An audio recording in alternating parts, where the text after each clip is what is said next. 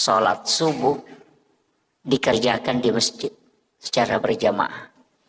Karena itu sama dengan bangun satu malam penuh untuk beribadah di hadapan Allah Subhanahu wa ta'ala. Itulah rahmat yang diberikan oleh Allah secara khusus kepada umatnya Rasulullah Sallallahu Alaihi Wasallam. Sebenarnya kita ini diberikan beberapa hadiah oleh Allah. Itulah yang membuat kita menjadi umat yang terbaik.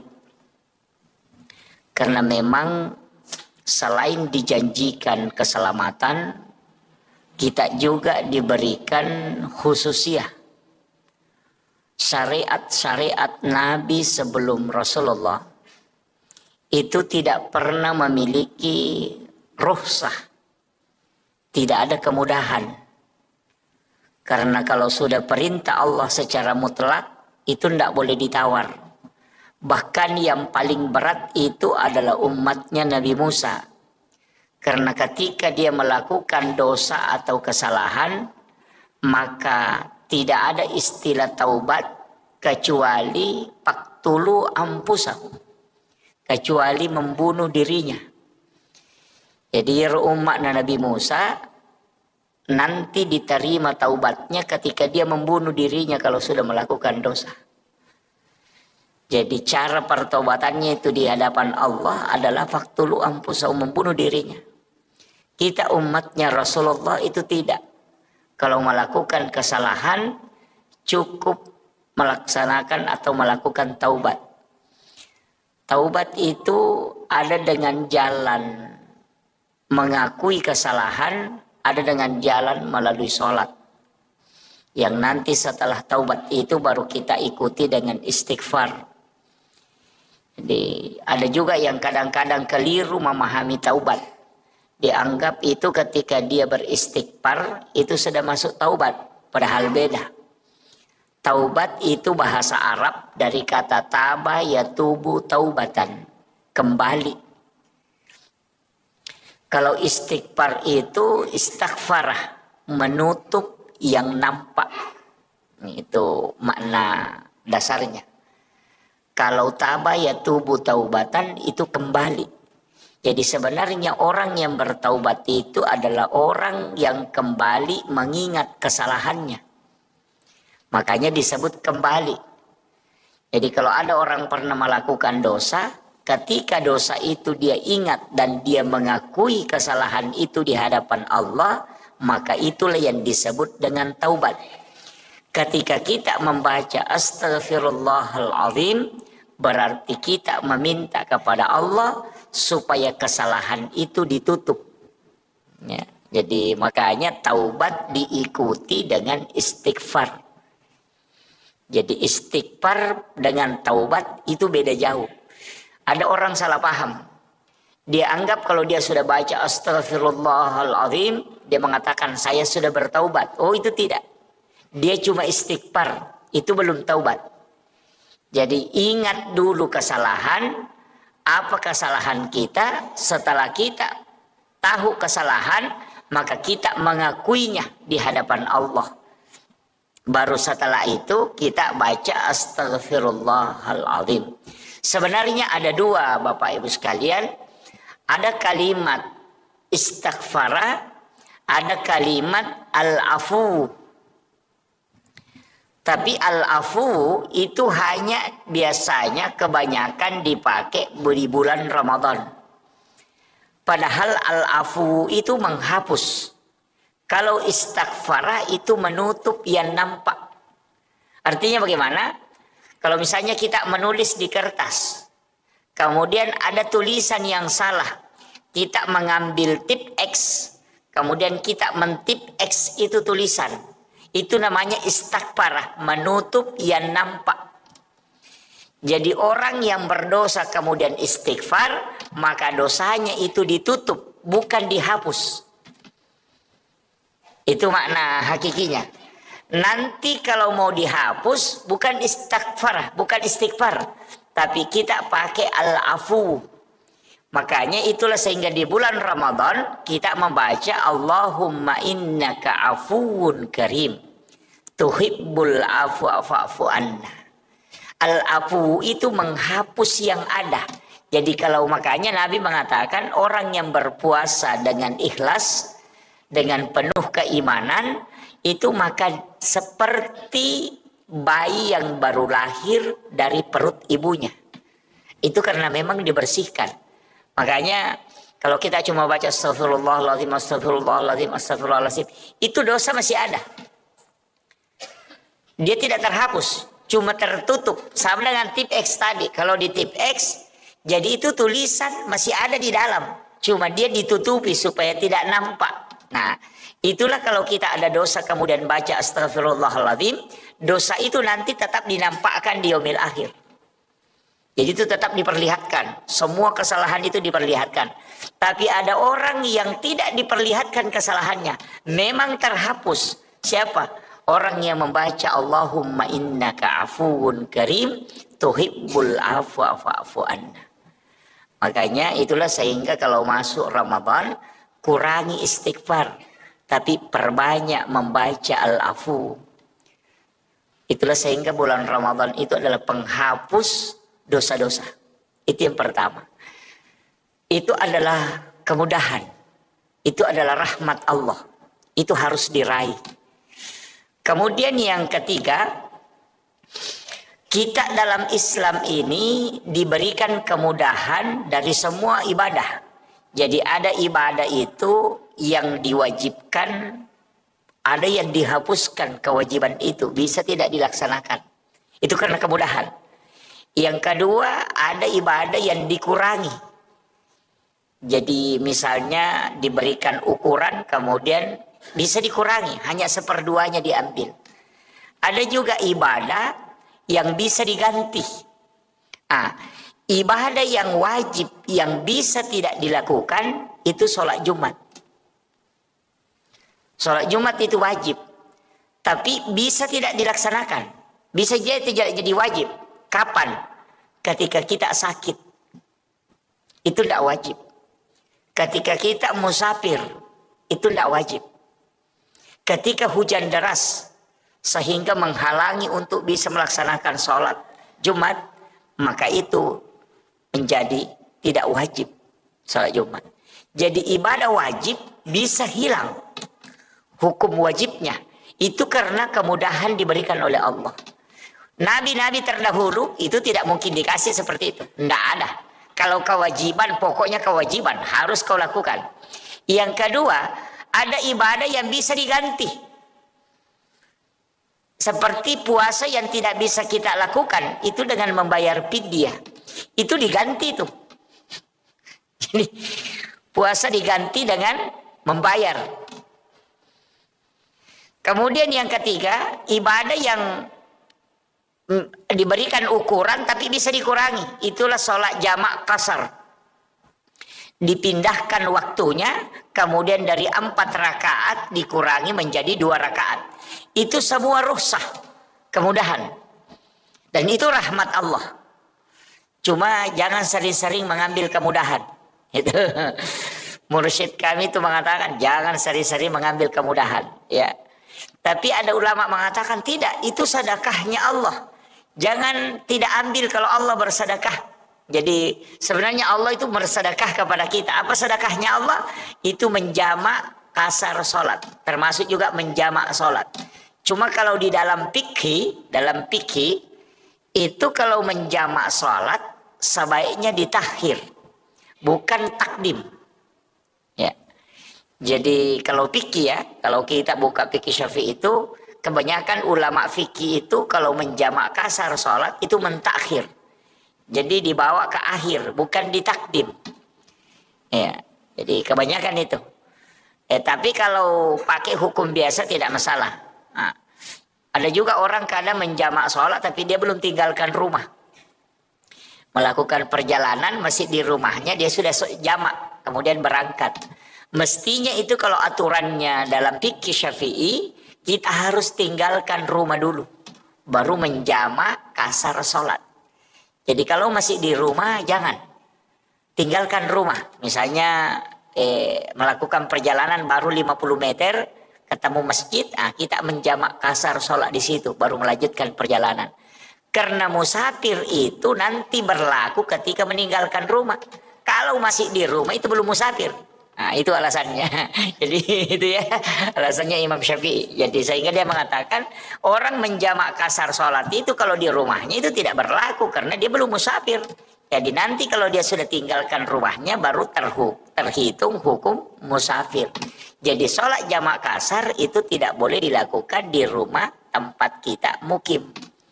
Jadi mesti tinggalkan dulu. Biar 100 meter dari rumah ketemu masjid, sehingga dulu di situ menjamak kasar baru melakukan perjalanan. Itu karena sudah meninggalkan rumah itu dianggap sudah start musafir. Dan bilang ada juga pendapat Ustaz bilang boleh di rumah sebelum berangkat. Itu yang pakai boleh mengerjakan di rumah sebelum melakukan perjalanan itu karena dia berangkat bukan pada musafirnya, tapi berangkat pada niat musafirnya. Kan begitu. Jadi ya kok mannya nih makanya melo kak melakukan perjalanan misalnya ke Samarinda atau mau ke Balikpapan atau mau melakukan perjalanan ke Berau. Jamak kasar memang pakai di rumah. Kenapa? Karena kita sudah berniat untuk melakukan perjalanan. Jadi kalau dihitung dari niatnya berarti boleh dilakukan di rumah. Tapi kalau dihitung dari musafirnya maka tidak boleh dikerjakan di rumah. Itu. Kemudian ini juga ada yang kadang keliru memahami. Dia bilang saya melakukan perjalanan pergi ke Balikpapan. Di Balikpapan dia menjamak kasar sholatnya. Padahal dia punya rumah di sana. Wah itu jadi masalah. Orang yang punya rumah, punya tanah pribadi dan punya rumah pribadi tidak dihukumi musafir. Karena dia punya rumah di sana maka dihukumi dia mukim.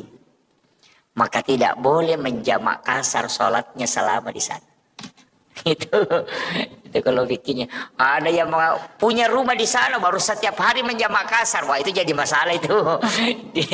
Dia mencuri kesempatan itu. Ini kan, ini yang penting saya anukan ya. Jadi itu rahmat Allah untuk kita. Kalau mau ambil silahkan. Yang tidak mau mengambil silahkan. Karena memang dua versinya. Ada yang mengatakan itu rukhsah, kemudahan. Ada yang mengatakan itu azimah, sesuatu yang harus dilakukan. Sehingga Imam Abu Hanifah mengatakan kalau musafir tidak boleh sholat sempurna. Kalau dia musafir tidak boleh sholat sempurna. Tidak sah sholatnya kalau dia sholat sempurna. Berarti memahami sebagai azimah. Tapi kalau dia mengatakan silahkan pilih. Kalau mau jamak kasar boleh, kalau mau sempurna boleh. Berarti itu menganggap sebagai rukhsah, kemudahan. Jadi kan begini, supaya kita agak paham sedikit. Dulu di masa Nabi melakukan perjalanan tidak ada air, tidak ada sumur.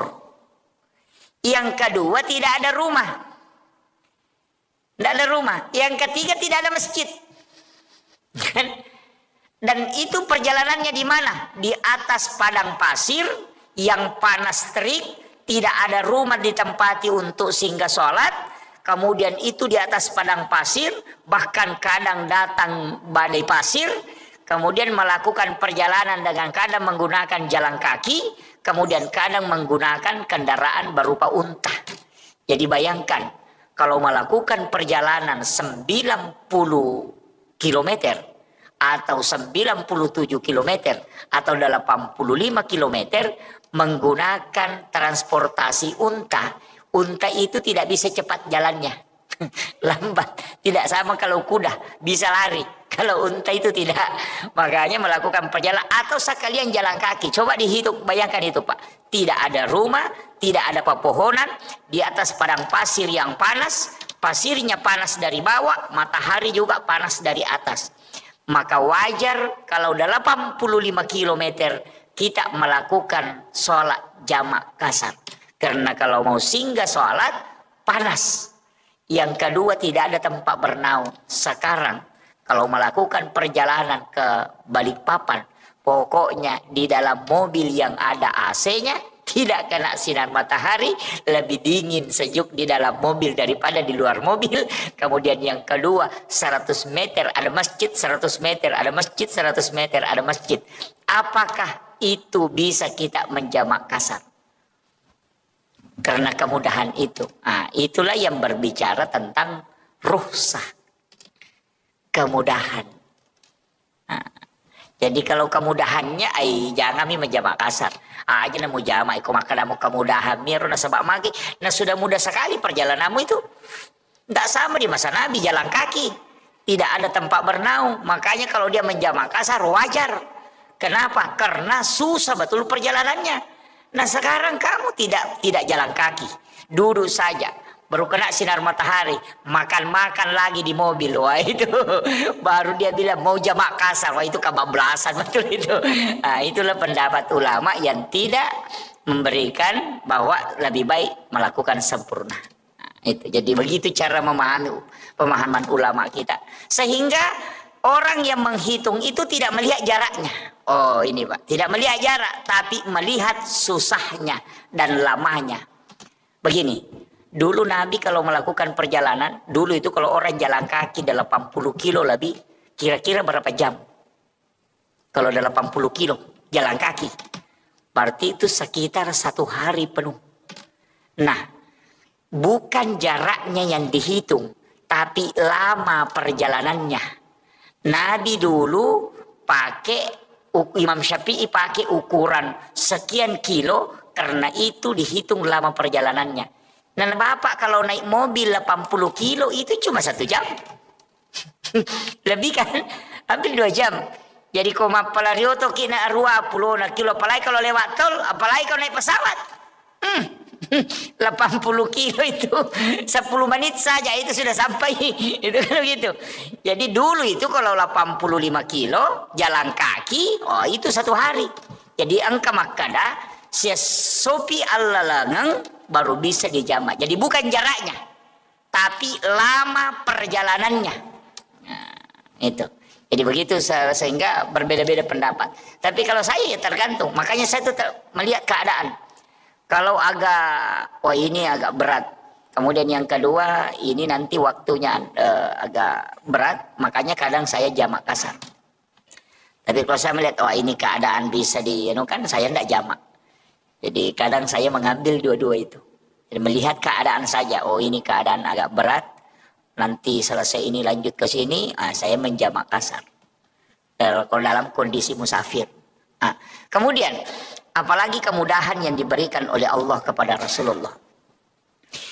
Tidak ada nabi yang diberikan jaminan umatnya.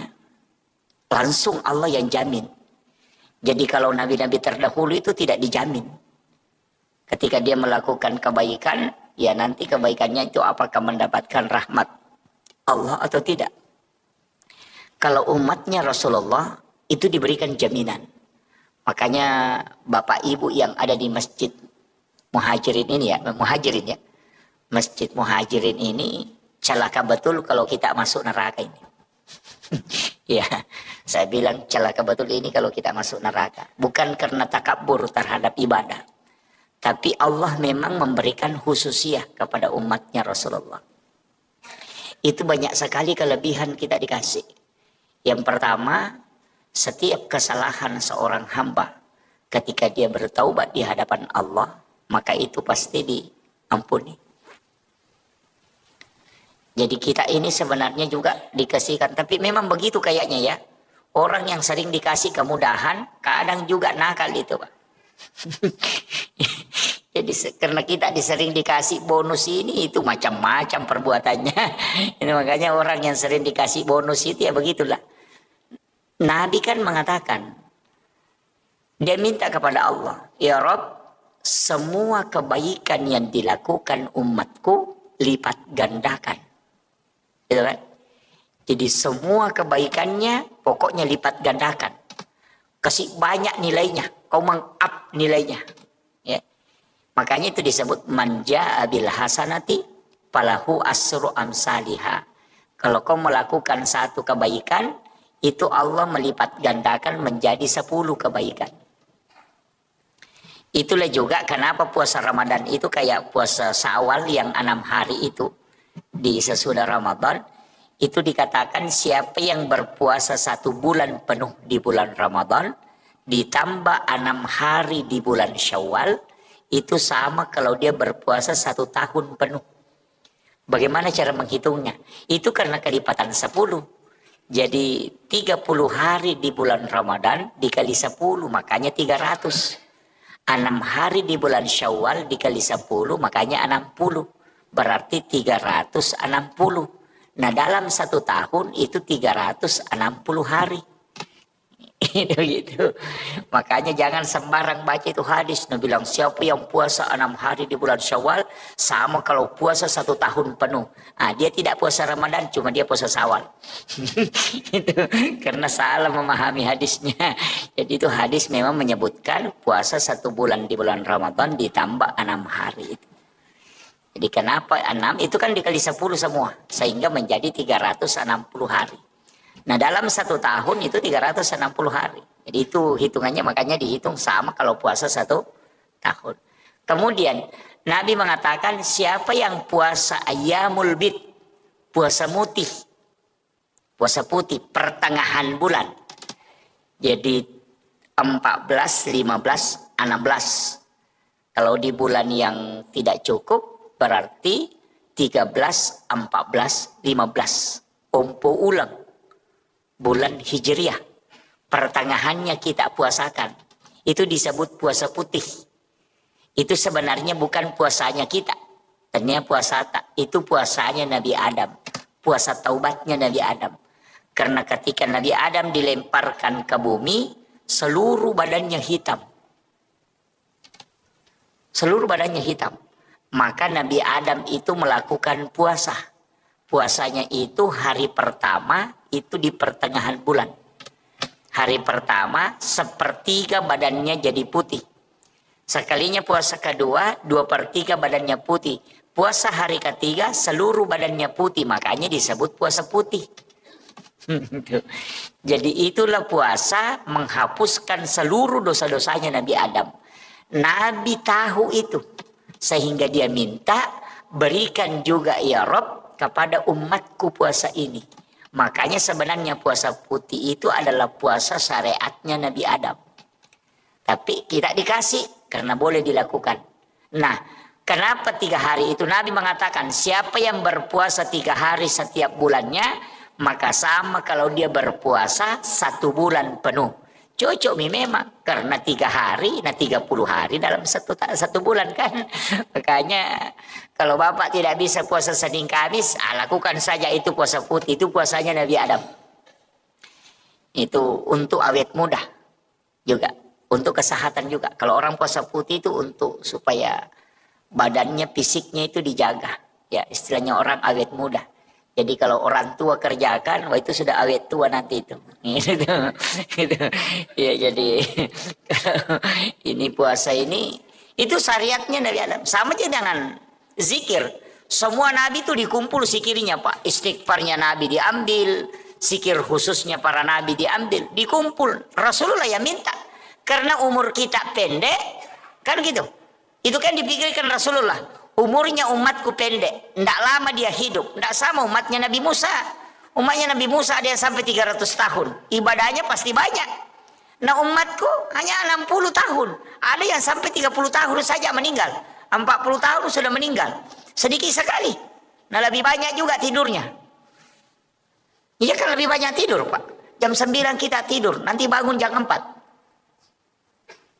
Berarti dalam 1 malam itu kalau jam 9 berarti jam 7, jam 8, jam 9. Berarti 3 jam saja tidak tidur. Kemudian jam 4, jam 5, jam 6. Berarti 5 jam kita tidak tidur kan? Kalau jam 9 malam baru kita bangun jam 4. Berarti 5 jam kita tidak tidur. Nah berapa jam kita tidur? Jam 10, 11, 12, jam 1, jam 2, jam 3, jam 4. 7 jam. Coba. Apalagi kalau siang lagi tidur. Jam 1, jam 10 atau jam 11 atau jam 1 lah tidur. Nanti bangun jam 4. angka lalu atau tatek ruamo pinatindro tatek sirapi noto ele. Yang kata umako tuh, kalau ada orang itu Pak jam 8 malam sudah tidur, nanti bangun jam 9 pagi. Itu orang kalau 60 tahun umurnya, 43 tahun dia tidur. Kalau dikumpul tidurnya kan. Arti kita ini lebih banyak tidur daripada aktivitas. Belum ada pihak makan, belum ada pihak main HP. Itu kan semua. Makanya Nabi minta karena umurnya umatku pendek, kumpulkan semua ibadahnya para nabi, kasih dia. Makanya puasa Nabi Adam kita ambil, puasanya Nabi Daud juga diambil. Puasa yang 1 hari puasa, besoknya lagi puasa. Berbuka. Jadi misalnya puasa hari Senin, hari Selasa tidak puasa, hari Rabu puasa lagi. Nanti hari Kamis tidak puasa, hari Jumat puasa lagi. Begitu. Begitu terus, 1 hari puasa, 1 hari berbuka. Itu kalau puasanya Nabi Daud. Kalau zikir, istighfar. Kan kalau istighfarnya Nabi Adam apa? Rabbana zalamna anfusana wa illam taghfir lana wa tarhamna lanakunanna minal khasirin. Itu istighfarnya Nabi Adam. Itu istighfarnya Nabi Adam. Itulah yang diucapkan Nabi Adam di hadapan Allah. Rabbana zalamna anfusana wa illam taghfir lana wa tarhamna lanakunanna minal khasirin. Kalau Nabi Nuh, Nabi Yunus, Nabi Yusuf, Nabi Ibrahim, ada semua istighfarnya itu Pak. Semua Nabi ada istighfarnya. Makanya ada ulama itu hanya mengumpul istighfarnya para Nabi. Baru dia baca semua itu. 25 Nabi dan Rasul dia baca semua istighfarnya. Tapi untuk Rasulullah, karena Nabi itu Sayyidul Anbiya, makanya semua yang melekat ke dia disebut Sayyid. Dikasih hari, makanya disebut Sayyidul Ayyam. Itu hari Jumat. Dikasih istighfar, disebut Sayyidul Istighfar. Karena diberikan kepada Sayyidul Anbiya. Ini. Makanya kita itu punya, pokoknya kalau sudah baca itu Allahumma anta rabbi la ilaha illa anta khalaqtani wa na'buduka wa la adika wa adika mastata'tu a'udzubika min syarri ma sana'tu wa bulaka bi ni'matika alayya wa bulaka bi dzambi faghfirli fa innahu la yaghfiru dzunuba illa anta. Itu disebut Sayyidul Istighfar karena diberikan kepada Sayyidul Anbiya. Siapa yang membaca Nabi sekali maka Allah pasti menjaminnya. Itulah jaminan langsung. Makanya dihafal semua ini Pak Dik. Kalau tidak dihafal itu tugasnya nanti. Ini istighfar ini apa kata Allah memberitahukan kepada Rasulullah. Ya Rasulullah, sampaikan kepada umatmu, kepada hamba-hambaku. Siapa yang membacanya sekali saja di malam hari, kemudian dia meninggal pada malam itu, maka aku akan menjadi jaminannya. Pasti dia di surga. Itu jaminan Allah. Maka lain Nabi tak degaga pak doangan napa turungan ngak puang Allah Ta'ala. Tidak ada doa yang diturunkan oleh Allah kepadaku dan umatku yang membuat iblis menangis sampai matanya bengkak kecuali Sayyidul Istighfar. Denang kana teri iblis. Sejak mulai Nabi Adam itu dia tidak pernah menangis. Ketika disuruh sujud kepada Nabi Adam, dia tidak sujud. Kemudian Allah melaknat, dia tidak menangis. Tapi ketika Allah menurunkan Sayyidul Istighfar kepada Rasulullah, itu sampai matanya bengkak menangis. Jadi kalau mau membuat iblis menangis itu, baca Sayyidul Istighfar. Paling jengkel iblis itu kalau kita baca Sayyidul Istighfar. Kenapa? Karena Allah yang langsung menjamin orang yang membaca kalimat itu. Karena iblis mengatakan setiap hari saya menggoda umatnya Nabi Muhammad supaya dia bisa masuk neraka bersamaku. Tapi kenapa ada kalimat yang dia baca, Allah langsung menyelamatkan dia dari api neraka dan menjaminnya mendapatkan surga. Padahal bacaannya pendek sekali. Gitu. Coba bayangkan 24 jam iblis berusaha. Nah hanya kita baca 3 detik langsung dapat jaminan. Stres memang Pak.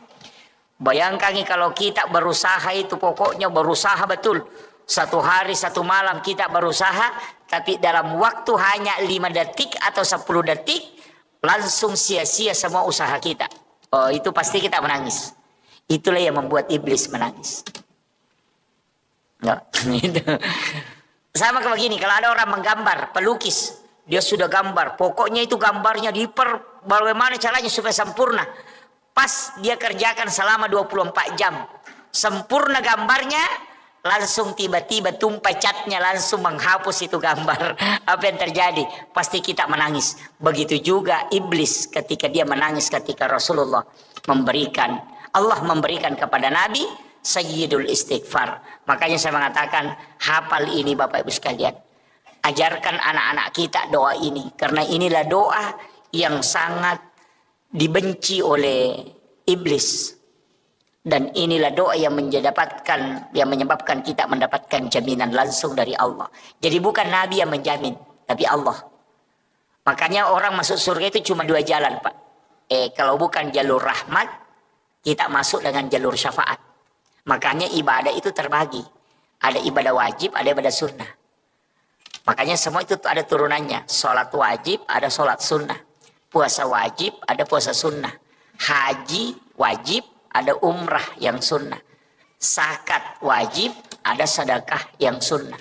Syahadat yang wajib, ada sholawat yang sunnah. Kenapa ada wajib, ada fardu, ada sunnah? Karena yang fardu itu lari rahmat, yang sunnah itu lari syafaat.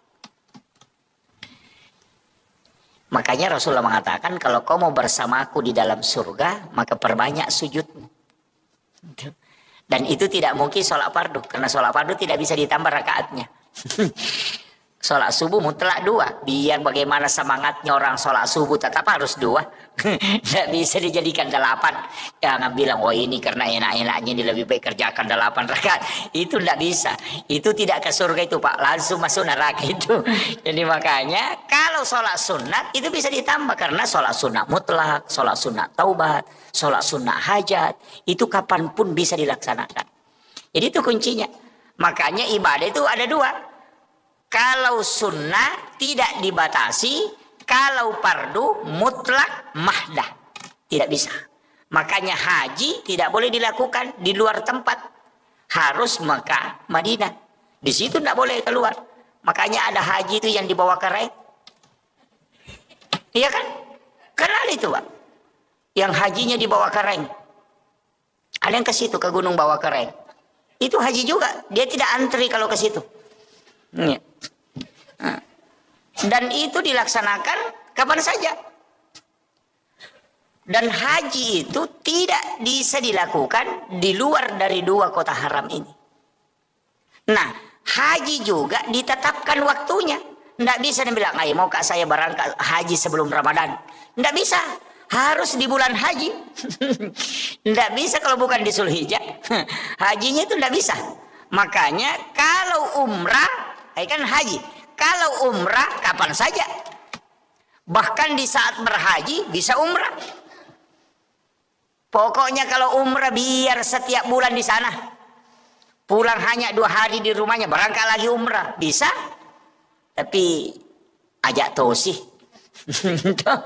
Saya itu sering kasih tahu orang yang sering bolak-balik umrah ini, cukuplah 1 kali 1 tahun pergi umrah. Ya. Jangan 3 kali 1 tahun, 4 kali 1 tahun, jangan. Kecuali pembimbing umrah. Kalau saya tidak usah setiap 1 kali lah 1 tahun. Kenapa? Pertama, umrah itu ibadah pribadi, bukan ibadah sosial. Ini saya harus kasih tahu kepada orang-orang kaya ini, yang sering bolak-balik pergi umrah ini. Jadi janganlah bolak-balik ke situ untuk setiap 3 kali dalam 1 tahun. Cukup 1 kali lah 1 tahun. Kenapa? Karena dia ibadah pribadi dan bukan ibadah sosial. Umrah itu pahalanya dipatok. Kalau sudah kerjakan misalnya dapat pahala 10.000, ya 10.000 pahalanya. Kalau meninggal tetap 10.000, tidak mungkin bertambah itu. Tetap 10.000 terus itu. Tidak bisa berubah-berubah itu. Tapi kalau kita uang yang kita mau bayarkan untuk naik umrah misalnya 30 juta. Itu dipakai bangun masjid, dipakai bantu anak yatim, dipakai bantu fakir miskin, atau dipakai bayarkan sekolahnya anak-anak yang menghafal Al-Quran. Itu 10 anak dibantu. Itu pahalanya jalan sampai dunia kiamat. Pahala pertamanya itu 700 kali lipat. Tapi setelah itu bertambah terus. Tidak pernah berhenti. Jadi sekali berbuat sampai kiamat dapat terus tambahan pahala. Tapi kalau umrah sekali berbuat pahalanya dapat, setelah itu tidak bertambah-tambah. Tapi bisa kurang. Bisa kurang. Bagaimana bisa kurang pahala umrah? Kalau bilang, lihain, kasih tahu tetangganya. Bilang tetangganya, syukur tak kita Budi. Setiap tahun kita naik umrah. Bilang, iya kita memang begitu. Enak memang kita kan imannya bagus. Sudah habis itu. Iya. Jadi dia bisa kurang. Hati-hati. Makanya saya katakan orang yang sering bolak-balik umrah ini kurangilah. Kemudian yang kedua alasannya apa? Ini kalau dalam tarekat. Ibadah yang sakral. Kalau dilakukan berulang. Itu sakralnya akan hilang. Itu bisa hilang. Di situ ujiannya. Maksudnya bagaimana Pak Ustaz? Begini. Umrah itu ibadah sakral. Kalau ada orang baru berangkat umrah sekali, itu tidak sama bagi orang yang sudah berangkat 5 kali. Pasti tidak sama. Jadi pada saat orang pertama datang itu baru pertama kali itu dia umrah, itu pasti nikmat betul. Dia rasakan. Tapi ketika sudah 10 kali bolak-balik itu sudah biasa-biasa. Kan begitu. Sama aja begini Pak, sholat Jumat itu dikerjakan setiap pekan. Makanya orang anggap biasa-biasa. Tapi Idul Fitri, Idul Adha, karena dilakukan cuma 2 kali dalam 1 tahun, sebenarnya cuma 1 kali. Idul Fitri 1 kali, Idul Adha 1 kali. Makanya kalau Lebaran, padahal ibadah sunnah, semua orang datang kumpul, marah-marah kalau tidak pergi. Padahal itu ibadah sunnah, tapi ibadah fardu sholat Jumat, malas ke masjid. Nah itu kalau Lebaran Idul Fitri, karena cuma 1 kali, belum subuh itu sudah mau mandi. Pokoknya baju baru disiapkan, parfum disiapkan, tengah malam dia masterika. Kalau sholat Jumat itu bajunya nak pakai olahraga pergi sholat. Padahal ini wajib, bukan ibadah yang sholat Idul Fitri Idul Adha ini kan sunnah. Kenapa dia sangat istilahnya punya semangat tinggi untuk datang, bahkan takut kalau tidak datang, kecewa kalau tidak datang, itu karena ibadah ini hanya sekali setahun. Seandainya Pak Idul Fitri, Idul Adha ini setiap minggu, nah tidak banyak juga yang datang. Apalagi yang sunnah setengah mati panitia datang sholat id minggu ini tidak datang, itu dah sunnah sih, jangan kami berangkat. Begitu. Kenapa? Karena sakralnya ibadah itu karena dilakukannya tidak sering berulang-ulang. Jadi ini penting saya wasiatkan. Makanya bagi yang bolak-balik pergi umrah itu simpan duluan, tak pakai, bantu keluar. Ada yang umrah 3 kali, 1 tahun 4 kali, 1 tahun baru tetangganya tidak makan apa-apa. Wah itu ganas itu Pak. Itu orang kaya tidak ada perasaannya itu. Iya, itu tidak ada perasaannya itu Pak. Tidak ada perasaan sosial. Baru pakai seragam, beli seragam ini baru berangkat, tetangganya tidak makan. Wah itu fatal itu. Kadang-kala kita ini menganiaya orang Pak. Ini jangan tersinggung ya. Kalau tersinggung berarti alhamdulillah. Nah, Anda masuk kategori itu ya. Iya. Tapi tetap silahkan laksanakan umrah. Ya lakukan umrah. Jangan, karena itu ibadah penghapus dosa dari umrah ke umrah. Ya, jadi orang umrah itu penghapus. Sebenarnya kan begitu. Dulu saya begini Pak. Saya dulu kalau ngaji itu di Padilla, saya bilang, kenapa ini? Saya biasa protes itu. Kenapa ini ibadah mudah sekali dapat pahala umrah? Siapa yang sholat sunat 4 rakaat sebelum asar itu sama dengan melaksanakan ibadah umrah 1 kali. Bahkan perempuan yang melayani suaminya dengan sempurna sehingga suaminya merasa puas dan senang, maka itu baginya 1 pahala umrah. Sholat sunnah duha 2 rakaat di waktu pagi, itu kita tidak mau tukar dengan ibadah umrah 1 kali kelak di hari kemudian. Saya bilang, kenapa sholat duha 2 rakaat ini yang sangat mudah dilakukan tidak mau ditukar dengan pahala umrah nanti di hari kemudian? Nanti lama-lama akhir-akhir ini saya baru berpikir, oh mungkin inilah yang dianukan, bahwa ibadah umrah nanti itu akan kurang kesakralannya.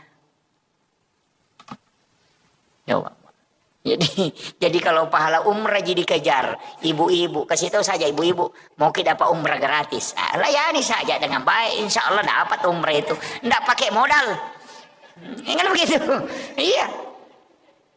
Sholat sunnah duha 2 rakaat itu sudah umrah itu. Bahkan Nabi mengatakan siapa yang berwudu di rumahnya kemudian berangkat ke masjid melakukan sholat fardu, wudunya dia tidak batal, maka itu sama dengan haji dan umrah sekali. Siapa yang tinggal sholat subuh berjamaah di masjid, kemudian tidak meninggalkan masjid, duduk berzikir hingga masuk waktu syuruk, kemudian melaksanakan sholat sunnah isra 2 rakaat, itu sama ketika dia melaksanakan ibadah haji dan umrah 3 kali bersamaku, kata Nabi. Tamat, sempurna sekali itu Pak. Cuma susah dilakukan. Ada orang assalamualaikum langsung lompat keluar. Nah itu, iya. Padahal itu pahalanya besar. Kalau kita kan kejar pahala haji dan umrah itu saja itu. Jadi kadang saya mengatakan kenapa agama ini, oh ternyata bahkan Nabi kan mengatakan sholat Jumatnya orang miskin itu pengganti ibadah haji baginya. Woi, enak sekali Pak. Cuma tidak baiknya kita berdoa, ya Allah miskinkan saya supaya dapat pahala haji setiap pekan. Kan begitu. Kena tu ampa yang kaguru tama kadang katu tahu kasih asi maborro, tiasa tahu kasih asi maborro, tahu kasih asi dia nalo mak juma, ya nanti tiasa tahu kasih asi nama borro. Itu kan begitu. Karena sudah dikasih. Kalau orang kaya Pak, ndak bisa dapat. Ndak ada itu bilang orang kaya yang sholat Jumat pahalanya itu sama dengan pahala haji. Ndak ada. Yang ada itu orang miskin ketika dia sholat Jumat itu pengganti ibadah haji baginya. Jadi jangan bangga kita yang pernah haji itu daripada orang miskin tidak pernah haji. Nah bilang orang miskin setiap minggu ke haji. Kau 1 kali baru bisa. Itu pun antrinya lama kan. Makanya orang miskin itu Pak cepat masuk surga. Orang kaya itu yang stres. Iya, orang kaya itu yang stres. Makanya bapak-bapak yang punya banyak rezeki ini hati-hati. Iya, hati-hati. Paling lambat masuk surga itu. Apalagi yang punya banyak mobil, oh sudah. Itu baru mobil. Yang punya banyak istri lebih parah itu. Iya. Makanya saya kasih tahu memang Pak, hati-hati. Fatal itu. Karena pertanggungjawabannya berat. Dari satu benda itu bisa dipertanggungjawabkan sampai sekian tahun. Oh, enggak mudah. Makanya saya kasih tahu, saya kasih amalan Pak. Di dalam tarekat itu kan sering orang sebut. Saya dulu itu kan enggak sepakat. Ketika belum dapat. Saya tuh, karena di mursyid kami pernah bilang. Saya mengatakan, wih susahnya nanti itu perjalanan Pak Kiai. Mulai di alam kubur kita sudah ditanya memang. Bangun dari dibangkitkan dari alam kubur, dibawa lagi kepada masyar. Di situ lagi menunggu sekian ribu tahun. Kemudian di padang mahsyar, kemudian dipanggil satu-satu untuk ditimbang amalnya. Lain lagi lewat di Siratal Mustaqim. Apa Nabi bilang mursyid kami? Iya kalau kau mau lewat di situ ya lewat. Nasa kau mekol lete ya lete memang kau. Mekui timbang amalamu ya timbang. Kalau mau tidak lewat titian Siratal Mustaqim ada caranya juga. Jadi ada orang itu Pak tidak ditimbang amalnya, tidak diperiksa amalnya, tidak pergi antri di padang mahsyar. Baru berjalan ke situ sudah dijemput. Wah ternyata saya dulu tidak percaya. Ada keamalan begitu. Bisa tidak ditimbang amalnya. Nah semua orang akan lewat di titian Siratal Mustaqim. Tapi dia bilang ada orang yang tidak dikasih lewat di jembatan sirat. Karena belum ke sana. Nah sudah dijemput. Saya itu tidak percaya dulu. Dewa tepak maka ajarah sesat nengi. Kadang-kadang Deni Palete tahu apa dia Tony Paresa. Kakak tahu Deni Paresa pasti Paresa mana pada masar menunggu lama. Ternyata lama membaca saya dapat hadisnya Bapak. Dan itu hadis sahih. Guru kami di Sidrap itu ceramahkan juga. Setelah dia ceramahkan saya kaget. Dari mana dia dapat ini hadis? Kemudian dia bawa kitabnya, saya buka, dapat. Oh ternyata ada. Saya pulang ke rumah langsung cari hadisnya di ensiklopedia di situ. Saya dapat. Jadi Rasulullah itu pernah berwasiat begini. Ada nanti umatku di hari kemudian, itu baru berjalan menuju kepada mahsyar, itu sudah dijemput. Jadi belum sampai kepada mahsyar. baru berjalan menuju kepada masyar, Allah menyuruh malaikat menjemput orang itu, kemudian dibawa ke ila rafiqil a'la, di tempat yang sangat tinggi, sehingga amalnya tidak diperiksa, kemudian tidak melewati titian siratal mustaqim, tidak antri juga di pada masyar. Karena baru berjalan ke situ, nah sudah dijemput. Kayak kita mau ke lapangan, baru kita berjalan mau ke lapangan, datang penjemput, sini mi, jangan mi ke situ, antri sini mi, saya bawa ke sana. Jadi ada orang seperti itu nanti. Siapa itu? Rasulullah mengatakan, dia adalah umatku yang bersedekah. Yang bersedekah itu tidak tahu siapa yang disedekahi. Dan yang disedekahi pun tidak tahu siapa yang mensedekahi. Jadi tahu mas sumbangnya dia nisangi maka dan niga da sumbang, tahu isumbangnya dia tahu nisangi maka dan niga sumbangi. Belak masuknya begini. Di Bontang ini kan banyak pondok tahfiz. Ada pondok pesantren, ada panti asuhan. Telpongi saja pembinanya. Tanyakan nih Pak Ustaz, adakah anak yatim piatu di situ sekolah? Ngapa? Kalau bilang ada, kasih tahu nih. Berapa pembayarannya setiap bulan? Misalnya dia bilang 300.000 atau 500.000. Kasih tahu ustaznya. Saya mau membantu anak yatim itu. Nanti saya yang bayarkan uang sekolahnya. Tapi pesankan jangan kasih tahu saya namanya dan jangan kasih ketemu saya dengan orangnya. Anak itu juga jangan kasih tahu kalau saya yang membantunya. Jadi kita tidak tahu siapa yang dibantu pun tidak tahu siapa yang membantunya. Itulah orang yang kata Nabi tidak diperiksa, tidak dibawa antri, tapi baru berjalan ke masyar sudah dijemput. Karena dia punya khususia di hadapan Allah. Nah, makanya kalau mau tidak diperiksa amalnya Pak, pakai jalur itu. Kalau kumpul anak yatim piatu baru dikasih amplop, baru disorting, itu masih di blender itu Pak. Belum selamat itu. Jangan bilang. Iya. Apalagi kalau calon bupati, calon wali kota, caleg itu kumpul itu santunan anak yatim. 20.000 isinya amplopnya baru disorting. Wah itu jadi masalah itu Pak. Itu bukan pembagian sedekah itu, tapi pameran anak yatim. Itu ya kan, makanya hati-hati. Tapi caleg sekarang Pak, calon pemimpin sekarang memang harus nampakkan juga kebaikannya. Makanya yang harus dia jaga itu hatinya, harus nampak. Karena kalau tidak nampak dia memberikan bantuan, dibilangi pemimpin kikir. Kalau dinampakkan, bilang ria, susah memang. Ia pitangnya gagaya beren asa piah melu sia tiacang. Deni apita nasa seke patu desi sagaga bantuan. Ya kan berat. Makanya sekarang orang si malakama itu Pak, tidak turun ke masyarakat bersilaturahmi, dibilangi ya tuh nasa betul namang kampanye natul yang kah menrek ni punggawa dia nang kanubak. Sekalinya kita nata nasang kasyati, ang kasyarona cinay. Itu susah betul. Makanya kalau ukurannya orang mau dipakai Pak, merenak memang iya, merenak memang kalau ukurannya orang mau dipakai, makanya jangan pakai ukuran orang. Jangan pernah terpengaruh dengan penilaian orang. Kita saja dengan Allah. Apapun orang mau bilang, ini itulah istilahnya, biarkan anjing menggonggong, kapila tetap berjalan. Tidak usah, biarkan mereka ngomel-ngomel itu, tidak usah urus itu. Kenapa? Jalan saja di koridor yang terbaik. Itu. Karena seandainya kita tahu bagaimana cepatnya orang melupakan kita ketika kita meninggal, nah tidak pernah diurus itu omongannya orang. Iya. Tersekamai maka datul ini ngerang itu aku mati deh Pak. Apalagi aku beli bolatan nih, dua ngasomi mati tak rasa mati nih anu. Nggak ada nih urusan. Nggak mau maga kanjak beli bolatan bagus ya, bagus apa bagus kalau sudah meninggal selesai. Nggak usah tetangga istri saja. Ya, paling matan resi ulangi itu Pak aja nih. Iya.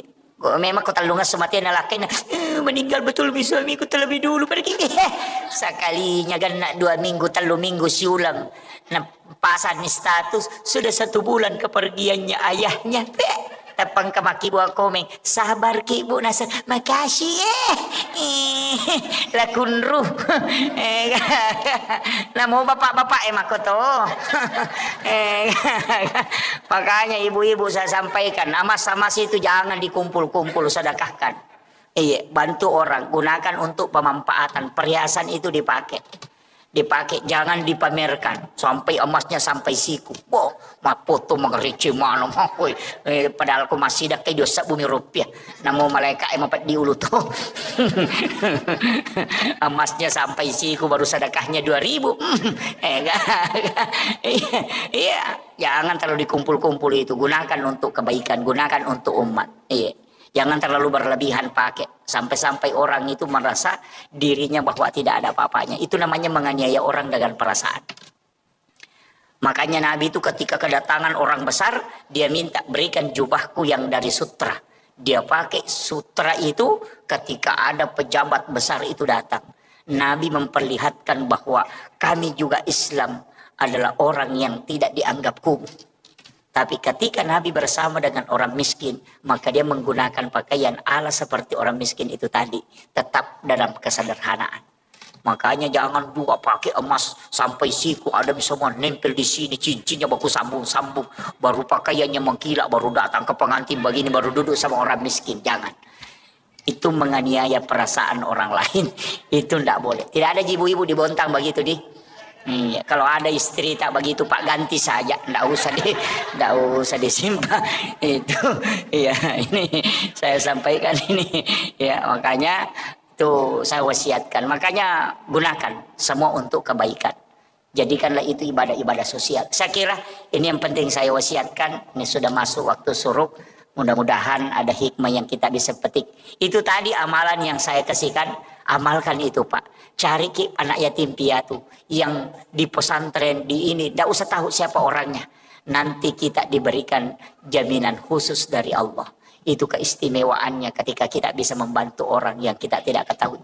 Apalagi misalnya ada pesantren di Makassar, ada pesantren di misalnya di mana jauh itu, di Jakarta, ada di Bogor, ada di mana, Pondok Tahfiz. Kita tahu nomor telepon pembinanya, tanyakan ada anak yatim di situ, dia bilang ada, kita transferkan saja.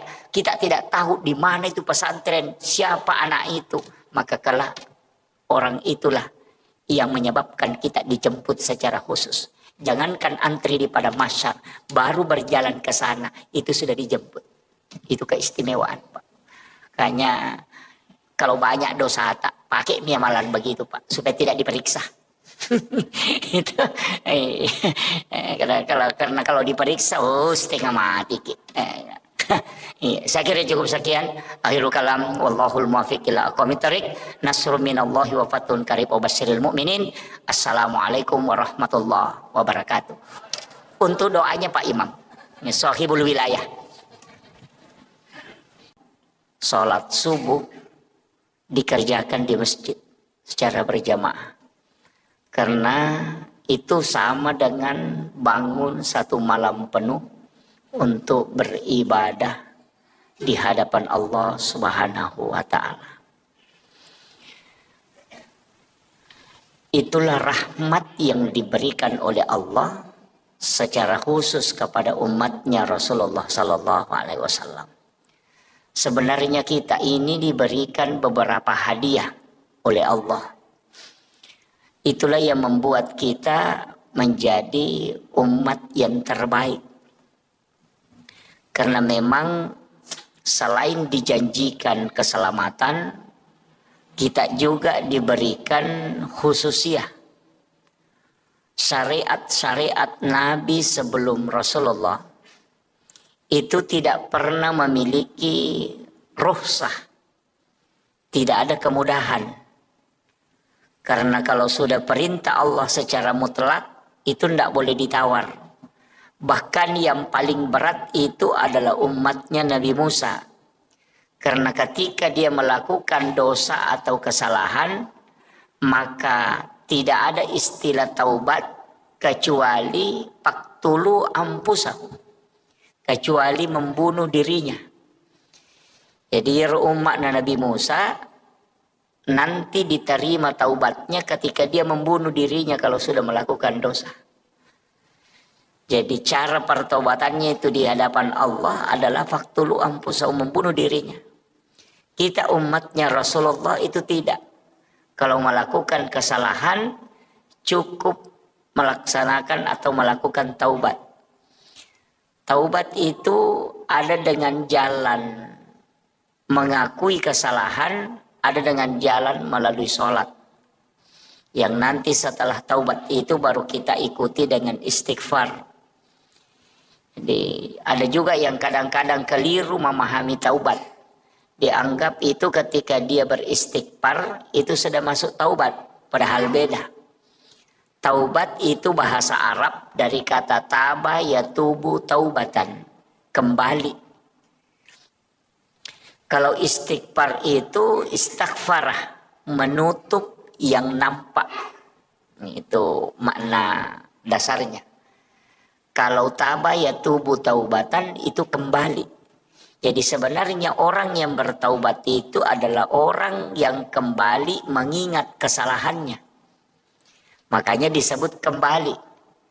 Jadi kalau ada orang pernah melakukan dosa, ketika dosa itu dia ingat dan dia mengakui kesalahan itu di hadapan Allah, maka itulah yang disebut dengan taubat. Ketika kita membaca Astaghfirullahaladzim, berarti kita meminta kepada Allah supaya kesalahan itu ditutup. Ya, jadi makanya taubat diikuti dengan istighfar. Jadi istighfar dengan taubat itu beda jauh. Ada orang salah paham. Dia anggap kalau dia sudah baca Astaghfirullahaladzim, dia mengatakan saya sudah bertaubat. Oh itu tidak. Dia cuma istighfar. Itu belum taubat. Jadi ingat dulu kesalahan, apa kesalahan kita, setelah kita tahu kesalahan, maka kita mengakuinya di hadapan Allah. Baru setelah itu kita baca Astaghfirullahaladzim. Sebenarnya ada dua Bapak Ibu sekalian, ada kalimat istighfara, ada kalimat al-afu. Tapi al-afu itu hanya biasanya kebanyakan dipakai di bulan Ramadan. Padahal al-afu itu menghapus. Kalau istighfar itu menutup yang nampak. Artinya bagaimana? Kalau misalnya kita menulis di kertas, kemudian ada tulisan yang salah. Kita mengambil tip X, kemudian kita mentip X itu tulisan. Itu namanya istighfar, menutup yang nampak. Jadi orang yang berdosa kemudian istighfar, maka dosanya itu ditutup, bukan dihapus. Itu makna hakikinya. Nanti kalau mau dihapus, bukan istighfar, tapi kita pakai al-afu. Makanya itulah sehingga di bulan Ramadan kita membaca Allahumma innaka afuwun karim tuhibbul afwa fa'fu anna. Al-afu itu menghapus yang ada. Jadi kalau makanya Nabi mengatakan orang yang berpuasa dengan ikhlas, dengan penuh keimanan, itu maka seperti bayi yang baru lahir dari perut ibunya. Itu karena memang dibersihkan. Makanya kalau kita cuma baca astagfirullahaladzim, astagfirullahaladzim, astagfirullahaladzim, itu dosa masih ada. Dia tidak terhapus, cuma tertutup. Sama dengan tip X tadi. Kalau di tip X, jadi itu tulisan masih ada di dalam. Cuma dia ditutupi supaya tidak nampak.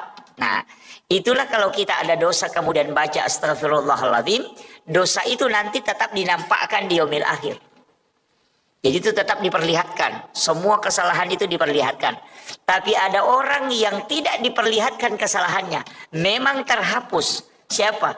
Orang yang membaca Allahumma innaka afuwun karim tuhibbul afwa fa'fu anna. Makanya itulah sehingga kalau masuk Ramadan kurangi istighfar. Tapi perbanyak membaca al-afu. Itulah sehingga bulan Ramadan itu adalah penghapus dosa-dosa. Itu yang pertama. Itu adalah kemudahan. Itu adalah rahmat Allah. Itu harus diraih. Kemudian yang ketiga, kita dalam Islam ini diberikan kemudahan dari semua ibadah. Jadi ada ibadah itu yang diwajibkan, ada yang dihapuskan kewajiban itu, bisa tidak dilaksanakan. Itu karena kemudahan. Yang kedua, ada ibadah yang dikurangi. Jadi misalnya diberikan ukuran, kemudian bisa dikurangi, hanya seperduanya diambil. Ada juga ibadah yang bisa diganti. Ibadah yang wajib yang bisa tidak dilakukan itu sholat Jumat. Sholat Jumat itu wajib, tapi bisa tidak dilaksanakan. Bisa jadi wajib. Kapan? Ketika kita sakit, itu tidak wajib. Ketika kita musafir, itu tidak wajib. Ketika hujan deras sehingga menghalangi untuk bisa melaksanakan sholat Jumat, maka itu menjadi tidak wajib sholat Jumat. Jadi ibadah wajib bisa hilang hukum wajibnya. Itu karena kemudahan diberikan oleh Allah. Nabi-nabi terdahulu itu tidak mungkin dikasih seperti itu. Tidak ada. Kalau kewajiban, pokoknya kewajiban harus kau lakukan. Yang kedua, ada ibadah yang bisa diganti. Seperti puasa yang tidak bisa kita lakukan, itu dengan membayar fidyah. Itu diganti tuh. Jadi puasa diganti dengan membayar. Kemudian yang ketiga, ibadah yang diberikan ukuran tapi bisa dikurangi. Itulah sholat jamak qasar. Dipindahkan waktunya, kemudian dari 4 rakaat dikurangi menjadi 2 rakaat. Itu semua rukhsah, kemudahan. Dan itu rahmat Allah. Cuma jangan sering-sering mengambil kemudahan. Itu mursyid kami itu mengatakan jangan sering-sering mengambil kemudahan, ya. Tapi ada ulama mengatakan tidak, itu sedekahnya Allah. Jangan tidak ambil kalau Allah bersedekah. Jadi sebenarnya Allah itu bersedekah kepada kita. Apa sedekahnya Allah? Itu menjamak kasar sholat, termasuk juga menjamak sholat. Cuma kalau di dalam fikih itu kalau menjamak sholat sebaiknya ditakhir, bukan takdim. Ya. Jadi kalau fikih ya, kalau kita buka fikih Syafi'i itu, kebanyakan ulama fikih itu kalau menjamak kasar sholat itu mentakhir. Jadi dibawa ke akhir, bukan ditakdim. Ya. Jadi kebanyakan itu.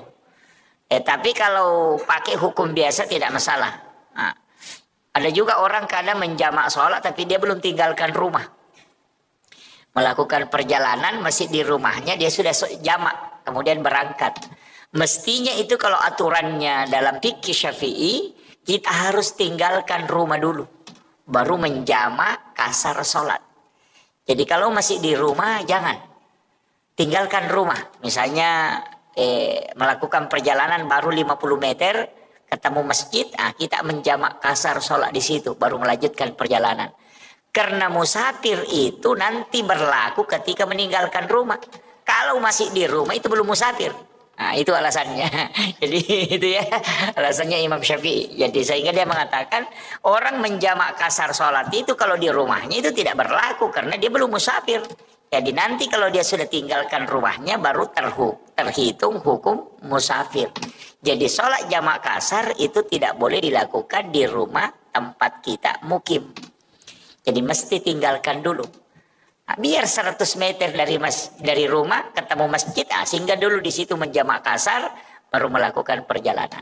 Nah, itu karena sudah meninggalkan rumah itu dianggap sudah start musafir. Dan bilang ada juga pendapat Ustaz, bilang boleh di rumah sebelum berangkat. Itu yang pakai boleh mengerjakan di rumah sebelum melakukan perjalanan, itu karena dia berangkat bukan pada musafirnya, tapi berangkat pada niat musafirnya.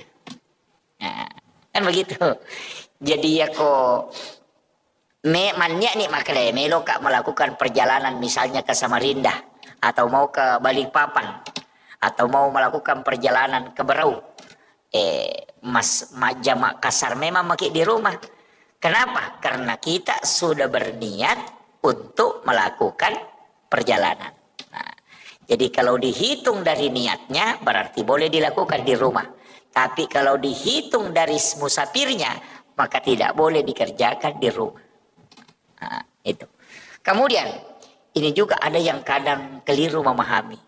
Dia bilang, saya melakukan perjalanan, pergi ke Balikpapan. Di Balikpapan dia menjamak kasar sholatnya. Padahal dia punya rumah di sana. Wah, itu jadi masalah.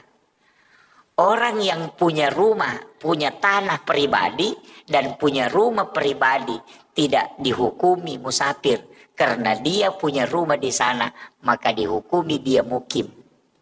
Maka tidak boleh menjamak kasar sholatnya selama di sana. Itu kalau bikinnya. Ada yang punya rumah di sana baru setiap hari menjamak kasar. Wah, itu jadi masalah itu. Dia mencuri kesempatan itu. Ini kan, ini yang penting saya anukan ya. Jadi itu rahmat Allah untuk kita. Kalau mau ambil silahkan. Yang tidak mau mengambil silahkan. Karena memang dua versinya. Ada yang mengatakan itu rukhsah, kemudahan. Ada yang mengatakan itu azimmah, sesuatu yang harus dilakukan. Sehingga Imam Abu Hanifah mengatakan kalau musafir tidak boleh sholat sempurna. Kalau dia musafir tidak boleh sholat sempurna. Tidak sah sholatnya kalau dia sholat sempurna. Berarti memahami sebagai azimmah. Tapi kalau dia mengatakan silahkan pilih. Kalau mau jamak kasar boleh, kalau mau sempurna boleh. Berarti itu menganggap sebagai rukhsah, kemudahan. Jadi kan begini, supaya kita agak paham sedikit. Dulu di masa Nabi melakukan perjalanan tidak ada air, tidak ada sumur. Yang kedua tidak ada rumah, tidak ada rumah. Yang ketiga tidak ada masjid. Dan itu perjalanannya di mana? Di atas padang pasir yang panas terik, tidak ada rumah ditempati untuk singgah sholat. Kemudian itu di atas padang pasir, bahkan kadang datang badai pasir. Kemudian melakukan perjalanan dengan kadang menggunakan jalan kaki, kemudian kadang menggunakan kendaraan berupa unta. Jadi bayangkan, kalau melakukan perjalanan 90 kilometer, atau 97 km atau 85 km menggunakan transportasi unta. Unta itu tidak bisa cepat jalannya. Lambat. Tidak sama kalau kuda bisa lari. Kalau unta itu tidak. Makanya melakukan perjalanan atau sekalian jalan kaki. Coba dihitung, bayangkan itu Pak. Tidak ada rumah, tidak ada pepohonan, di atas padang pasir yang panas, pasirnya panas dari bawah, matahari juga panas dari atas. Maka wajar kalau 85 km kita melakukan sholat jamak kasar. Karena kalau mau singgah sholat panas. Yang kedua tidak ada tempat bernaung. Sekarang kalau melakukan perjalanan ke Balikpapan, pokoknya di dalam mobil yang ada AC-nya, tidak kena sinar matahari, lebih dingin sejuk di dalam mobil daripada di luar mobil. Kemudian yang kedua, 100 meter ada masjid, 100 meter ada masjid, 100 meter ada masjid. Apakah itu bisa kita menjamak kasar? Karena kemudahan itu. Nah, itulah yang berbicara tentang rukhsah, kemudahan. Nah, jadi kalau kemudahannya, jangan menjamak kasar. Aja namu jamak, iko makadamu kemudahan miro na sebab magi. Nah sudah mudah sekali perjalananmu itu. Tidak sama di masa Nabi jalan kaki. Tidak ada tempat bernaung. Makanya kalau dia menjamak kasar wajar. Kenapa? Karena susah betul perjalanannya. Nah sekarang kamu tidak jalan kaki. Duduk saja. Baru kena sinar matahari, makan lagi di mobil. Wah itu baru dia bilang mau jamak kasar. Wah itu kebablasan betul itu. Nah, itulah pendapat ulama yang tidak memberikan bahwa lebih baik melakukan sempurna. Nah, itu jadi begitu cara memahami pemahaman ulama kita. Sehingga orang yang menghitung itu tidak melihat jaraknya. Oh ini Pak, tidak melihat jarak, tapi melihat susahnya dan lamanya. Begini. Dulu Nabi kalau melakukan perjalanan, dulu itu kalau orang jalan kaki 80 kilo lebih, kira-kira berapa jam? Kalau 80 kilo jalan kaki. Berarti itu sekitar 1 hari penuh. Nah, bukan jaraknya yang dihitung, tapi lama perjalanannya. Nabi dulu Imam Syafi'i pakai ukuran sekian kilo, karena itu dihitung lama perjalanannya. Dan Bapak kalau naik mobil 80 kilo itu cuma 1 jam. Lebih kan? Hampir 2 jam. Jadi koma Palarioto kina 20 kilo. Apalagi kalau lewat tol, apalagi kalau naik pesawat. 80 kilo itu 10 menit saja itu sudah sampai. Itu kan begitu. Jadi dulu itu kalau 85 kilo jalan kaki, oh itu 1 hari. Jadi angka makada sopi allalangang baru bisa dijamak. Jadi bukan jaraknya, tapi lama perjalanannya. Nah, itu. Jadi begitu, sehingga berbeda-beda pendapat. Tapi kalau saya ya tergantung. Makanya saya tuh melihat keadaan. Kalau wah ini agak berat. Kemudian yang kedua, ini nanti waktunya agak berat. Makanya kadang saya jamak kasar. Tapi kalau saya melihat, wah ini keadaan bisa kan saya tidak jamak. Jadi kadang saya mengambil dua-dua itu. Jadi melihat keadaan saja. Oh ini keadaan agak berat. Nanti selesai ini lanjut ke sini, saya menjamak kasar. Kalau dalam kondisi musafir. Kemudian, apalagi kemudahan yang diberikan oleh Allah kepada Rasulullah. Tidak ada nabi yang diberikan jaminan umatnya, langsung Allah yang jamin. Jadi kalau nabi-nabi terdahulu itu tidak dijamin. Ketika dia melakukan kebaikan, ya nanti kebaikannya itu apakah mendapatkan rahmat Allah atau tidak. Kalau umatnya Rasulullah itu diberikan jaminan. Makanya bapak ibu yang ada di masjid Muhajirin ini ya, Masjid Muhajirin ini celaka betul kalau kita masuk neraka ini. Ya, saya bilang celaka betul ini kalau kita masuk neraka. Bukan karena takabur terhadap ibadah, tapi Allah memang memberikan khususiyah kepada umatnya Rasulullah. Itu banyak sekali kelebihan kita dikasih. Yang pertama, setiap kesalahan seorang hamba ketika dia bertaubat di hadapan Allah, maka itu pasti diampuni. Jadi kita ini sebenarnya juga dikasihkan, tapi memang begitu kayaknya ya. Orang yang sering dikasih kemudahan, kadang juga nakal itu, Pak. Jadi karena kita sering dikasih bonus ini, itu macam-macam perbuatannya. Ini makanya orang yang sering dikasih bonus itu ya begitulah. Nabi kan mengatakan, dia minta kepada Allah, ya Rabb, semua kebaikan yang dilakukan umatku lipat gandakan. Gitu kan? Jadi semua kebaikannya pokoknya lipat gandakan. Kasih banyak nilainya, kau meng-up nilainya. Ya. Makanya itu disebut manja bil hasanati falahu asru amsalihha. Kalau kau melakukan satu kebaikan, itu Allah melipat gandakan menjadi 10 kebaikan. Itulah juga kenapa puasa Ramadan itu kayak puasa Syawal yang 6 hari itu. Di sesudah Ramadan, itu dikatakan siapa yang berpuasa 1 bulan penuh di bulan Ramadan, ditambah 6 hari di bulan Syawal, itu sama kalau dia berpuasa 1 tahun penuh. Bagaimana cara menghitungnya? Itu karena kelipatan 10. Jadi 30 hari di bulan Ramadan dikali 10, makanya 300. 6 hari di bulan Syawal dikali 10, makanya 60. Berarti 360. Nah dalam 1 tahun itu 360 hari. Itu gitu. Makanya jangan sembarang baca itu hadis. Nabi bilang siapa yang puasa 6 hari di bulan Syawal sama kalau puasa 1 tahun penuh. Dia tidak puasa Ramadan, cuma dia puasa Syawal. Itu karena salah memahami hadisnya. Jadi itu hadis memang menyebutkan puasa 1 bulan di bulan Ramadan ditambah 6 hari itu. Jadi kenapa 6 itu kan dikali 10 semua sehingga menjadi 360 hari.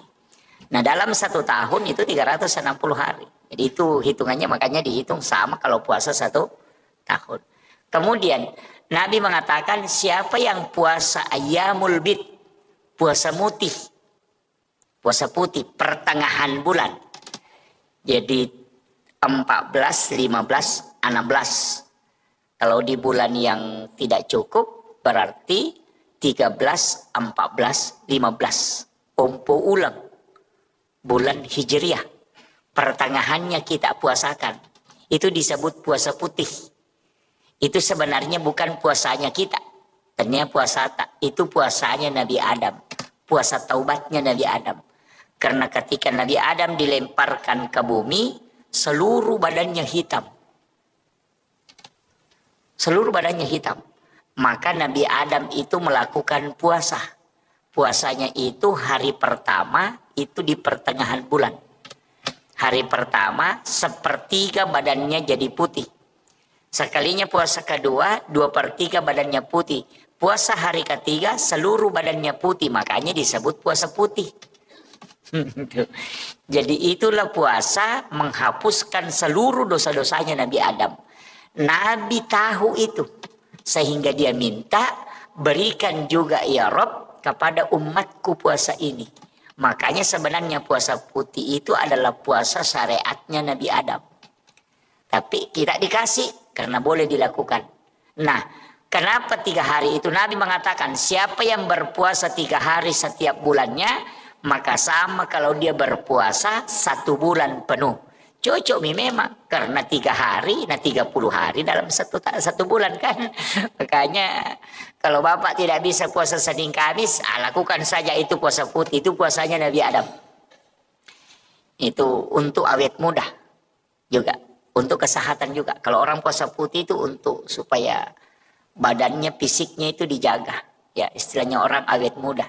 Jadi kalau orang tua kerjakan, wah itu sudah awet tua nanti itu. Gitu.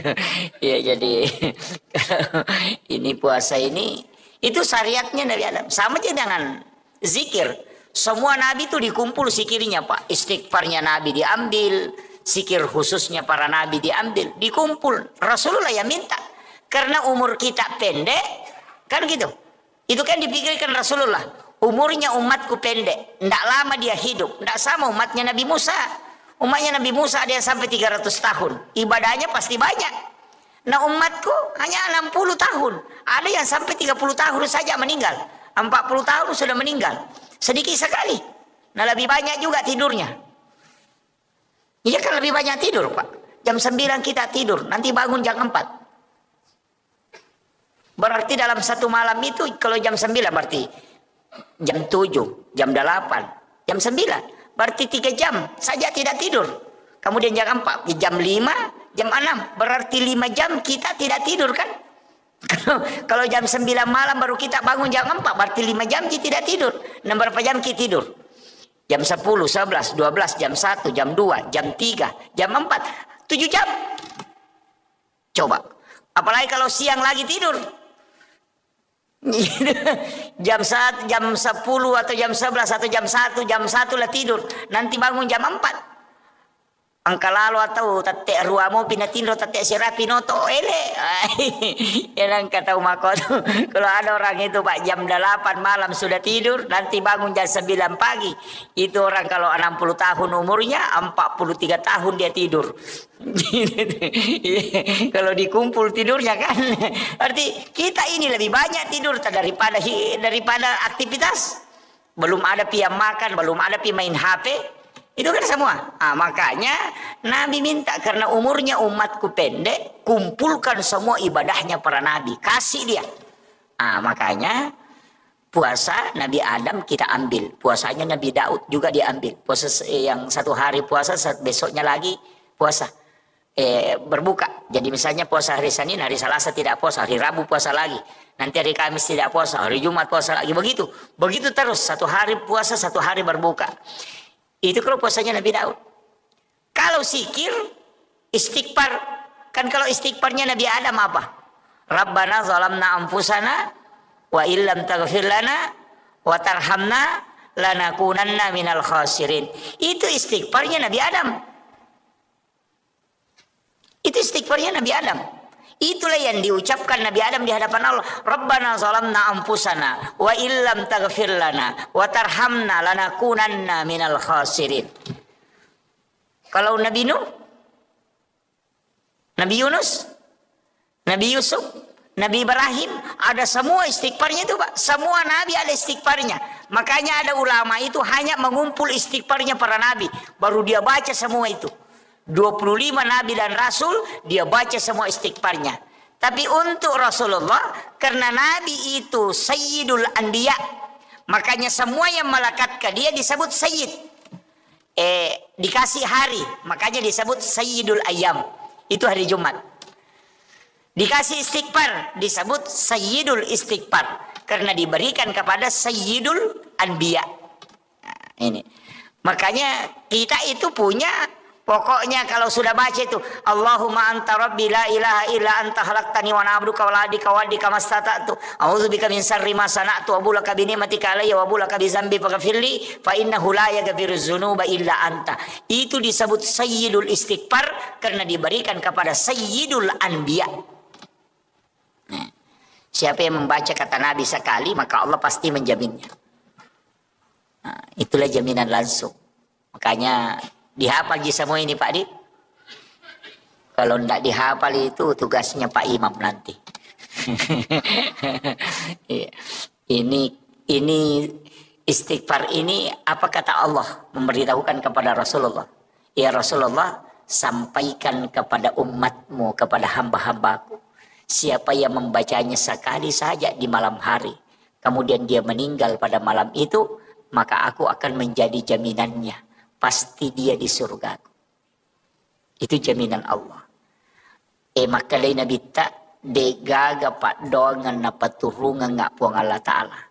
Tidak ada doa yang diturunkan oleh Allah kepadaku dan umatku yang membuat iblis menangis sampai matanya bengkak kecuali sayyidul istighfar. Denang kana terri iblis. Sejak mulai Nabi Adam itu dia tidak pernah menangis. Ketika disuruh sujud kepada Nabi Adam dia tidak sujud. Kemudian Allah melaknat dia tidak menangis. Tapi ketika Allah menurunkan sayyidul istighfar kepada Rasulullah, itu sampai matanya bengkak menangis. Jadi kalau mau membuat iblis menangis itu baca sayyidul istighfar. Paling jengkel iblis itu kalau kita baca sayyidul istighfar. Kenapa? Karena Allah yang langsung menjamin orang yang membaca kalimat itu. Karena iblis mengatakan setiap hari saya menggoda umatnya Nabi Muhammad supaya dia bisa masuk neraka bersamaku. Tapi kenapa ada kalimat yang dia baca, Allah langsung menyelamatkan dia dari api neraka dan menjaminnya mendapatkan surga. Padahal bacaannya pendek sekali. Gitu. Coba bayangkan 24 jam iblis berusaha. Nah hanya kita baca 3 detik langsung dapat jaminan. Stres memang Pak. Bayangkan kalau kita berusaha itu pokoknya berusaha betul. 1 hari 1 malam kita berusaha. Tapi dalam waktu hanya 5 detik atau 10 detik. Langsung sia-sia semua usaha kita. Oh itu pasti kita menangis. Itulah yang membuat iblis menangis. Nggak? Sama kayak begini. Kalau ada orang menggambar, pelukis. Dia sudah gambar. Pokoknya itu gambarnya bagaimana caranya supaya sempurna. Pas dia kerjakan selama 24 jam. Sempurna gambarnya. Langsung tiba-tiba tumpah catnya langsung menghapus itu gambar. Apa yang terjadi? Pasti kita menangis. Begitu juga iblis ketika dia menangis ketika Rasulullah memberikan. Allah memberikan kepada Nabi sayyidul istighfar. Makanya saya mengatakan hafal ini Bapak Ibu sekalian. Ajarkan anak-anak kita doa ini. Karena inilah doa yang sangat dibenci oleh iblis. Dan inilah doa yang menyebabkan kita mendapatkan jaminan langsung dari Allah. Jadi bukan Nabi yang menjamin, tapi Allah. Makanya orang masuk surga itu cuma 2 jalan, Pak. Kalau bukan jalur rahmat, kita masuk dengan jalur syafaat. Makanya ibadah itu terbagi. Ada ibadah wajib, ada ibadah sunnah. Makanya semua itu ada turunannya. Sholat wajib, ada sholat sunnah. Puasa wajib, ada puasa sunnah. Haji wajib, ada umrah yang sunnah. Zakat wajib, ada sedekah yang sunnah. Syahadat yang wajib, ada sholawat yang sunnah. Kenapa ada wajib, ada fardu, ada sunnah? Karena yang fardu itu lari rahmat, yang sunnah itu lari syafaat. Makanya Rasulullah mengatakan, kalau kau mau bersamaku di dalam surga, maka perbanyak sujudmu. Dan itu tidak mungkin sholat fardu, karena sholat fardu tidak bisa ditambah rakaatnya. Sholat subuh mutlak 2. Biar bagaimana semangatnya orang sholat subuh tetap harus 2. Tidak bisa dijadikan 8. Jangan bilang, oh ini karena enak-enaknya ini lebih baik kerjakan 8 rakaat. Itu tidak bisa. Itu tidak ke surga itu Pak. Langsung masuk neraka itu. Jadi makanya kalau sholat sunat itu bisa ditambah. Karena sholat sunat mutlak, sholat sunat taubat, sholat sunat hajat. Itu kapanpun bisa dilaksanakan. Jadi itu kuncinya. Makanya ibadah itu ada 2. Kalau sunnah tidak dibatasi, kalau fardu mutlak mahdah. Tidak bisa. Makanya haji tidak boleh dilakukan di luar tempat. Harus Mekah, Madinah. Di situ tidak boleh keluar. Makanya ada haji itu yang dibawa keren. Iya kan? Kenal itu Pak. Yang hajinya dibawa keren. Ada yang ke situ, ke gunung bawa keren. Itu haji juga. Dia tidak antri kalau ke situ. Iya. Dan itu dilaksanakan kapan saja. Dan haji itu tidak bisa dilakukan di luar dari 2 kota haram ini. Nah, haji juga ditetapkan waktunya. Tidak bisa dibilang, ayo mau kak saya berangkat haji sebelum Ramadan. Tidak bisa. Harus di bulan haji. Tidak bisa kalau bukan di Zulhijjah. Hajinya itu tidak bisa. Makanya kalau umrah, kan haji. Kalau umrah kapan saja. Bahkan di saat berhaji bisa umrah. Pokoknya kalau umrah biar setiap bulan di sana. Pulang hanya 2 hari di rumahnya, berangkat lagi umrah. Bisa. Tapi ajak tosih. Saya itu sering kasih tahu orang yang sering bolak-balik umrah ini, cukuplah 1 kali 1 tahun pergi umrah. Ya. Jangan 3 kali 1 tahun, 4 kali 1 tahun, jangan. Kecuali pembimbing umrah. Kalau saya tidak usah setiap 1 kali lah 1 tahun. Kenapa? Pertama, umrah itu ibadah pribadi, bukan ibadah sosial. Ini saya harus kasih tahu kepada orang-orang kaya ini, yang sering bolak-balik pergi umrah ini. Jadi, janganlah bolak-balik ke situ untuk setiap 3 kali dalam 1 tahun. Cukup 1 kali lah 1 tahun.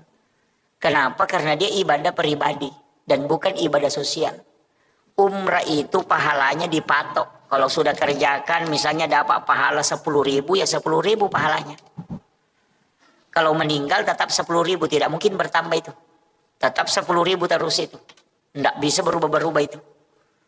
Tapi kalau kita uang yang kita mau bayarkan untuk naik umrah misalnya 30 juta.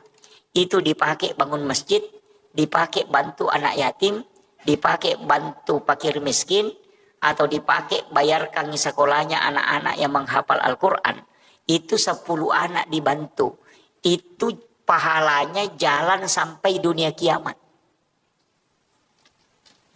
Pahala pertamanya itu 700 kali lipat. Tapi setelah itu bertambah terus. Tidak pernah berhenti. Jadi sekali berbuat sampai kiamat dapat terus tambahan pahala. Tapi kalau umrah sekali berbuat pahalanya dapat, setelah itu tidak bertambah-tambah. Tapi bisa kurang.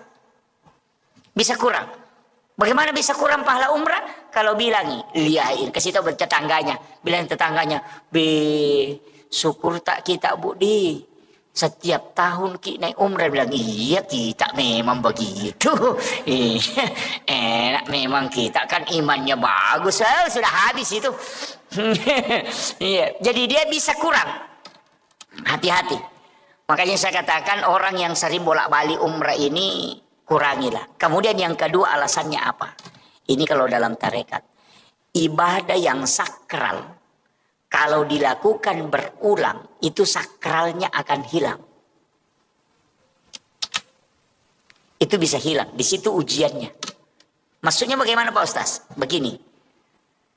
Umrah itu ibadah sakral. Kalau ada orang baru berangkat umrah sekali, itu tidak sama bagi orang yang sudah berangkat 5 kali. Pasti tidak sama. Jadi pada saat orang pertama datang itu baru pertama kali itu dia umrah, itu pasti nikmat betul. Dia rasakan. Tapi ketika sudah 10 kali bolak-balik itu sudah biasa-biasa. Kan begitu. Sama aja begini Pak. Sholat Jumat itu dikerjakan setiap pekan. Makanya orang anggap biasa-biasa. Tapi Idul Fitri, Idul Adha karena dilakukan cuma 2 kali dalam 1 tahun. Sebenarnya cuma 1 kali. Idul Fitri 1 kali, Idul Adha 1 kali. Makanya kalau Lebaran padahal ibadah sunnah, semua orang datang kumpul, marah-marah kalau tidak pergi. Padahal itu ibadah sunnah, tapi ibadah fardu sholat Jumat malas ke masjid. Nah, itu kalau Lebaran Idul Fitri karena cuma 1 kali, belum subuh itu sudah mau mandi. Pokoknya baju baru disiapkan, parfum disiapkan, tengah malam dia masterika. Kalau sholat Jumat itu aja bajunya nak pakai olahraga pergi sholat. Padahal ini wajib, bukan ibadah yang sholat Idul Fitri Idul Adha ini kan sunnah. Kenapa dia sangat istilahnya punya semangat tinggi untuk datang, bahkan takut kalau tidak datang, kecewa kalau tidak datang, itu karena ibadah ini hanya sekali setahun. Seandainya Pak Idul Fitri Idul Adha ini setiap minggu, nah tidak banyak juga yang datang. Apalagi yang sunnah setengah mati panitia datang sholat id minggu ini tidak datang, itu dah sunnah sih, jangan kami berangkat. Ya begitu. Kenapa? Karena sakralnya ibadah itu karena dilakukannya tidak sering berulang-ulang. Jadi ini penting saya wasiatkan. Makanya bagi yang bolak-balik pergi umrah itu simpan duluan, tak pakai, bantu keluar. Ada yang umrah 3 kali 1 tahun, 4 kali 1 tahun, baru tetangganya tidak makan apa-apa. Wah itu ganas itu Pak. Itu orang kaya tidak ada perasaannya itu. Iya, itu tidak ada perasaannya itu Pak. Tidak ada perasaan sosial. Baru pakai seragam, beli seragam ini baru berangkat, tetangganya tidak makan. Wah itu fatal itu. Kadang-kala kita ini menganiaya orang Pak. Ini jangan tersinggung ya.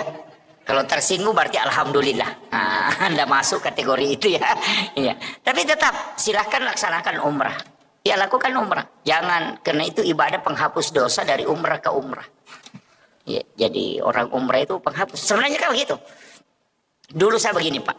Saya dulu kalau ngaji itu di Padilla, saya bilang, kenapa ini? Saya biasa protes itu. Kenapa ini ibadah mudah sekali dapat pahala umrah?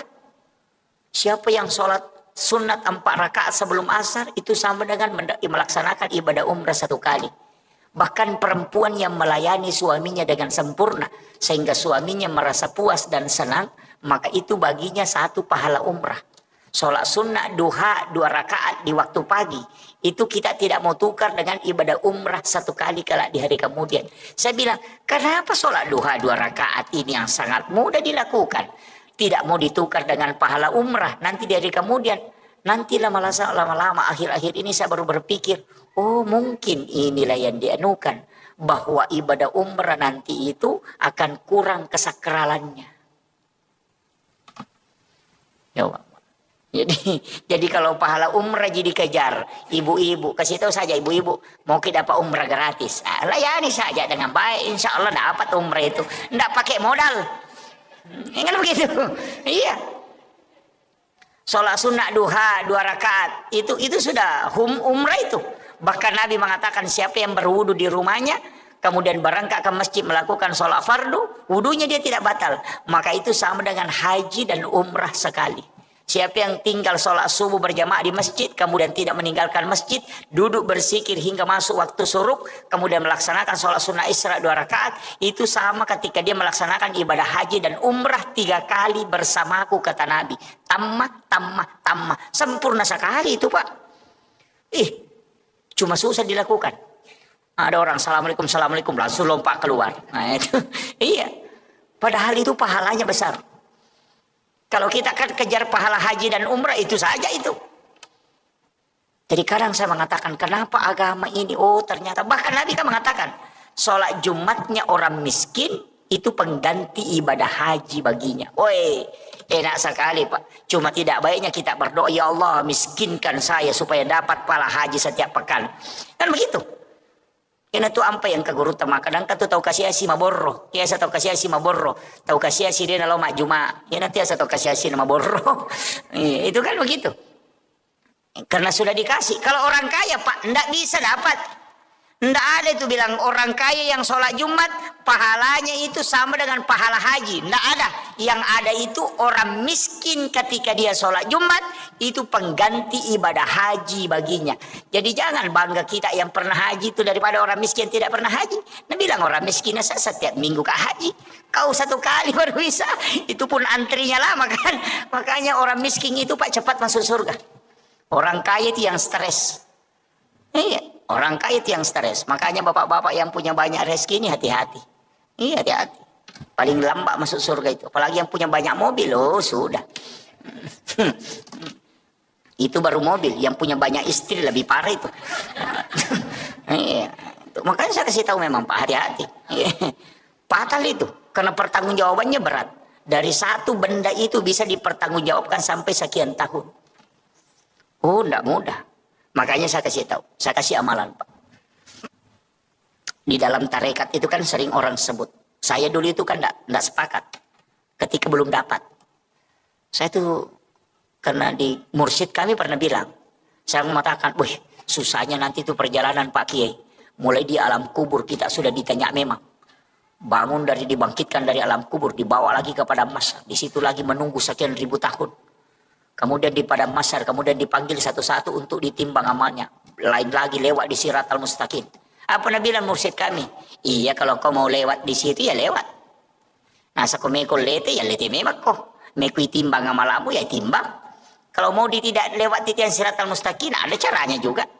Jadi ada orang itu Pak tidak ditimbang amalnya, tidak diperiksa amalnya, tidak pergi antri di padang masyar.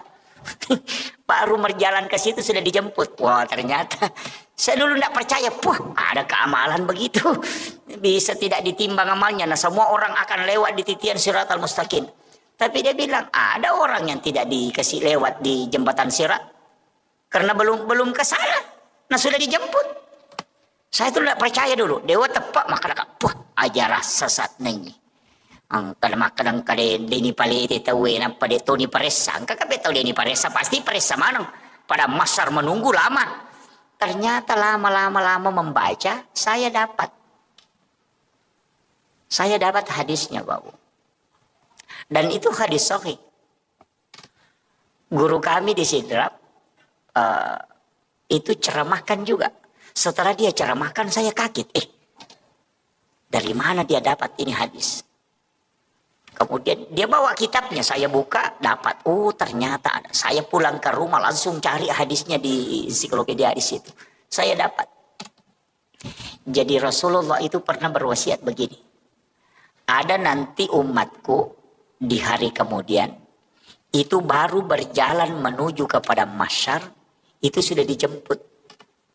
Jadi belum sampai kepada masyar, baru berjalan menuju kepada masyar, Allah menyuruh malaikat menjemput orang itu kemudian dibawa ke ila rafiqil a'la di tempat yang sangat tinggi sehingga amalnya tidak diperiksa, kemudian tidak melewati titian Siratal Mustaqim, tidak antri juga di padang mahsyar karena baru berjalan ke situ, nah sudah dijemput. Kayak kita mau ke lapangan, baru kita berjalan mau ke lapangan, datang penjemput, sini mi jangan mi ke situ, antri sini mi, saya bawa ke sana. Jadi ada orang seperti itu nanti. Siapa itu? Rasulullah mengatakan, dia adalah umatku yang bersedekah. Yang bersedekah itu tidak tahu siapa yang disedekahi. Dan yang disedekahi pun tidak tahu siapa yang mensedekahi. Jadi tahu mas sumbangnya dia nisangi maka dan niga na sumbang. Tahu isumbangnya dia tahu nisangi maka dan niga sumbangi.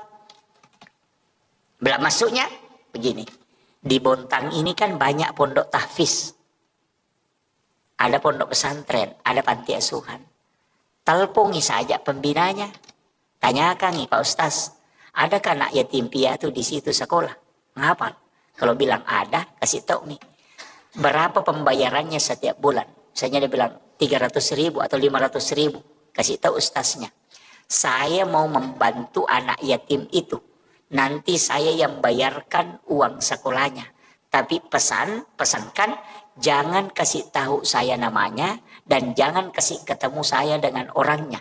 Anak itu juga jangan kasih tahu kalau saya yang membantunya. Jadi kita tidak tahu siapa yang dibantu pun tidak tahu siapa yang membantunya. Itulah orang yang kata Nabi tidak diperiksa, tidak dibawa antri, tapi baru berjalan ke masyar sudah dijemput. Karena dia punya khususia di hadapan Allah. Nah, makanya kalau mau tidak diperiksa amalnya Pak, pakai jalur itu. Kalau kumpul anak yatim piatu baru dikasih amplop, baru disorting, oh itu masih di blender itu Pak. Belum selamat itu. Jangan bilang. Iya. Apalagi kalau calon bupati, calon wali kota, caleg itu kumpul itu santunan anak yatim. 20.000 isinya amplopnya baru disorting. Wah itu jadi masalah itu Pak. Itu bukan pembagian sedekah itu tapi pameran anak yatim. Itu ya kan, makanya hati-hati. Tapi caleg sekarang Pak, calon pemimpin sekarang memang harus nampakkan juga kebaikannya. Makanya yang harus dia jaga itu hatinya, harus nampak. Karena kalau tidak nampak dia memberikan bantuan, dibilangi pemimpin kikir. Kalau dinampakkan, bilang ria, susah memang. Ia pitangnya gagaya beren asa piah melusia tiacang. Deni apitan asa seke patu deh sisa gagak bantuan. Ya kan berat. Makanya sekarang orang si malakama itu Pak, tidak turun ke masyarakat bersilaturahmi, dibilangi ya tuh nasa betul namang kampanye natul yang kah menrek ni punggawa dia nang kanubak. Sekalinya kita nata nasang kasyati ang kasyarona cinay. Itu susah betul. Makanya kalau ukurannya orang mau dipakai Pak merena memang iya, merenak memang kalau ukurannya orang mau dipakai, makanya jangan pakai ukuran orang. Jangan pernah terpengaruh dengan penilaian orang. Kita saja dengan Allah. Apapun orang mau bilang, ini tuh istilahnya biarkan anjing menggonggong, kapila tetap berjalan. Tidak usah, biarkan mereka ngomel-ngomel itu, tidak usah urus itu. Kenapa? Jalan saja di koridor yang terbaik. Itu. Karena seandainya kita tahu bagaimana cepatnya orang melupakan kita ketika kita meninggal, nah tidak pernah diurus itu omongannya orang. Iya, tersekamai maka datulini ngerang itu kau mati deh Pak. Palai kau beli bolatan nih, dua ngasomi mati tak rasa mati nih anu. Nggak ada urusan, namu maga kanja nak beli bolatan bagus ya, bagus siapa bagus kalau sudah meninggal selesai. Nggak usah tetangga istri saja. Ya, paling matan resi ulangi itu Pak aja nih. Iya. Memang kau talungan sematian laki meninggal betul suamiku terlebih dulu pergi. Sekalinya kan 2 minggu 3 minggu siulang nah pasan status sudah 1 bulan kepergiannya ayahnya. Tapang kamaki buah komeng sabar ki bu nasa makasih lakun ruh namo bapak-bapak makoto.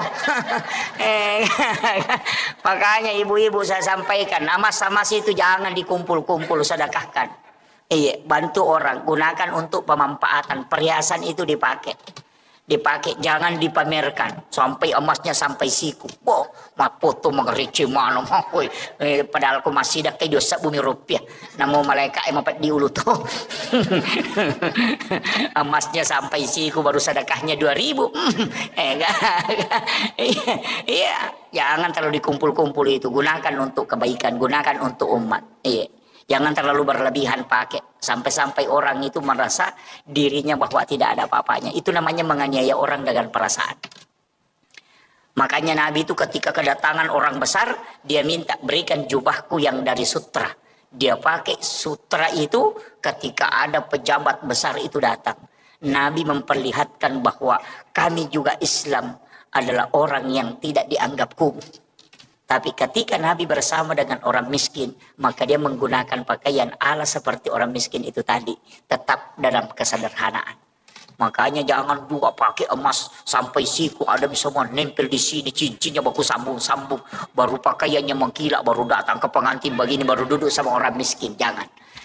Itu menganiaya perasaan orang lain. Itu tidak boleh. Tidak ada ibu-ibu dibontang begitu di. Iya, kalau ada istri tak begitu Pak ganti saja, ndak usah disimpan itu. Iya, ini saya sampaikan ini. Ya, makanya Itu saya wasiatkan. Makanya gunakan semua untuk kebaikan. Jadikanlah itu ibadah-ibadah sosial. Saya kira ini yang penting saya wasiatkan. Ini sudah masuk waktu suruk. Mudah-mudahan ada hikmah yang kita bisa petik. Itu tadi amalan yang saya kasihkan. Amalkan itu Pak. Cari anak yatim piatu yang di pesantren di ini. Tidak usah tahu siapa orangnya. Nanti kita diberikan jaminan khusus dari Allah. Itu keistimewaannya ketika kita bisa membantu orang yang kita tidak ketahui. Apalagi misalnya ada pesantren di Makassar, ada pesantren di misalnya di mana jauh itu di Jakarta, ada di Bogor, ada di mana Pondok Tahfiz. Kita tahu nomor telepon pembinanya, tanyakan ada anak yatim di situ, dia bilang ada, kita transferkan saja.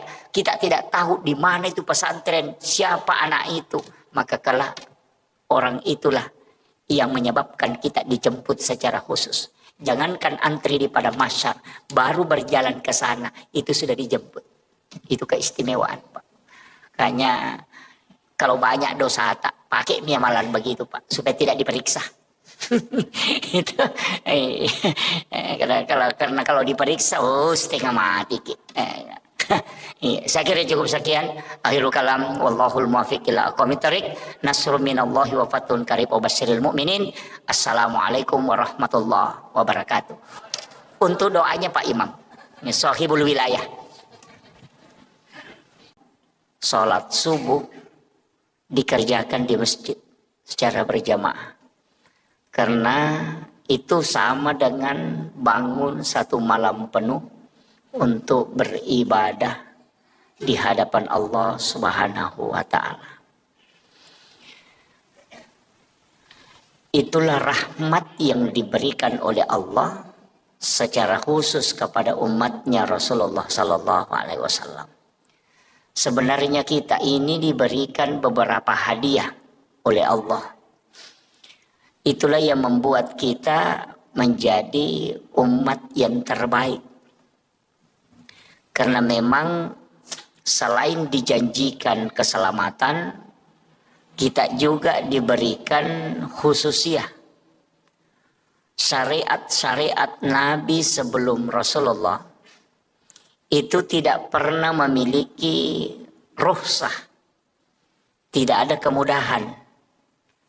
Karena kalau sudah perintah Allah secara mutlak, itu tidak boleh ditawar. Bahkan yang paling berat itu adalah umatnya Nabi Musa. Karena ketika dia melakukan dosa atau kesalahan, maka tidak ada istilah taubat kecuali paktulu ampusahum. Kecuali membunuh dirinya. Jadi umat Nabi Musa nanti diterima taubatnya ketika dia membunuh dirinya kalau sudah melakukan dosa.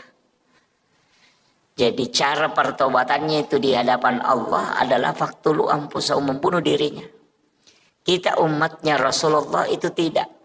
Kalau melakukan kesalahan cukup melaksanakan atau melakukan taubat.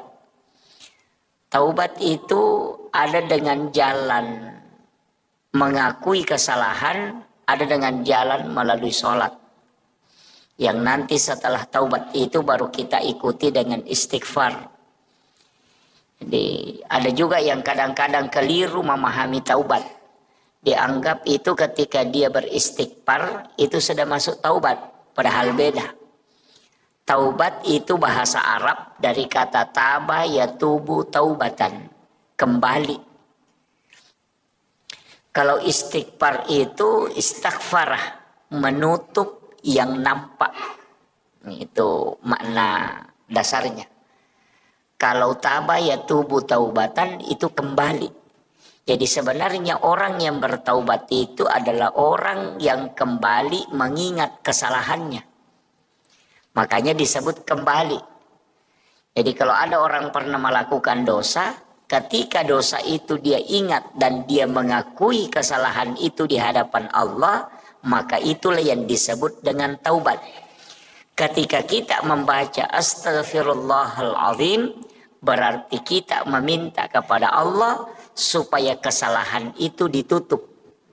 Ya, jadi makanya taubat diikuti dengan istighfar. Jadi istighfar dengan taubat itu beda jauh. Ada orang salah paham. Dia anggap kalau dia sudah baca astaghfirullahaladzim, dia mengatakan saya sudah bertaubat. Oh, itu tidak. Dia cuma istighfar. Itu belum taubat. Jadi ingat dulu kesalahan. Apa kesalahan kita? Setelah kita tahu kesalahan, maka kita mengakuinya di hadapan Allah. Baru setelah itu kita baca astaghfirullahaladzim. Sebenarnya ada dua, Bapak Ibu sekalian. Ada kalimat istighfara, ada kalimat al-afu. Tapi al-afu itu hanya biasanya kebanyakan dipakai di bulan Ramadan.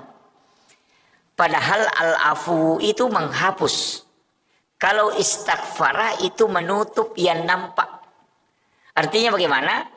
Kalau misalnya kita menulis di kertas, kemudian ada tulisan yang salah, kita mengambil tip X, kemudian kita mentip X itu tulisan. Itu namanya istighfar, menutup yang nampak. Jadi orang yang berdosa kemudian istighfar, maka dosanya itu ditutup, bukan dihapus. Itu makna hakikinya. Nanti kalau mau dihapus, bukan istighfar, tapi kita pakai al-afu. Makanya itulah sehingga di bulan Ramadan kita membaca Allahumma innaka afuwun karim tuhibbul afwa fa'fu anna. Al-afu itu menghapus yang ada. Jadi kalau makanya Nabi mengatakan orang yang berpuasa dengan ikhlas, dengan penuh keimanan, itu maka seperti bayi yang baru lahir dari perut ibunya. Itu karena memang dibersihkan. Makanya kalau kita cuma baca astagfirullahaladzim, astagfirullahaladzim, astagfirullahaladzim, itu dosa masih ada. Dia tidak terhapus, cuma tertutup. Sama dengan tip X tadi. Kalau di tip X, jadi itu tulisan masih ada di dalam. Cuma dia ditutupi supaya tidak nampak. Nah, itulah kalau kita ada dosa kemudian baca astagfirullahaladzim, dosa itu nanti tetap dinampakkan di yaumil akhir. Jadi itu tetap diperlihatkan. Semua kesalahan itu diperlihatkan. Tapi ada orang yang tidak diperlihatkan kesalahannya. Memang terhapus. Siapa? Orang yang membaca Allahumma innaka afuwun karim tuhibbul afwa fa'fu anna. Makanya itulah sehingga kalau masuk Ramadan, kurangi istighfar, tapi perbanyak membaca al-afu. Itulah sehingga bulan Ramadan itu adalah penghapus dosa-dosa. Itu yang pertama. Itu adalah kemudahan. Itu adalah rahmat Allah. Itu harus diraih. Kemudian yang ketiga, kita dalam Islam ini diberikan kemudahan dari semua ibadah. Jadi ada ibadah itu yang diwajibkan, ada yang dihapuskan kewajiban itu, bisa tidak dilaksanakan. Itu karena kemudahan. Yang kedua, ada ibadah yang dikurangi. Jadi misalnya diberikan ukuran, kemudian bisa dikurangi, hanya seperduanya diambil. Ada juga ibadah yang bisa diganti. Ibadah yang wajib yang bisa tidak dilakukan itu sholat Jumat. Sholat Jumat itu wajib, tapi bisa tidak dilaksanakan. Bisa jadi wajib. Kapan? Ketika kita sakit, itu tidak wajib. Ketika kita musafir, itu tidak wajib. Ketika hujan deras sehingga menghalangi untuk bisa melaksanakan sholat Jumat, maka itu menjadi tidak wajib sholat Jumat. Jadi ibadah wajib bisa hilang hukum wajibnya. Itu karena kemudahan diberikan oleh Allah. Nabi-nabi terdahulu itu tidak mungkin dikasih seperti itu. Tidak ada. Kalau kewajiban, pokoknya kewajiban harus kau lakukan. Yang kedua, ada ibadah yang bisa diganti. Seperti puasa yang tidak bisa kita lakukan, itu dengan membayar fidyah. Itu diganti tuh. Jadi puasa diganti dengan membayar. Kemudian yang ketiga, ibadah yang diberikan ukuran tapi bisa dikurangi. Itulah sholat jamak kasar. Dipindahkan waktunya, kemudian dari 4 rakaat dikurangi menjadi 2 rakaat. Itu semua rukhsah, kemudahan. Dan itu rahmat Allah. Cuma jangan sering-sering mengambil kemudahan.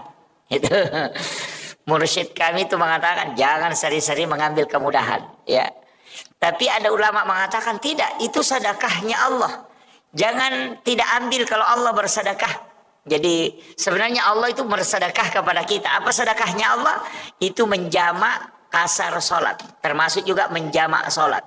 Cuma kalau di dalam fikih, itu kalau menjamak sholat sebaiknya ditakhir, bukan takdim. Ya. Jadi kalau fikih ya, kalau kita buka fikih Syafi'i itu, kebanyakan ulama fikih itu kalau menjamak kasar sholat itu mentakhir. Jadi dibawa ke akhir, bukan ditakdim. Ya. Jadi kebanyakan itu. Tapi kalau pakai hukum biasa tidak masalah. Nah, ada juga orang kadang menjamak sholat tapi dia belum tinggalkan rumah. Melakukan perjalanan masih di rumahnya, dia sudah jamak, kemudian berangkat. Mestinya itu kalau aturannya dalam fikih Syafi'i, kita harus tinggalkan rumah dulu, baru menjamak kasar sholat. Jadi kalau masih di rumah, jangan. Tinggalkan rumah. Misalnya melakukan perjalanan baru 50 meter, ketemu masjid, kita menjamak kasar sholat di situ, baru melanjutkan perjalanan. Karena musafir itu nanti berlaku ketika meninggalkan rumah. Kalau masih di rumah itu belum musafir. Nah, itu alasannya. Jadi itu ya alasannya Imam Syafi'i. Jadi sehingga dia mengatakan orang menjamak kasar sholat itu kalau di rumahnya itu tidak berlaku karena dia belum musafir. Jadi nanti kalau dia sudah tinggalkan rumahnya baru terhitung hukum musafir. Jadi sholat jamak kasar itu tidak boleh dilakukan di rumah tempat kita mukim. Jadi mesti tinggalkan dulu. Biar 100 meter dari rumah ketemu masjid, singgah dulu di situ menjamak kasar, baru melakukan perjalanan. Itu karena sudah meninggalkan rumah itu dianggap sudah start musafir. Dan bilang ada juga pendapat Ustaz, bilang boleh di rumah sebelum berangkat. Itu yang pakai boleh mengerjakan di rumah sebelum melakukan perjalanan, itu karena dia berangkat bukan pada musafirnya, tapi berangkat pada niat musafirnya. Kan begitu. Jadi ya kok mannya nih makanya melo kak melakukan perjalanan misalnya ke Samarinda atau mau ke Balikpapan atau mau melakukan perjalanan ke Berau. Jamak kasar memang pakai di rumah. Kenapa? Karena kita sudah berniat untuk melakukan perjalanan. Jadi kalau dihitung dari niatnya berarti boleh dilakukan di rumah. Tapi kalau dihitung dari musafirnya maka tidak boleh dikerjakan di rumah. Itu. Kemudian ini juga ada yang kadang keliru memahami. Dia bilang saya melakukan perjalanan pergi ke Balikpapan. Di Balikpapan dia menjamak kasar sholatnya. Padahal dia punya rumah di sana. Wah itu jadi masalah. Orang yang punya rumah, punya tanah pribadi dan punya rumah pribadi tidak dihukumi musafir. Karena dia punya rumah di sana, maka dihukumi dia mukim. Maka tidak boleh menjamak kasar sholatnya selama di sana. Itu kalau bikinnya. Ada yang punya rumah di sana baru setiap hari menjamak kasar. Wah itu jadi masalah itu. Dia mencuri kesempatan itu. Ini kan ini yang penting saya anukan ya. Jadi itu rahmat Allah untuk kita. Kalau mau ambil silahkan. Yang tidak mau mengambil silahkan. Karena memang dua versinya. Ada yang mengatakan itu rukhsah, kemudahan. Ada yang mengatakan itu azimah. Sesuatu yang harus dilakukan. Sehingga Imam Abu Hanifah mengatakan kalau musafir tidak boleh sholat sempurna. Kalau dia musafir tidak boleh sholat sempurna. Tidak sah sholatnya kalau dia sholat sempurna. Berarti memahami sebagai azimah. Tapi kalau dia mengatakan silahkan pilih. Kalau mau jamak kasar boleh. Kalau mau sempurna boleh. Berarti itu menganggap sebagai rukhsah, kemudahan. Jadi kan begini. supaya kita agak paham sedikit. Dulu di masa Nabi melakukan perjalanan tidak ada air, tidak ada sumur. Yang kedua tidak ada rumah, tidak ada rumah. Yang ketiga tidak ada masjid. Dan itu perjalanannya di mana? Di atas padang pasir yang panas terik, tidak ada rumah ditempati untuk singgah sholat. Kemudian itu di atas padang pasir, bahkan kadang datang badai pasir. Kemudian melakukan perjalanan dengan kadang menggunakan jalan kaki, kemudian kadang menggunakan kendaraan berupa unta. Jadi bayangkan, kalau melakukan perjalanan 90 km atau 97 km atau 85 km menggunakan transportasi unta. Unta itu tidak bisa cepat jalannya. Lambat. Tidak sama kalau kuda bisa lari. Kalau unta itu tidak. Makanya melakukan perjalanan atau sekalian jalan kaki. Coba dihitung, bayangkan itu Pak. Tidak ada rumah, tidak ada pepohonan, di atas padang pasir yang panas, pasirnya panas dari bawah, matahari juga panas dari atas. Maka wajar kalau 85 km kita melakukan sholat jamak kasar. Karena kalau mau singgah sholat, panas. Yang kedua tidak ada tempat bernaung. Sekarang kalau melakukan perjalanan ke Balikpapan, pokoknya di dalam mobil yang ada AC-nya, tidak kena sinar matahari, lebih dingin sejuk di dalam mobil daripada di luar mobil. Kemudian yang kedua, 100 meter ada masjid, 100 meter ada masjid, 100 meter ada masjid. Apakah itu bisa kita menjamak kasar? Karena kemudahan itu. Nah, itulah yang berbicara tentang rukhsah. Kemudahan. Nah, jadi kalau kemudahannya, jangan mi menjamak kasar. Aja namu jamak, iko makadamu kemudahan miru na sebab magi. Nah sudah mudah sekali perjalananmu itu. Tidak sama di masa Nabi jalan kaki. Tidak ada tempat bernaung. Makanya kalau dia menjamak kasar wajar. Kenapa? Karena susah betul perjalanannya. Nah sekarang kamu tidak jalan kaki, duduk saja, baru kena sinar matahari, makan lagi di mobil, wah itu baru dia bilang mau jamak kasar, wah itu kebablasan betul itu. Nah itulah pendapat ulama yang tidak memberikan bahwa lebih baik melakukan sempurna. Nah, itu jadi begitu cara memahami pemahaman ulama kita, sehingga orang yang menghitung itu tidak melihat jaraknya. Oh ini Pak, tidak melihat jarak, tapi melihat susahnya dan lamanya. Begini, dulu Nabi kalau melakukan perjalanan, dulu itu kalau orang jalan kaki 80 kilo lebih, kira-kira berapa jam? Kalau 80 kilo jalan kaki, berarti itu sekitar 1 hari penuh. Nah, bukan jaraknya yang dihitung, tapi lama perjalanannya. Nabi dulu pakai, Imam Syafi'i pakai ukuran sekian kilo, karena itu dihitung lama perjalanannya. Dan Bapak kalau naik mobil 80 kilo itu cuma 1 jam. Lebih kan? Hampir 2 jam. Jadi koma palarioto kina 20 kilo, apalagi kalau lewat tol, apalagi kalau naik pesawat. 80 kilo itu 10 menit saja itu sudah sampai. Itu kan begitu. Jadi dulu itu kalau 85 kilo jalan kaki, oh itu 1 hari. Jadi angka makada sopi allalangang baru bisa dijamak. Jadi bukan jaraknya, tapi lama perjalanannya. Nah, itu. Jadi begitu, sehingga berbeda-beda pendapat. Tapi kalau saya ya tergantung. Makanya saya tuh melihat keadaan. Kalau agak, wah ini agak berat. Kemudian yang kedua, ini nanti waktunya agak berat. Makanya kadang saya jamak kasar. Tapi kalau saya melihat, wah ini keadaan bisa kan saya tidak jamak. Jadi kadang saya mengambil dua-dua itu.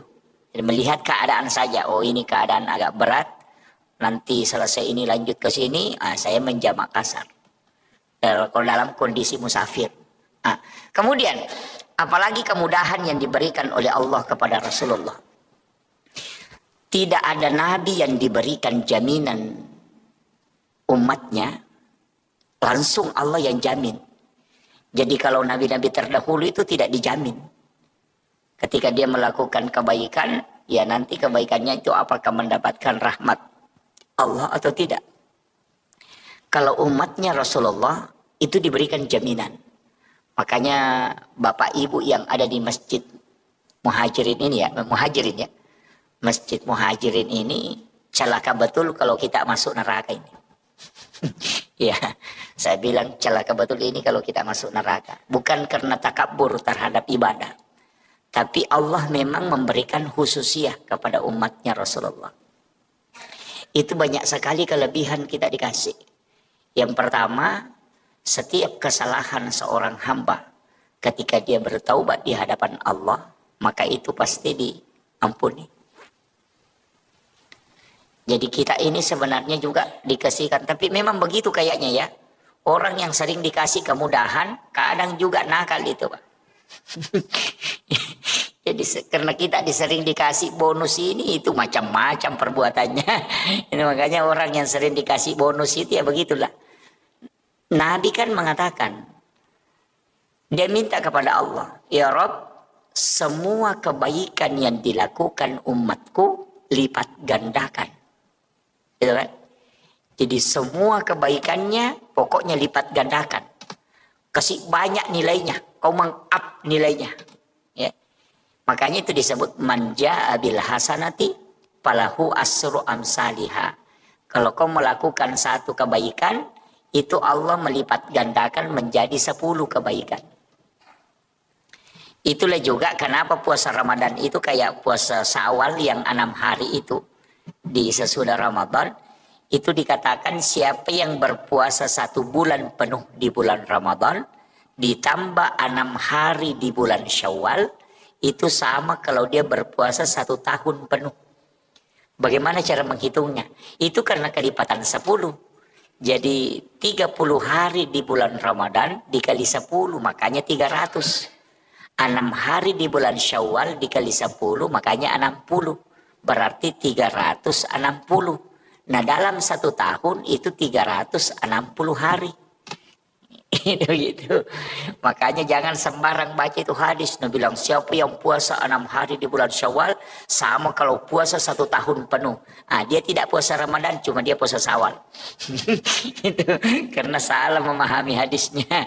Jadi itu hadis memang menyebutkan puasa 1 bulan di bulan Ramadan ditambah 6 hari itu. Jadi kenapa 6 itu kan dikali 10 semua sehingga menjadi 360 hari. Nah dalam 1 tahun itu 360 hari. Jadi itu hitungannya makanya dihitung sama kalau puasa 1 tahun. Kemudian Nabi mengatakan siapa yang puasa ayyamul bid, puasa putih, pertengahan bulan. Jadi 14, 15, 16. Kalau di bulan yang tidak cukup berarti 13, 14, 15. Ompo ulang. Bulan Hijriah. Pertengahannya kita puasakan. Itu disebut puasa putih. Itu sebenarnya bukan puasanya kita. Ternyata puasa itu puasanya Nabi Adam. Puasa taubatnya Nabi Adam. Karena ketika Nabi Adam dilemparkan ke bumi, seluruh badannya hitam. Seluruh badannya hitam. Maka Nabi Adam itu melakukan puasa. Puasanya itu hari pertama itu di pertengahan bulan. Hari pertama 1/3 badannya jadi putih. Sekalinya puasa kedua 2/3 badannya putih. Puasa hari ketiga seluruh badannya putih. Makanya disebut puasa putih. Jadi itulah puasa menghapuskan seluruh dosa-dosanya Nabi Adam. Nabi tahu itu. Sehingga dia minta berikan juga ya Rob kepada umatku puasa ini. Makanya sebenarnya puasa putih itu adalah puasa syariatnya Nabi Adam. Tapi tidak dikasih karena boleh dilakukan. Nah, kenapa 3 hari itu? Nabi mengatakan siapa yang berpuasa 3 hari setiap bulannya, maka sama kalau dia berpuasa 1 bulan penuh.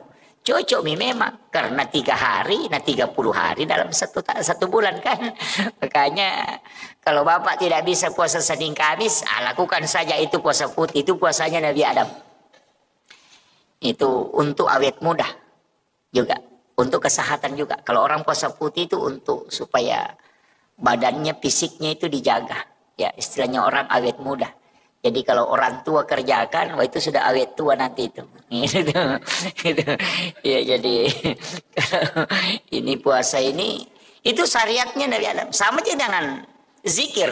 Semua Nabi itu dikumpul zikirnya Pak. Istighfarnya Nabi diambil, zikir khususnya para Nabi diambil, dikumpul. Rasulullah yang minta. Karena umur kita pendek, kan gitu. Itu kan dipikirkan Rasulullah. Umurnya umatku pendek, tidak lama dia hidup, tidak sama umatnya Nabi Musa. Umatnya Nabi Musa ada yang sampai 300 tahun, ibadahnya pasti banyak. Nah umatku hanya 60 tahun, ada yang sampai 30 tahun saja meninggal, 40 tahun sudah meninggal, sedikit sekali. Nah lebih banyak juga tidurnya. Iya kan lebih banyak tidur Pak, jam 9 kita tidur, nanti bangun jam 4. Berarti dalam satu malam itu, kalau jam 9 berarti jam 7, jam 8, jam 9. Berarti 3 jam saja tidak tidur. Kemudian jam 4, jam 5, jam 6. Berarti 5 jam kita tidak tidur kan? Kalau jam 9 malam baru kita bangun jam 4, berarti 5 jam kita tidak tidur. Nah, berapa jam kita tidur? Jam 10, 11, 12, jam 1, jam 2, jam 3, jam 4. 7 jam. Coba. Apalagi kalau siang lagi tidur.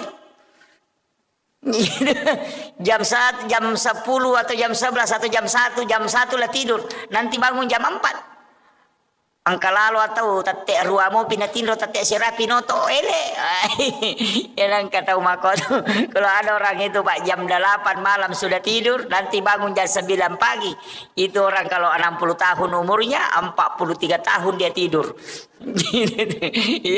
Kalau dikumpul tidurnya kan.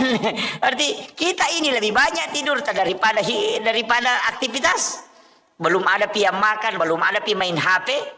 Itu kan semua. Makanya Nabi minta karena umurnya umatku pendek, kumpulkan semua ibadahnya para Nabi, kasih dia. Makanya puasa Nabi Adam kita ambil, puasanya Nabi Daud juga diambil. Puasa yang 1 hari puasa, besoknya lagi puasa. Berbuka. Jadi misalnya puasa hari Senin, hari Selasa tidak puasa, hari Rabu puasa lagi. Nanti hari Kamis tidak puasa, hari Jumat puasa lagi. Begitu terus, 1 hari puasa, 1 hari berbuka. Itu kalau puasanya Nabi Daud. Kalau zikir, istighfar. Kan kalau istighfarnya Nabi Adam apa? Rabbana zalamna anfusana wa illam taghfir lana wa tarhamna lanakunanna minal khasirin. Itu istighfarnya Nabi Adam. Itu istighfarnya Nabi Adam. Itulah yang diucapkan Nabi Adam di hadapan Allah. Rabbana zalamna anfusana wa illam taghfir lana wa tarhamna lanakunanna minal khasirin. Kalau Nabi Nuh, Nabi Yunus, Nabi Yusuf, Nabi Ibrahim, ada semua istighfarnya itu Pak. Semua Nabi ada istighfarnya. Makanya ada ulama itu hanya mengumpul istighfarnya para Nabi, baru dia baca semua itu.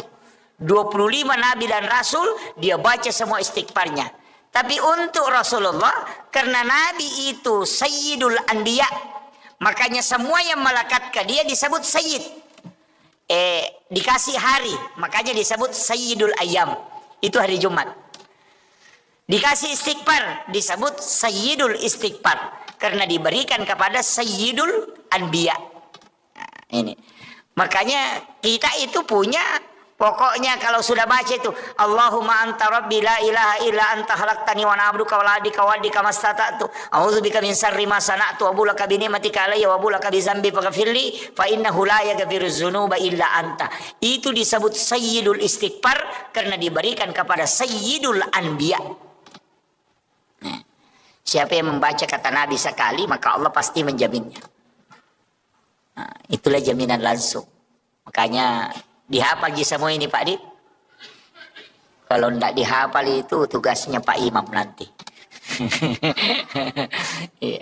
Ini istighfar ini apa kata Allah memberitahukan kepada Rasulullah. Ya Rasulullah, sampaikan kepada umatmu, kepada hamba-hambaku.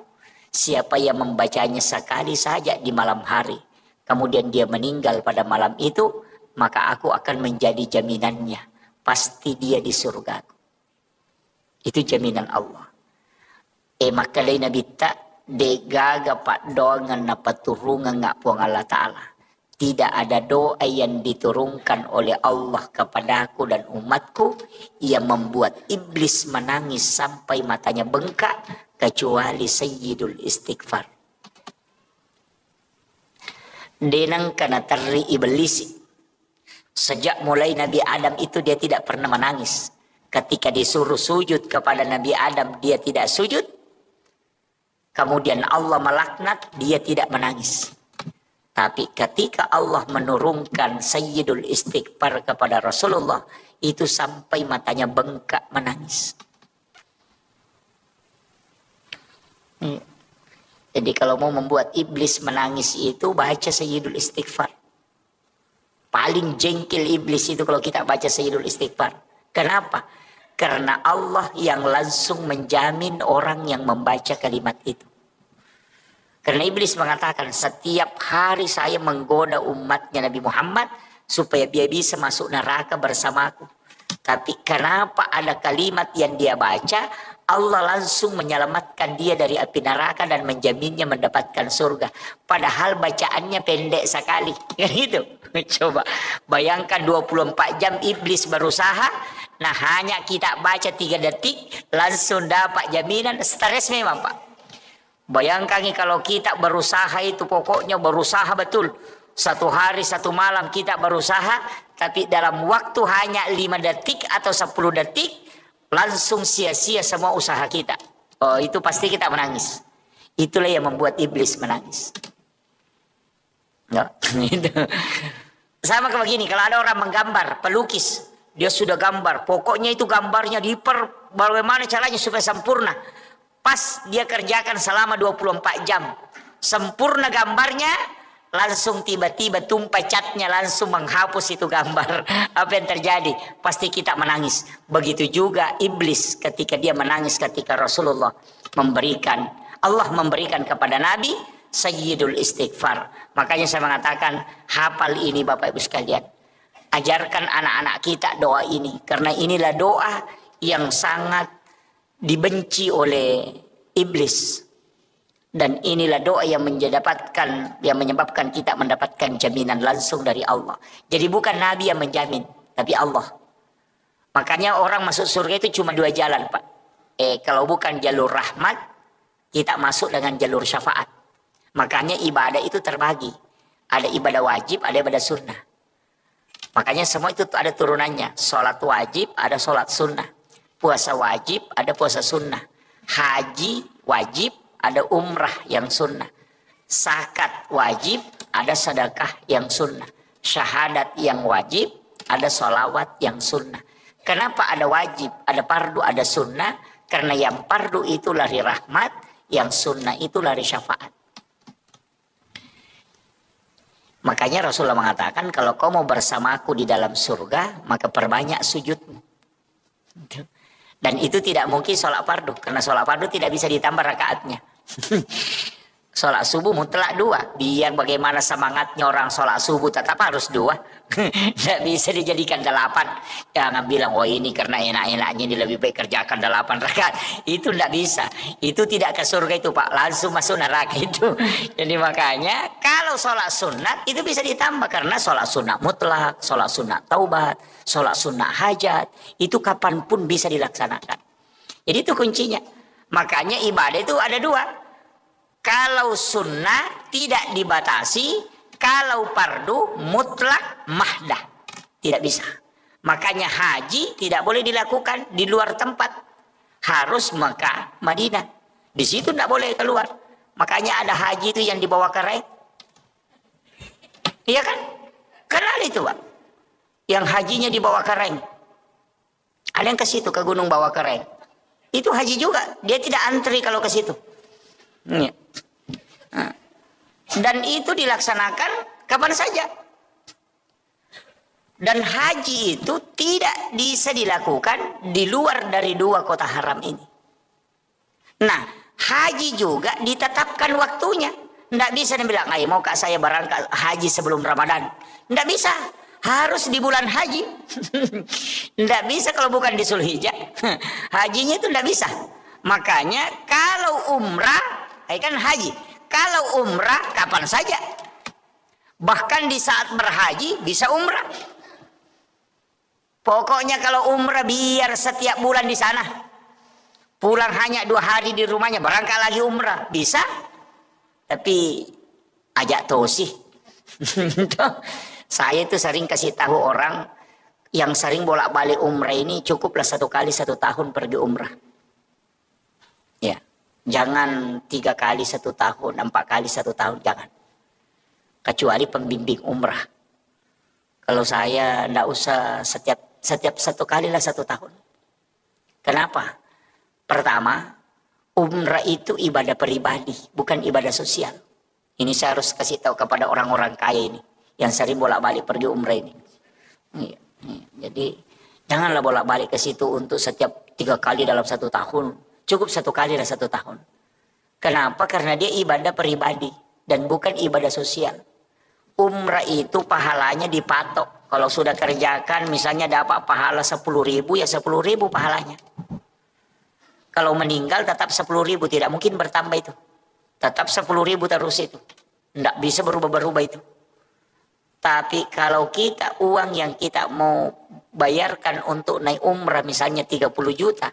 Itu dipakai bangun masjid, dipakai bantu anak yatim, dipakai bantu fakir miskin, atau dipakai bayarkan sekolahnya anak-anak yang menghafal Al-Quran. Itu 10 anak dibantu. Itu pahalanya jalan sampai dunia kiamat. Pahala pertamanya itu 700 kali lipat. Tapi setelah itu bertambah terus. Tidak pernah berhenti. Jadi sekali berbuat sampai kiamat dapat terus tambahan pahala. Tapi kalau umrah sekali berbuat pahalanya dapat, setelah itu tidak bertambah-tambah. Tapi bisa kurang. Bisa kurang. Bagaimana bisa kurang pahala umrah? Kalau bilang, lihain, kasih tahu tetangganya. Bilang tetangganya, syukur tak kita Budi.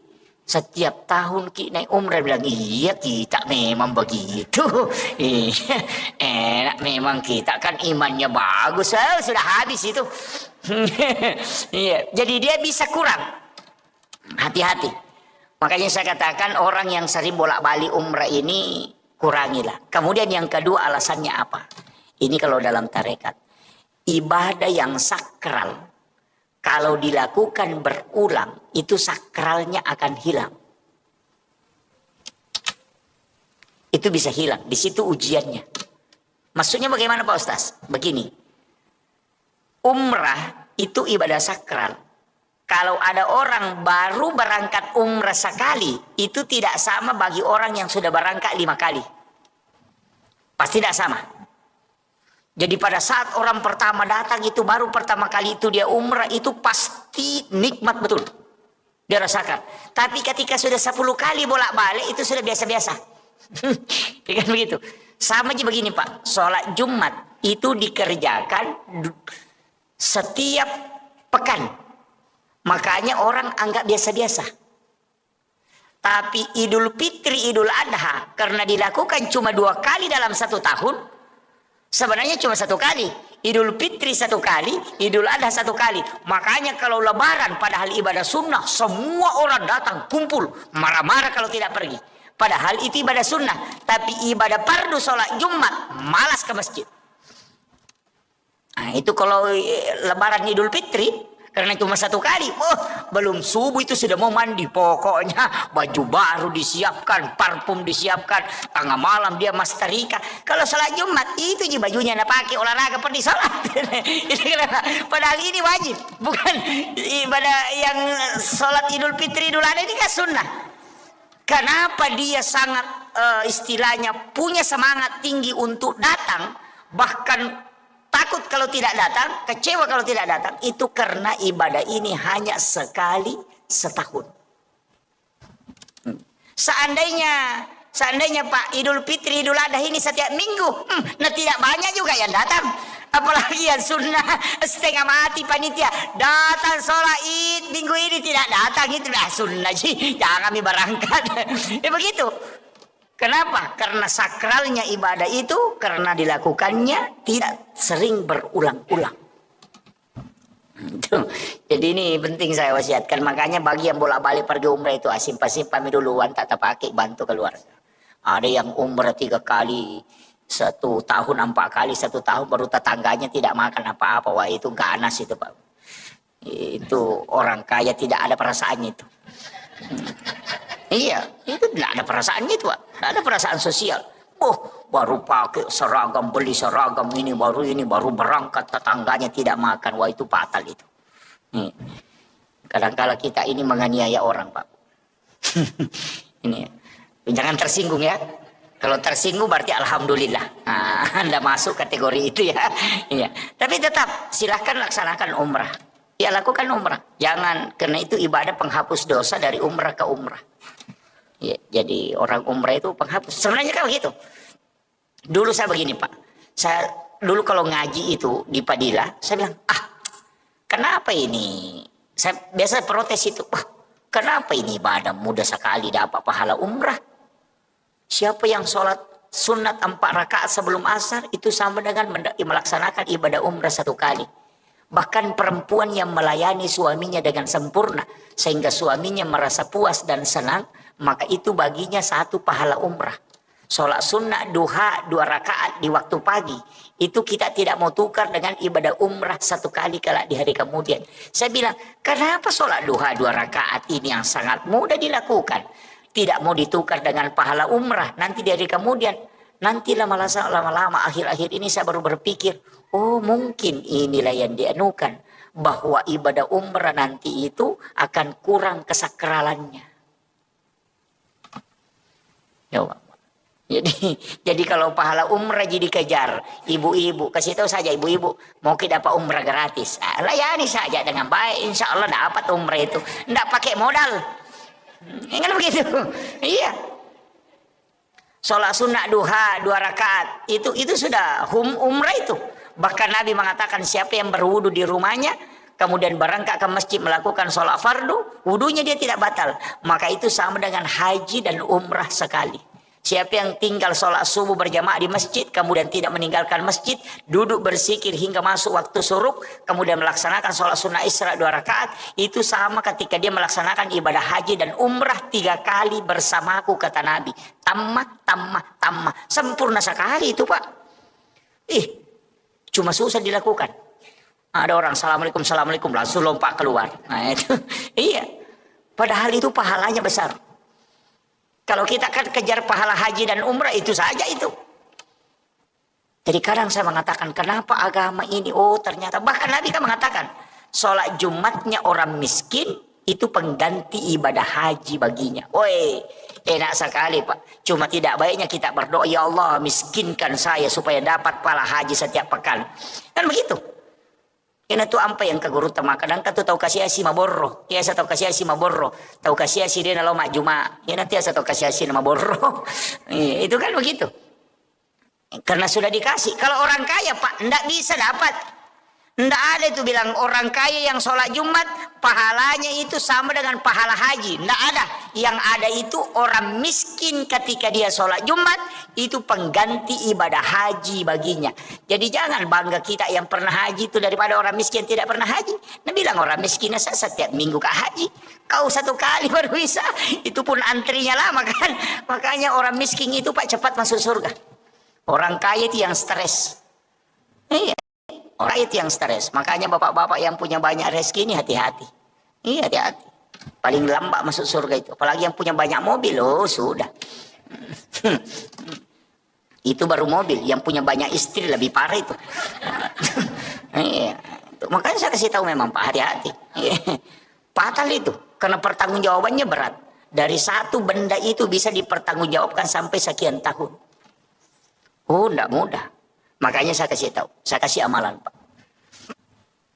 Di dalam tarekat itu kan sering orang sebut. Saya dulu itu kan enggak sepakat. Ketika belum dapat. Saya tuh, karena di mursyid kami pernah bilang. Saya mengatakan, wih susahnya nanti itu perjalanan Pak Kiai. Mulai di alam kubur kita sudah ditanya memang. Bangun dibangkitkan dari alam kubur, dibawa lagi kepada mahsyar. Di situ lagi menunggu sekian ribu tahun. Kemudian di padang mahsyar, kemudian dipanggil satu-satu untuk ditimbang amalnya. Lain lagi lewat di Siratal Mustaqim. Apa Nabi bilang mursyid kami?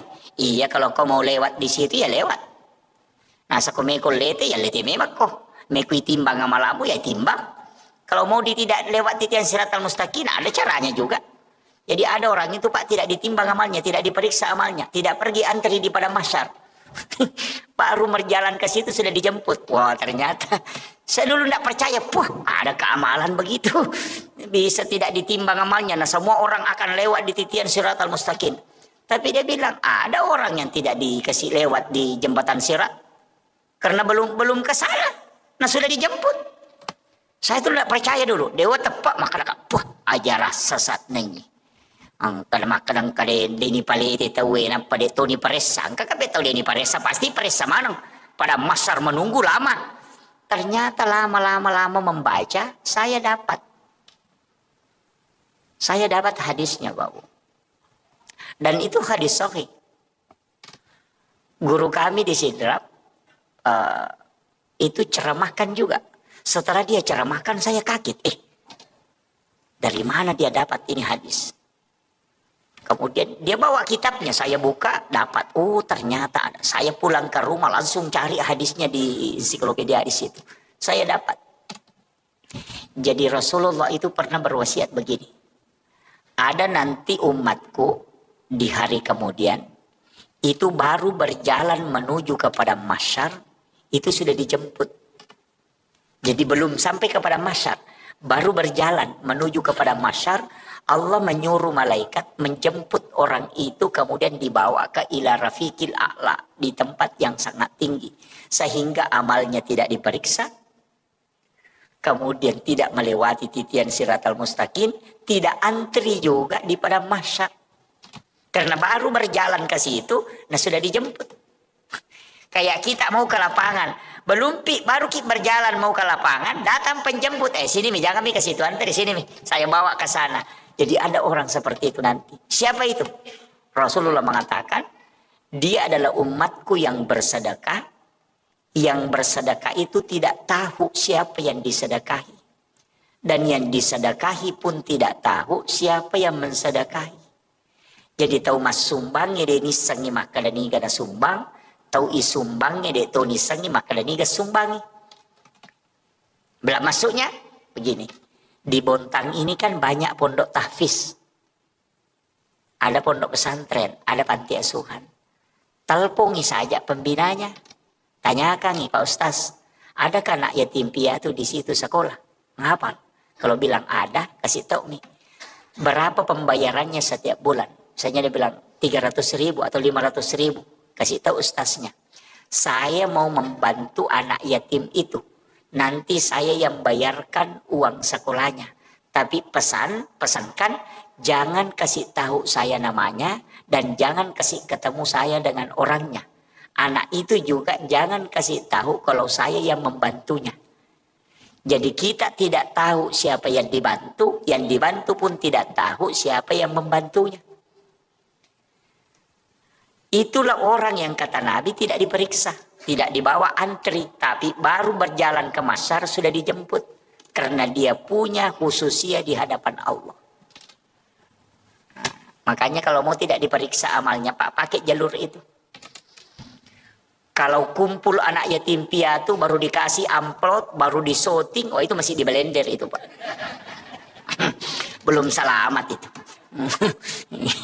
Jangan bilang iya.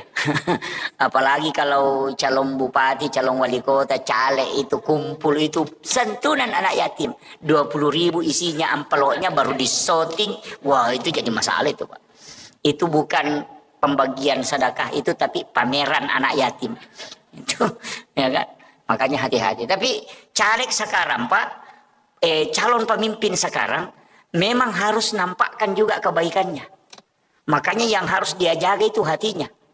Harus nampak. Karena kalau tidak nampak dia memberikan bantuan, dibilangi pemimpin kikir. Kalau dinampakkan, bilang riak. Susah memang.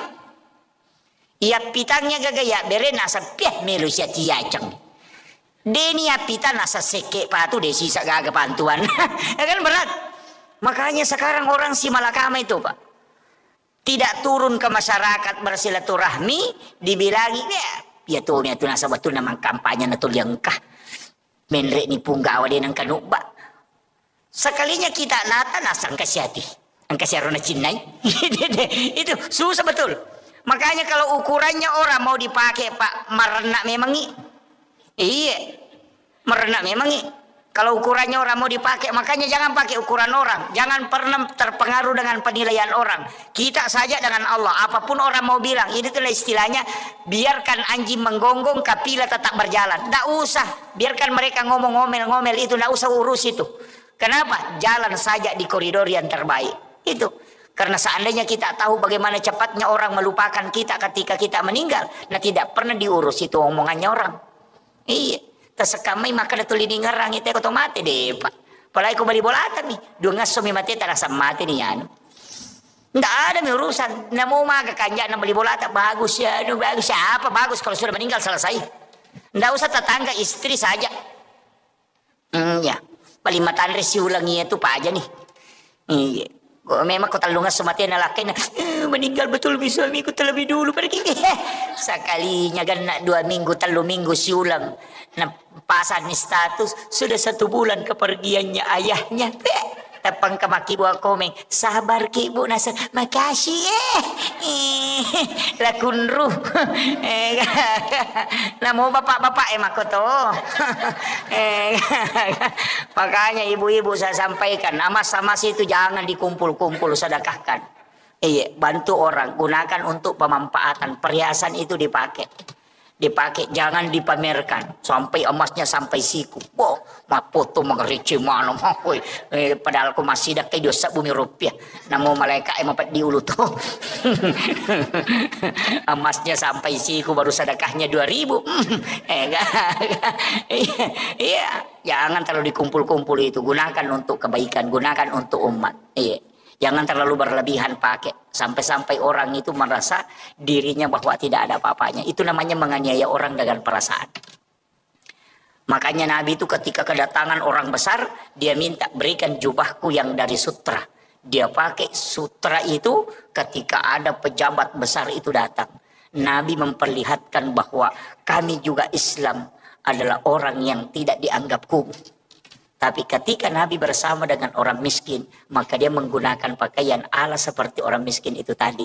Tetap dalam kesederhanaan. Makanya jangan juga pakai emas sampai siku, ada bisa menempel di sini, cincinnya baku sambung-sambung. Baru pakaiannya mengkilap, baru datang ke pengantin begini, baru duduk sama orang miskin. Jangan.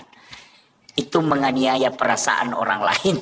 Itu tidak boleh. Tidak ada ibu-ibu dibontang begitu di. Iya, kalau ada istri tak begitu Pak ganti saja, ndak usah disimpan itu. Iya, ini saya sampaikan ini. Ya, makanya itu saya wasiatkan. Makanya gunakan semua untuk kebaikan. Jadikanlah itu ibadah-ibadah sosial. Saya kira ini yang penting saya wasiatkan. Ini sudah masuk waktu suruk. Mudah-mudahan ada hikmah yang kita bisa petik. Itu tadi amalan yang saya kasihkan. Amalkan itu Pak. Cari anak yatim piatu yang di pesantren di ini. Tidak usah tahu siapa orangnya. Nanti kita diberikan jaminan khusus dari Allah. Itu keistimewaannya ketika kita bisa membantu orang yang kita tidak ketahui. Apalagi misalnya ada pesantren di Makassar. Ada pesantren di misalnya di mana jauh itu. Di Jakarta. Ada di Bogor. Ada di mana. Pondok Tahfiz. Kita tahu nomor telepon pembinanya, tanyakan ada anak yatim di situ, dia bilang ada, kita transferkan saja. Kita tidak tahu di mana itu pesantren, siapa anak itu, maka kelak orang itulah yang menyebabkan kita dijemput secara khusus. Jangankan antri di pada masyar, baru berjalan ke sana itu sudah dijemput. Itu keistimewaan Pak. Makanya kalau banyak dosa tak pakai amalan begitu Pak, supaya tidak diperiksa.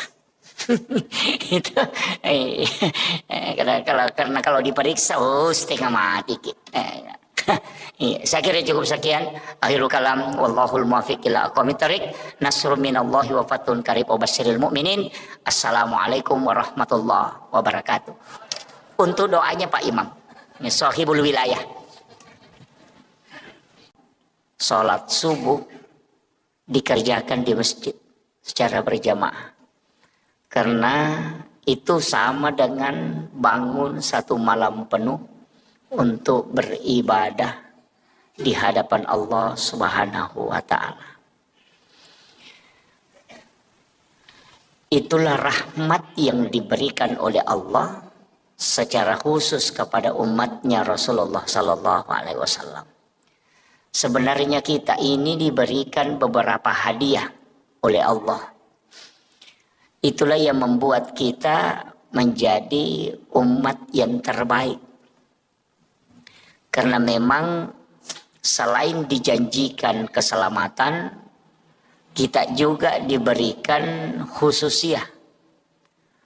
Syariat-syariat Nabi sebelum Rasulullah itu tidak pernah memiliki rukhsah. Tidak ada kemudahan. Karena kalau sudah perintah Allah secara mutlak, itu tidak boleh ditawar. Bahkan yang paling berat itu adalah umatnya Nabi Musa. Karena ketika dia melakukan dosa atau kesalahan, maka tidak ada istilah taubat kecuali faqtulu anfusakum, kecuali membunuh dirinya. Jadi umat Nabi Musa nanti diterima taubatnya ketika dia membunuh dirinya kalau sudah melakukan dosa.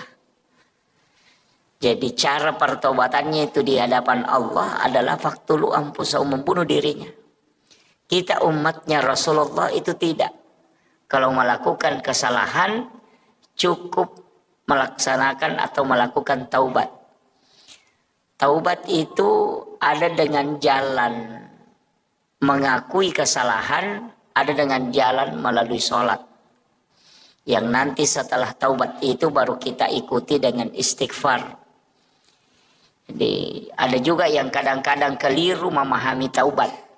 Dianggap itu ketika dia beristighfar itu sudah masuk taubat, padahal beda.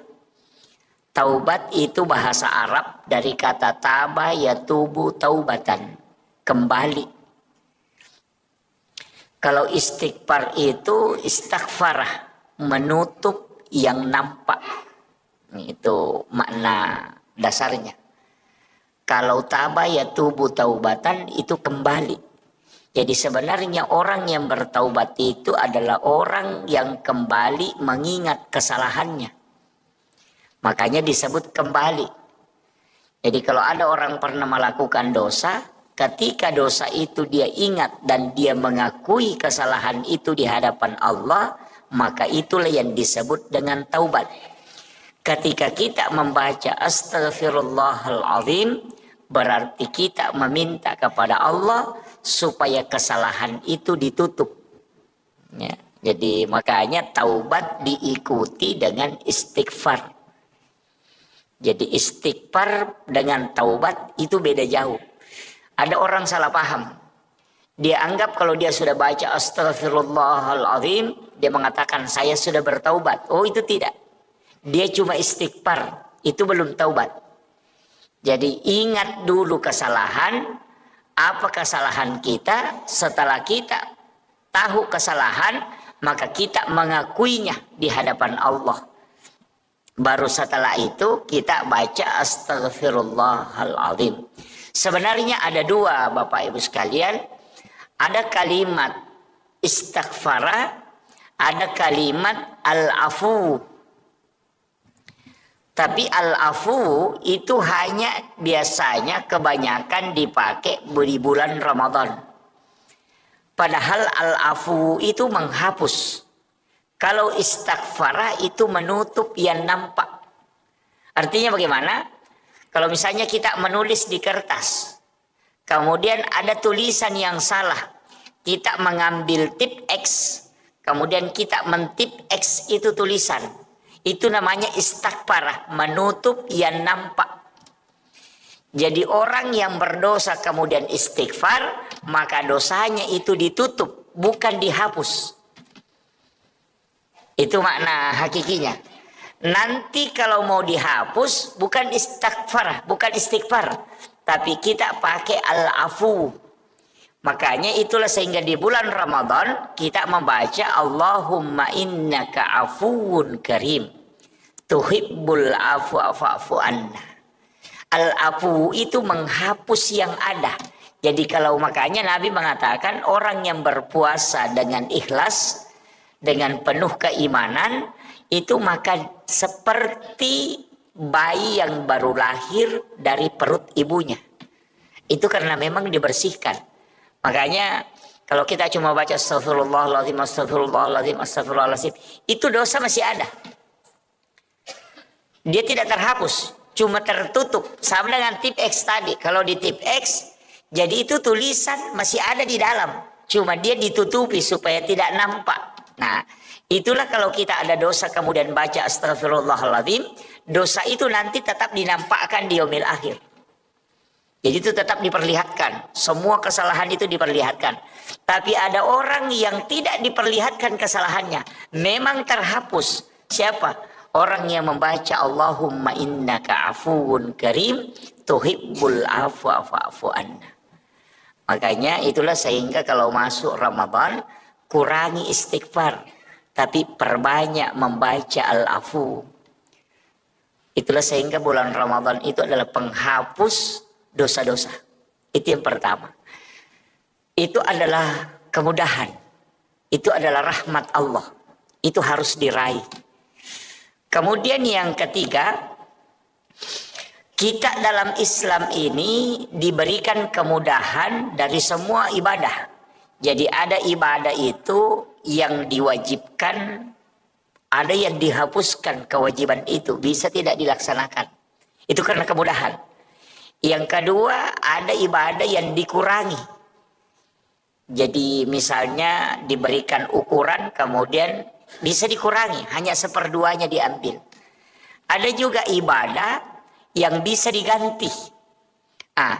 Ibadah yang wajib yang bisa tidak dilakukan itu sholat Jumat. Sholat Jumat itu wajib, tapi bisa tidak dilaksanakan. Bisa jadi tidak jadi wajib. Kapan? Ketika kita sakit, itu tidak wajib. Ketika kita musafir, itu tidak wajib. Ketika hujan deras sehingga menghalangi untuk bisa melaksanakan sholat Jumat, maka itu menjadi tidak wajib sholat Jumat. Jadi ibadah wajib bisa hilang hukum wajibnya. Itu karena kemudahan diberikan oleh Allah. Nabi-nabi terdahulu itu tidak mungkin dikasih seperti itu. Tidak ada. Kalau kewajiban, pokoknya kewajiban harus kau lakukan. Yang kedua, ada ibadah yang bisa diganti. Seperti puasa yang tidak bisa kita lakukan itu dengan membayar fidyah. Itu diganti tuh.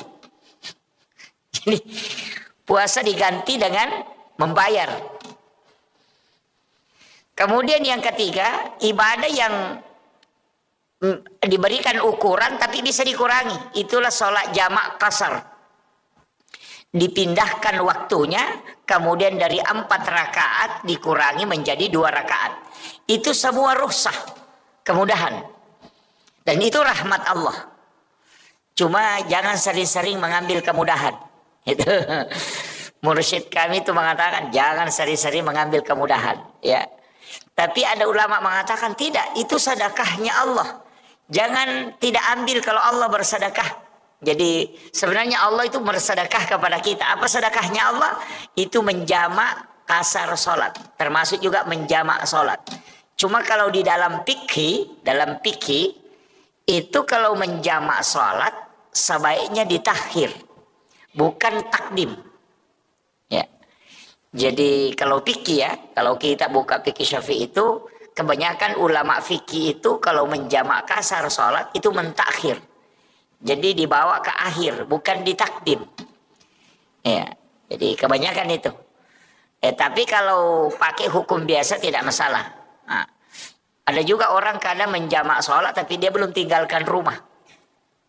Melakukan perjalanan masih di rumahnya, dia sudah jamak, kemudian berangkat. Mestinya itu kalau aturannya dalam fikih Syafi'i, kita harus tinggalkan rumah dulu. Baru menjamak kasar sholat. Jadi kalau masih di rumah, jangan. Tinggalkan rumah. Misalnya melakukan perjalanan baru 50 meter, ketemu masjid, kita menjamak kasar sholat di situ, baru melanjutkan perjalanan. Karena musafir itu nanti berlaku ketika meninggalkan rumah.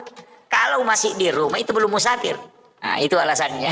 Jadi itu ya alasannya Imam Syafi'i. Jadi sehingga dia mengatakan orang menjamak kasar sholat itu kalau di rumahnya itu tidak berlaku karena dia belum musafir.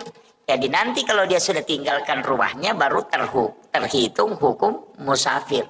Jadi sholat jamak kasar itu tidak boleh dilakukan di rumah tempat kita mukim. Jadi mesti tinggalkan dulu. Nah, biar 100 meter dari rumah ketemu masjid, singgah dulu di situ menjamak kasar, baru melakukan perjalanan. Nah, itu karena sudah meninggalkan rumah itu dianggap sudah start musafir. Dan bilang ada juga pendapat Ustaz, bilang boleh di rumah sebelum berangkat.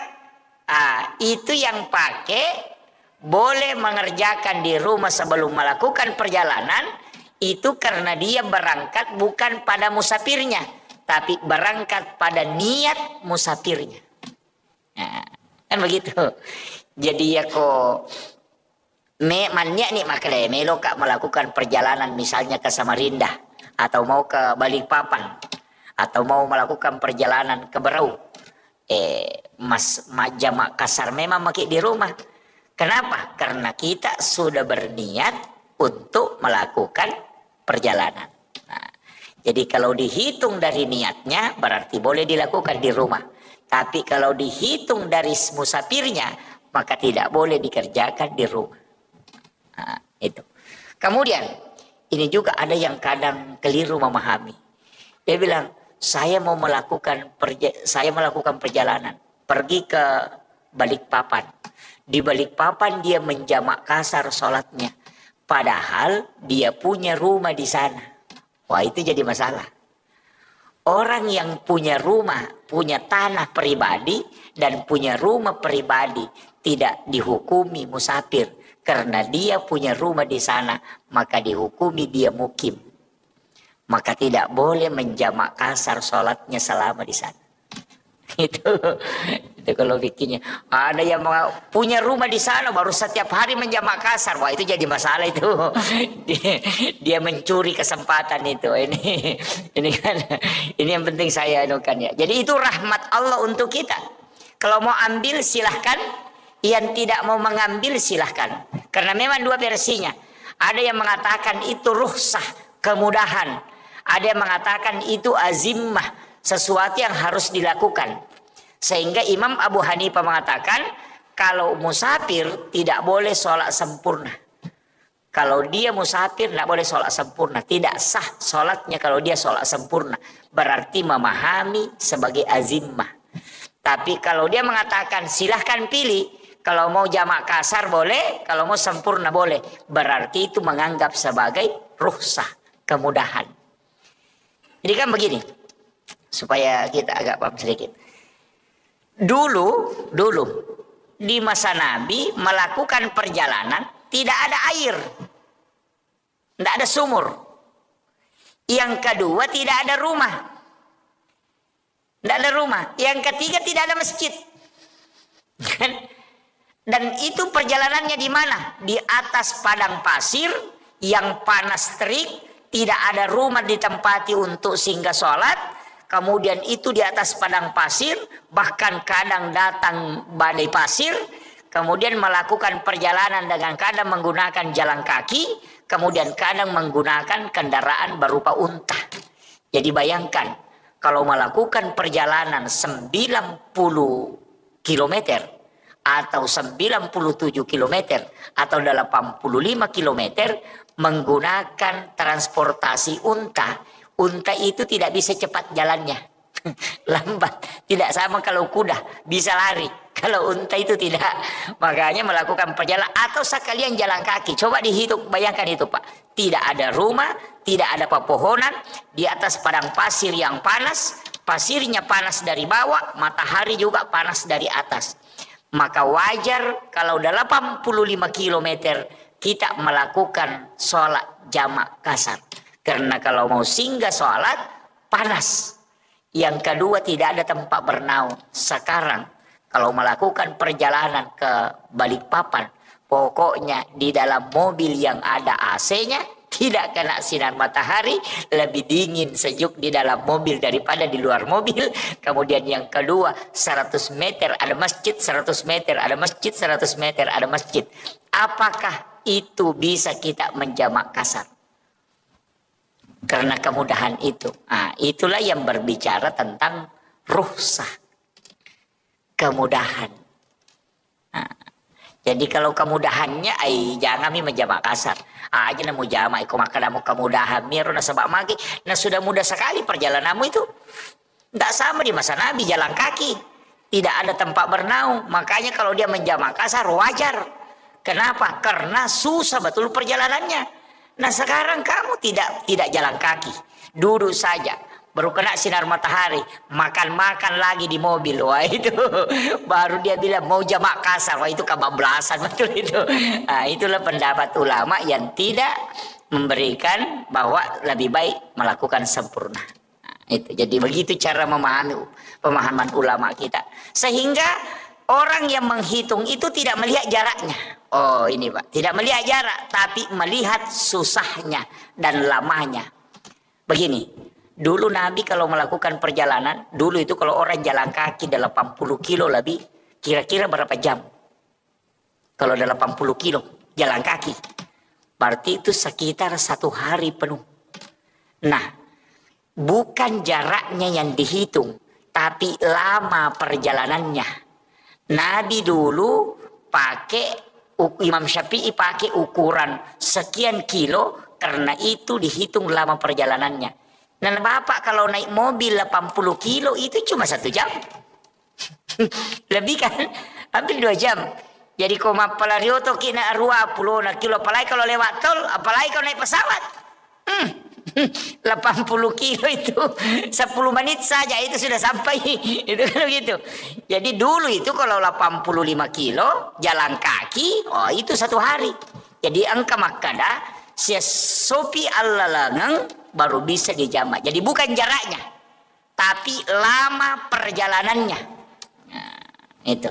Jadi begitu sehingga berbeda-beda pendapat. Tapi kalau saya ya tergantung. Makanya saya tetap melihat keadaan. Kalau wah ini agak berat. Kemudian yang kedua, ini nanti waktunya agak berat. Makanya kadang saya jamak kasar. Tapi kalau saya melihat, ini keadaan bisa kan saya tidak jamak. Jadi kadang saya mengambil dua-dua itu. Jadi melihat keadaan saja. Oh ini keadaan agak berat. Nanti selesai ini lanjut ke sini. Saya menjamak kasar. Kalau dalam kondisi musafir. Kemudian apalagi kemudahan yang diberikan oleh Allah kepada Rasulullah. Tidak ada nabi yang diberikan jaminan umatnya. Langsung Allah yang jamin. Jadi kalau nabi-nabi terdahulu itu tidak dijamin. Ketika dia melakukan kebaikan, ya nanti kebaikannya itu apakah mendapatkan rahmat Allah atau tidak. Kalau umatnya Rasulullah itu diberikan jaminan. Makanya Bapak Ibu yang ada di masjid Muhajirin ini Masjid Muhajirin ini celaka betul kalau kita masuk neraka ini. Ya, saya bilang celaka betul ini kalau kita masuk neraka. Bukan karena takabur terhadap ibadah. Tapi Allah memang memberikan khususiyah kepada umatnya Rasulullah. Itu banyak sekali kelebihan kita dikasih. Yang pertama, setiap kesalahan seorang hamba ketika dia bertaubat di hadapan Allah, maka itu pasti diampuni. Jadi kita ini sebenarnya juga dikasihkan. Tapi memang begitu kayaknya ya. Orang yang sering dikasih kemudahan, kadang juga nakal itu Pak. Jadi karena kita sering dikasih bonus ini, itu macam-macam perbuatannya. Ini makanya orang yang sering dikasih bonus itu ya begitulah. Nabi kan mengatakan, dia minta kepada Allah, ya Rob, semua kebaikan yang dilakukan umatku lipat gandakan. Gitu kan? Jadi semua kebaikannya pokoknya lipat gandakan. Kasih banyak nilainya, kau meng-up nilainya. Ya. Makanya itu disebut manja bil hasanati falahu asru amsalihha. Kalau kau melakukan satu kebaikan, itu Allah melipat gandakan menjadi 10 kebaikan. Itulah juga kenapa puasa Ramadan itu kayak puasa Syawal yang 6 hari itu. Di sesudah Ramadan, itu dikatakan siapa yang berpuasa 1 bulan penuh di bulan Ramadan, ditambah 6 hari di bulan Syawal, itu sama kalau dia berpuasa 1 tahun penuh. Bagaimana cara menghitungnya? Itu karena kelipatan 10. Jadi 30 hari di bulan Ramadan dikali 10, makanya 300. 6 hari di bulan Syawal dikali 10, makanya 60. Berarti 360. Nah, dalam 1 tahun itu 360 hari. Itu gitu. Makanya jangan sembarang baca itu hadis. Nabi bilang siapa yang puasa 6 hari di bulan Syawal sama kalau puasa 1 tahun penuh. Dia tidak puasa Ramadan, cuma dia puasa Syawal. Itu karena salah memahami hadisnya. Jadi itu hadis memang menyebutkan puasa 1 bulan di bulan Ramadan ditambah 6 hari itu. Jadi kenapa 6 itu kan dikali 10 semua sehingga menjadi 360 hari. Nah, dalam 1 tahun itu 360 hari. Jadi itu hitungannya makanya dihitung sama kalau puasa 1 tahun.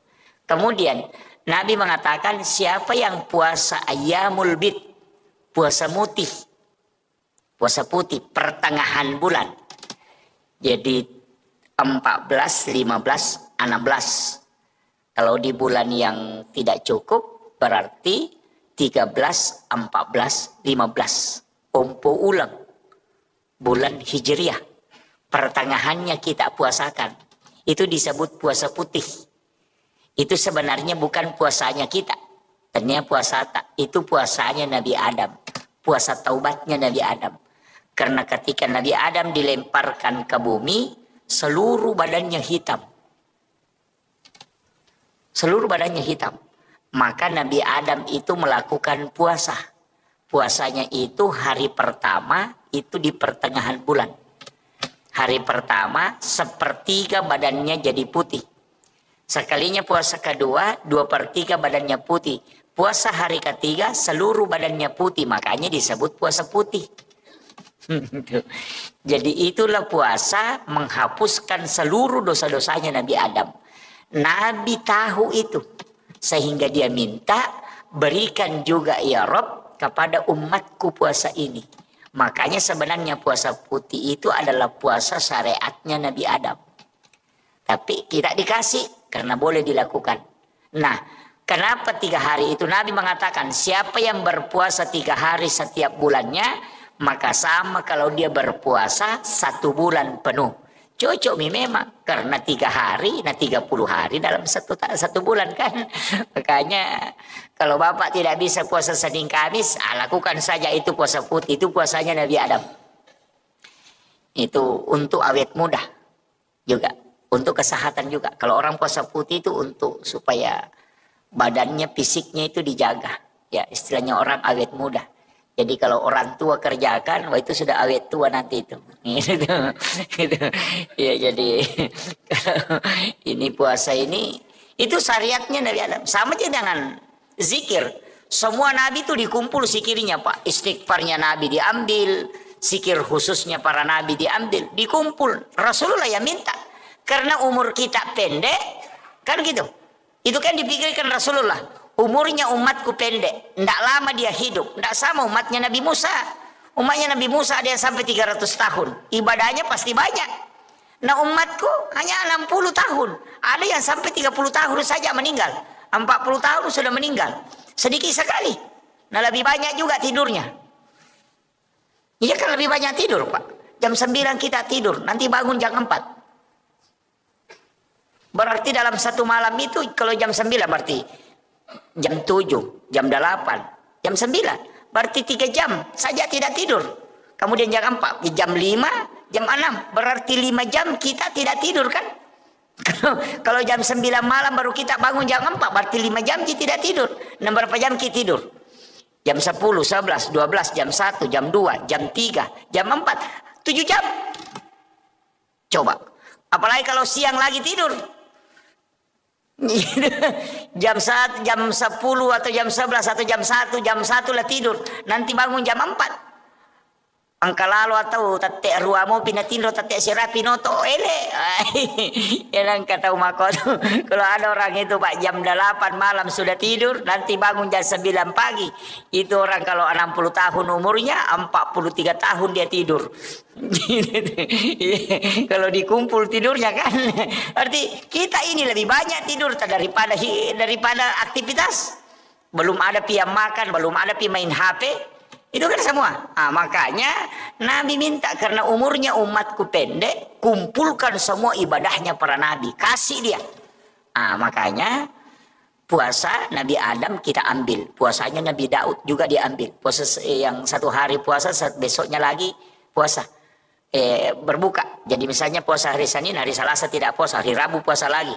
Nanti hari Kamis tidak puasa, hari Jumat puasa lagi. Begitu. Begitu terus, 1 hari puasa, 1 hari berbuka. Itu kalau puasanya Nabi Daud. Kalau zikir, istighfar. Kan kalau istighfarnya Nabi Adam apa?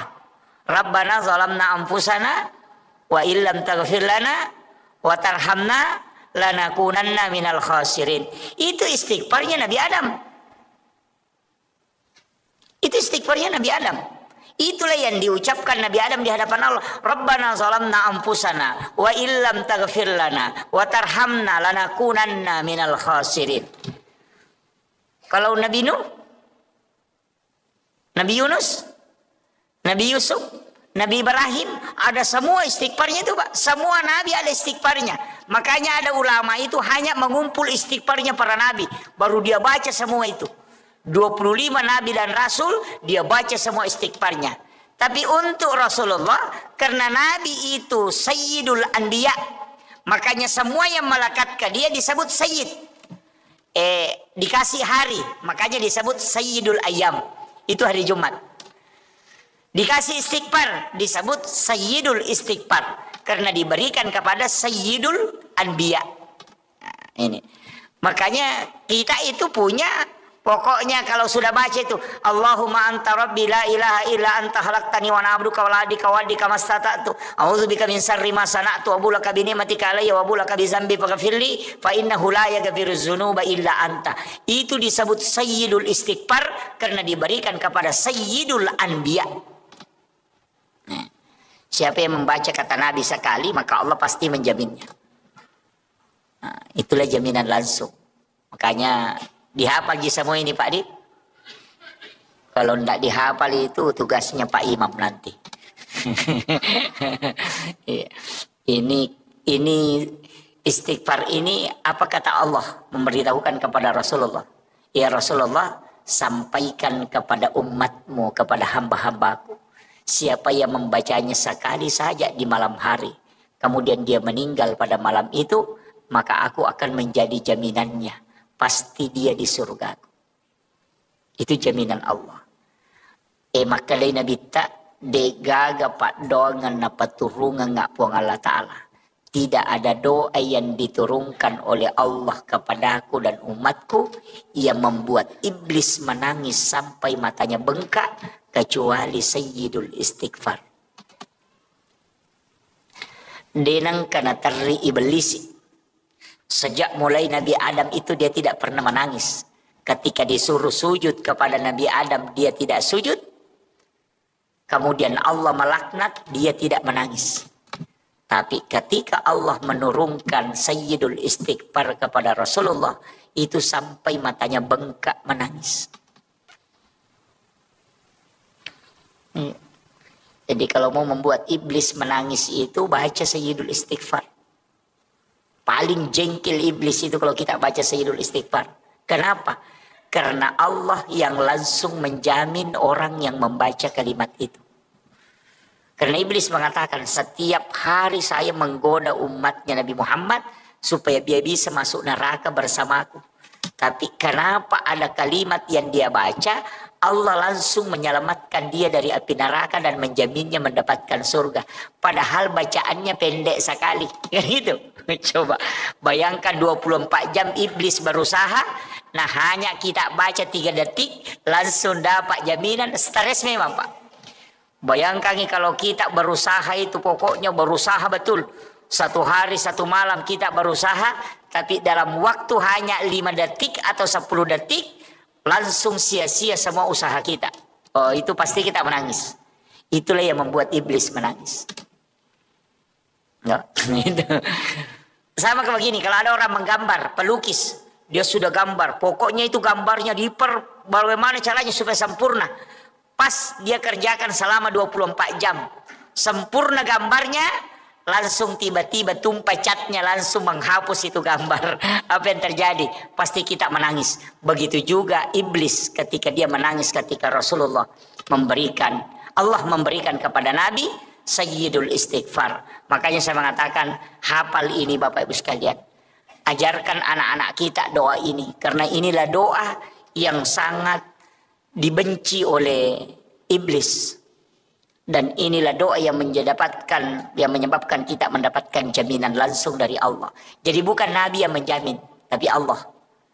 Makanya orang masuk surga itu cuma 2 jalan, Pak. Kalau bukan jalur rahmat, kita masuk dengan jalur syafaat. Makanya ibadah itu terbagi. Ada ibadah wajib, ada ibadah sunnah. Makanya semua itu ada turunannya. Sholat wajib, ada sholat sunnah. Puasa wajib, ada puasa sunnah. Haji wajib, ada umrah yang sunnah. Zakat wajib, ada sedekah yang sunnah. Syahadat yang wajib, ada sholawat yang sunnah. Kenapa ada wajib, ada fardu, ada sunnah? Karena yang fardu itu lari rahmat, yang sunnah itu lari syafaat.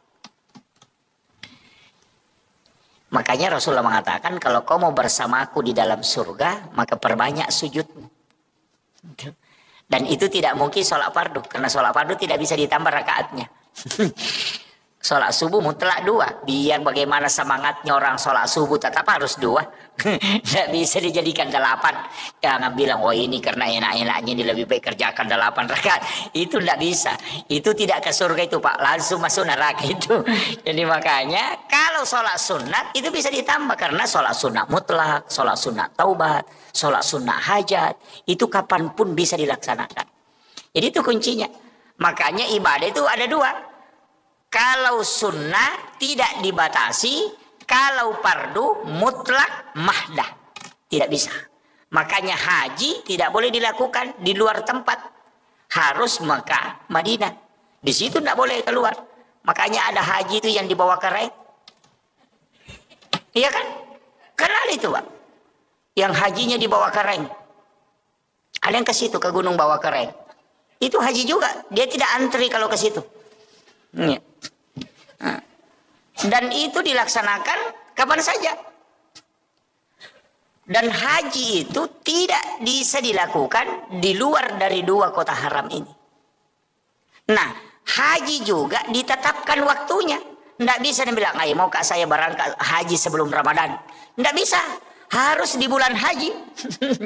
Tidak bisa kalau bukan di Zulhijjah. Hajinya itu tidak bisa. Makanya kalau umrah, kan haji. Kalau umrah kapan saja. Bahkan di saat berhaji bisa umrah. Pokoknya kalau umrah biar setiap bulan di sana. Pulang hanya 2 hari di rumahnya, berangkat lagi umrah. Bisa. Tapi ajak tosih. Saya itu sering kasih tahu orang yang sering bolak-balik umrah ini, cukuplah 1 kali 1 tahun pergi umrah. Ya. Jangan 3 kali 1 tahun, 4 kali 1 tahun, jangan. Kecuali pembimbing umrah. Kalau saya tidak usah setiap 1 kali lah 1 tahun. Kenapa? Pertama, umrah itu ibadah pribadi, bukan ibadah sosial. Ini saya harus kasih tahu kepada orang-orang kaya ini, yang sering bolak-balik pergi umrah ini. Jadi, janganlah bolak-balik ke situ untuk setiap 3 kali dalam 1 tahun. Cukup 1 kali lah 1 tahun. Kenapa? Karena dia ibadah pribadi dan bukan ibadah sosial.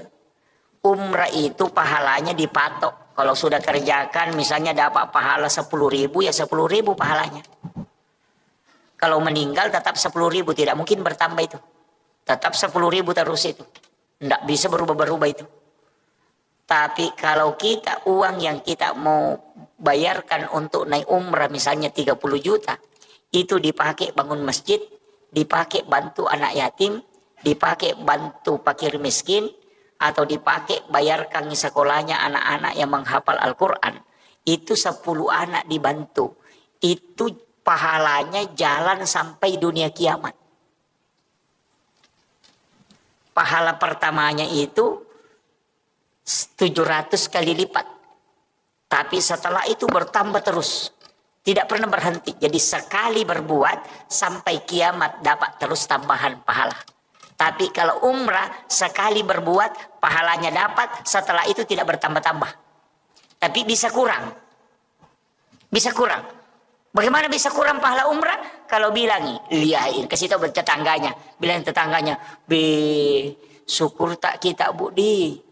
Setiap tahun kita naik umrah. Bilang, iya kita memang begitu. Enak memang kita kan imannya bagus. Sudah habis itu.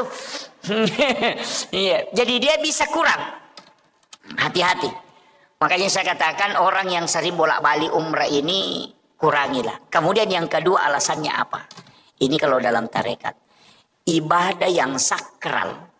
Kalau dilakukan berulang, itu sakralnya akan hilang.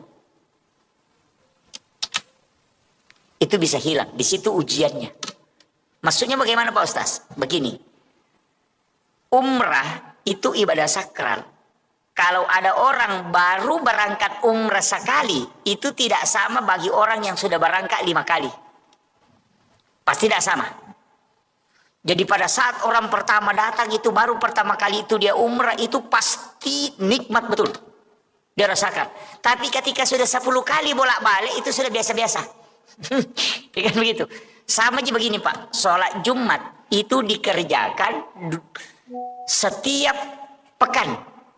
Makanya orang anggap biasa-biasa. Tapi Idul Fitri, Idul Adha karena dilakukan cuma 2 kali dalam 1 tahun. Sebenarnya cuma 1 kali. Idul Fitri 1 kali, Idul Adha 1 kali. Makanya kalau Lebaran padahal ibadah sunnah, semua orang datang kumpul. Marah-marah kalau tidak pergi. Padahal itu ibadah sunnah. Tapi ibadah fardu sholat Jumat, malas ke masjid. Nah itu kalau Lebaran Idul Fitri, karena cuma 1 kali, belum subuh itu sudah mau mandi. Pokoknya baju baru disiapkan, parfum disiapkan, tengah malam dia masterika. Kalau sholat Jumat itu aja bajunya nak pakai olahraga pergi sholat. Padahal ini wajib, bukan ibadah yang sholat Idul Fitri Idul Adha ini kan sunnah.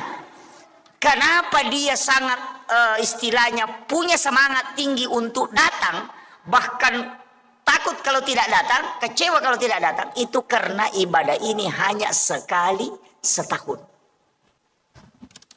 Seandainya Pak Idul Fitri Idul Adha ini setiap minggu, nah tidak banyak juga yang datang. Apalagi yang sunnah setengah mati panitia datang sholat id minggu ini tidak datang, itu dah sunnah sih, jangan kami berangkat. Begitu. Kenapa? Karena sakralnya ibadah itu karena dilakukannya tidak sering berulang-ulang. Jadi ini penting saya wasiatkan. Makanya bagi yang bolak-balik pergi umrah itu simpan duluan, tak terpakai, bantu keluarga. Ada yang umrah 3 kali, 1 tahun 4 kali, 1 tahun baru tetangganya tidak makan apa-apa. Wah itu ganas itu Pak. Itu orang kaya tidak ada perasaannya itu. Iya, itu tidak ada perasaannya itu Pak. Tidak ada perasaan sosial. Baru pakai seragam, beli seragam ini, baru berangkat, tetangganya tidak makan. Wah itu fatal itu. Kadang-kala kita ini menganiaya orang Pak. Ini, jangan tersinggung ya. Kalau tersinggung berarti alhamdulillah. Nah, Anda masuk kategori itu ya. Iya. Tapi tetap silahkan laksanakan umrah. Ya lakukan umrah. Jangan, karena itu ibadah penghapus dosa dari umrah ke umrah. Ya, jadi orang umrah itu penghapus. Sebenarnya kan begitu. Dulu saya begini Pak. Saya dulu kalau ngaji itu di Padilla, saya bilang, kenapa ini? Saya biasa protes itu. Kenapa ini ibadah mudah sekali dapat pahala umrah? Siapa yang sholat sunat 4 rakaat sebelum asar itu sama dengan melaksanakan ibadah umrah 1 kali. Bahkan perempuan yang melayani suaminya dengan sempurna sehingga suaminya merasa puas dan senang, maka itu baginya 1 pahala umrah. Sholat sunnah duha 2 rakaat di waktu pagi, itu kita tidak mau tukar dengan ibadah umrah 1 kali kelak di hari kemudian. Saya bilang, kenapa sholat duha 2 rakaat ini yang sangat mudah dilakukan tidak mau ditukar dengan pahala umrah nanti di hari kemudian? Nanti lama-lama akhir-akhir ini saya baru berpikir, oh mungkin inilah yang dianukan, bahwa ibadah umrah nanti itu akan kurang kesakralannya. Ya, jadi kalau pahala umrah jadi kejar, ibu-ibu kasih tahu saja ibu-ibu mau kita dapat umrah gratis, layani saja dengan baik, insya Allah dapat umrah itu, nggak pakai modal, kan begitu, iya.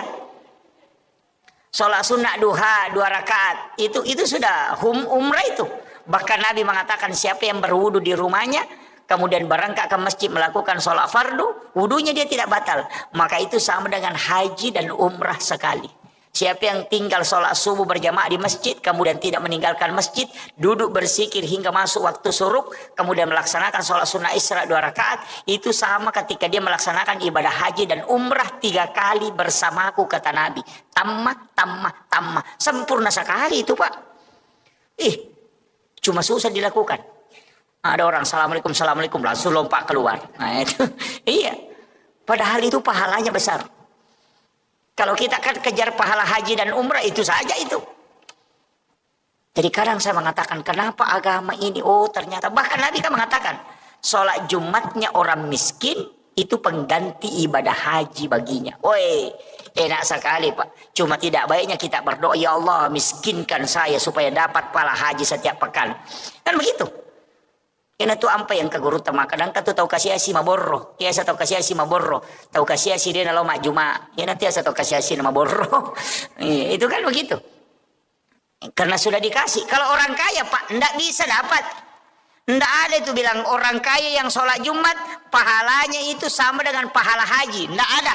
Yang ada itu orang miskin ketika dia sholat Jumat itu pengganti ibadah haji baginya.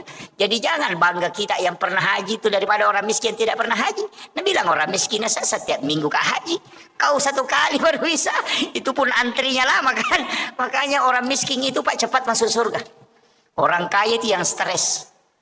Iya, orang kaya itu yang stres. Makanya bapak-bapak yang punya banyak rezeki ini hati-hati. Iya, hati-hati. Paling lambat masuk surga itu. Apalagi yang punya banyak mobil, oh sudah. Itu baru mobil. Yang punya banyak istri lebih parah itu. Iya. Makanya saya kasih tahu memang Pak, hati-hati. Fatal itu. Karena pertanggungjawabannya berat. Dari satu benda itu bisa dipertanggungjawabkan sampai sekian tahun. Oh, enggak mudah. Makanya saya kasih tahu, saya kasih amalan Pak. Di dalam tarekat itu kan sering orang sebut. Saya dulu itu kan enggak sepakat. Ketika belum dapat. Saya tuh, karena di mursyid kami pernah bilang. Saya mengatakan, wih susahnya nanti itu perjalanan Pak Kiai. Mulai di alam kubur kita sudah ditanya memang. Bangun dari dibangkitkan dari alam kubur, dibawa lagi kepada masyar. Di situ lagi menunggu sekian ribu tahun. Kemudian di padang mahsyar, kemudian dipanggil satu-satu untuk ditimbang amalnya. Lain lagi lewat di Siratal Mustaqim. Apa Nabi bilang mursyid kami? Iya kalau kau mau lewat di situ ya lewat. Nah sakomeko lete ya lete memang kok. Mekui timbang amalamu ya timbang. Kalau mau tidak lewat titian Siratal Mustaqim ada caranya juga. Jadi ada orang itu Pak tidak ditimbang amalnya, tidak diperiksa amalnya, tidak pergi antri di padang mahsyar. Baru berjalan ke situ sudah dijemput. Wah ternyata saya dulu tidak percaya. Ada keamalan begitu. Bisa tidak ditimbang amalnya. Nah semua orang akan lewat di titian Siratal Mustaqim. Tapi dia bilang ada orang yang tidak dikasih lewat di jembatan Sirat. Karena belum ke sana. Nah sudah dijemput. Saya itu tidak percaya dulu. Dewa tepak maka ajarah sesat nengi. Kadang-kadang deni pale itu tahu apa dia tahu ni paresa. Angka tahu deni paresa pasti paresa mana? Pada masar menunggu lama. Ternyata lama membaca saya dapat hadisnya Bapak. Dan itu hadis sahih. Guru kami di Sidrap itu ceramahkan juga. Setelah dia ceramahkan saya kaget. Dari mana dia dapat ini hadis? Kemudian dia bawa kitabnya, saya buka, dapat. Oh ternyata ada. Saya pulang ke rumah langsung cari hadisnya di ensiklopedia hadis itu. Saya dapat. Jadi Rasulullah itu pernah berwasiat begini. Ada nanti umatku di hari kemudian, itu baru berjalan menuju kepada mahsyar, itu sudah dijemput. Jadi belum sampai kepada mahsyar. baru berjalan menuju kepada masyar, Allah menyuruh malaikat menjemput orang itu, kemudian dibawa ke ila rafiqil a'la, di tempat yang sangat tinggi, sehingga amalnya tidak diperiksa, kemudian tidak melewati titian siratal mustaqim, tidak antri juga di padang mahsyar. Karena baru berjalan ke situ, nah sudah dijemput. Kayak kita mau ke lapangan, baru kita berjalan mau ke lapangan, datang penjemput, sini mi, jangan mi ke situ, antri sini mi, saya bawa ke sana. Jadi ada orang seperti itu nanti. Siapa itu? Rasulullah mengatakan, dia adalah umatku yang bersedekah. Yang bersedekah itu tidak tahu siapa yang disedekahi. Dan yang disedekahi pun tidak tahu siapa yang mensedekahi. Jadi tahu mas sumbang ya ini sangi maka dan iga na sumbang, tahu isumbang ya to ni sangi maka dan iga sumbangi. Belak masuknya begini. Di Bontang ini kan banyak pondok tahfiz. Ada pondok pesantren, ada panti asuhan. Telpongi saja pembinanya. Tanyakan nih Pak Ustaz, adakah anak yatim piatu di situ sekolah? Ngapal? Kalau bilang ada, kasih tahu nih. Berapa pembayarannya setiap bulan? Misalnya dia bilang 300.000 atau 500.000. Kasih tahu ustaznya. Saya mau membantu anak yatim itu. Nanti saya yang bayarkan uang sekolahnya. Tapi pesankan jangan kasih tahu saya namanya dan jangan kasih ketemu saya dengan orangnya. Anak itu juga jangan kasih tahu kalau saya yang membantunya. Jadi kita tidak tahu siapa yang dibantu pun tidak tahu siapa yang membantunya. Itulah orang yang kata Nabi tidak diperiksa, tidak dibawa antri, tapi baru berjalan ke masyar sudah dijemput. Karena dia punya khususia di hadapan Allah.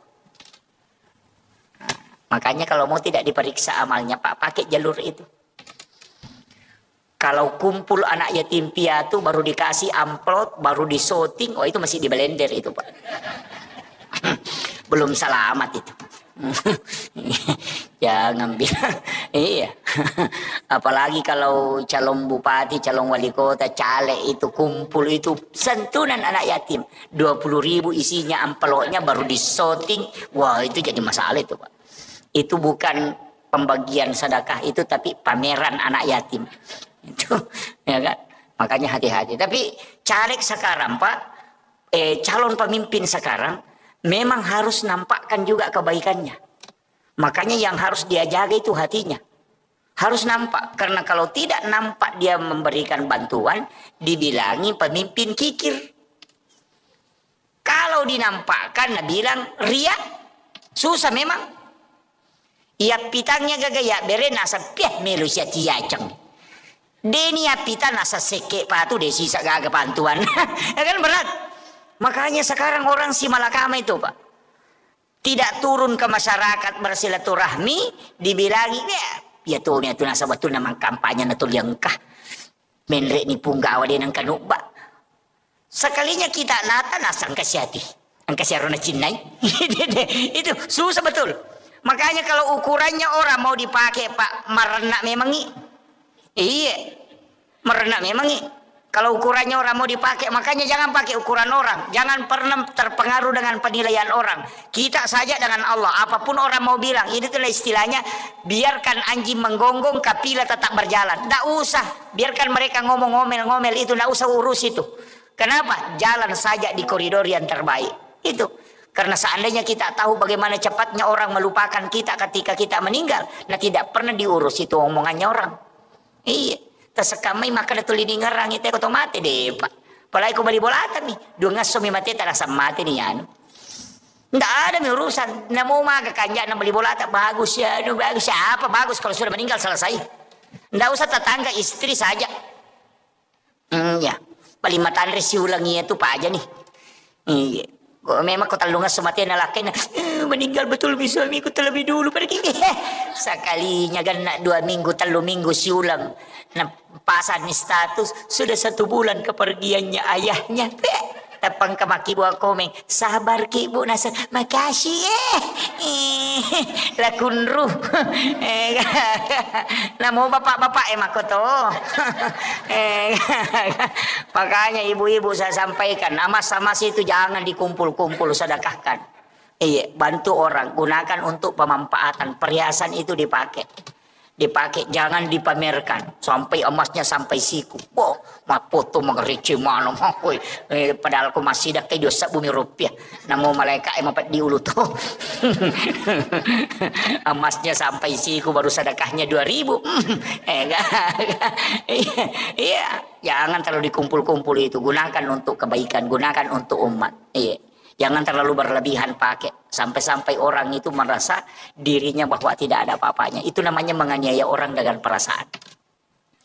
Makanya Nabi itu ketika kedatangan orang besar, dia minta berikan jubahku yang dari sutra. Dia pakai sutra itu ketika ada pejabat besar itu datang. Nabi memperlihatkan bahwa kami juga Islam adalah orang yang tidak dianggap kumuh. Tapi ketika Nabi bersama dengan orang miskin, maka dia menggunakan pakaian ala seperti orang miskin itu tadi. Tetap dalam kesederhanaan. Makanya jangan juga pakai emas sampai siku, ada semua nempel di sini, cincinnya baku sambung-sambung.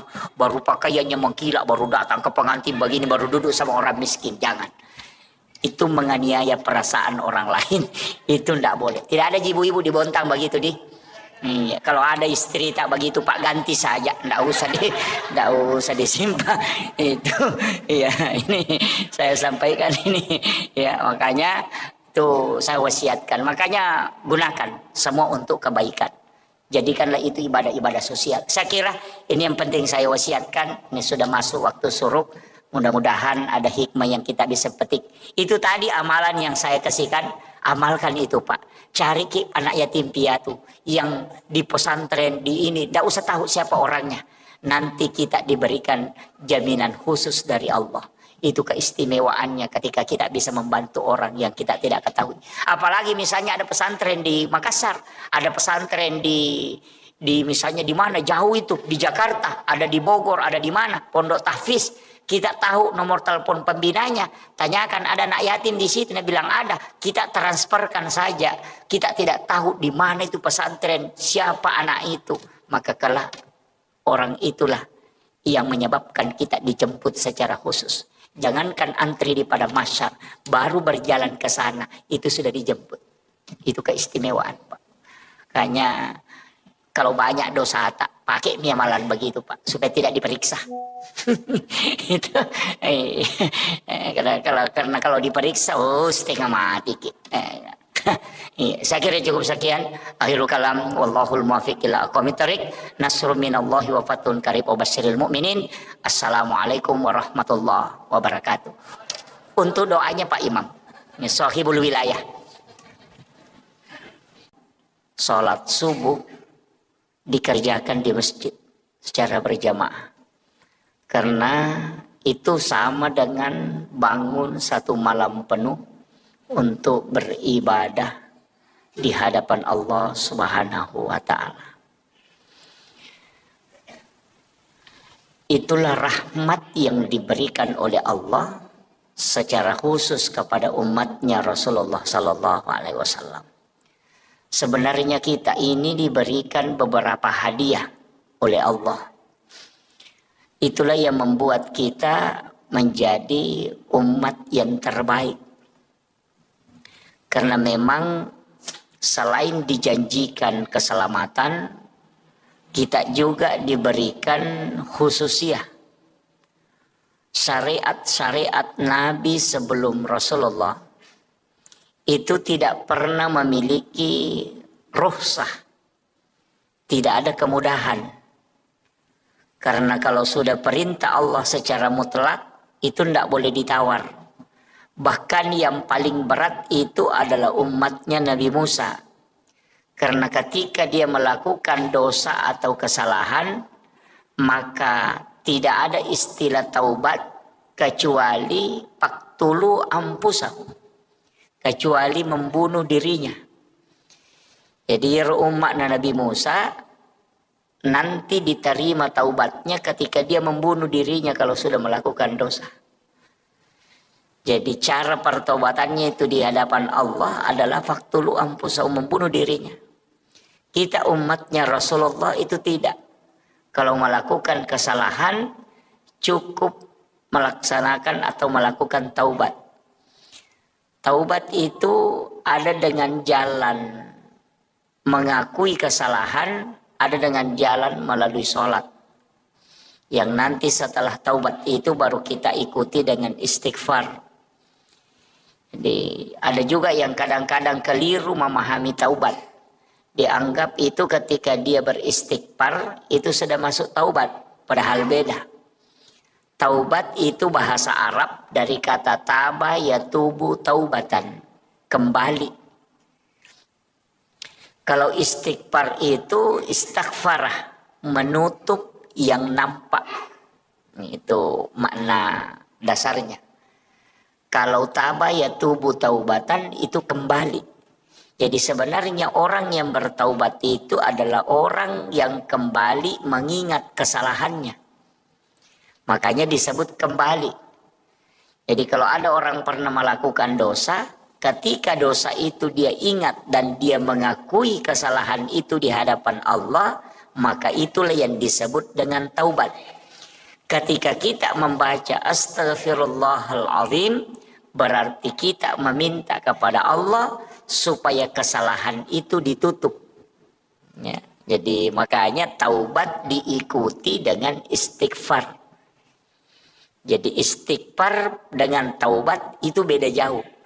Ada orang salah paham. Dia anggap kalau dia sudah baca astaghfirullahaladzim, dia mengatakan saya sudah bertaubat. Oh itu tidak. Dia cuma istighfar. Itu belum taubat. Jadi ingat dulu kesalahan. Apa kesalahan kita? Setelah kita tahu kesalahan, maka kita mengakuinya di hadapan Allah.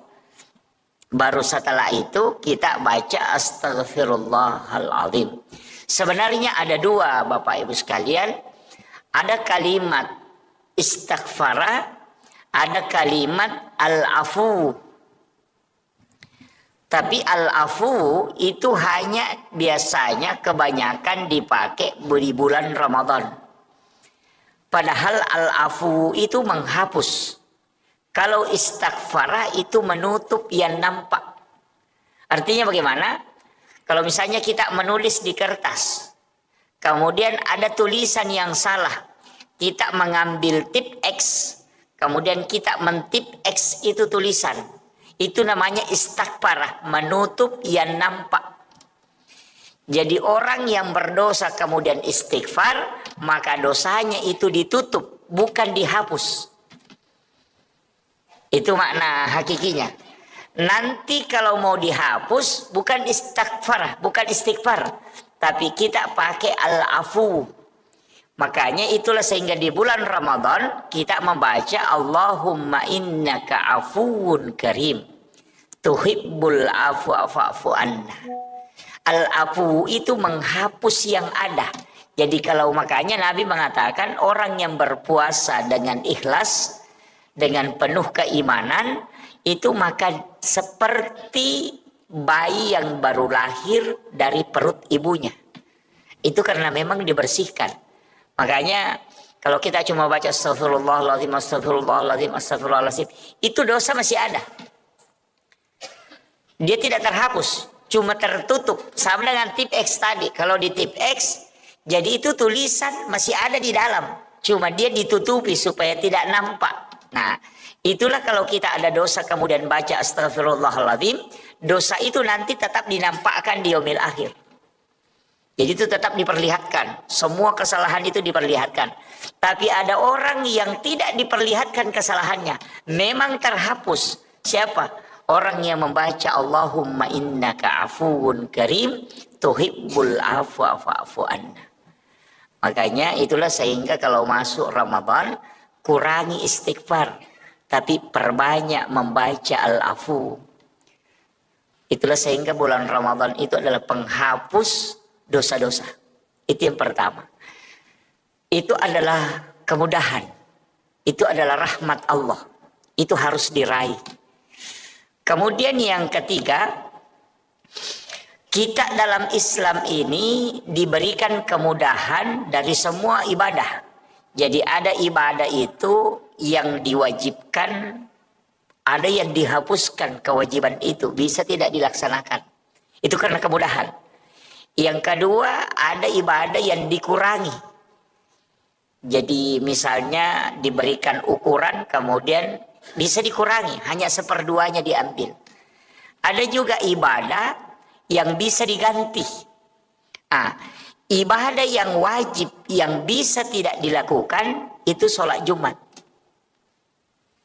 Sholat Jumat itu wajib, tapi bisa tidak dilaksanakan. Bisa jadi wajib. Kapan? Ketika kita sakit, itu tidak wajib. Ketika kita musafir, itu tidak wajib. Ketika hujan deras sehingga menghalangi untuk bisa melaksanakan sholat Jumat, maka itu menjadi tidak wajib sholat Jumat. Jadi ibadah wajib bisa hilang hukum wajibnya. Itu karena kemudahan diberikan oleh Allah.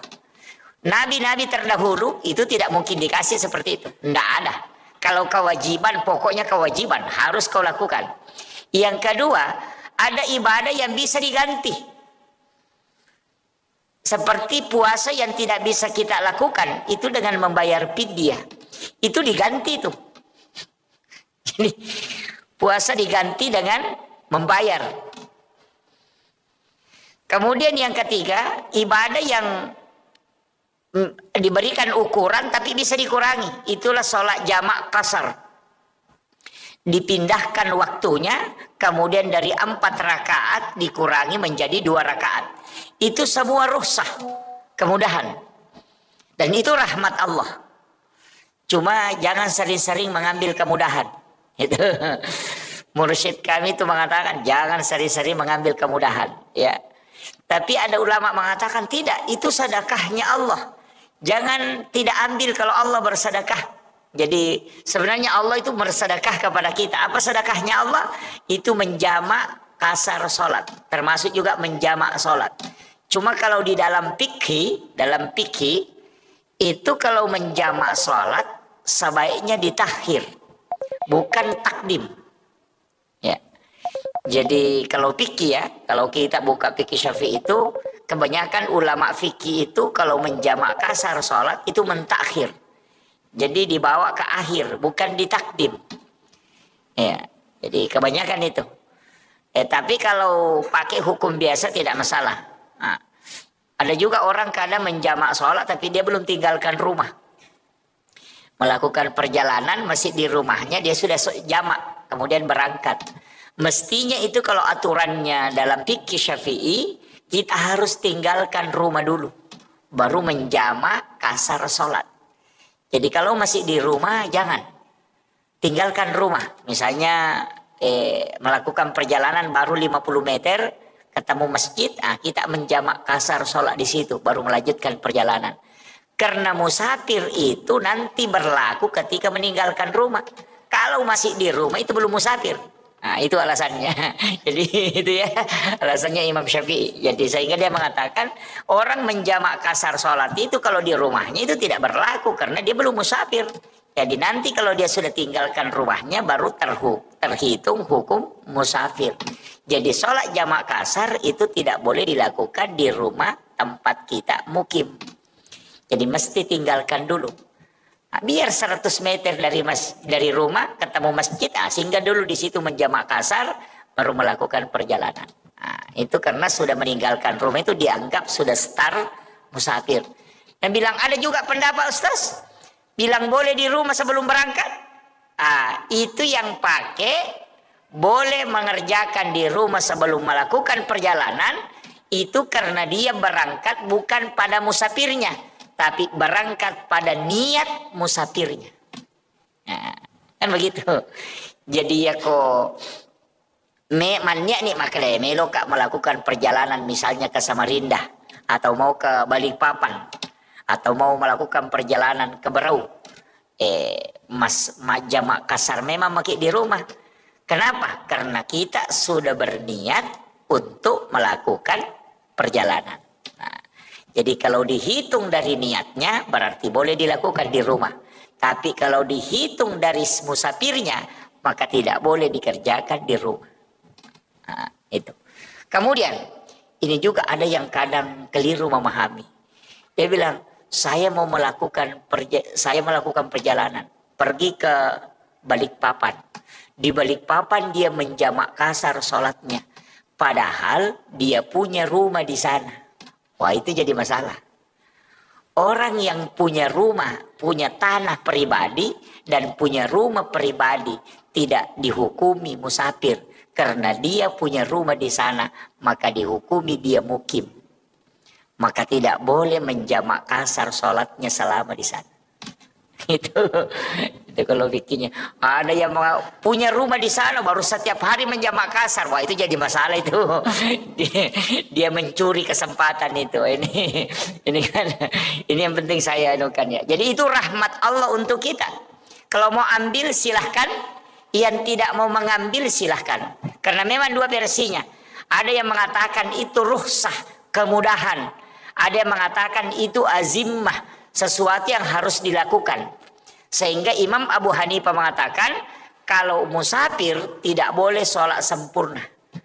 Kalau dia musafir tidak boleh sholat sempurna. Tidak sah sholatnya kalau dia sholat sempurna. Berarti memahami sebagai azimah.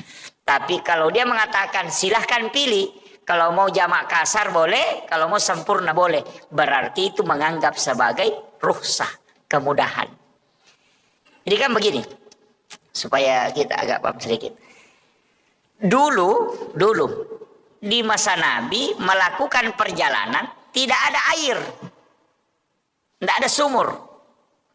Yang kedua tidak ada rumah, tidak ada rumah. Yang ketiga tidak ada masjid. Dan itu perjalanannya di mana? Di atas padang pasir yang panas terik, tidak ada rumah ditempati untuk singgah sholat. Kemudian itu di atas padang pasir, bahkan kadang datang badai pasir. Kemudian melakukan perjalanan dengan kadang menggunakan jalan kaki, kemudian kadang menggunakan kendaraan berupa unta. Jadi bayangkan, kalau melakukan perjalanan 90 kilometer, atau 97 km atau 85 km menggunakan transportasi unta. Unta itu tidak bisa cepat jalannya. Lambat. Tidak sama kalau kuda bisa lari. Kalau unta itu tidak. Makanya melakukan perjalanan atau sekalian jalan kaki. Coba dihitung, bayangkan itu Pak. Tidak ada rumah, tidak ada pepohonan, di atas padang pasir yang panas, pasirnya panas dari bawah, matahari juga panas dari atas. Maka wajar kalau 85 km kita melakukan sholat jamak kasar. Karena kalau mau singgah sholat panas. Yang kedua tidak ada tempat bernaung. Sekarang kalau melakukan perjalanan ke Balikpapan, pokoknya di dalam mobil yang ada AC-nya, tidak kena sinar matahari, lebih dingin sejuk di dalam mobil daripada di luar mobil. Kemudian yang kedua 100 meter ada masjid, 100 meter ada masjid, 100 meter ada masjid. Apakah itu bisa kita menjamak kasar? Karena kemudahan itu. Nah, itulah yang berbicara tentang rukhsah, kemudahan. Nah, jadi kalau kemudahannya, jangan menjamak kasar. Aja namu jamak, iko makadamu kemudahan miro na sebab magi. Nah sudah mudah sekali perjalananmu itu. Tidak sama di masa Nabi jalan kaki. Tidak ada tempat bernaung. Makanya kalau dia menjamak kasar wajar. Kenapa? Karena susah betul perjalanannya.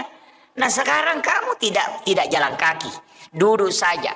Baru kena sinar matahari, makan lagi di mobil. Wah itu baru dia bilang mau jamak kasar. Wah itu kebablasan betul itu. Nah, itulah pendapat ulama yang tidak memberikan bahwa lebih baik melakukan sempurna. Nah, itu jadi begitu cara memahami pemahaman ulama kita. Sehingga orang yang menghitung itu tidak melihat jaraknya. Oh ini Pak, tidak melihat jarak, tapi melihat susahnya dan lamanya. Begini. Dulu Nabi kalau melakukan perjalanan, dulu itu kalau orang jalan kaki 80 kilo lebih, kira-kira berapa jam?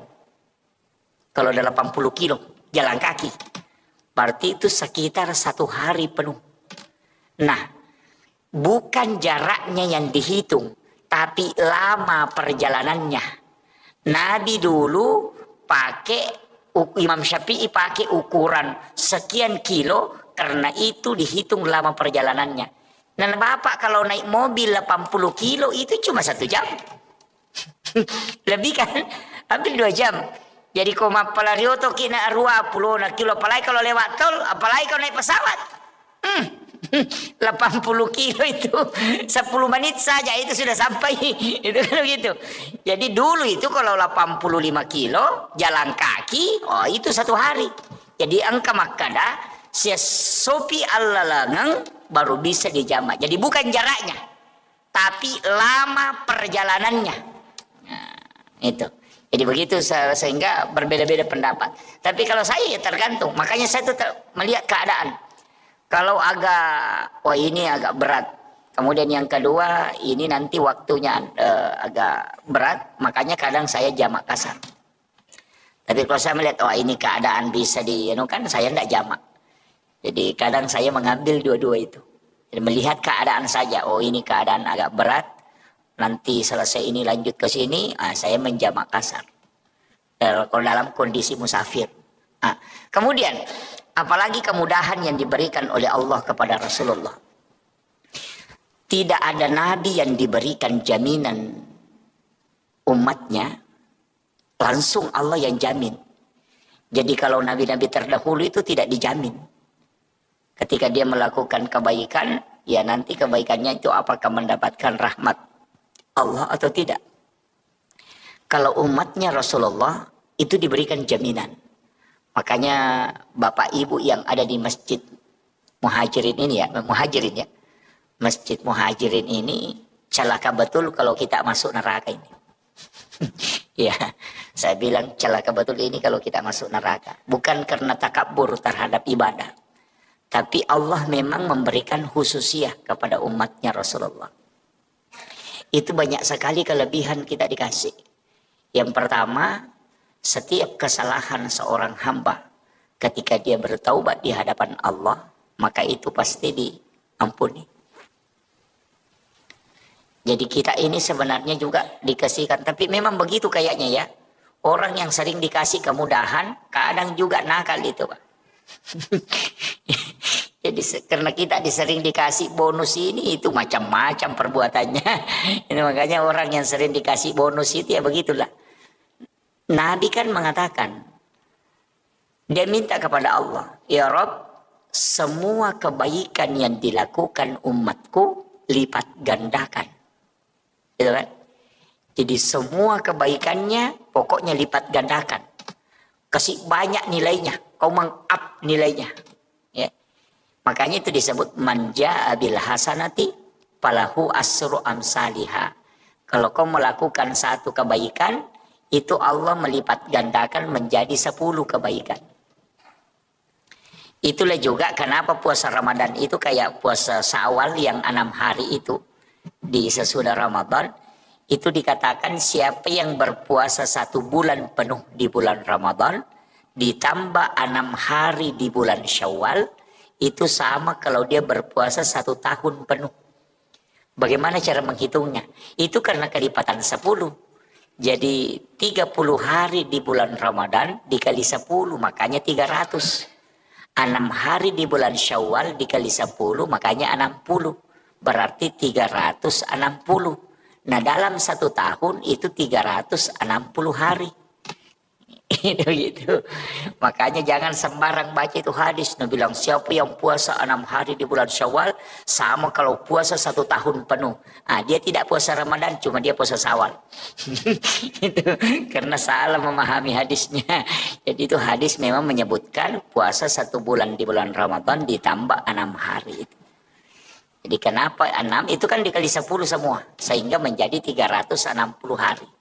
Nah dalam 1 tahun itu 360 hari. Jadi itu hitungannya makanya dihitung sama kalau puasa 1 tahun.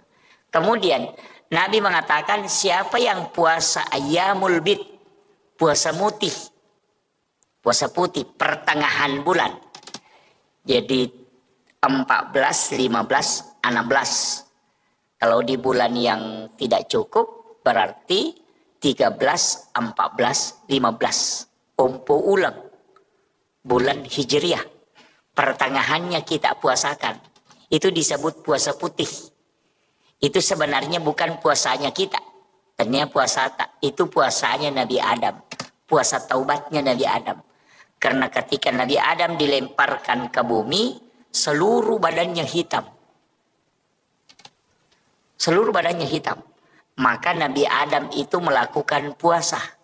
Puasanya itu hari pertama itu di pertengahan bulan. Hari pertama sepertiga badannya jadi putih. Sekalinya puasa kedua 2/3 badannya putih. Puasa hari ketiga seluruh badannya putih. Makanya disebut puasa putih. Jadi itulah puasa menghapuskan seluruh dosa-dosanya Nabi Adam. Nabi tahu itu. Sehingga dia minta berikan juga ya Rob kepada umatku puasa ini. Makanya sebenarnya puasa putih itu adalah puasa syariatnya Nabi Adam. Tapi tidak dikasih karena boleh dilakukan. Nah, kenapa 3 hari itu? Nabi mengatakan siapa yang berpuasa 3 hari setiap bulannya, maka sama kalau dia berpuasa 1 bulan penuh. Cocok memang karena 3 hari, nah 30 hari dalam satu bulan kan. Makanya kalau Bapak tidak bisa puasa Senin Kamis, lakukan saja itu puasa putih. Itu puasanya Nabi Adam. Itu untuk awet muda juga, untuk kesehatan juga. Kalau orang puasa putih itu untuk supaya badannya, fisiknya itu dijaga. Ya istilahnya orang awet muda. Jadi kalau orang tua kerjakan, wah itu sudah awet tua nanti itu. Gitu. Ya jadi ini puasa ini itu syariatnya Nabi Adam. Sama aja dengan zikir. Semua nabi itu dikumpul zikirnya Pak. Istighfarnya Nabi diambil, zikir khususnya para nabi diambil, dikumpul. Rasulullah yang minta. Karena umur kita pendek, kan gitu. Itu kan dipikirkan Rasulullah. Umurnya umatku pendek, tidak lama dia hidup, tidak sama umatnya Nabi Musa. Umatnya Nabi Musa ada yang sampai 300 tahun, ibadahnya pasti banyak. Nah umatku hanya 60 tahun, ada yang sampai 30 tahun saja meninggal, 40 tahun sudah meninggal, sedikit sekali. Nah lebih banyak juga tidurnya. Iya kan lebih banyak tidur Pak. Jam 9 kita tidur, nanti bangun jam 4. Berarti dalam satu malam itu kalau jam 9 berarti jam 7, jam 8, jam 9. Berarti 3 jam saja tidak tidur. Kemudian jam 4, jam 5, jam 6. Berarti 5 jam kita tidak tidur kan? Kalau jam 9 malam baru kita bangun jam 4. Berarti 5 jam kita tidak tidur. Nah, berapa jam kita tidur? Jam 10, 11, 12, jam 1, jam 2, jam 3, jam 4. 7 jam. Coba. Apalagi kalau siang lagi tidur. Jam 1, jam 10 atau jam 11 atau jam 1 lah tidur. Nanti bangun jam 4. Angka lalu atau tatek ruamo pinatindo tatek sirapi noto ele. Yang kata umako kalau ada orang itu Pak jam 8 malam sudah tidur, nanti bangun jam 9 pagi. Itu orang kalau 60 tahun umurnya, 43 tahun dia tidur. Kalau dikumpul tidurnya kan. Arti kita ini lebih banyak daripada aktivitas. Belum ada main HP itu kan semua. Makanya Nabi minta karena umurnya umatku pendek, kumpulkan semua ibadahnya para nabi, kasih dia. Makanya puasa Nabi Adam kita ambil, puasanya Nabi Daud juga diambil. Puasa yang 1 hari puasa, besoknya lagi puasa. Berbuka. Jadi misalnya puasa hari Senin, hari Selasa tidak puasa, hari Rabu puasa lagi, nanti hari Kamis tidak puasa, hari Jumat puasa lagi, begitu terus. 1 hari puasa, 1 hari berbuka. Itu kalau puasanya Nabi Daud. Kalau zikir, istighfar, kan kalau istighfarnya Nabi Adam apa? Rabbana zalamna anfusana wa illam taghfir lana wa tarhamna lanakunanna minal khasirin. Itu istighfarnya Nabi Adam. Itu istighfarnya Nabi Adam. Itulah yang diucapkan Nabi Adam di hadapan Allah. Rabbana zalamna anfusana wa illam taghfir lana wa tarhamna lanakunanna minal khasirin. Kalau Nabi Nuh, Nabi Yunus, Nabi Yusuf, Nabi Ibrahim ada semua istighfarnya itu Pak. Semua Nabi ada istighfarnya. Makanya ada ulama itu hanya mengumpul istighfarnya para Nabi. Baru dia baca semua itu. 25 Nabi dan Rasul dia baca semua istighfarnya. Tapi untuk Rasulullah karena Nabi itu Sayyidul Anbiya. Makanya semua yang melekat ke dia disebut Sayyid. Dikasih hari. Makanya disebut Sayyidul Ayyam. Itu hari Jumat. Dikasih istighfar disebut Sayyidul Istighfar karena diberikan kepada Sayyidul Anbiya. Nah, ini. Makanya kita itu punya pokoknya kalau sudah baca itu Allahumma anta rabbi la ilaha illa anta khalaqtani wa ana abduka wa la adika wa adika mastata'tu a'udzubika min syarri ma sana'tu wa bulaka bi ni'matika alayya wa bulaka bi dzambi faghfirli fa innahu la yaghfiruz dzunuba illa anta. Itu disebut Sayyidul Istighfar karena diberikan kepada Sayyidul Anbiya. Nah, siapa yang membaca kata Nabi sekali maka Allah pasti menjaminnya. Nah, itulah jaminan langsung. Makanya dihafal aja semua ini Pak Dit. Kalau tidak dihafal itu tugasnya Pak Imam nanti. ini istighfar ini apa kata Allah memberitahukan kepada Rasulullah. Ya Rasulullah, sampaikan kepada umatmu, kepada hamba-hambaku.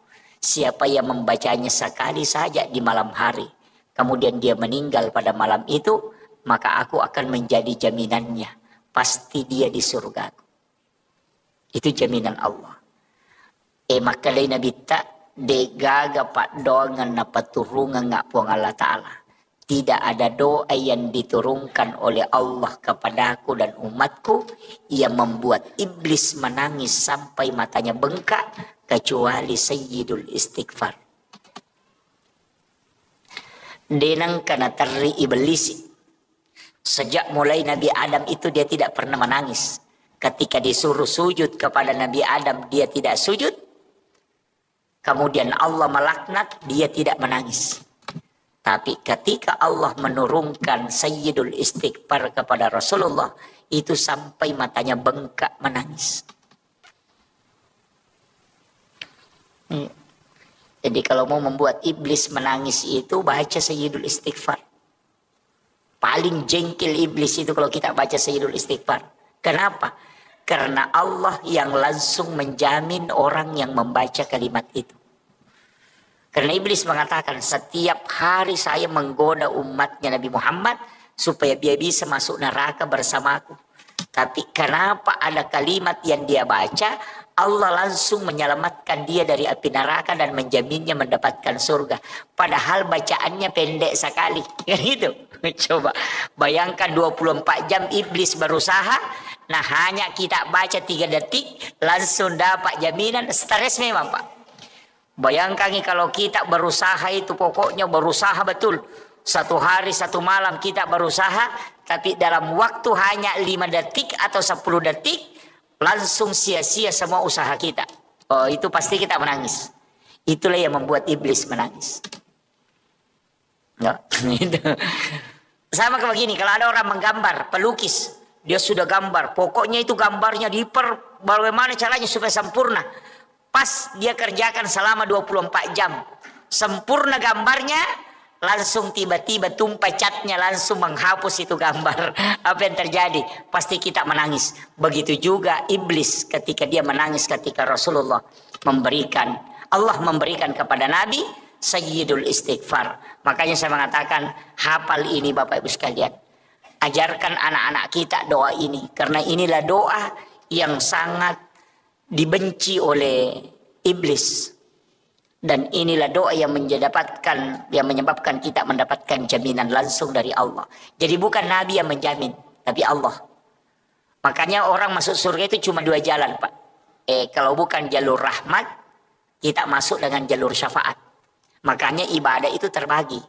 Ada ibadah wajib, ada ibadah sunnah. Makanya semua itu ada turunannya. Sholat wajib, ada sholat sunnah. Puasa wajib, ada puasa sunnah. Haji wajib, ada umrah yang sunnah. Zakat wajib, ada sedekah yang sunnah. Syahadat yang wajib, ada sholawat yang sunnah.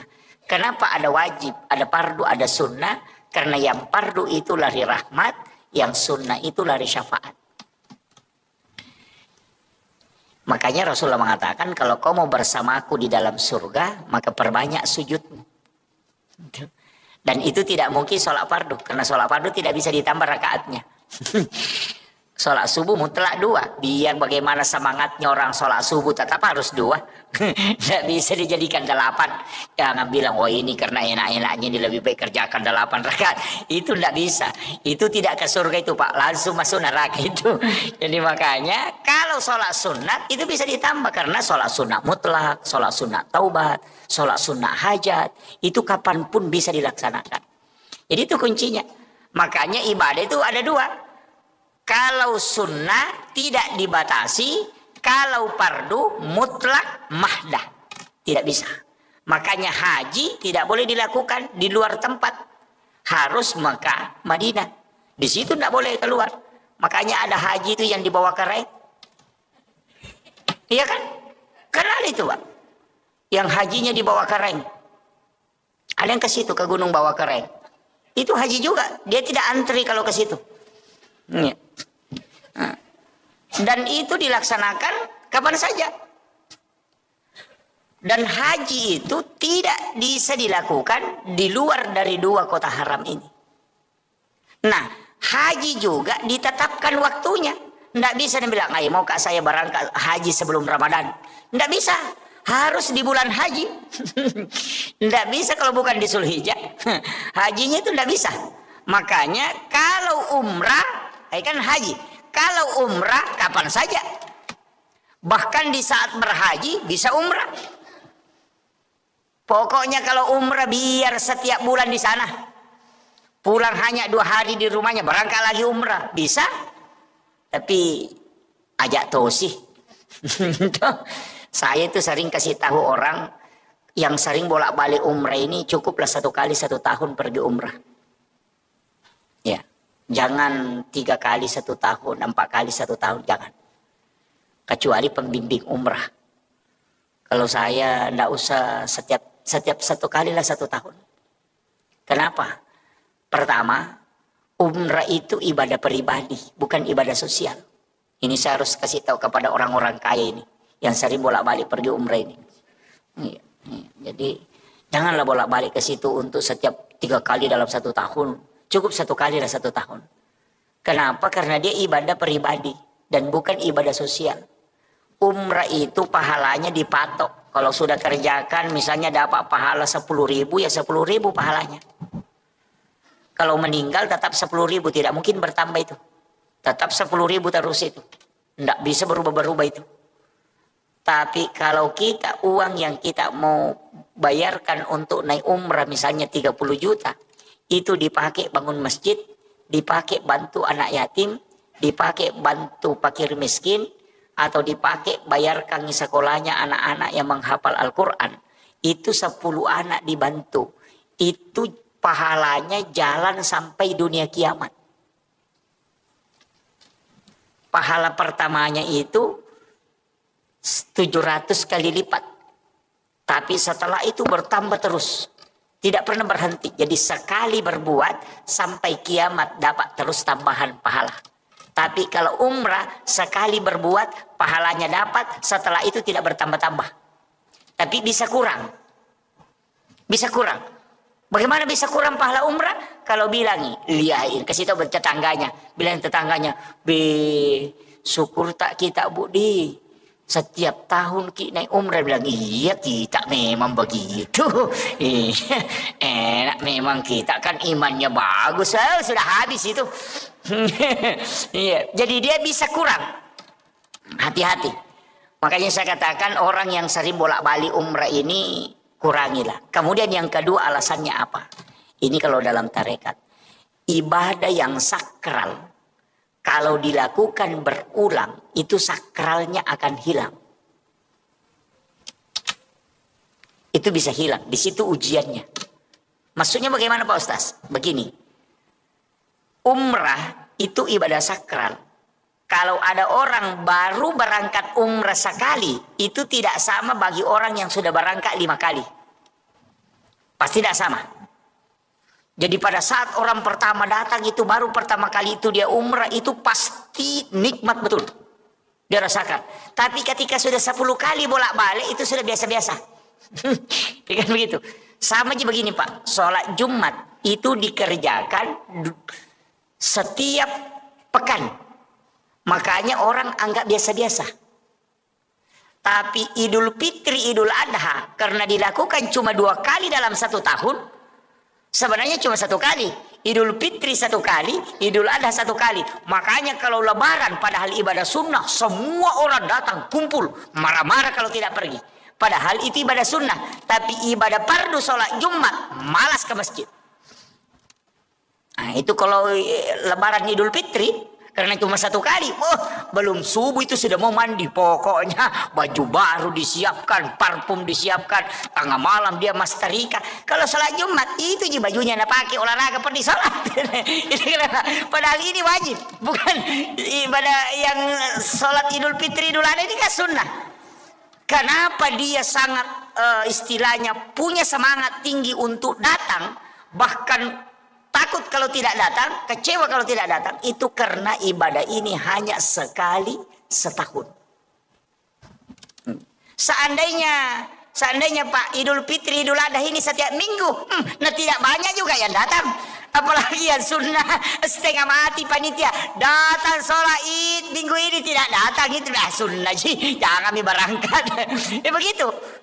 Kenapa? Karena sakralnya ibadah itu karena dilakukannya tidak sering berulang-ulang. Jadi ini penting saya wasiatkan. Makanya bagi yang bolak-balik pergi umrah itu simpan duluan, tak pakai, bantu keluarga. Ada yang umrah 3 kali 1 tahun, 4 kali 1 tahun, baru tetangganya tidak makan apa-apa. Wah itu ganas itu Pak. Itu orang kaya tidak ada perasaannya itu. Iya, itu tidak ada perasaannya itu Pak. Tidak ada perasaan sosial. Baru pakai seragam, beli seragam ini baru berangkat, tetangganya tidak makan. Wah itu fatal itu. Kadang-kala kita ini menganiaya orang Pak. Ini jangan tersinggung ya. Kalau tersinggung berarti alhamdulillah. Nah, Anda masuk kategori itu ya. Iya. Tapi tetap silahkan laksanakan umrah. Ya lakukan umrah. Jangan, karena itu ibadah penghapus dosa dari umrah ke umrah. Ya, jadi orang umrah itu penghapus. Sebenarnya kan begitu. Dulu saya begini Pak.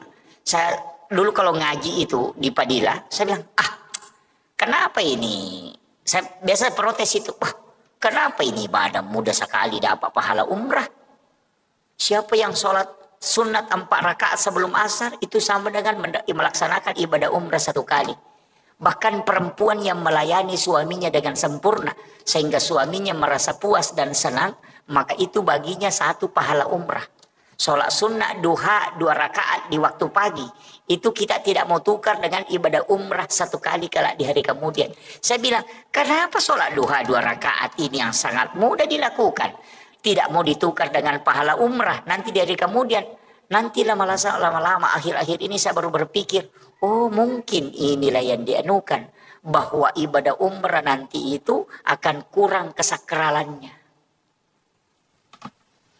Ya, jadi kalau pahala umrah jadi kejar, ibu-ibu kasih tahu saja ibu-ibu mau kita dapat umrah gratis, layani saja dengan baik, insya Allah dapat umrah itu, tidak pakai modal. Kan begitu. Iya. Sholat sunat duha 2 rakaat itu sudah umrah itu. Bahkan Nabi mengatakan siapa yang berwudu di rumahnya kemudian berangkat ke masjid melakukan sholat fardu, wudunya dia tidak batal, maka itu sama dengan haji dan umrah sekali. Siapa yang tinggal sholat subuh berjamaah di masjid, kemudian tidak meninggalkan masjid, duduk berzikir hingga masuk waktu syuruk, kemudian melaksanakan sholat sunnah isra 2 rakaat, itu sama ketika dia melaksanakan ibadah haji dan umrah 3 kali bersamaku, kata Nabi. Tammah. Sempurna sekali itu Pak. Cuma susah dilakukan. Ada orang assalamualaikum langsung lompat keluar. Nah itu, iya. Padahal itu pahalanya besar. Kalau kita kan kejar pahala haji dan umrah itu saja itu. Jadi kadang saya mengatakan kenapa agama ini, ternyata bahkan Nabi kan mengatakan sholat Jumatnya orang miskin itu pengganti ibadah haji baginya. Enak sekali Pak. Cuma tidak baiknya kita berdoa, ya Allah miskinkan saya supaya dapat pahala haji setiap pekan. Kan begitu. Kena tu ampa yang kaguru tama kadang katu tau kasih asi maborro. Kia sa tau kasih asi maborro. Tau kasih asi dia nalo mak juma. Ya nanti asa tau kasih asi nama borro. Itu kan begitu. Karena sudah dikasih. Kalau orang kaya Pak, ndak bisa dapat. Ndak ada itu bilang orang kaya yang sholat Jumat pahalanya itu sama dengan pahala haji. Ndak ada. Yang ada itu orang miskin ketika dia sholat Jumat itu pengganti ibadah haji baginya. Jadi jangan bangga kita yang pernah haji itu daripada orang miskin tidak pernah haji. Nah bilang orang miskin setiap minggu ke haji. Kau 1 kali baru bisa. Itu pun antrinya lama kan. Makanya orang miskin itu Pak cepat masuk surga. Orang kaya itu yang stres. Iya. Orang kaya itu yang stres. Makanya bapak-bapak yang punya banyak rezeki ini hati-hati. Iya hati-hati. Paling lambat masuk surga itu. Apalagi yang punya banyak mobil. Oh sudah. Itu baru mobil. Yang punya banyak istri lebih parah itu. Iya. Makanya saya kasih tahu memang Pak hati-hati. Fatal itu. Karena pertanggungjawabannya berat. Dari satu benda itu bisa dipertanggungjawabkan sampai sekian tahun. Oh enggak mudah. Makanya saya kasih tahu, saya kasih amalan Pak. Di dalam tarekat itu kan sering orang sebut. Saya dulu itu kan enggak sepakat. Ketika belum dapat. Saya tuh, karena di mursyid kami pernah bilang. Saya mengatakan, wih susahnya nanti itu perjalanan Pak Kiai. Mulai di alam kubur kita sudah ditanya memang. Bangun dibangkitkan dari alam kubur, dibawa lagi kepada masyar. Di situ lagi menunggu sekian ribu tahun. Kemudian di padang masyar, kemudian dipanggil satu-satu untuk ditimbang amalnya. Lain lagi lewat di Siratal Mustaqim. Apa nak bilang mursyid kami? Iya kalau kau mau lewat di situ ya lewat. Nasa kau mekol lete ya lete memang kau. Mekui timbang amalamu ya timbang. Kalau mau tidak lewat di tiang Siratal Mustaqim ada caranya juga. Jadi ada orang itu Pak tidak ditimbang amalnya, tidak diperiksa amalnya, tidak pergi antri di padang masyar. Baru berjalan ke situ sudah dijemput. Wah ternyata saya dulu tidak percaya. Ada keamalan begitu. Bisa tidak ditimbang amalnya. Nah semua orang akan lewat di titian Siratal Mustaqim. Tapi dia bilang ada orang yang tidak dikasih lewat di jembatan Sirat. Karena belum ke sana. Nah sudah dijemput. Saya itu tidak percaya dulu. Dewa tepak maka ajarah sesat nengi. Kadang-kadang Deni Palete tahu nampak dia Tony Paresa. Kakak tahu Deni Paresa pasti Paresa mana? Pada masyar menunggu lama. Ternyata lama membaca saya dapat hadisnya Bapak. Dan itu hadis sahih. Guru kami di Sidrap itu ceramahkan juga. Setelah dia ceramahkan saya kaget. Dari mana dia dapat ini hadis? Kemudian dia bawa kitabnya, saya buka, dapat. Oh ternyata ada. Saya pulang ke rumah langsung cari hadisnya di ensiklopedia hadis itu. Saya dapat. Jadi Rasulullah itu pernah berwasiat begini. Ada nanti umatku di hari kemudian. Itu baru berjalan menuju kepada masyar. Itu sudah dijemput. Jadi belum sampai kepada masyar. Baru berjalan menuju kepada masyar. Allah menyuruh malaikat menjemput orang itu kemudian dibawa ke ila rafiqil a'la di tempat yang sangat tinggi sehingga amalnya tidak diperiksa, kemudian tidak melewati titian Siratal Mustaqim, tidak antri juga di padang masyar karena baru berjalan ke situ, nah sudah dijemput. Kayak kita mau ke lapangan, baru kita berjalan mau ke lapangan, datang penjemput, sini mi jangan mi ke situ, antri sini mi, saya bawa ke sana. Jadi ada orang seperti itu nanti. Siapa itu? Rasulullah mengatakan, dia adalah umatku yang bersedekah. Yang bersedekah itu tidak tahu siapa yang disedekahi. Dan yang disedekahi pun tidak tahu siapa yang mensedekahi. Jadi tahu mas sumbangnya dia nisangi maka dan niga sumbang. Tahu isumbangnya dia tahu nisangi maka dan niga sumbangi. Belak masuknya begini. Di Bontang ini kan banyak pondok tahfiz. Ada pondok pesantren, ada panti asuhan. Telpongi saja pembinanya. Tanyakan nih Pak Ustaz, adakah anak yatim piatu di situ sekolah? Ngapal? Kalau bilang ada, kasih tahu nih. Berapa pembayarannya setiap bulan? Misalnya dia bilang 300.000 atau 500.000. Kasih tahu ustaznya. Saya mau membantu anak yatim itu. Nanti saya yang bayarkan uang sekolahnya. Tapi pesankan jangan kasih tahu saya namanya Dan jangan kasih ketemu saya dengan orangnya. Anak itu juga jangan kasih tahu kalau saya yang membantunya. Jadi kita tidak tahu siapa yang dibantu pun tidak tahu siapa yang membantunya. Itulah orang yang kata Nabi tidak diperiksa, tidak dibawa antri, tapi baru berjalan ke Masyar sudah dijemput. Karena dia punya khususia di hadapan Allah. Nah, makanya kalau mau tidak diperiksa amalnya, Pak, pakai jalur itu. Kalau kumpul anak yatim piatu baru dikasih amplop, baru disorting, oh itu masih di blender itu, Pak. Belum selamat itu. Jangan bilang. Iya.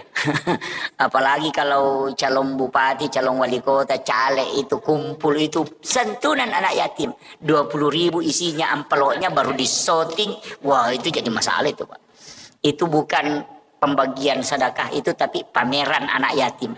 Itu, ya kan? Makanya hati-hati. Tapi caleg sekarang, Pak, calon pemimpin sekarang memang harus nampakkan juga kebaikannya. Makanya yang harus dia jaga itu hatinya. Harus nampak. Karena kalau tidak nampak dia memberikan bantuan, dibilangi pemimpin kikir. Kalau dinampakkan, bilang riak, susah memang. Ia pitangnya gagaya, bere nasa piah melu sia tiacang. Deni apita nasa seke patu desi sagaga bantuan. Ya kan berat. Makanya sekarang orang si malakama itu, Pak, tidak turun ke masyarakat bersilaturahmi, dibilangi ya tuh nasa betul nama kampanye natul yang kah menrek ni punggawa dia nang kanubak. Sekalinya kita nata nasang kasyati, ang kasyarona cinai. Itu susah betul.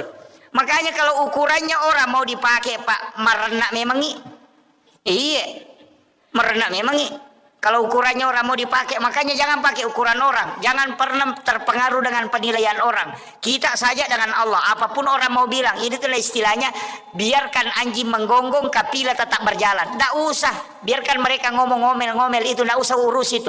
Kenapa? Jalan saja di koridor yang terbaik. Itu. Karena seandainya kita tahu bagaimana cepatnya orang melupakan kita ketika kita meninggal, nah tidak pernah diurus itu omongannya orang. Iya. Tersekamai maka datul ini ngerang itu aku mati deh, Pak.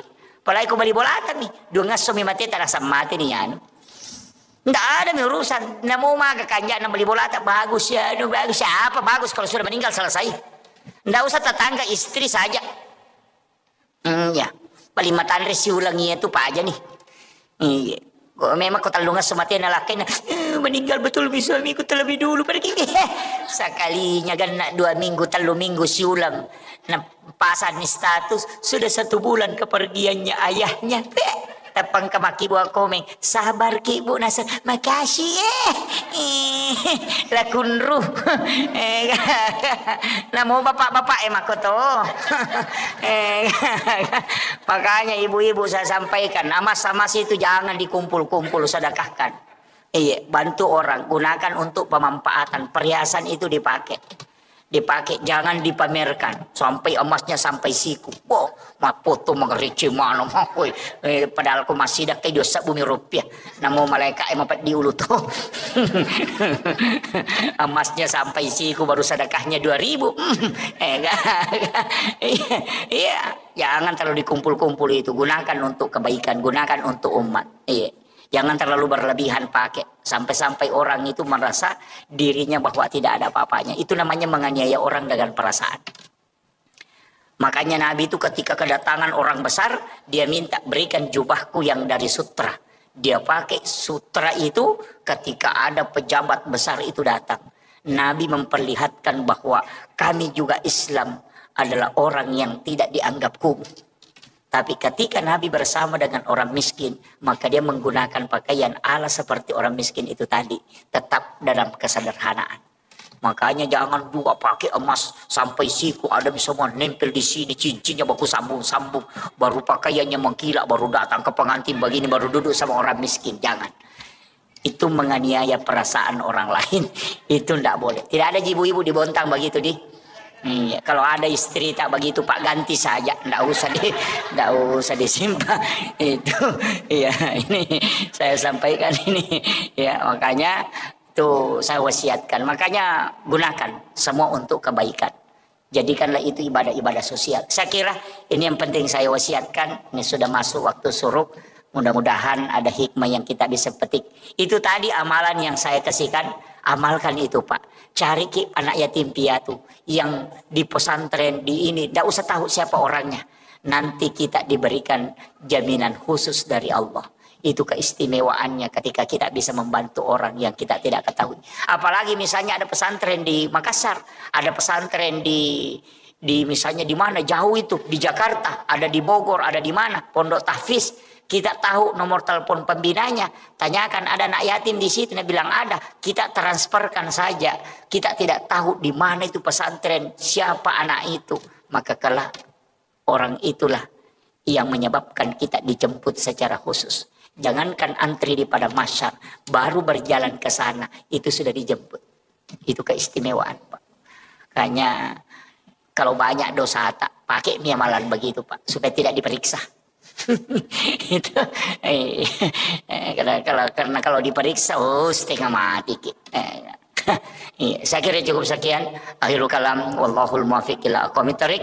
Nasrun minallahi wa fathun qarib wa basyiril mu'minin. Assalamualaikum warahmatullahi wabarakatuh. Untuk doanya Pak Imam, ini sahibul wilayah. Salat subuh dikerjakan di masjid secara berjamaah. Karena itu sama dengan bangun satu malam penuh untuk beribadah di hadapan Allah Subhanahu wa ta'ala. Itulah rahmat yang diberikan oleh Allah secara khusus kepada umatnya Rasulullah Sallallahu Alaihi Wasallam. Sebenarnya kita ini diberikan beberapa hadiah oleh Allah. Itulah yang membuat kita menjadi umat yang terbaik. Karena memang selain dijanjikan keselamatan, kita juga diberikan khususiah. Syariat-syariat Nabi sebelum Rasulullah itu tidak pernah memiliki rukhsah. Tidak ada kemudahan. Karena kalau sudah perintah Allah secara mutlak, itu tidak boleh ditawar. Bahkan yang paling berat itu adalah umatnya Nabi Musa. Karena ketika dia melakukan dosa atau kesalahan, maka tidak ada istilah taubat kecuali faqtulu anfusakum, kecuali membunuh dirinya. Jadi umat Nabi Musa nanti diterima taubatnya ketika dia membunuh dirinya kalau sudah melakukan dosa. Jadi cara pertobatannya itu di hadapan Allah adalah faqtulu anfusakum, membunuh dirinya. Kita umatnya Rasulullah itu tidak. Kalau melakukan kesalahan cukup melaksanakan atau melakukan taubat. Taubat itu ada dengan jalan mengakui kesalahan, ada dengan jalan melalui sholat. Yang nanti setelah taubat itu baru kita ikuti dengan istighfar. Jadi ada juga yang kadang-kadang keliru memahami taubat. Dianggap itu ketika dia beristighfar itu sudah masuk taubat. Padahal beda. Taubat itu bahasa Arab dari kata taba yatubu taubatan. Kembali. Kalau istighfar itu istighfarah. Menutup yang nampak. Itu makna dasarnya. Kalau taba yatubu taubatan itu kembali. Jadi sebenarnya orang yang bertaubat itu adalah orang yang kembali mengingat kesalahannya. Makanya disebut kembali.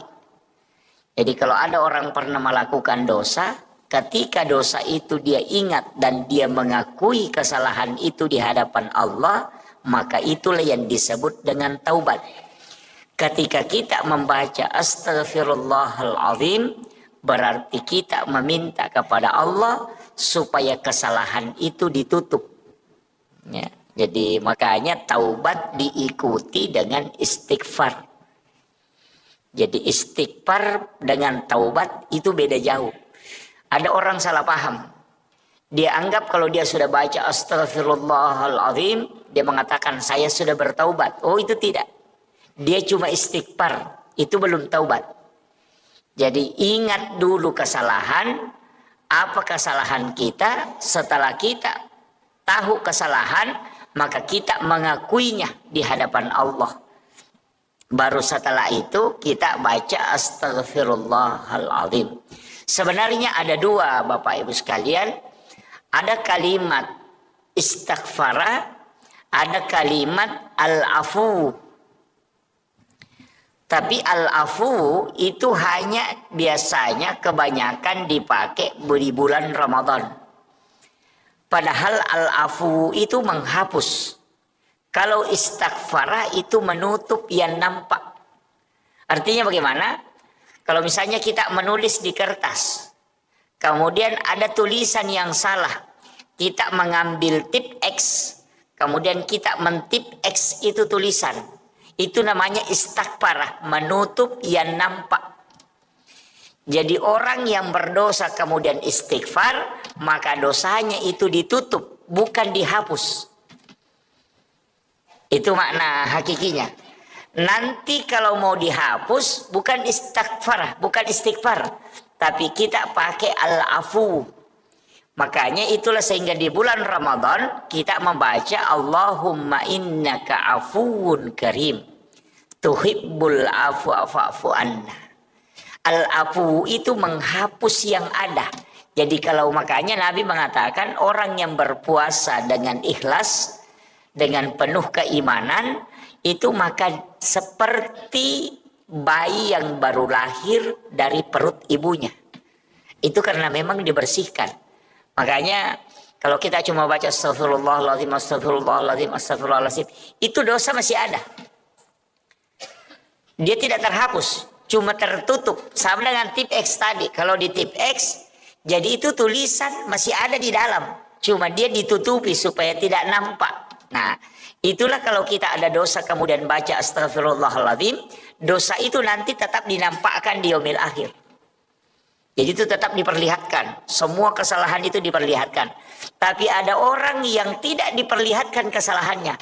Memang terhapus. Siapa? Orang yang membaca Allahumma innaka afuwun karim tuhibbul afwa fa'fu anna. Makanya itulah sehingga kalau masuk Ramadan kurangi istighfar. Tapi perbanyak membaca al-afu. Itulah sehingga bulan Ramadan itu adalah penghapus dosa-dosa. Itu yang pertama. Itu adalah kemudahan. Itu adalah rahmat Allah. Itu harus diraih. Kemudian yang ketiga, kita dalam Islam ini diberikan kemudahan dari semua ibadah. Jadi ada ibadah itu yang diwajibkan, ada yang dihapuskan kewajiban itu, bisa tidak dilaksanakan. Itu karena kemudahan. Yang kedua, ada ibadah yang dikurangi. Jadi misalnya diberikan ukuran, kemudian bisa dikurangi, hanya seperduanya diambil. Ada juga ibadah yang bisa diganti. Ibadah yang wajib, yang bisa tidak dilakukan, itu sholat Jumat. Sholat Jumat itu wajib, tapi bisa tidak dilaksanakan. Bisa jadi tidak jadi wajib. Kapan? Ketika kita sakit. Itu tidak wajib. Ketika kita musafir. Itu tidak wajib. Ketika hujan deras. Sehingga menghalangi untuk bisa melaksanakan sholat Jumat. Maka itu menjadi tidak wajib sholat Jumat. Jadi ibadah wajib bisa hilang. Hukum wajibnya. Itu karena kemudahan diberikan oleh Allah. Nabi-nabi terdahulu itu tidak mungkin dikasih seperti itu. Tidak ada. Kalau kewajiban, pokoknya kewajiban. Harus kau lakukan. Yang kedua, ada ibadah yang bisa diganti. Seperti puasa yang tidak bisa kita lakukan. Itu dengan membayar fidyah. Itu diganti tuh. Jadi puasa diganti dengan membayar. Kemudian yang ketiga, ibadah yang diberikan ukuran tapi bisa dikurangi. Itulah sholat jamak kasar. Dipindahkan waktunya, kemudian dari 4 rakaat dikurangi menjadi 2 rakaat. Itu semua rukhsah, kemudahan. Dan itu rahmat Allah. Cuma jangan sering-sering mengambil kemudahan. Itu mursyid kami itu mengatakan jangan sering-sering mengambil kemudahan, ya. Tapi ada ulama mengatakan tidak, itu sedekahnya Allah. Jangan tidak ambil kalau Allah bersedekah. Jadi sebenarnya Allah itu bersedekah kepada kita. Apa sedekahnya Allah? Itu menjamak kasar sholat. Termasuk juga menjamak sholat. Cuma kalau di dalam fikih, itu kalau menjamak sholat sebaiknya ditakhir, bukan takdim. Ya. Jadi kalau fikih ya, kalau kita buka fikih Syafi'i itu, kebanyakan ulama fikih itu kalau menjamak kasar sholat itu mentakhir. Jadi dibawa ke akhir, bukan ditakdim.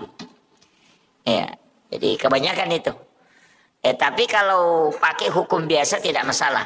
Nah, ada juga orang kadang menjamak sholat tapi dia belum tinggalkan rumah. Melakukan perjalanan masih di rumahnya, dia sudah jamak, kemudian berangkat. Mestinya itu kalau aturannya dalam fikih Syafi'i, kita harus tinggalkan rumah dulu, baru menjamak kasar sholat. Jadi kalau masih di rumah, jangan. Tinggalkan rumah. Misalnya melakukan perjalanan baru 50 meter, ketemu masjid, kita menjamak kasar sholat di situ, baru melanjutkan perjalanan. Karena musafir itu nanti berlaku ketika meninggalkan rumah.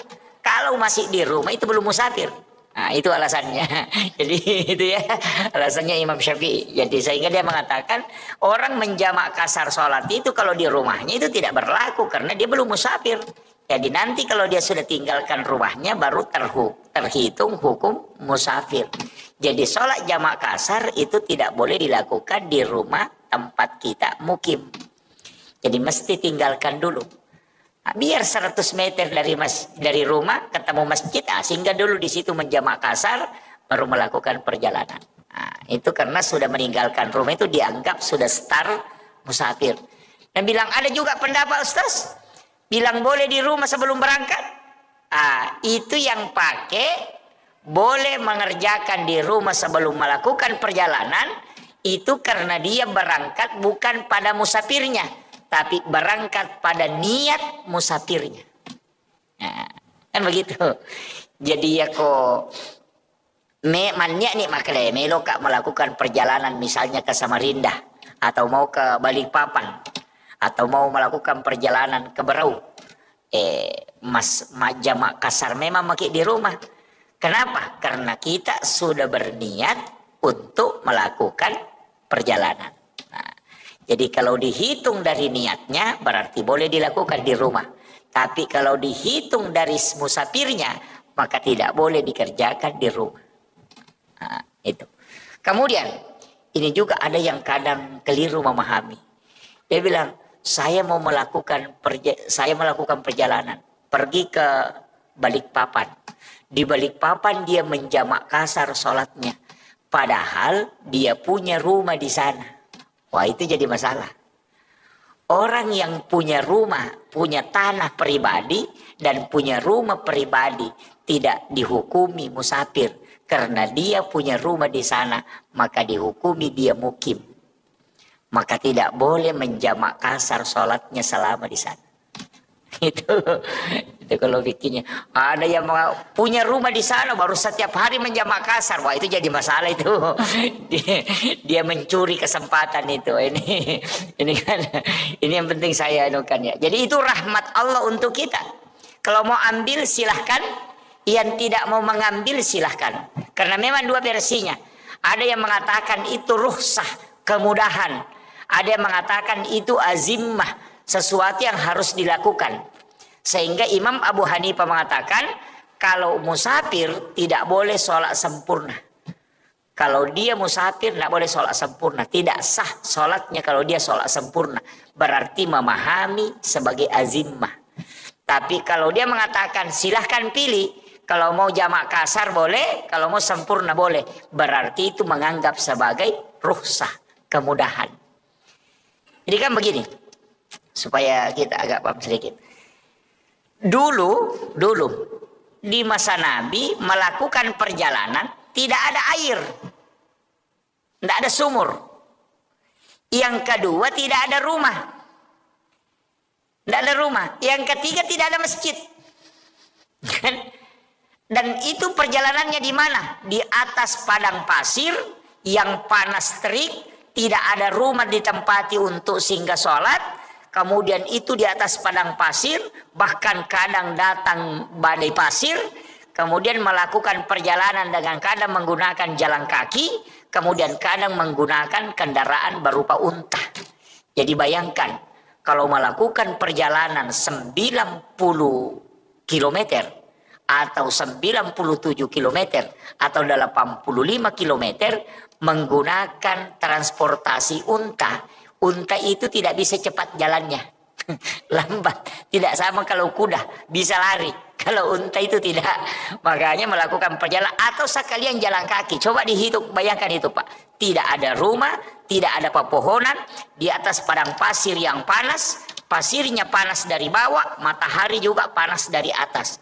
Maka wajar kalau 85 km kita melakukan sholat jamak kasar.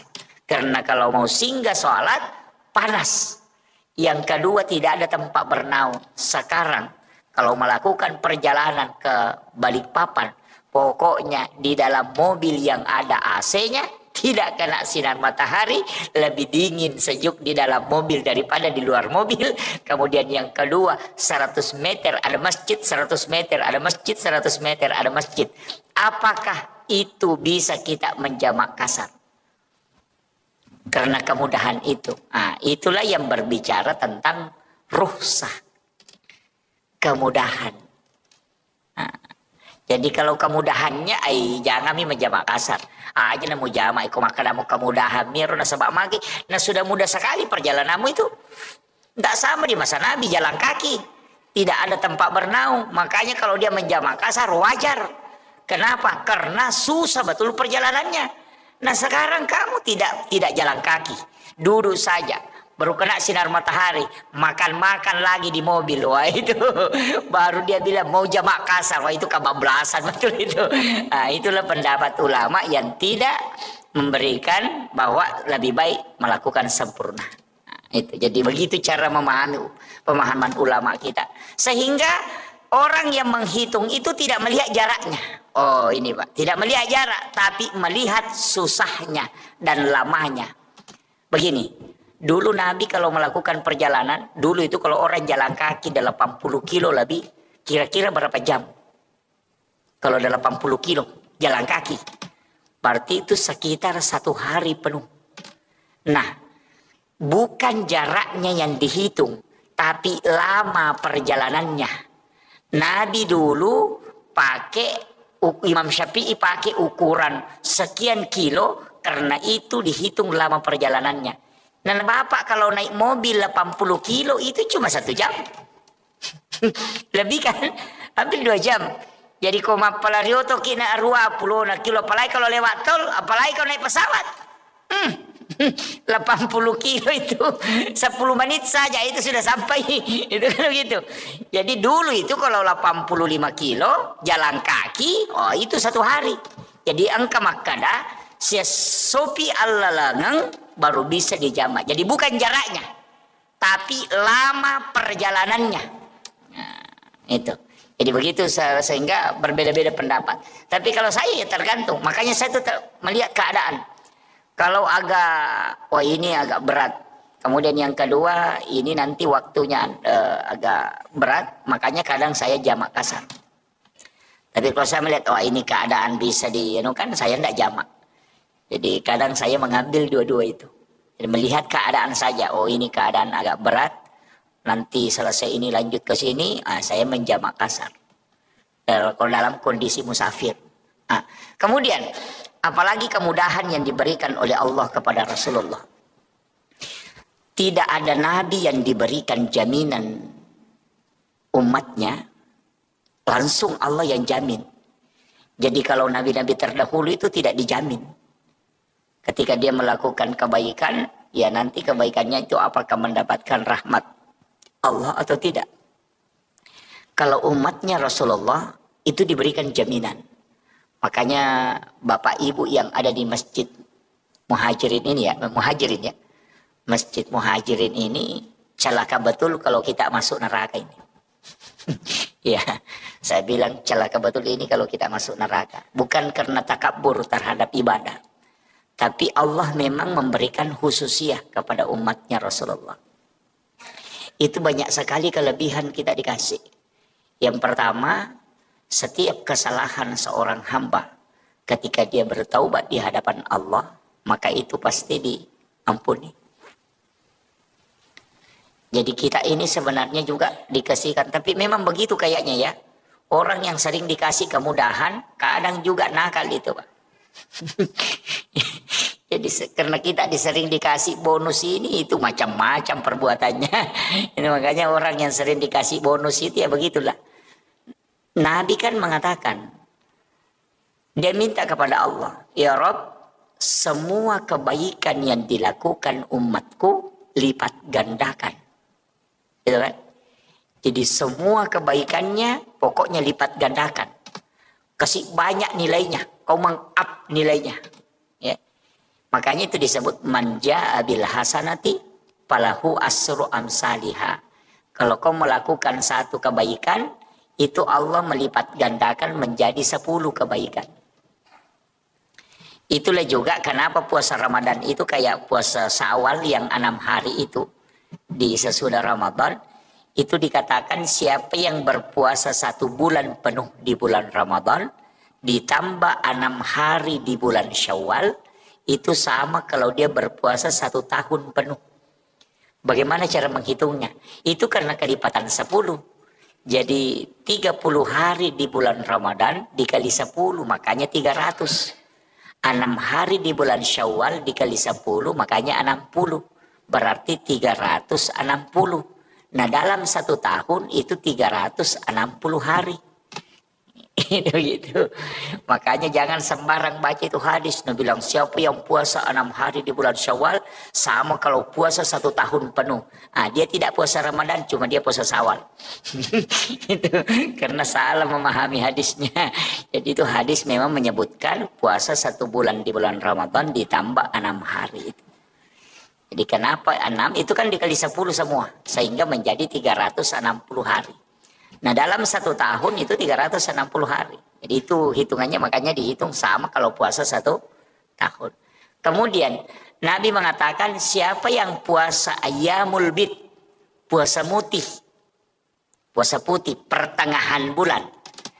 Jadi 14, 15, 16. Kalau di bulan yang tidak cukup berarti 13, 14, 15. Ompo ulang. Bulan Hijriah. Pertengahannya kita puasakan. Itu disebut puasa putih. Itu sebenarnya bukan puasanya kita. Ternyata puasa itu puasanya Nabi Adam. Puasa taubatnya Nabi Adam. Karena ketika Nabi Adam dilemparkan ke bumi, seluruh badannya hitam. Seluruh badannya hitam. Maka Nabi Adam itu melakukan puasa. Puasanya itu hari pertama itu di pertengahan bulan. Hari pertama 1/3 badannya jadi putih. Sekalinya puasa kedua 2/3 badannya putih. Puasa hari ketiga seluruh badannya putih. Makanya disebut puasa putih. Jadi itulah puasa menghapuskan seluruh dosa-dosanya Nabi Adam. Nabi tahu itu. Sehingga dia minta berikan juga ya Rob kepada umatku puasa ini. Makanya sebenarnya puasa putih itu adalah puasa syariatnya Nabi Adam. Tapi kita dikasih karena boleh dilakukan. Nah kenapa 3 hari itu Nabi mengatakan siapa yang berpuasa 3 hari setiap bulannya maka sama kalau dia berpuasa 1 bulan penuh. Cocok memang karena 3 hari, nah 30 hari dalam satu bulan kan. Makanya kalau Bapak tidak bisa puasa Senin Kamis, lakukan saja itu puasa putih. Itu puasanya Nabi Adam. Itu untuk awet muda juga, untuk kesehatan juga. Kalau orang puasa putih itu untuk supaya badannya, fisiknya itu dijaga. Ya, istilahnya orang awet muda. Jadi kalau orang tua kerjakan, wah itu sudah awet tua nanti itu. Gitu. Ya, jadi ini puasa ini, itu syariatnya Nabi Adam. Sama aja dengan zikir. Semua Nabi itu dikumpul zikirnya Pak. Istighfarnya Nabi diambil, zikir khususnya para Nabi diambil, dikumpul. Rasulullah yang minta. Karena umur kita pendek, kan gitu. Itu kan dipikirkan Rasulullah. Umurnya umatku pendek. Tidak lama dia hidup. Tidak sama umatnya Nabi Musa. Umatnya Nabi Musa ada yang sampai 300 tahun. Ibadahnya pasti banyak. Nah umatku hanya 60 tahun. Ada yang sampai 30 tahun saja meninggal. 40 tahun sudah meninggal. Sedikit sekali. Nah lebih banyak juga tidurnya. Iya kan lebih banyak tidur Pak. Jam 9 kita tidur. Nanti bangun jam 4. Berarti dalam satu malam itu kalau jam 9 berarti jam 7, jam 8, jam 9. Berarti 3 jam saja tidak tidur. Kemudian jam 4, jam 5, jam 6. Berarti 5 jam kita tidak tidur kan? Kalau jam 9 malam baru kita bangun jam 4. Berarti 5 jam kita tidak tidur. Nah berapa jam kita tidur? Jam 10, 11, 12, jam 1, jam 2, jam 3, jam 4. 7 jam. Coba. Apalagi kalau siang lagi tidur. Jam 1, jam 10 atau jam 11 atau jam 1 lah tidur. Nanti bangun jam 4. Angka lalu atau tatek ruamo pinatindo tatek sirapi noto ele. Yang kata umako tuh. Kalau ada orang itu Pak jam 8 malam sudah tidur, nanti bangun jam 9 pagi. Itu orang kalau 60 tahun umurnya, 43 tahun dia tidur. Kalau dikumpul tidurnya kan. Arti kita ini lebih banyak tidur daripada aktivitas. Belum ada pi makan, belum ada pi main HP. Itu kan semua. Makanya Nabi minta karena umurnya umatku pendek, kumpulkan semua ibadahnya para Nabi, kasih dia. Makanya puasa Nabi Adam kita ambil, puasanya Nabi Daud juga diambil. Puasa yang 1 hari puasa, besoknya lagi puasa. Berbuka. Jadi misalnya puasa hari Senin, hari Selasa tidak puasa, hari Rabu puasa lagi. Nanti hari Kamis tidak puasa, hari Jumat puasa lagi. Begitu. Begitu terus, 1 hari puasa, 1 hari berbuka. Itu kalau puasanya Nabi Daud. Kalau zikir, istighfar. Kan kalau istighfarnya Nabi Adam apa? Rabbana zalamna anfusana wa illam taghfir lana wa tarhamna lanakunanna minal khasirin. Itu istighfarnya Nabi Adam. Itu istighfarnya Nabi Adam. Itulah yang diucapkan Nabi Adam di hadapan Allah. Rabbana zalamna anfusana wa illam taghfir lana wa tarhamna lanakunanna minal khasirin. Kalau Nabi Nuh, Nabi Yunus, Nabi Yusuf, Nabi Ibrahim, ada semua istighfarnya itu Pak. Semua Nabi ada istighfarnya. Makanya ada ulama itu hanya mengumpul istighfarnya para Nabi. Baru dia baca semua itu. 25 Nabi dan Rasul dia baca semua istighfarnya. Tapi untuk Rasulullah, karena Nabi itu Sayyidul Anbiya, makanya semua yang melekat ke dia disebut Sayyid.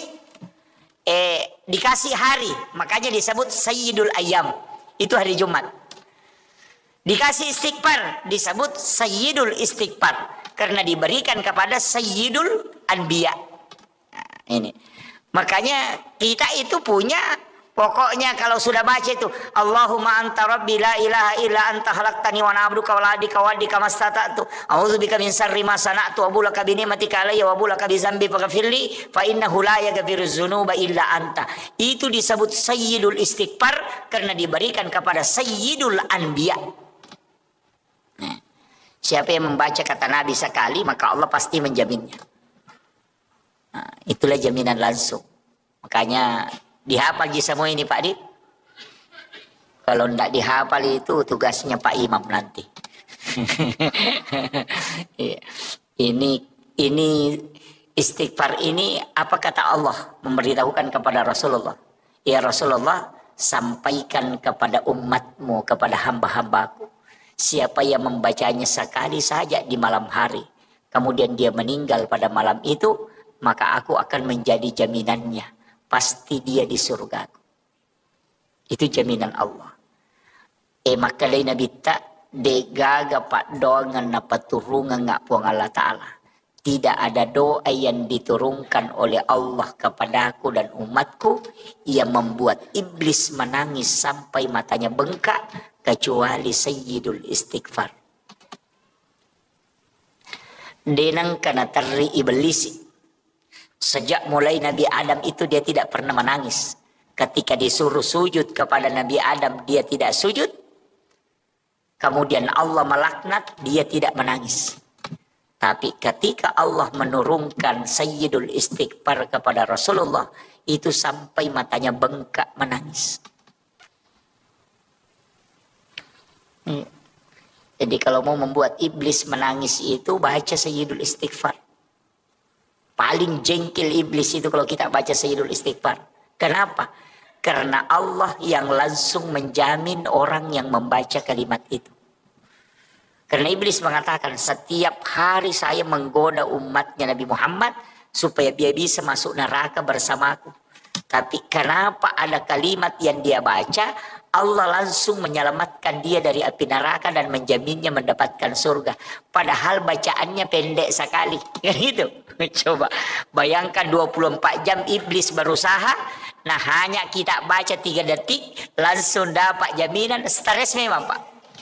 Bayangkan kalau kita berusaha itu pokoknya berusaha betul. 1 hari 1 malam kita berusaha.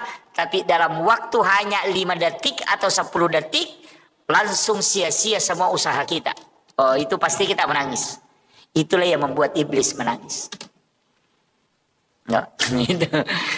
Sama kayak begini. Kalau ada orang menggambar, pelukis. Dia sudah gambar. Pokoknya itu gambarnya bagaimana caranya supaya sempurna. Pas dia kerjakan selama 24 jam. Sempurna gambarnya. Langsung tiba-tiba tumpah catnya langsung menghapus itu gambar. Apa yang terjadi? Pasti kita menangis. Begitu juga iblis ketika dia menangis ketika Rasulullah memberikan. Allah memberikan kepada Nabi sayyidul istighfar. Makanya saya mengatakan hafal ini Bapak Ibu sekalian. Ajarkan anak-anak kita doa ini. Karena inilah doa yang sangat dibenci oleh iblis. Dan inilah doa yang menyebabkan kita mendapatkan jaminan langsung dari Allah. Jadi bukan Nabi yang menjamin, tapi Allah. Makanya orang masuk surga itu cuma 2 jalan, Pak. Kalau bukan jalur rahmat, kita masuk dengan jalur syafaat. Makanya ibadah itu terbagi. Ada ibadah wajib, ada ibadah sunnah. Makanya semua itu ada turunannya. Sholat wajib, ada sholat sunnah. Puasa wajib, ada puasa sunnah. Haji wajib, ada umrah yang sunnah. Zakat wajib, ada sedekah yang sunnah. Syahadat yang wajib, ada sholawat yang sunnah. Kenapa ada wajib, ada fardu, ada sunnah? Karena yang fardu itu lari rahmat, yang sunnah itu lari syafaat. Makanya Rasulullah mengatakan, kalau kau mau bersamaku di dalam surga, maka perbanyak sujudmu. Dan itu tidak mungkin sholat fardu. Karena sholat fardu tidak bisa ditambah rakaatnya. Sholat subuh mutlak 2. Biar bagaimana semangatnya orang sholat subuh tetap harus 2. Tidak bisa dijadikan 8. Jangan bilang, oh ini karena enak-enaknya ini lebih baik kerjakan 8 rakaat. Itu tidak bisa. Itu tidak ke surga itu Pak. Langsung masuk neraka itu. Jadi makanya kalau sholat sunat itu bisa ditambah. Karena sholat sunat mutlak, sholat sunat taubat, sholat sunat hajat. Itu kapanpun bisa dilaksanakan. Jadi itu kuncinya. Makanya ibadah itu ada 2. Kalau sunnah tidak dibatasi, kalau fardu mutlak mahdah. Tidak bisa. Makanya haji tidak boleh dilakukan di luar tempat. Harus Mekah, Madinah. Di situ tidak boleh keluar. Makanya ada haji itu yang dibawa kereng. Iya kan? Kenal itu Pak. Yang hajinya dibawa kereng. Ada yang ke situ, ke gunung bawa kereng. Itu haji juga. Dia tidak antri kalau ke situ. Dan itu dilaksanakan kapan saja. Dan haji itu tidak bisa dilakukan di luar dari 2 kota haram ini. Nah, haji juga ditetapkan waktunya. Tidak bisa dibilang, ayo mau kak saya berangkat haji sebelum Ramadan. Tidak bisa. Harus di bulan haji. Tidak bisa kalau bukan di Zulhijjah. Hajinya itu tidak bisa. Makanya kalau umrah, kan haji. Kalau umrah kapan saja. Bahkan di saat berhaji bisa umrah. Pokoknya kalau umrah biar setiap bulan di sana. Pulang hanya 2 hari di rumahnya, berangkat lagi umrah. Bisa. Tapi ajak tosih. Saya itu sering kasih tahu orang yang sering bolak-balik umrah ini, cukuplah 1 kali 1 tahun pergi umrah. Ya, jangan 3 kali 1 tahun, 4 kali 1 tahun, jangan. Kecuali pembimbing umrah. Kalau saya ndak usah setiap 1 kali lah 1 tahun. Kenapa? Pertama, umrah itu ibadah pribadi, bukan ibadah sosial. Ini saya harus kasih tahu kepada orang-orang kaya ini yang sering bolak-balik pergi umrah ini. Jadi janganlah bolak-balik ke situ untuk setiap 3 kali dalam 1 tahun. Cukup 1 kali dalam 1 tahun. Kenapa? Karena dia ibadah pribadi dan bukan ibadah sosial. Umrah itu pahalanya dipatok. Kalau sudah kerjakan misalnya dapat pahala 10.000, ya 10.000 pahalanya. Kalau meninggal tetap 10.000, tidak mungkin bertambah itu. Tetap 10.000 terus itu. Tidak bisa berubah-berubah itu. Tapi kalau kita uang yang kita mau bayarkan untuk naik umrah misalnya 30 juta. Itu dipakai bangun masjid, dipakai bantu anak yatim, dipakai bantu fakir miskin, atau dipakai bayarkan sekolahnya anak-anak yang menghafal Al-Quran. Itu 10 anak dibantu. Itu pahalanya jalan sampai dunia kiamat. Pahala pertamanya itu 700 kali lipat. Tapi setelah itu bertambah terus. Tidak pernah berhenti. Jadi sekali berbuat sampai kiamat dapat terus tambahan pahala. Tapi kalau umrah sekali berbuat pahalanya dapat, setelah itu tidak bertambah-tambah. Tapi bisa kurang. Bisa kurang. Bagaimana bisa kurang pahala umrah? Kalau bilang, lihain, kasih tahu tetangganya. Bilang tetangganya, syukur tak kita budi. Setiap tahun kita naik umrah. Bilang, iya kita memang begitu. Enak memang kita kan imannya bagus. Sudah habis itu. Jadi dia bisa kurang. Hati-hati. Makanya saya katakan orang yang sering bolak-balik umrah ini, kurangilah. Kemudian yang kedua alasannya apa? Ini kalau dalam tarekat. Ibadah yang sakral. Kalau dilakukan berulang. Itu sakralnya akan hilang. Itu bisa hilang. Di situ ujiannya. Maksudnya bagaimana Pak Ustaz? Begini. Umrah itu ibadah sakral. Kalau ada orang baru berangkat umrah sekali, itu tidak sama bagi orang yang sudah berangkat 5 kali. Pasti tidak sama. Jadi pada saat orang pertama datang itu baru pertama kali itu dia umrah, itu pasti nikmat betul. Dia rasakan. Tapi ketika sudah 10 kali bolak-balik itu sudah biasa-biasa. Kan begitu. Sama aja begini Pak, sholat Jumat itu dikerjakan setiap pekan. Makanya orang anggap biasa-biasa. Tapi Idul Fitri, Idul Adha, karena dilakukan cuma 2 kali dalam 1 tahun, sebenarnya cuma 1 kali. Idul Fitri 1 kali, Idul Adha 1 kali. Makanya kalau Lebaran, padahal ibadah sunnah, semua orang datang kumpul, marah-marah kalau tidak pergi. Padahal itu ibadah sunnah, tapi ibadah fardu sholat Jumat, malas ke masjid. Nah, itu kalau Lebaran Idul Fitri. Karena cuma 1 kali, belum subuh itu sudah mau mandi. Pokoknya baju baru disiapkan, parfum disiapkan, tengah malam dia masterika. Kalau sholat Jumat itu aja bajunya nak pakai olahraga pergi sholat. Padahal ini wajib, bukan ibadah yang sholat Idul Fitri Idul Adha ini kan sunnah. Kenapa dia sangat istilahnya punya semangat tinggi untuk datang, bahkan takut kalau tidak datang, kecewa kalau tidak datang, itu karena ibadah ini hanya sekali setahun. Seandainya Pak Idul Fitri Idul Adha ini setiap minggu, nah tidak banyak juga yang datang. Apalagi yang sunnah setengah mati panitia datang sholat id minggu ini tidak datang, itu dah sunnah sih, jangan berangkat. Begitu. Kenapa? Karena sakralnya ibadah itu karena dilakukannya tidak sering berulang-ulang. Tuh. Jadi ini penting saya wasiatkan. Makanya bagi yang bolak-balik pergi umrah itu simpan duluan, tak pakai, bantu keluar. Ada yang umrah 3 kali, 1 tahun 4 kali, 1 tahun baru tetangganya tidak makan apa-apa. Wah itu ganas itu Pak. Itu orang kaya tidak ada perasaannya itu.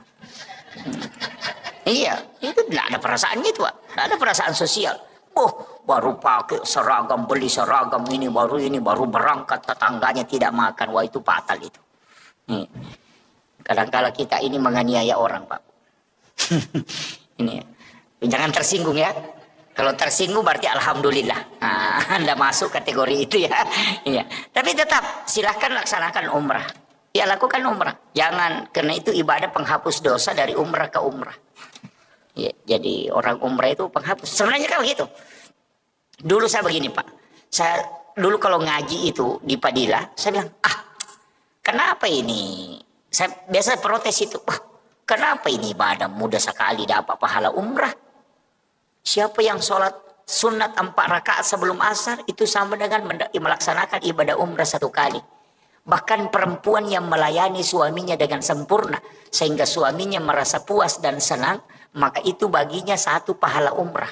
Sholat sunnah duha 2 rakaat di waktu pagi itu kita tidak mau tukar dengan ibadah umrah 1 kali kelak di hari kemudian. Saya bilang, kenapa sholat duha 2 rakaat ini yang sangat mudah dilakukan tidak mau ditukar dengan pahala umrah nanti di hari kemudian? Nanti lama-lama akhir-akhir ini saya baru berpikir, oh mungkin inilah yang dianukan, bahwa ibadah umrah nanti itu akan kurang kesakralannya. Ya, jadi kalau pahala umrah jadi kejar, ibu-ibu kasih tahu saja ibu-ibu mau kita dapat umrah gratis, layani saja dengan baik, insya Allah dapat umrah itu, nggak pakai modal, kan begitu, iya. Sholat sunnah duha 2 rakaat itu sudah umrah itu. Bahkan Nabi mengatakan siapa yang berwudu di rumahnya kemudian berangkat ke masjid melakukan sholat fardu, wudunya dia tidak batal, maka itu sama dengan haji dan umrah sekali. Siapa yang tinggal sholat subuh berjamaah di masjid, kemudian tidak meninggalkan masjid, duduk berzikir hingga masuk waktu syuruk, kemudian melaksanakan sholat sunnah isra 2 rakaat, itu sama ketika dia melaksanakan ibadah haji dan umrah 3 kali bersamaku, kata Nabi. Tamah. Sempurna sekali itu Pak. Cuma susah dilakukan. Ada orang assalamualaikum langsung lompat keluar. Nah itu, iya. Padahal itu pahalanya besar. Kalau kita kan kejar pahala haji dan umrah itu saja itu. Jadi kadang saya mengatakan kenapa agama ini? Oh ternyata bahkan Nabi kan mengatakan sholat Jumatnya orang miskin itu pengganti ibadah haji baginya. Woi enak sekali Pak. Cuma tidak baiknya kita berdoa, ya Allah miskinkan saya supaya dapat pahala haji setiap pekan. Kan begitu. Kena tu apa yang kaguru tema kadang katu tahu kasih asi maborro, ya saya tahu kasih asi maborro, tahu kasih asi dia nalo mak juma, ya nanti saya tahu kasih asi nama borro, itu kan begitu. Karena sudah dikasih. Kalau orang kaya Pak, ndak bisa dapat. Ndak ada itu bilang orang kaya yang sholat Jumat pahalanya itu sama dengan pahala haji. Ndak ada. Yang ada itu orang miskin ketika dia sholat Jumat itu pengganti ibadah haji baginya. Jadi jangan bangga kita yang pernah haji itu daripada orang miskin tidak pernah haji. Nah bilang orang miskin setiap minggu ke haji. Kau 1 kali baru bisa. Itu pun antrinya lama kan. Makanya orang miskin itu Pak cepat masuk surga. Orang kaya itu yang stres. Iya. Orang kaya itu yang stres. Makanya bapak-bapak yang punya banyak rezeki ini hati-hati. Iya hati-hati. Paling lambat masuk surga itu. Apalagi yang punya banyak mobil. Oh sudah. Itu baru mobil. Yang punya banyak istri lebih parah itu. Iya. Makanya saya kasih tahu memang Pak hati-hati. Fatal itu. Karena pertanggungjawabannya berat. Dari 1 benda itu bisa dipertanggungjawabkan sampai sekian tahun. Oh enggak mudah. Makanya saya kasih tahu, saya kasih amalan Pak. Di dalam tarekat itu kan sering orang sebut. Saya dulu itu kan enggak sepakat. Ketika belum dapat. Saya tuh, karena di mursyid kami pernah bilang. Saya mengatakan, wih susahnya nanti itu perjalanan Pak Kiai. Mulai di alam kubur kita sudah ditanya memang. Bangun dari dibangkitkan dari alam kubur, dibawa lagi kepada mas. Di situ lagi menunggu sekian ribu tahun. Kemudian di padang mahsyar, kemudian dipanggil satu-satu untuk ditimbang amalnya. Lain lagi lewat di Siratal Mustaqim. Apa nak bilang mursyid kami? Iya, kalau kau mau lewat di situ ya lewat. Nasa kau mekol lete ya lete memak kau. Mekui timbang amalamu ya timbang. Kalau mau tidak lewat titian siratal mustaqim ada caranya juga. Jadi ada orang itu Pak tidak ditimbang amalnya, tidak diperiksa amalnya, tidak pergi antri di padang mahsyar. Baru berjalan ke situ sudah dijemput. Wah ternyata saya dulu tidak percaya. Wah ada keamalan begitu. Bisa tidak ditimbang amalnya. Nah semua orang akan lewat di titian siratal mustaqim. Tapi dia bilang ada orang yang tidak dikasih lewat di jembatan sirat. Karena belum ke sana. Nah sudah dijemput. Saya tuh tidak percaya dulu. Dewa tepak maka wah ajarah sesat nengi. Kadang-kadang Deni Palete tahu pada Tony Paresa. Angka tahu Deni Paresa pasti Paresa mana? Pada masar menunggu lama. Ternyata lama membaca saya dapat hadisnya Bapak. Dan itu hadis sahih. Guru kami di Sidrap itu ceramahkan juga. Setelah dia ceramahkan saya kaget. Dari mana dia dapat ini hadis? Kemudian dia bawa kitabnya, saya buka, dapat. Oh ternyata ada. Saya pulang ke rumah langsung cari hadisnya di ensiklopedia hadis itu. Saya dapat. Jadi Rasulullah itu pernah berwasiat begini. Ada nanti umatku di hari kemudian, itu baru berjalan menuju kepada mahsyar, itu sudah dijemput. Jadi belum sampai kepada mahsyar, baru berjalan menuju kepada mahsyar, Allah menyuruh malaikat menjemput orang itu kemudian dibawa ke ila rafiqil a'la di tempat yang sangat tinggi sehingga amalnya tidak diperiksa, kemudian tidak melewati titian siratal mustaqim, tidak antri juga di padang mahsyar karena baru berjalan ke situ, nah sudah dijemput. Kayak kita mau ke lapangan, baru kita berjalan mau ke lapangan, datang penjemput, sini mi jangan mi ke situ, antri sini mi, saya bawa ke sana. Jadi ada orang seperti itu nanti. Siapa itu? Rasulullah mengatakan, dia adalah umatku yang bersedekah. Yang bersedekah itu tidak tahu siapa yang disedekahi. Dan yang disedekahi pun tidak tahu siapa yang mensedekahi. Jadi tahu mas sumbangnya dia nisangi maka dan niga na sumbang. Tahu isumbangnya dia tahu nisangi maka dan niga sumbangi. Belak masuknya begini. Di Bontang ini kan banyak pondok tahfiz. Ada pondok pesantren, ada panti asuhan. Telpongi saja pembinanya. Tanyakan nih Pak Ustaz, adakah anak yatim piatu di situ sekolah? Ngapa? Kalau bilang ada, kasih tahu nih. Berapa pembayarannya setiap bulan? Misalnya dia bilang 300.000 atau 500.000. Kasih tahu ustaznya. Saya mau membantu anak yatim itu. Nanti saya yang bayarkan uang sekolahnya. Tapi pesankan jangan kasih tahu saya namanya dan jangan kasih ketemu saya dengan orangnya. Anak itu juga jangan kasih tahu kalau saya yang membantunya. Jadi kita tidak tahu siapa yang dibantu pun tidak tahu siapa yang membantunya. Itulah orang yang kata Nabi tidak diperiksa. Tidak dibawa antri, tapi baru berjalan ke mahsyar sudah dijemput. Karena dia punya khususia di hadapan Allah. Nah, makanya kalau mau tidak diperiksa amalnya, Pak, pakai jalur itu. Kalau kumpul anak yatim piatu baru dikasih amplop, baru disorting, itu masih di blender itu, Pak. Belum selamat itu. Jangan bilang iya. Apalagi kalau calon bupati, calon wali kota, caleg itu kumpul itu santunan anak yatim 20.000 isinya amplopnya baru disorting. Wah itu jadi masalah itu Pak. Itu bukan pembagian sedekah itu tapi pameran anak yatim itu ya kan. Makanya hati-hati. Tapi caleg sekarang Pak, calon pemimpin sekarang memang harus nampakkan juga kebaikannya. Makanya yang harus dia jaga itu hatinya. Harus nampak. Karena kalau tidak nampak dia memberikan bantuan, dibilangi pemimpin kikir. Kalau dinampakkan, nah bilang ria, susah memang. Ia pitangnya gagaya bere nasa piah melu sia tiacang. Deni apita nasa seke patu desi gaga bantuan. Ya kan berat. Makanya sekarang orang si malakama itu Pak. tidak turun ke masyarakat bersilaturahmi, dibilangi ya tuh nasabah tuh namang kampanye na tuh yang kah menrek ni punggawa dia nang kanuba. Sekalinya kita nata nasang kasyati, ang kasyaro na cinay. Itu susah betul.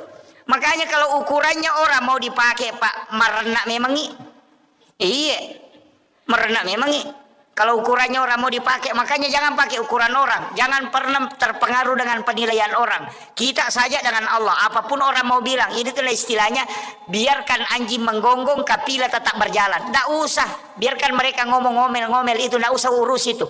Kenapa? Jalan saja di koridor yang terbaik. Itu. Karena seandainya kita tahu bagaimana cepatnya orang melupakan kita ketika kita meninggal, nah tidak pernah diurus itu omongannya orang. Iya. Tersekamai maka datang lini ngerang itu aku mati deh Pak. Apalagi aku beli bola nih. Dua ngasomi mati tak rasa mati nih anu. Nggak ada nih urusan. Nggak mau maga kanja nak beli bola tak bagus ya. Bagus siapa bagus kalau sudah meninggal selesai. Nggak usah tetangga istri saja. Ya. Paling mata Andre si ulangi itu Pak aja nih. Iya. Memang kau talungas semati na laki na meninggal betul suamiku terlebih dulu pergi. Sekalinya kan 2 minggu 3 minggu si ulang nah pasan status sudah 1 bulan kepergiannya ayahnya. Tapang kamaki buah komeng sabar ki bu Nasr makasih lakun ruh namo bapak-bapak makoto makanya ibu-ibu saya sampaikan amas-amas itu jangan dikumpul-kumpul sedekahkan. Iya bantu orang gunakan untuk pemanfaatan perhiasan itu dipakai jangan dipamerkan sampai emasnya sampai siku. Boh, foto mengerece mana padahal aku masih dah kayak dosa bumi rupiah. Namo malaikat empat diulu tuh. Emasnya sampai siku baru sedekahnya 2.000. Iya, jangan terlalu dikumpul-kumpul itu. Gunakan untuk kebaikan, gunakan untuk umat. Iya. Jangan terlalu berlebihan pakai. Sampai-sampai orang itu merasa dirinya bahwa tidak ada apa-apanya. Itu namanya menganiaya orang dengan perasaan.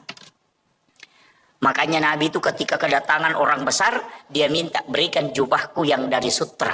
Dia pakai sutra itu ketika ada pejabat besar itu datang. Nabi memperlihatkan bahwa kami juga Islam adalah orang yang tidak dianggap kumuh. Tapi ketika Nabi bersama dengan orang miskin, maka dia menggunakan pakaian ala seperti orang miskin itu tadi. Tetap dalam kesederhanaan. Makanya jangan juga pakai emas sampai siku ada semua nempel di sini. Cincinnya baku sambung-sambung. Baru pakaiannya mengkilap, baru datang ke pengantin begini, baru duduk sama orang miskin. Jangan. Itu menganiaya perasaan orang lain. Itu tidak boleh. Tidak ada ibu-ibu dibontang begitu di. Iya, kalau ada istri tak begitu Pak ganti saja, ndak usah disimpan itu. Iya, ini saya sampaikan ini. Ya, makanya itu saya wasiatkan. Makanya gunakan semua untuk kebaikan. Jadikanlah itu ibadah-ibadah sosial. Saya kira ini yang penting saya wasiatkan. Ini sudah masuk waktu suruk. Mudah-mudahan ada hikmah yang kita bisa petik. Itu tadi amalan yang saya kasihkan. Amalkan itu Pak. Cari anak yatim piatu yang di pesantren di ini. Tidak usah tahu siapa orangnya. Nanti kita diberikan jaminan khusus dari Allah. Itu keistimewaannya ketika kita bisa membantu orang yang kita tidak ketahui. Apalagi misalnya ada pesantren di Makassar. Ada pesantren di misalnya di mana jauh itu. Di Jakarta. Ada di Bogor. Ada di mana. Pondok Tahfiz. Kita tahu nomor telepon pembinanya, tanyakan ada anak yatim di situ, dia bilang ada, kita transferkan saja. Kita tidak tahu di mana itu pesantren, siapa anak itu, maka kelak orang itulah yang menyebabkan kita dijemput secara khusus. Jangankan antri di pada masyar, baru berjalan ke sana itu sudah dijemput. Itu keistimewaan Pak. Makanya kalau banyak dosa tak pakai amalan begitu Pak, supaya tidak diperiksa. Itu karena kalau diperiksa setengah mati saya kira cukup sekian. Akhirul kalam wallahul muwaffiq ila aqwamit thoriq. Nasrun minallahi wa fathun qarib wa basyiril mu'minin. Assalamualaikum warahmatullahi wabarakatuh. Untuk doanya Pak Imam, ini sahibul wilayah. Salat subuh dikerjakan di masjid secara berjamaah. Karena itu sama dengan bangun 1 malam penuh untuk beribadah di hadapan Allah Subhanahu wa Ta'ala. Itulah rahmat yang diberikan oleh Allah secara khusus kepada umatnya Rasulullah Sallallahu Alaihi Wasallam. Sebenarnya kita ini diberikan beberapa hadiah oleh Allah. Itulah yang membuat kita menjadi umat yang terbaik. Karena memang selain dijanjikan keselamatan, kita juga diberikan khususiyah. Syariat-syariat Nabi sebelum Rasulullah itu tidak pernah memiliki rukhsah. Tidak ada kemudahan. Karena kalau sudah perintah Allah secara mutlak, itu tidak boleh ditawar. Bahkan yang paling berat itu adalah umatnya Nabi Musa. Karena ketika dia melakukan dosa atau kesalahan, maka tidak ada istilah taubat kecuali faqtulu anfusakum, kecuali membunuh dirinya. Jadi umat Nabi Musa nanti diterima taubatnya ketika dia membunuh dirinya kalau sudah melakukan dosa. Jadi cara pertobatannya itu di hadapan Allah adalah faqtulu anfusakum, membunuh dirinya. Kita umatnya Rasulullah itu tidak. Kalau melakukan kesalahan cukup melaksanakan atau melakukan taubat. Taubat itu ada dengan jalan mengakui kesalahan, ada dengan jalan melalui sholat. Yang nanti setelah taubat itu baru kita ikuti dengan istighfar. Jadi ada juga yang kadang-kadang keliru memahami taubat. Dianggap itu ketika dia beristighfar itu sudah masuk taubat. Padahal beda. Taubat itu bahasa Arab dari kata taba yatubu taubatan, kembali. Kalau istighfar itu istighfarah, menutup yang nampak. Itu makna dasarnya. Kalau taba yatubu taubatan itu kembali. Jadi sebenarnya orang yang bertaubat itu adalah orang yang kembali mengingat kesalahannya. Makanya disebut kembali. Jadi kalau ada orang pernah melakukan dosa, ketika dosa itu dia ingat dan dia mengakui kesalahan itu di hadapan Allah, maka itulah yang disebut dengan taubat. Ketika kita membaca Astaghfirullahaladzim, berarti kita meminta kepada Allah supaya kesalahan itu ditutup. Ya, jadi makanya taubat diikuti dengan istighfar. Jadi istighfar dengan taubat itu beda jauh. Ada orang salah paham.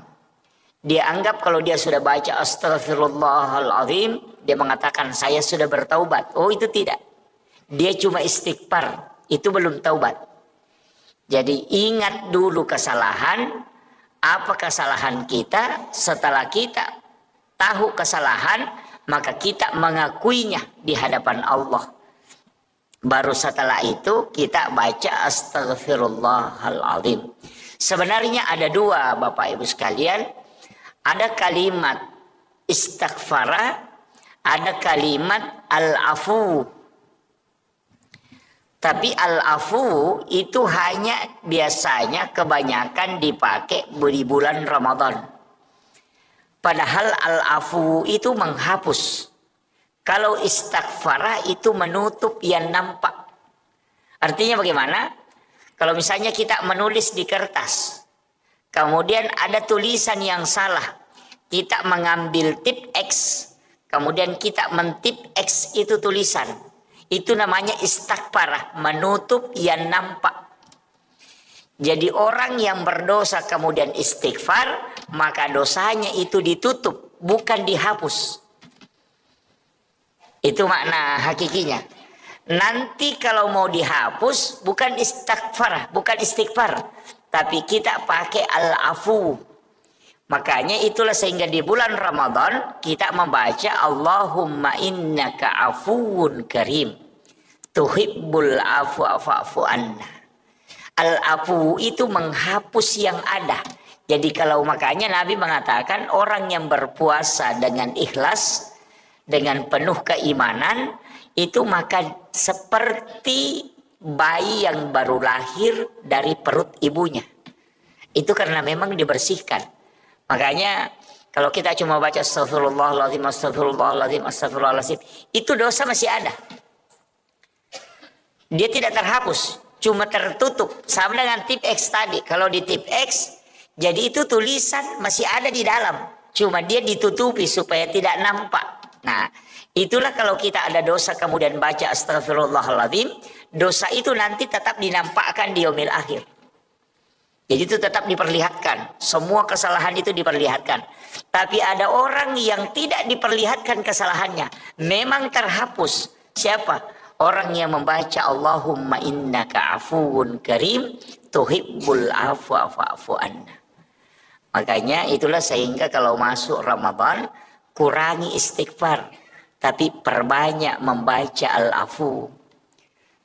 Itulah sehingga bulan Ramadan itu adalah penghapus dosa-dosa. Itu yang pertama. Itu adalah kemudahan. Itu adalah rahmat Allah. Itu harus diraih. Kemudian yang ketiga, kita dalam Islam ini diberikan kemudahan dari semua ibadah. Jadi ada ibadah itu yang diwajibkan, ada yang dihapuskan kewajiban itu, bisa tidak dilaksanakan. Itu karena kemudahan. Yang kedua, ada ibadah yang dikurangi. Jadi misalnya diberikan ukuran, kemudian bisa dikurangi, hanya seperduanya diambil. Ada juga ibadah yang bisa diganti. Ibadah yang wajib, yang bisa tidak dilakukan, itu sholat Jumat. Sholat Jumat itu wajib, tapi bisa tidak dilaksanakan. Bisa jadi wajib. Kapan? Ketika kita sakit. Itu tidak wajib. Ketika kita musafir. Itu tidak wajib. Ketika hujan deras. Sehingga menghalangi untuk bisa melaksanakan sholat Jumat. Maka itu menjadi tidak wajib sholat Jumat. Jadi ibadah wajib bisa hilang. Hukum wajibnya. Itu karena kemudahan diberikan oleh Allah. Nabi-nabi terdahulu itu tidak mungkin dikasih seperti itu. Tidak ada. Kalau kewajiban, pokoknya kewajiban. Harus kau lakukan. Yang kedua, ada ibadah yang bisa diganti. Seperti puasa yang tidak bisa kita lakukan. Itu dengan membayar fidyah. Itu diganti tuh. Jadi puasa diganti dengan membayar. Kemudian yang ketiga, ibadah yang diberikan ukuran tapi bisa dikurangi. Itulah sholat jamak qasar. Dipindahkan waktunya, kemudian dari 4 rakaat dikurangi menjadi 2 rakaat. Itu semua rukhsah, kemudahan. Dan itu rahmat Allah.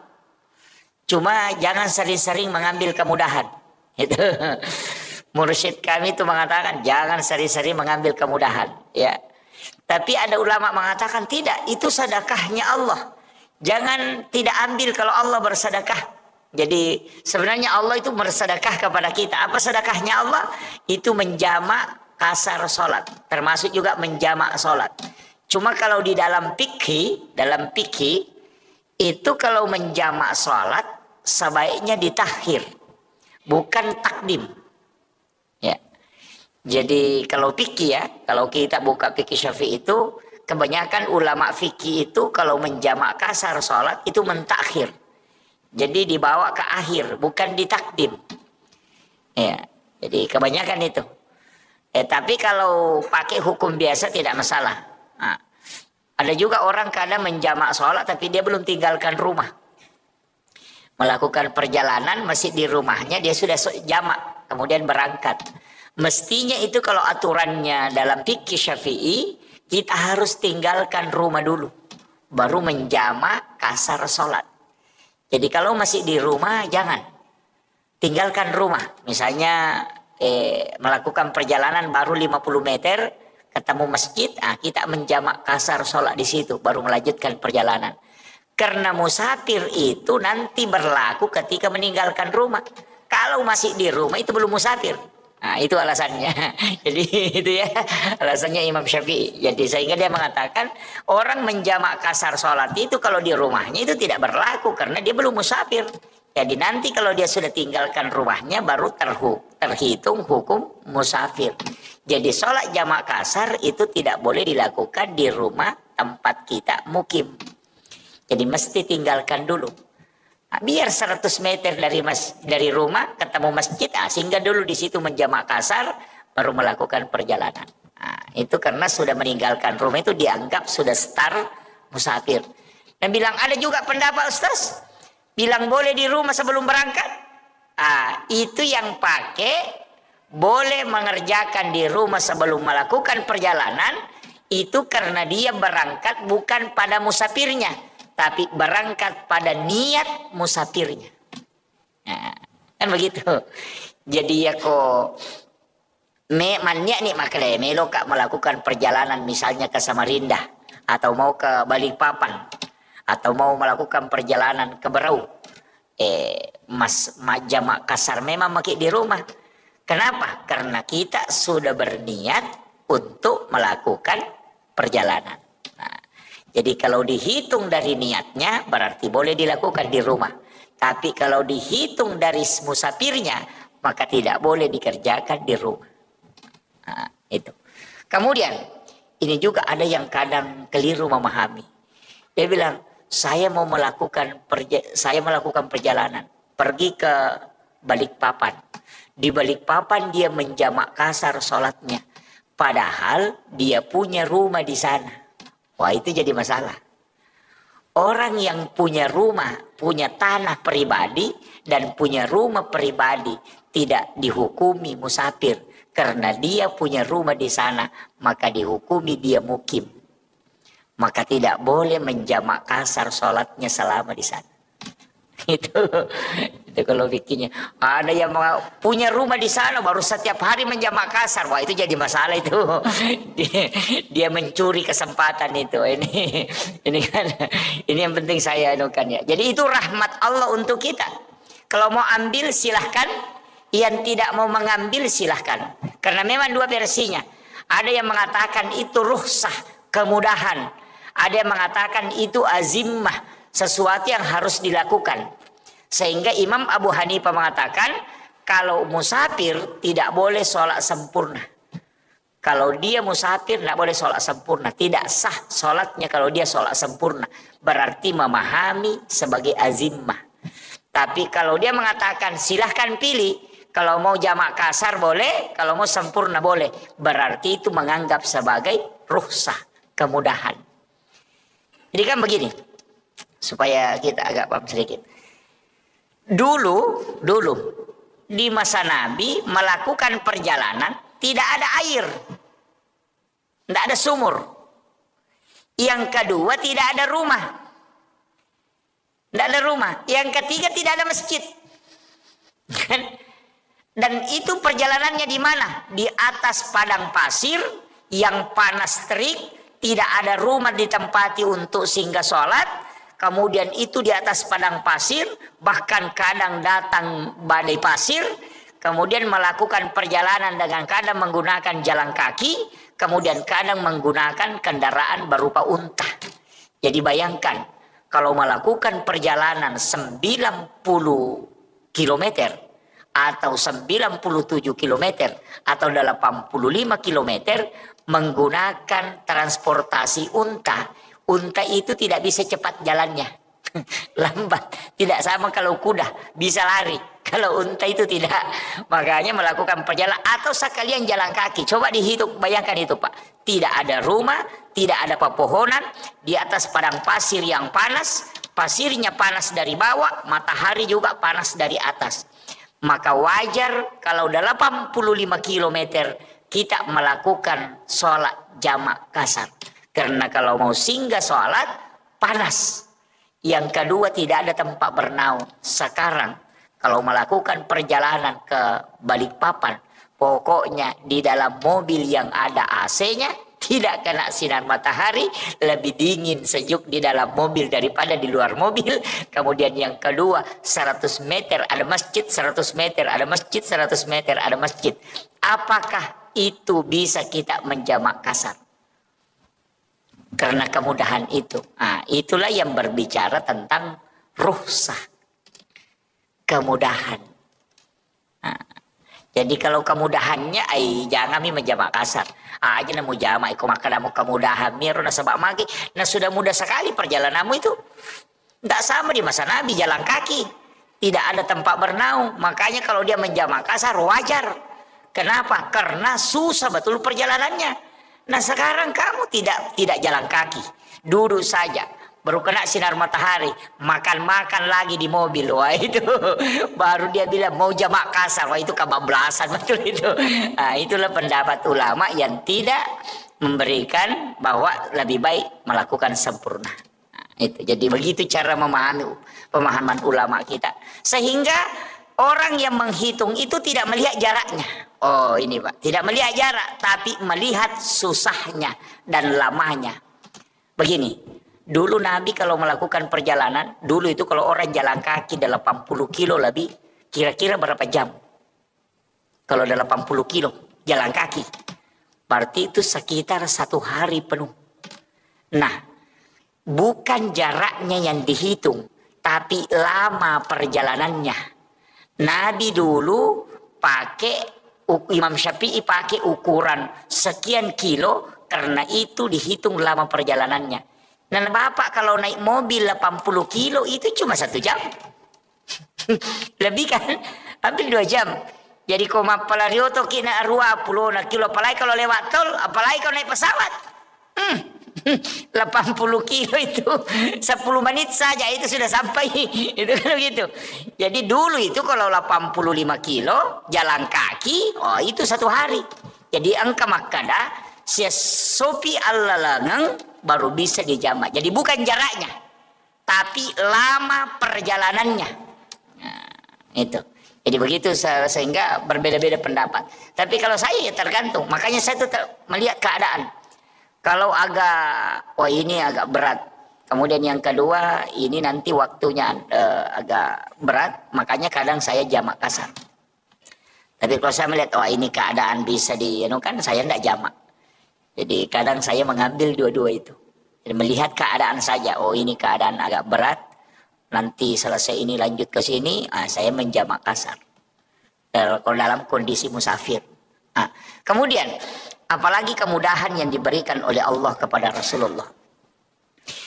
Tidak ada nabi yang diberikan jaminan umatnya, langsung Allah yang jamin.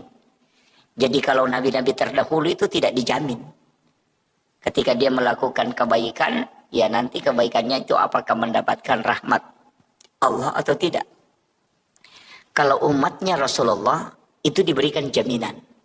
Makanya Bapak Ibu yang ada di Masjid Muhajirin ini ya, Masjid Muhajirin ini celaka betul kalau kita masuk neraka ini. Ya, saya bilang celaka betul ini kalau kita masuk neraka. Bukan karena takabur terhadap ibadah, tapi Allah memang memberikan khususiyah kepada umatnya Rasulullah. Itu banyak sekali kelebihan kita dikasih. Yang pertama, setiap kesalahan seorang hamba ketika dia bertaubat di hadapan Allah, maka itu pasti diampuni. Jadi kita ini sebenarnya juga dikasihkan, tapi memang begitu kayaknya ya. Orang yang sering dikasih kemudahan, kadang juga nakal itu Pak. Jadi karena kita sering dikasih bonus ini, itu macam-macam perbuatannya. Ini makanya orang yang sering dikasih bonus itu ya begitulah. Nabi kan mengatakan, dia minta kepada Allah, ya Rabb, semua kebaikan yang dilakukan umatku lipat gandakan. Gitu kan? Jadi semua kebaikannya pokoknya lipat gandakan. Kasih banyak nilainya, kau meng-up nilainya. Ya. Makanya itu disebut manja bil hasanati falahu asru amsalihha. Kalau kau melakukan satu kebaikan, itu Allah melipat gandakan menjadi 10 kebaikan. Itulah juga kenapa puasa Ramadan itu kayak puasa Syawal yang 6 hari itu. Di sesudah Ramadan, itu dikatakan siapa yang berpuasa 1 bulan penuh di bulan Ramadan, ditambah 6 hari di bulan Syawal, itu sama kalau dia berpuasa 1 tahun penuh. Bagaimana cara menghitungnya? Itu karena kelipatan 10. Jadi 30 hari di bulan Ramadan dikali 10, makanya 300. 6 hari di bulan Syawal dikali 10, makanya 60. Berarti 360. Nah, dalam 1 tahun itu 360 hari. Itu gitu. Makanya jangan sembarang baca itu hadis. Nabi bilang siapa yang puasa 6 hari di bulan Syawal sama kalau puasa 1 tahun penuh. Dia tidak puasa Ramadan, cuma dia puasa Syawal. Itu karena salah memahami hadisnya. Jadi itu hadis memang menyebutkan puasa 1 bulan di bulan Ramadan ditambah 6 hari itu. Jadi kenapa 6 itu kan dikali 10 semua sehingga menjadi 360 hari. Nah, dalam 1 tahun itu 360 hari. Jadi itu hitungannya, makanya dihitung sama kalau puasa 1 tahun. Kemudian Nabi mengatakan siapa yang puasa ayyamul bid, puasa putih, pertengahan bulan. Jadi 14, 15, 16. Kalau di bulan yang tidak cukup berarti 13, 14, 15. Pompo ulang. Bulan Hijriah, pertengahannya kita puasakan. Itu disebut puasa putih. Itu sebenarnya bukan puasanya kita. Ternyata itu puasanya Nabi Adam. Puasa taubatnya Nabi Adam. Karena ketika Nabi Adam dilemparkan ke bumi, seluruh badannya hitam. Seluruh badannya hitam.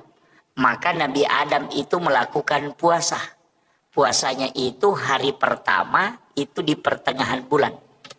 Hari pertama 1/3 badannya jadi putih. Sekalinya puasa kedua 2/3 badannya putih. Puasa hari ketiga seluruh badannya putih. Makanya disebut puasa putih. Jadi itulah puasa menghapuskan seluruh dosa-dosanya Nabi Adam. Nabi tahu itu. Sehingga dia minta berikan juga ya Rob kepada umatku puasa ini. Makanya sebenarnya puasa putih itu adalah puasa syariatnya Nabi Adam. Tapi tidak dikasih karena boleh dilakukan.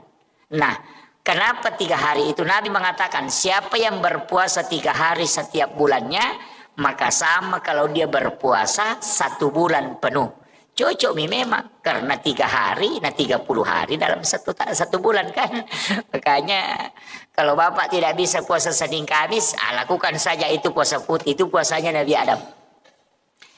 Itu untuk awet muda juga, untuk kesehatan juga. Kalau orang puasa putih itu untuk supaya badannya, fisiknya itu dijaga. Ya, istilahnya orang awet muda. Jadi kalau orang tua kerjakan, wah itu sudah awet tua nanti itu. Ya, jadi ini puasa ini, itu syariatnya Nabi Adam. Sama aja dengan zikir.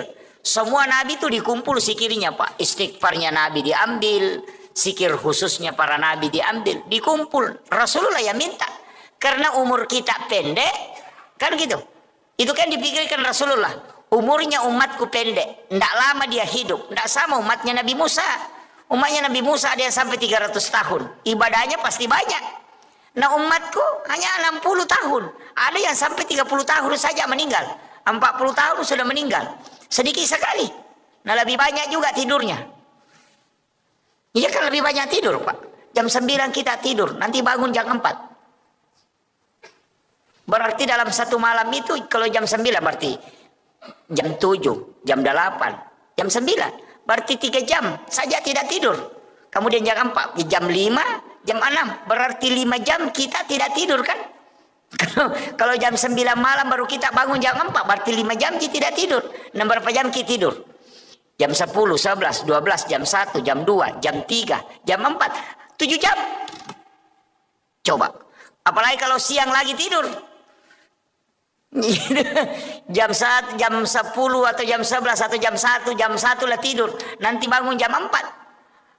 angka lalu atau tatek ruamo pinatindo tatek sirapi noto ele.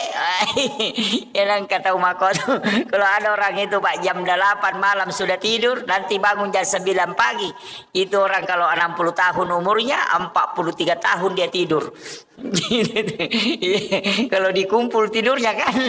Arti kita ini lebih banyak tidur daripada aktivitas. Belum ada pi yang makan, belum ada pi main HP. Itu kan semua. Makanya Nabi minta karena umurnya umatku pendek, kumpulkan semua ibadahnya para nabi, kasih dia. Makanya puasa Nabi Adam kita ambil, puasanya Nabi Daud juga diambil. Puasa yang 1 hari puasa, besoknya lagi puasa. Berbuka. Jadi misalnya puasa hari Senin, hari Selasa tidak puasa, hari Rabu puasa lagi. Nanti hari Kamis tidak puasa, hari Jumat puasa lagi. Begitu terus, 1 hari puasa, 1 hari berbuka. Itu kalau puasanya Nabi Daud. Kalau zikir, istighfar. Kan kalau istighfarnya Nabi Adam apa? Rabbana zalamna anfusana wa illam taghfir lana wa tarhamna lanakunanna minal khasirin. Itu istighfarnya Nabi Adam.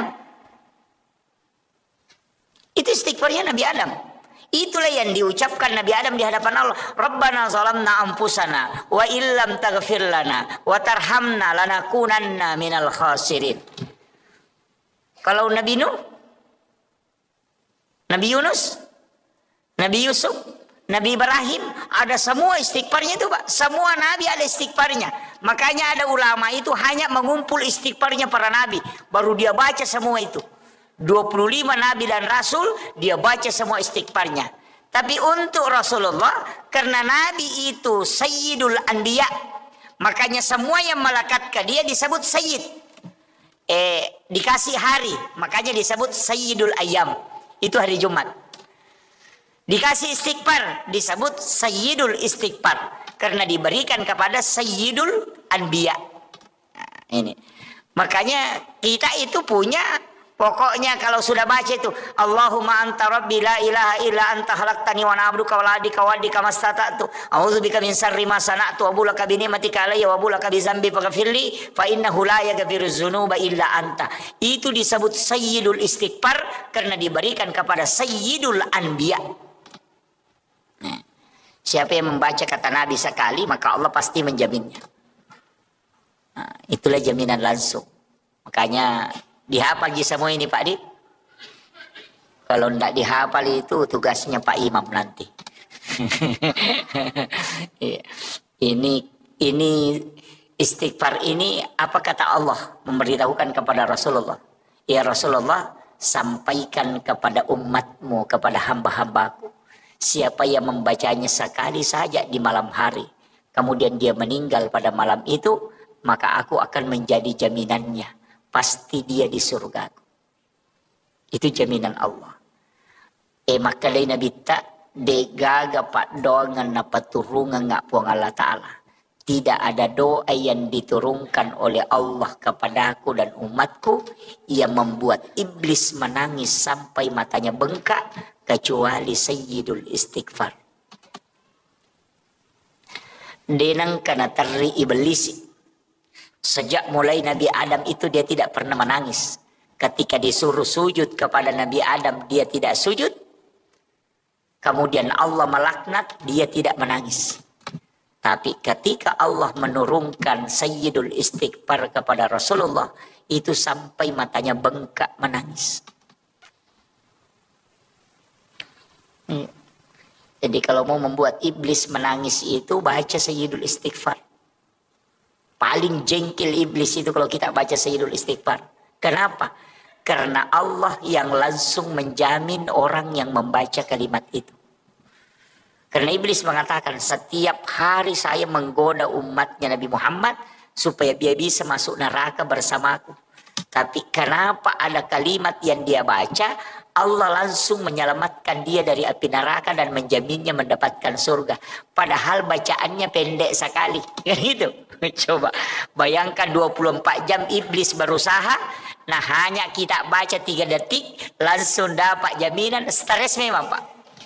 Bayangkan kalau kita berusaha itu pokoknya berusaha betul. 1 hari 1 malam kita berusaha. Tapi dalam waktu hanya 5 detik atau 10 detik. langsung sia-sia semua usaha kita. Oh, itu pasti kita menangis. Itulah yang membuat iblis menangis. Enggak, itu. Sama kayak begini, kalau ada orang menggambar, pelukis, dia sudah gambar, pokoknya itu gambarnya bagaimana caranya supaya sempurna. Pas dia kerjakan selama 24 jam, sempurna gambarnya, langsung tiba-tiba tumpah catnya langsung menghapus itu gambar. Apa yang terjadi? Pasti kita menangis. Begitu juga iblis ketika dia menangis ketika Rasulullah Allah memberikan kepada Nabi Sayyidul Istighfar. Makanya saya mengatakan, hafal ini Bapak Ibu sekalian. Ajarkan anak-anak kita doa ini. Karena inilah doa yang sangat dibenci oleh iblis. Dan inilah doa yang menyebabkan kita mendapatkan jaminan langsung dari Allah. Jadi bukan Nabi yang menjamin, tapi Allah. Makanya orang masuk surga itu cuma 2 jalan, Pak. Kalau bukan jalur rahmat, kita masuk dengan jalur syafaat. Makanya ibadah itu terbagi. Ada ibadah wajib, ada ibadah sunnah. Makanya semua itu ada turunannya. Sholat wajib, ada sholat sunnah. Puasa wajib, ada puasa sunnah. Haji wajib, ada umrah yang sunnah. Zakat wajib, ada sedekah yang sunnah. Syahadat yang wajib, ada sholawat yang sunnah. Kenapa ada wajib, ada fardu, ada sunnah? Karena yang fardu itu lari rahmat, yang sunnah itu lari syafaat. Makanya Rasulullah mengatakan, kalau kau mau bersamaku di dalam surga, maka perbanyak sujudmu. Dan itu tidak mungkin sholat fardu, karena sholat fardu tidak bisa ditambah rakaatnya. Sholat subuh mutlak 2. Biar bagaimana semangatnya orang sholat subuh tetap harus 2. Tidak bisa dijadikan 8. Jangan bilang, oh ini karena enak-enaknya ini lebih baik kerjakan 8 rakaat. Itu tidak bisa. Itu tidak ke surga itu Pak. Langsung masuk neraka itu. Jadi makanya kalau sholat sunat itu bisa ditambah. Karena sholat sunat mutlak, sholat sunat taubat, sholat sunat hajat. Itu kapanpun bisa dilaksanakan. Jadi itu kuncinya. Makanya ibadah itu ada 2. Kalau sunnah tidak dibatasi, kalau fardu mutlak mahdah. Tidak bisa. Makanya haji tidak boleh dilakukan di luar tempat. Harus Mekah, Madinah. Di situ tidak boleh keluar. Makanya ada haji itu yang dibawa keren. Iya kan? Kenal itu Pak. Yang hajinya dibawa keren. Ada yang ke situ, ke gunung bawa keren. Itu haji juga. Dia tidak antri kalau ke situ. Ya. Dan itu dilaksanakan kapan saja. Dan haji itu tidak bisa dilakukan di luar dari 2 kota haram ini. Nah, haji juga ditetapkan waktunya. Tidak bisa dibilang, ayo mau kak saya berangkat haji sebelum Ramadan. Tidak bisa. Harus di bulan haji. Tidak bisa kalau bukan di Zulhijjah. Hajinya itu tidak bisa. Makanya kalau umrah, kan haji. Kalau umrah kapan saja. Bahkan di saat berhaji bisa umrah. Pokoknya kalau umrah biar setiap bulan di sana. Pulang hanya 2 hari di rumahnya, berangkat lagi umrah. Bisa. Tapi ajak tosih.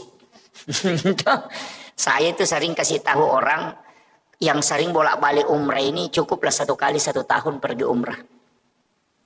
Ya. Jangan 3 kali 1 tahun, 4 kali 1 tahun, jangan. Kecuali pembimbing umrah. Kalau saya tidak usah setiap 1 kali lah 1 tahun. Kenapa? Pertama, umrah itu ibadah pribadi, bukan ibadah sosial. Ini saya harus kasih tahu kepada orang-orang kaya ini, yang sering bolak-balik pergi umrah ini. Jadi janganlah bolak-balik ke situ untuk setiap 3 kali dalam 1 tahun. Cukup 1 kali lah 1 tahun. Kenapa? Karena dia ibadah pribadi dan bukan ibadah sosial. Umrah itu pahalanya dipatok. Kalau sudah kerjakan misalnya dapat pahala 10.000, ya 10.000 pahalanya. Kalau meninggal tetap 10.000, tidak mungkin bertambah itu. Tetap 10.000 terus itu. Tidak bisa berubah-berubah itu. Tapi kalau kita uang yang kita mau bayarkan untuk naik umrah misalnya 30 juta. Itu dipakai bangun masjid, dipakai bantu anak yatim, dipakai bantu fakir miskin, atau dipakai bayarkan sekolahnya anak-anak yang menghafal Al-Quran. Itu 10 anak dibantu. Itu pahalanya jalan sampai dunia kiamat. Pahala pertamanya itu 700 kali lipat. Tapi setelah itu bertambah terus. Tidak pernah berhenti. Jadi sekali berbuat sampai kiamat dapat terus tambahan pahala. Tapi kalau umrah sekali berbuat pahalanya dapat, setelah itu tidak bertambah-tambah. Tapi bisa kurang. Bisa kurang.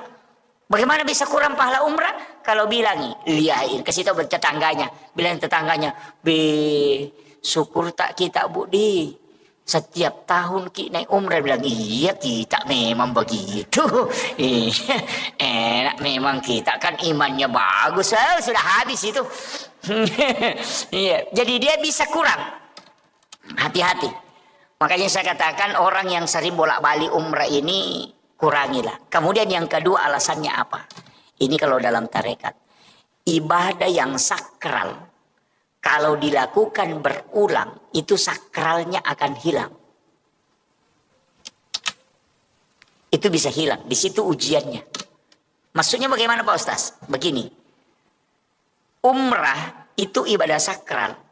Kalau ada orang baru berangkat umrah sekali, itu tidak sama bagi orang yang sudah berangkat 5 kali. Pasti tidak sama. Jadi pada saat orang pertama datang itu baru pertama kali itu dia umrah itu pasti nikmat betul. Dia rasakan. Tapi ketika sudah 10 kali bolak-balik itu sudah biasa-biasa. Kan begitu. Sama aja begini Pak. Sholat Jumat itu dikerjakan setiap pekan. Makanya orang anggap biasa-biasa. Tapi Idul Fitri, Idul Adha karena dilakukan cuma 2 kali dalam 1 tahun. Sebenarnya cuma 1 kali. Idul Fitri 1 kali, Idul Adha 1 kali. Makanya kalau lebaran padahal ibadah sunnah, semua orang datang kumpul. Marah-marah kalau tidak pergi. Padahal itu ibadah sunnah. Tapi ibadah fardu sholat Jumat, malas ke masjid.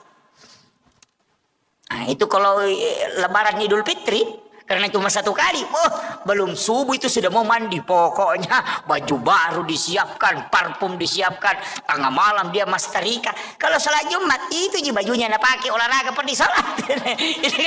Padahal ini wahana ini kan sunnah. Kenapa dia sangat istilahnya punya semangat tinggi untuk datang, bahkan takut kalau tidak datang, kecewa kalau tidak datang, itu karena ibadah ini hanya sekali setahun. Seandainya Pak Idul Fitri, Idul Adha ini setiap minggu, nah tidak banyak juga yang datang. Apalagi yang sunnah setengah mati panitia datang sholat id minggu ini tidak datang, itu dah sunnah sih, jangan kami berangkat. Ya begitu. Kenapa? Karena sakralnya ibadah itu karena dilakukannya tidak sering berulang-ulang. Jadi ini penting saya wasiatkan. Makanya bagi yang bolak-balik pergi umrah itu simpan duluan, tak pakai, bantu keluarga. Ada yang umrah 3 kali 1 tahun, 4 kali 1 tahun, baru tetangganya tidak makan apa-apa. Wah itu ganas itu Pak. Itu orang kaya tidak ada perasaannya itu. Iya, itu tidak ada perasaannya itu Pak. Tidak ada perasaan sosial. Baru pakai seragam, beli seragam ini baru berangkat, tetangganya tidak makan. Wah itu fatal itu. Kadang-kala kita ini menganiaya orang Pak. Ini jangan tersinggung ya. Kalau tersinggung berarti alhamdulillah. Anda masuk kategori itu ya. Iya. Tapi tetap silahkan laksanakan umrah. Ya lakukan umrah. Jangan, karena itu ibadah penghapus dosa dari umrah ke umrah. Ya, jadi orang umrah itu penghapus. Sebenarnya kan begitu. Dulu saya begini Pak. Saya dulu kalau ngaji itu di Padilla, saya bilang, kenapa ini? Saya biasa protes itu. Kenapa ini ibadah mudah sekali dapat pahala umrah? Siapa yang sholat sunat 4 rakaat sebelum asar itu sama dengan melaksanakan ibadah umrah 1 kali. Bahkan perempuan yang melayani suaminya dengan sempurna sehingga suaminya merasa puas dan senang, maka itu baginya 1 pahala umrah. Sholat sunnah duha 2 rakaat di waktu pagi itu kita tidak mau tukar dengan ibadah umrah 1 kali kelak di hari kemudian. Saya bilang, kenapa sholat duha 2 rakaat ini yang sangat mudah dilakukan tidak mau ditukar dengan pahala umrah nanti di hari kemudian? Nanti lama-lama akhir-akhir ini saya baru berpikir, oh mungkin inilah yang dianukan bahwa ibadah umrah nanti itu akan kurang kesakralannya. Ya, jadi kalau pahala umrah jadi kejar, ibu-ibu kasih tahu saja ibu-ibu mau kita dapat umrah gratis, layani saja dengan baik, insya Allah dapat umrah itu, nggak pakai modal, kan begitu, iya. Sholat sunnah duha 2 rakaat itu sudah umrah itu. Bahkan Nabi mengatakan siapa yang berwudu di rumahnya kemudian berangkat ke masjid melakukan sholat fardu, wudunya dia tidak batal, maka itu sama dengan haji dan umrah sekali. Siapa yang tinggal sholat subuh berjamaah di masjid, kemudian tidak meninggalkan masjid, duduk berzikir hingga masuk waktu syuruk, kemudian melaksanakan sholat sunnah isra 2 rakaat, itu sama ketika dia melaksanakan ibadah haji dan umrah 3 kali bersamaku, kata Nabi. Tammah. Sempurna sekali itu, Pak. Cuma susah dilakukan. Ada orang assalamualaikum langsung lompat keluar. Nah itu, iya. Padahal itu pahalanya besar. Kalau kita kan kejar pahala haji dan umrah itu saja itu. Jadi kadang saya mengatakan kenapa agama ini, ternyata bahkan Nabi kan mengatakan sholat Jumatnya orang miskin itu pengganti ibadah haji baginya. Woi, enak sekali Pak. Cuma tidak baiknya kita berdoa, ya Allah miskinkan saya supaya dapat pahala haji setiap pekan. Kan begitu. Kena tu ampai yang kaguru tama kadang katu tahu kasih asi maborro, kiasa tahu kasih asi maborro, tahu kasih asi dia nalo mak juma, ya nanti asa tahu kasih asi nama borro, itu kan begitu. Karena sudah dikasih. Kalau orang kaya Pak, ndak bisa dapat. Ndak ada itu bilang orang kaya yang sholat Jumat pahalanya itu sama dengan pahala haji. Ndak ada. Yang ada itu orang miskin ketika dia sholat Jumat itu pengganti ibadah haji baginya. Jadi jangan bangga kita yang pernah haji itu daripada orang miskin tidak pernah haji. Nah bilang orang miskin setiap minggu ke haji. Kau 1 kali baru bisa. Itu pun antrinya lama kan. Makanya orang miskin itu Pak cepat masuk surga. Orang kaya itu yang stres. Iya. Orang kaya itu yang stres. Makanya bapak-bapak yang punya banyak rezeki ini hati-hati. Iya, hati-hati. Paling lambat masuk surga itu. Apalagi yang punya banyak mobil. Sudah. Itu baru mobil. Yang punya banyak istri lebih parah itu. Iya. Makanya saya kasih tahu memang Pak, hati-hati. Fatal itu. Karena pertanggungjawabannya berat. Dari satu benda itu bisa dipertanggungjawabkan sampai sekian tahun. Enggak mudah. Makanya saya kasih tahu, saya kasih amalan Pak. Di dalam tarekat itu kan sering orang sebut. Saya dulu itu kan enggak sepakat. Ketika belum dapat. Saya tuh, karena di mursyid kami pernah bilang. Saya mengatakan, wih susahnya nanti itu perjalanan Pak Kiai. Mulai di alam kubur kita sudah ditanya memang. Bangun dibangkitkan dari alam kubur, dibawa lagi kepada mahsyar. Di situ lagi menunggu sekian ribu tahun. Kemudian di padang mahsyar, kemudian dipanggil satu-satu untuk ditimbang amalnya. Lain lagi lewat di siratal mustaqim. Apa nak bilang mursyid kami? Iya kalau kau mau lewat di situ ya lewat. Nasa kau mekol lete ya lete memang kau. Mekui timbang amalamu ya timbang. Kalau mau tidak lewat di tiang siratal mustaqim ada caranya juga. Jadi ada orang itu Pak tidak ditimbang amalnya, tidak diperiksa amalnya, tidak pergi antri di padang mahsyar. Baru berjalan ke situ sudah dijemput. Wah ternyata saya dulu tidak percaya. Ada keamalan begitu. Bisa tidak ditimbang amalnya. Nah semua orang akan lewat di titian siratal mustaqim. Tapi dia bilang ada orang yang tidak dikasih lewat di jembatan sirat. Karena belum ke sana. Nah sudah dijemput. Saya itu tidak percaya dulu. Dewa tepak maka ajarah sesat nih. Kadang-kadang deni palete tahu apa dia Tony Paresa. Kakak tahu deni Paresa pasti Paresa mana? Pada mahsyar menunggu lama. Ternyata lama membaca saya dapat hadisnya Bapak. Dan itu hadis sahih. Guru kami di Sidrap itu ceramahkan juga. Setelah dia ceramahkan saya kaget. Dari mana dia dapat ini hadis? Kemudian dia bawa kitabnya, saya buka, dapat. Ternyata ada. Saya pulang ke rumah langsung cari hadisnya di ensiklopedia hadis itu. Saya dapat. Jadi Rasulullah itu pernah berwasiat begini. Ada nanti umatku di hari kemudian, itu baru berjalan menuju kepada mahsyar, itu sudah dijemput. Jadi belum sampai kepada mahsyar, baru berjalan menuju kepada mahsyar, Allah menyuruh malaikat menjemput orang itu kemudian dibawa ke ila rafiqil a'la, di tempat yang sangat tinggi, sehingga amalnya tidak diperiksa, kemudian tidak melewati titian siratal mustaqim, tidak antri juga di padang mahsyar. Karena baru berjalan ke situ, nah sudah dijemput.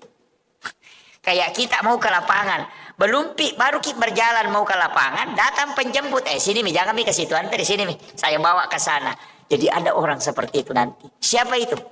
Rasulullah mengatakan, dia adalah umatku yang bersedekah. Yang bersedekah itu tidak tahu siapa yang disedekahi.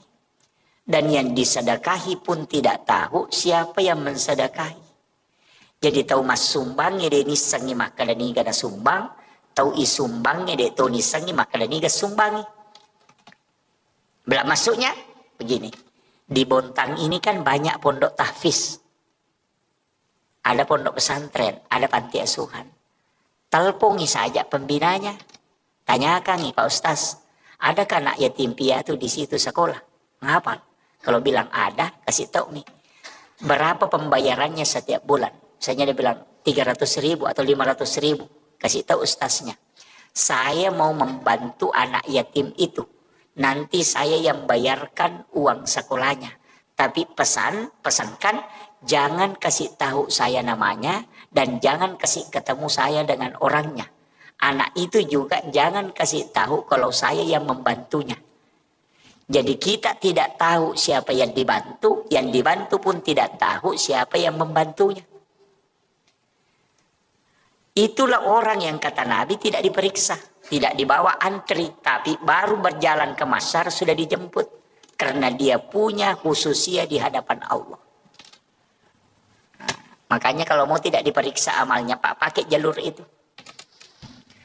Kalau kumpul anak yatim piatu baru dikasih amplop, baru disorting, itu masih di blender itu Pak.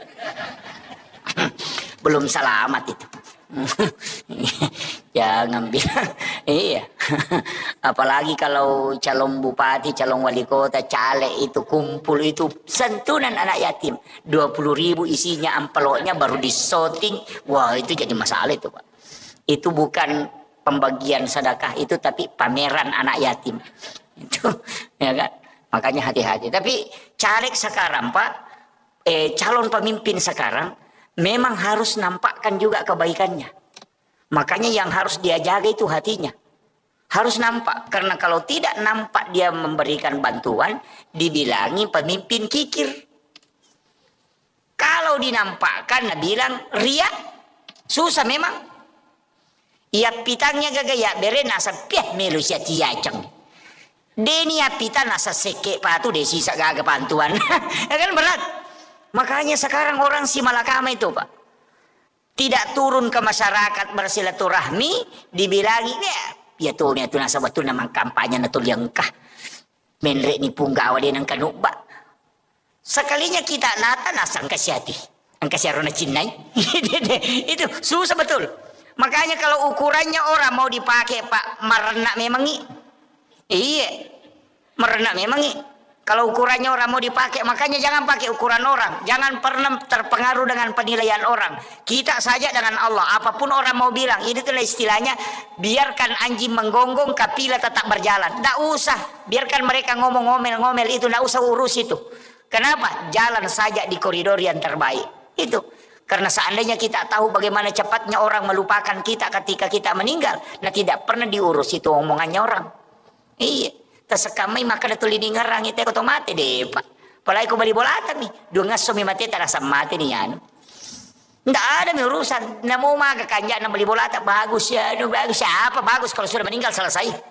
Nggak usah tetangga istri saja. Ya, paling matan resi ulangi itu Pak aja nih. Iya. Memang kau terlalu ngasumati anak laki meninggal betul suamiku terlebih dulu pergi. Sekalinya kan 2 minggu 3 minggu si ulang. Nah, pasan ni status sudah 1 bulan kepergiannya ayahnya. Tapang kamaki buah komeng, sabar ki bu nasa, makasih lakunruh. Namo bapak-bapak mako to. Makanya ibu-ibu saya sampaikan, amas-amas itu jangan dikumpul-kumpul, sedekahkan. Iya, bantu orang, gunakan untuk pemanfaatan. Perhiasan itu dipakai.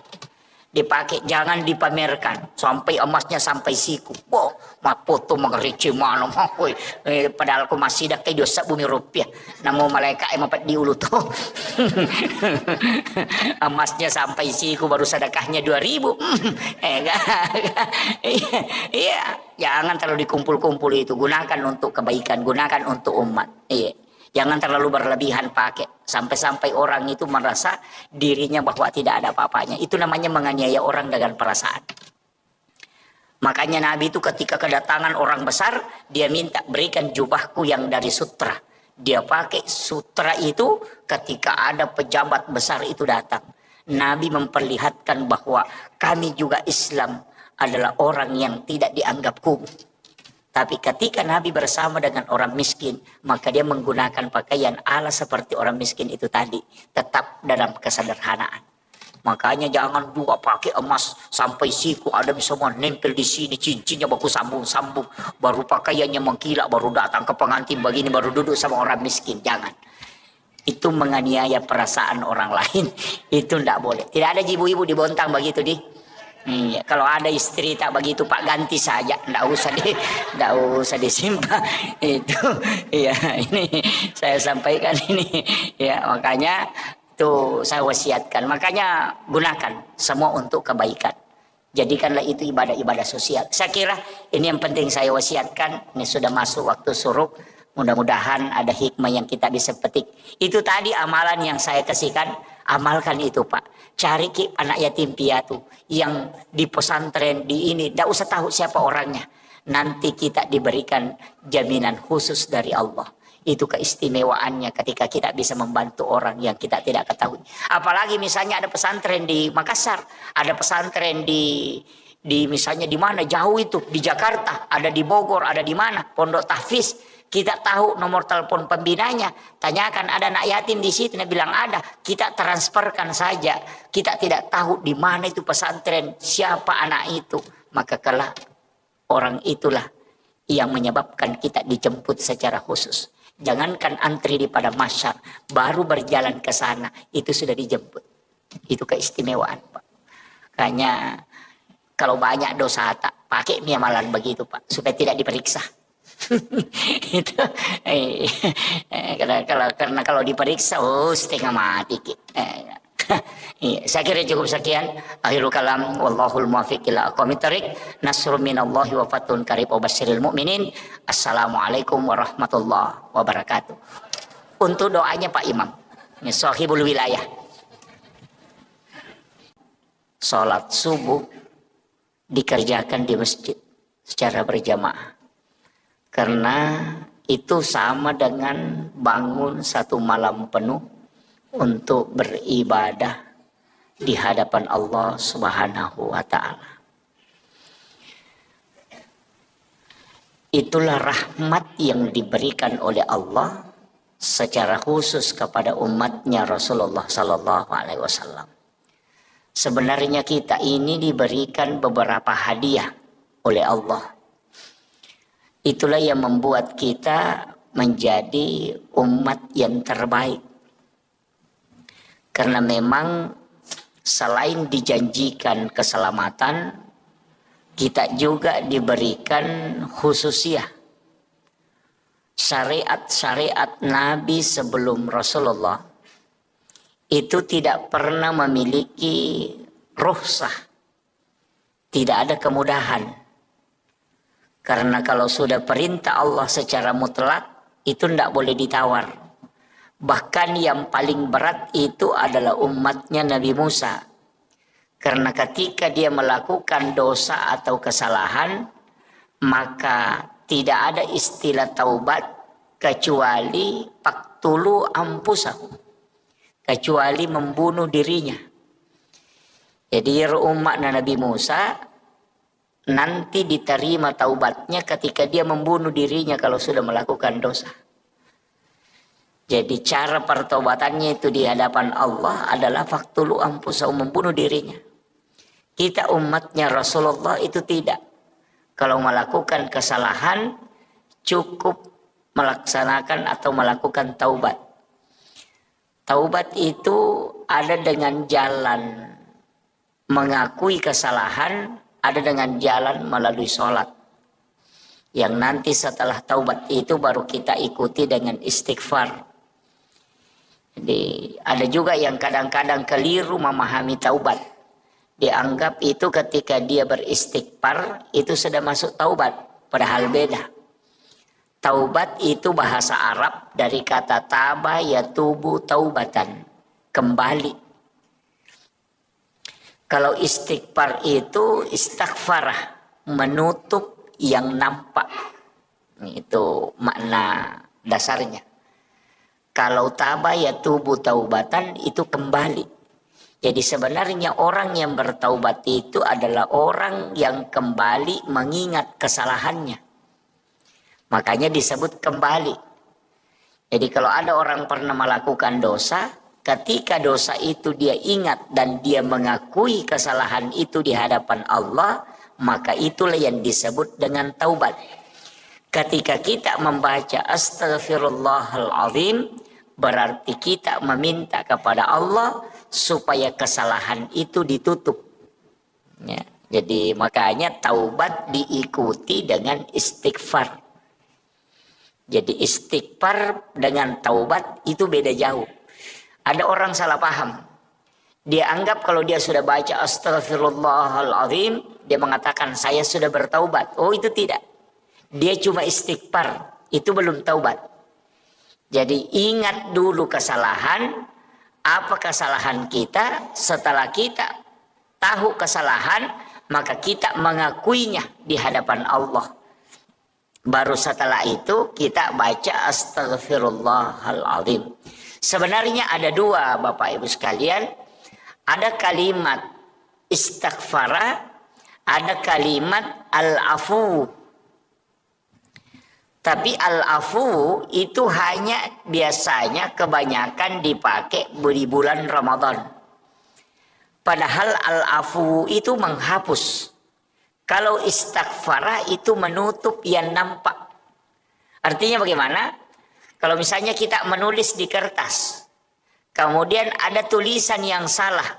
Kita mengambil tip X, kemudian kita mentip X itu tulisan.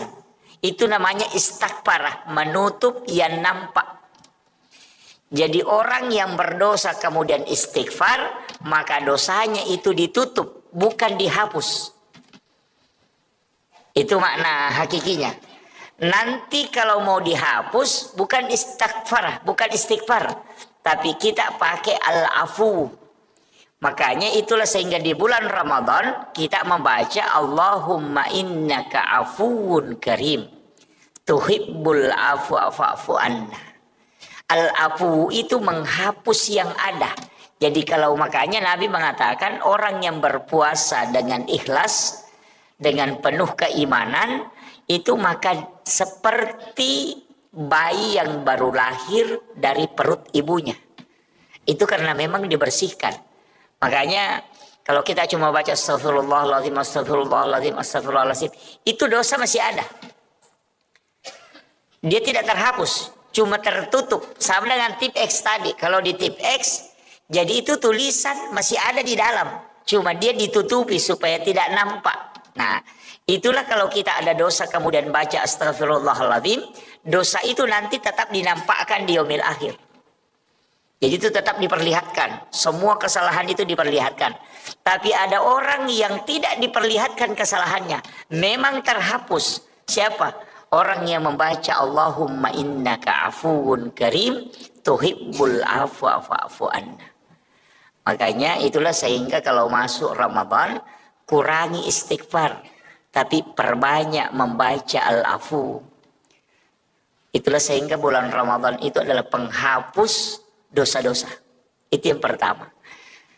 Itu adalah kemudahan. Itu adalah rahmat Allah. Itu harus diraih. Kemudian yang ketiga, kita dalam Islam ini diberikan kemudahan dari semua ibadah. Jadi ada ibadah itu yang diwajibkan, ada yang dihapuskan kewajiban itu, bisa tidak dilaksanakan. Itu karena kemudahan. Yang kedua, ada ibadah yang dikurangi. Jadi misalnya diberikan ukuran kemudian bisa dikurangi, hanya seperduanya diambil. Ada juga ibadah yang bisa diganti. Ibadah yang wajib yang bisa tidak dilakukan itu sholat Jumat. Sholat Jumat itu wajib, tapi bisa tidak dilaksanakan. Bisa jadi wajib. Kapan? Ketika kita sakit. Itu tidak wajib. Ketika kita musafir. Itu tidak wajib. Ketika hujan deras. Sehingga menghalangi untuk bisa melaksanakan sholat Jumat. Maka itu menjadi tidak wajib sholat Jumat. Jadi ibadah wajib bisa hilang. Hukum wajibnya. Itu karena kemudahan diberikan oleh Allah. Nabi-nabi terdahulu itu tidak mungkin dikasih seperti itu. Tidak ada. Kalau kewajiban, pokoknya kewajiban. Harus kau lakukan. Yang kedua, ada ibadah yang bisa diganti. Seperti puasa yang tidak bisa kita lakukan. Itu dengan membayar fidyah. Itu diganti tuh. Jadi, puasa diganti dengan membayar. Kemudian yang ketiga, ibadah yang diberikan ukuran tapi bisa dikurangi. Itulah sholat jamak qasar.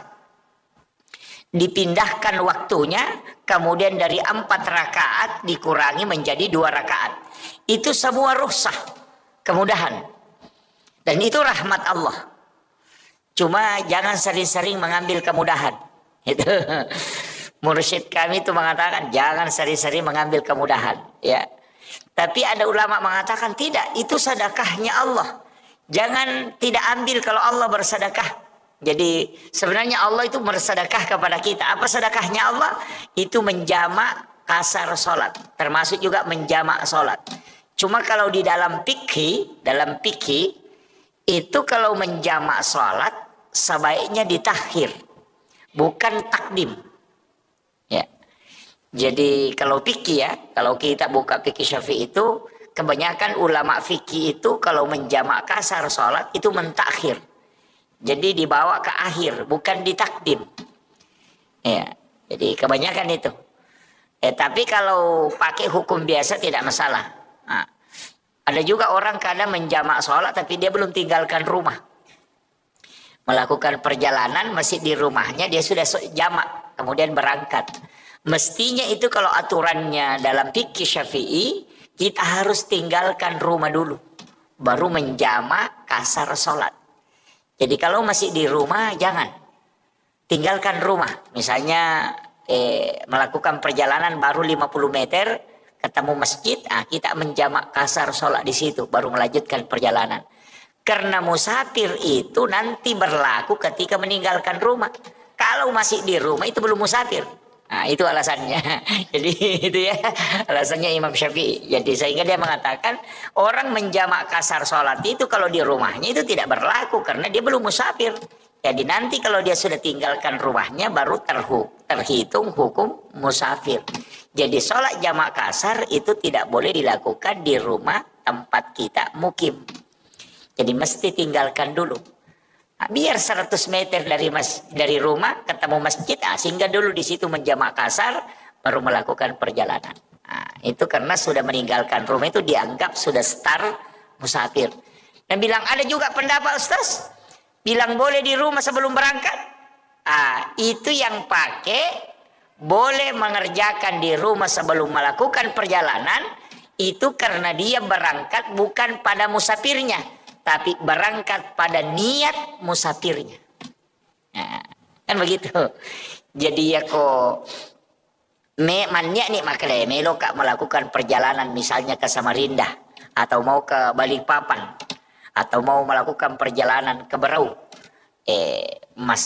Jamak kasar memang pakai di rumah. Kenapa? Karena kita sudah berniat untuk melakukan perjalanan. Jadi kalau dihitung dari niatnya berarti boleh dilakukan di rumah.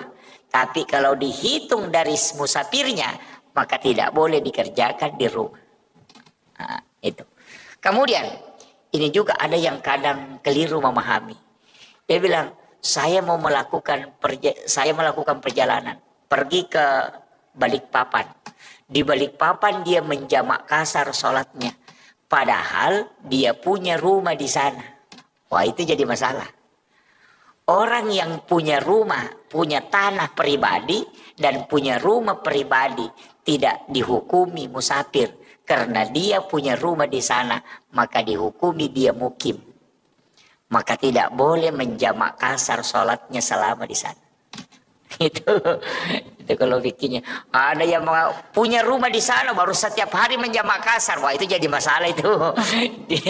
Dia mencuri kesempatan itu. Ini kan, ini yang penting saya anukan ya. Jadi itu rahmat Allah untuk kita. Kalau mau ambil silahkan, yang tidak mau mengambil silahkan. Karena memang dua versinya. Ada yang mengatakan itu rukhsah, kemudahan.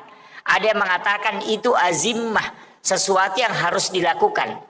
Sehingga Imam Abu Hanifah mengatakan kalau musafir tidak boleh sholat sempurna. Kalau dia musafir tidak boleh sholat sempurna, tidak sah sholatnya kalau dia sholat sempurna, berarti memahami sebagai azimah. Tapi kalau dia mengatakan silahkan pilih, kalau mau jamak kasar boleh, kalau mau sempurna boleh, berarti itu menganggap sebagai rukhsah, kemudahan. Jadi kan begini, supaya kita agak paham sedikit.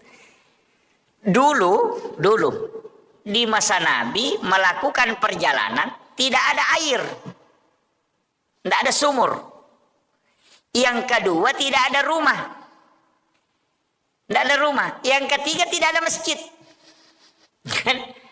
Dan itu perjalanannya di mana? Di atas padang pasir yang panas terik, tidak ada rumah ditempati untuk singgah sholat. Kemudian itu di atas padang pasir, bahkan kadang datang badai pasir, kemudian melakukan perjalanan dengan kadang menggunakan jalan kaki, kemudian kadang menggunakan kendaraan berupa unta.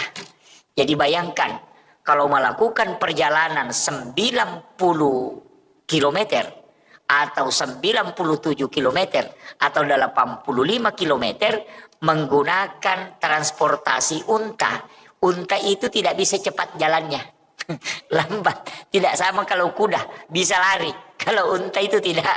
Makanya melakukan perjalanan atau sekalian jalan kaki. Coba dihitung, bayangkan itu Pak. Tidak ada rumah, tidak ada pepohonan, di atas padang pasir yang panas, pasirnya panas dari bawah, matahari juga panas dari atas. Maka wajar kalau 85 km kita melakukan sholat jamak kasar. Karena kalau mau singgah sholat, panas. Yang kedua tidak ada tempat bernaung. Sekarang kalau melakukan perjalanan ke Balikpapan, pokoknya di dalam mobil yang ada AC-nya, tidak kena sinar matahari, lebih dingin sejuk di dalam mobil daripada di luar mobil. Kemudian yang kedua, 100 meter ada masjid, 100 meter ada masjid, 100 meter ada masjid. Apakah itu bisa kita menjamak kasar? Karena kemudahan itu. Nah, itulah yang berbicara tentang rukhsah, kemudahan. Nah, jadi kalau kemudahannya, jangan kami menjamak kasar. Aja namu jamak, ikut makan namu kemudahan. Miru nasabak magi. Nah sudah mudah sekali perjalananmu itu. Tidak sama di masa Nabi, jalan kaki. Tidak ada tempat bernaung. Makanya kalau dia menjamak kasar wajar. Kenapa? Karena susah betul perjalanannya.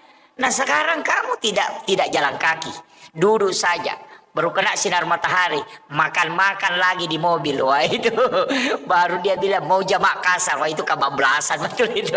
Nah, itulah pendapat ulama yang tidak memberikan bahwa lebih baik melakukan sempurna. Nah, itu jadi begitu cara memahami pemahaman ulama kita, sehingga orang yang menghitung itu tidak melihat jaraknya. Oh ini Pak, tidak melihat jarak, tapi melihat susahnya dan lamanya. Begini, dulu Nabi kalau melakukan perjalanan, dulu itu kalau orang jalan kaki 80 kilo lebih, kira-kira berapa jam? Kalau 80 kilo jalan kaki, berarti itu sekitar 1 hari penuh. Nah, bukan jaraknya yang dihitung, tapi lama perjalanannya. Nabi dulu pakai, Imam Syafi'i pakai ukuran sekian kilo, karena itu dihitung lama perjalanannya. Dan Bapak kalau naik mobil 80 kilo itu cuma 1 jam. Lebih kan? Hampir 2 jam. Jadi koma palarioto kina 20 kilo. Apalagi kalau lewat tol, apalagi kalau naik pesawat. 80 kilo itu 10 menit saja itu sudah sampai. Itu kan begitu. Jadi dulu itu kalau 85 kilo jalan kaki, oh itu 1 hari. Jadi angka makada sia sopi allalangang baru bisa dijamak. Jadi bukan jaraknya, tapi lama perjalanannya. Nah, itu. Jadi begitu sehingga berbeda-beda pendapat. Tapi kalau saya ya tergantung. Makanya saya tuh melihat keadaan. Kalau agak, wah ini agak berat. Kemudian yang kedua, ini nanti waktunya agak berat. Makanya kadang saya jamak kasar. Tapi kalau saya melihat, wah ini keadaan bisa kan saya tidak jamak. Jadi kadang saya mengambil dua-dua itu.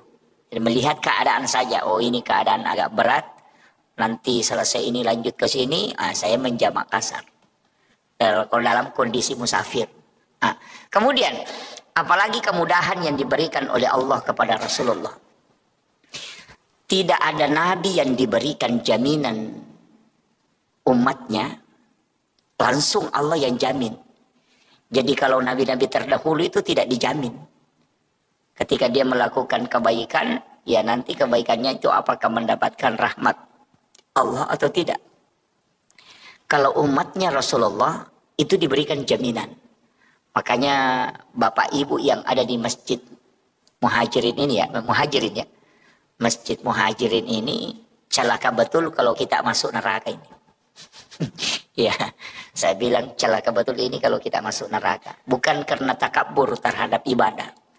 Tapi Allah memang memberikan khususiyah kepada umatnya Rasulullah. Itu banyak sekali kelebihan kita dikasih.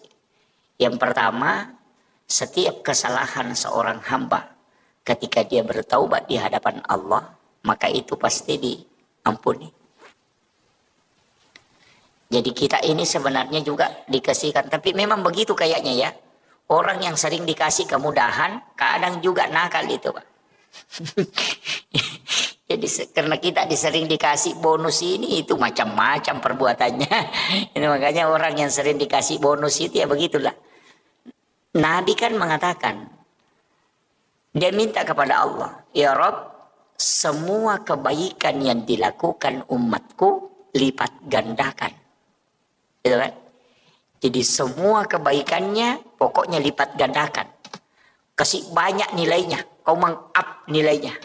Ya. Makanya itu disebut manja bil hasanati falahu asru amsalihha. Kalau kau melakukan satu kebaikan, itu Allah melipat gandakan menjadi 10 kebaikan. Itulah juga kenapa puasa Ramadan itu kayak puasa Syawal yang 6 hari itu.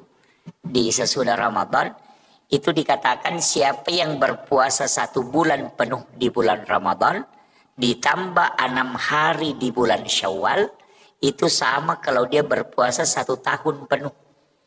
Bagaimana cara menghitungnya? Itu karena kelipatan 10. Jadi 30 hari di bulan Ramadan dikali 10, makanya 300. 6 hari di bulan Syawal dikali 10, makanya 60. Berarti 360. Nah dalam 1 tahun itu 360 hari. Itu gitu. Makanya jangan sembarang baca itu hadis. Nabi bilang siapa yang puasa 6 hari di bulan Syawal sama kalau puasa 1 tahun penuh. Dia tidak puasa Ramadan, cuma dia puasa Syawal. Itu karena salah memahami hadisnya. Jadi itu hadis memang menyebutkan puasa 1 bulan di bulan Ramadan ditambah 6 hari itu. Jadi kenapa 6 itu kan dikali 10 semua sehingga menjadi 360 hari. Nah dalam 1 tahun itu 360 hari. Jadi itu hitungannya makanya dihitung sama kalau puasa 1 tahun.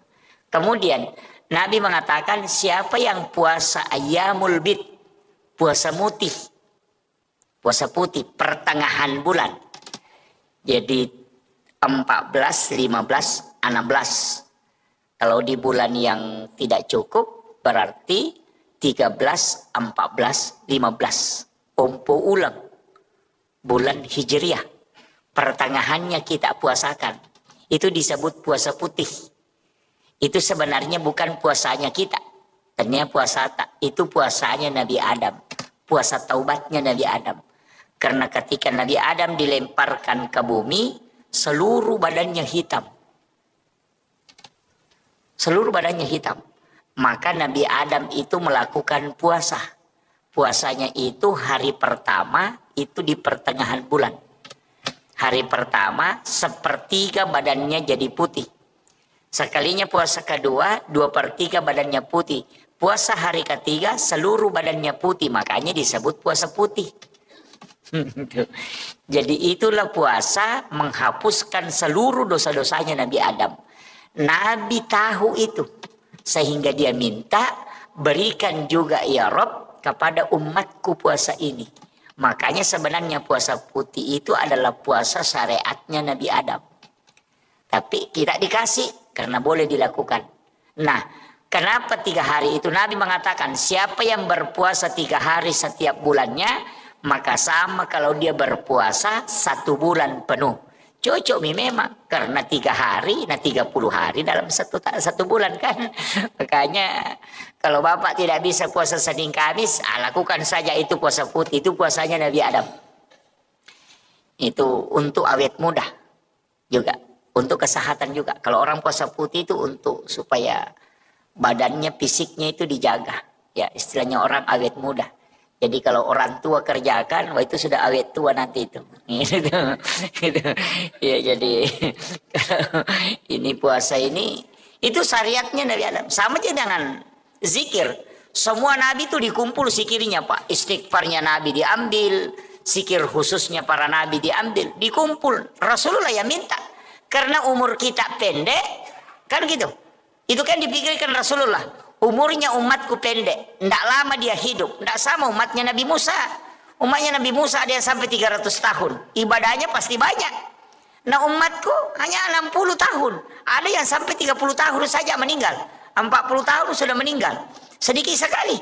Nah lebih banyak juga tidurnya. Iya kan lebih banyak tidur Pak, jam 9 kita tidur, nanti bangun jam 4. Berarti dalam satu malam itu kalau jam 9 berarti jam 7, jam 8, jam 9. Berarti 3 jam saja tidak tidur. Kemudian jam 4, jam 5, jam 6. Berarti 5 jam kita tidak tidur kan? Kalau jam 9 malam baru kita bangun jam 4, berarti 5 jam kita tidak tidur. Nah, berapa jam kita tidur? Jam 10, 11, 12, jam 1, jam 2, jam 3, jam 4. 7 jam. Coba. Apalagi kalau siang lagi tidur. Jam 1, jam 10 atau jam 11 atau jam 1, jam 1 lah tidur. Nanti bangun jam 4. Angka lalu atau tatek ruamo pinatindo tatek sirapi noto ele. Yang kata umako tuh. Kalau ada orang itu Pak jam 8 malam sudah tidur, nanti bangun jam 9 pagi. Itu orang kalau 60 tahun umurnya, 43 tahun dia tidur.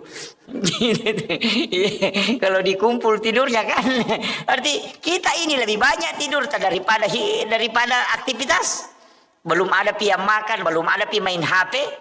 Itu kan semua. Makanya Nabi minta karena umurnya umatku pendek, kumpulkan semua ibadahnya para Nabi, kasih dia. Makanya puasa Nabi Adam kita ambil, puasanya Nabi Daud juga diambil. Puasa yang 1 hari puasa, besoknya lagi puasa. Berbuka. Jadi misalnya puasa hari Senin, hari Selasa tidak puasa, hari Rabu puasa lagi. Nanti hari Kamis tidak puasa, hari Jumat puasa lagi. Begitu. Begitu terus, 1 hari puasa, 1 hari berbuka. Itu kalau puasanya Nabi Daud. Kalau zikir, istighfar. Kan kalau istighfarnya Nabi Adam apa? Rabbana zalamna anfusana wa illam taghfir lana wa tarhamna lanakunanna minal khasirin. Itu istighfarnya Nabi Adam. Itu istighfarnya Nabi Adam. Itulah yang diucapkan Nabi Adam di hadapan Allah. Rabbana zalamna anfusana wa illam taghfir lana wa tarhamna lanakunanna minal khasirin. Kalau Nabi Nuh, Nabi Yunus, Nabi Yusuf, Nabi Ibrahim, ada semua istighfarnya itu Pak. Semua Nabi ada istighfarnya. Makanya ada ulama itu hanya mengumpul istighfarnya para Nabi. Baru dia baca semua itu. 25 Nabi dan Rasul, dia baca semua istighfarnya. Tapi untuk Rasulullah, karena Nabi itu Sayyidul Anbiya, Makanya semua yang melekat ke dia disebut sayyid. Dikasih hari, makanya disebut sayyidul ayam. Itu hari Jumat. Dikasih istighfar, disebut sayyidul istighfar. Karena diberikan kepada sayyidul anbiya. Nah, ini. Makanya kita itu punya, pokoknya kalau sudah baca itu, Allahumma anta rabbi la ilaha illa anta khalaqtani wa ana abduka wa la adika wa adika mastata'tu. A'udzubika min syarri ma sana'tu wa bulaka bi ni'matika alayya wa bulaka bi dzambi faghfirli fa innahu la yaghfiruz dzunuba illa anta. Itu disebut sayyidul istighfar karena diberikan kepada sayyidul anbiya. Nah, siapa yang membaca kata Nabi sekali, maka Allah pasti menjaminnya. Nah, itulah jaminan langsung. Makanya dihafal semua ini Pak Di.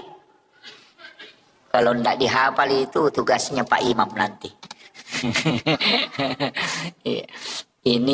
Ini istighfar ini apa kata Allah memberitahukan kepada Rasulullah. Ya Rasulullah, sampaikan kepada umatmu, kepada hamba-hambaku. Siapa yang membacanya sekali saja di malam hari, kemudian dia meninggal pada malam itu, maka aku akan menjadi jaminannya. Pasti dia di surga. Itu jaminan Allah. Maka lain Nabi tak degaga pak dongan napa turungan ngak puang Allah Ta'ala. Tidak ada doa yang diturunkan oleh Allah kepadaku dan umatku yang membuat iblis menangis sampai matanya bengkak kecuali sayyidul istighfar. Denang kana tari iblis. Sejak mulai Nabi Adam itu dia tidak pernah menangis.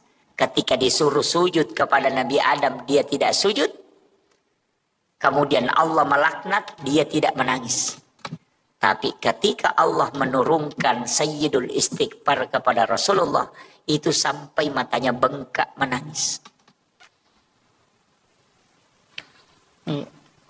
Jadi kalau mau membuat iblis menangis itu baca sayyidul istighfar. Paling jengkel iblis itu kalau kita baca sayyidul istighfar. Kenapa? Karena Allah yang langsung menjamin orang yang membaca kalimat itu. Karena iblis mengatakan setiap hari saya menggoda umatnya Nabi Muhammad supaya dia bisa masuk neraka bersamaku. Tapi kenapa ada kalimat yang dia baca, Allah langsung menyelamatkan dia dari api neraka dan menjaminnya mendapatkan surga.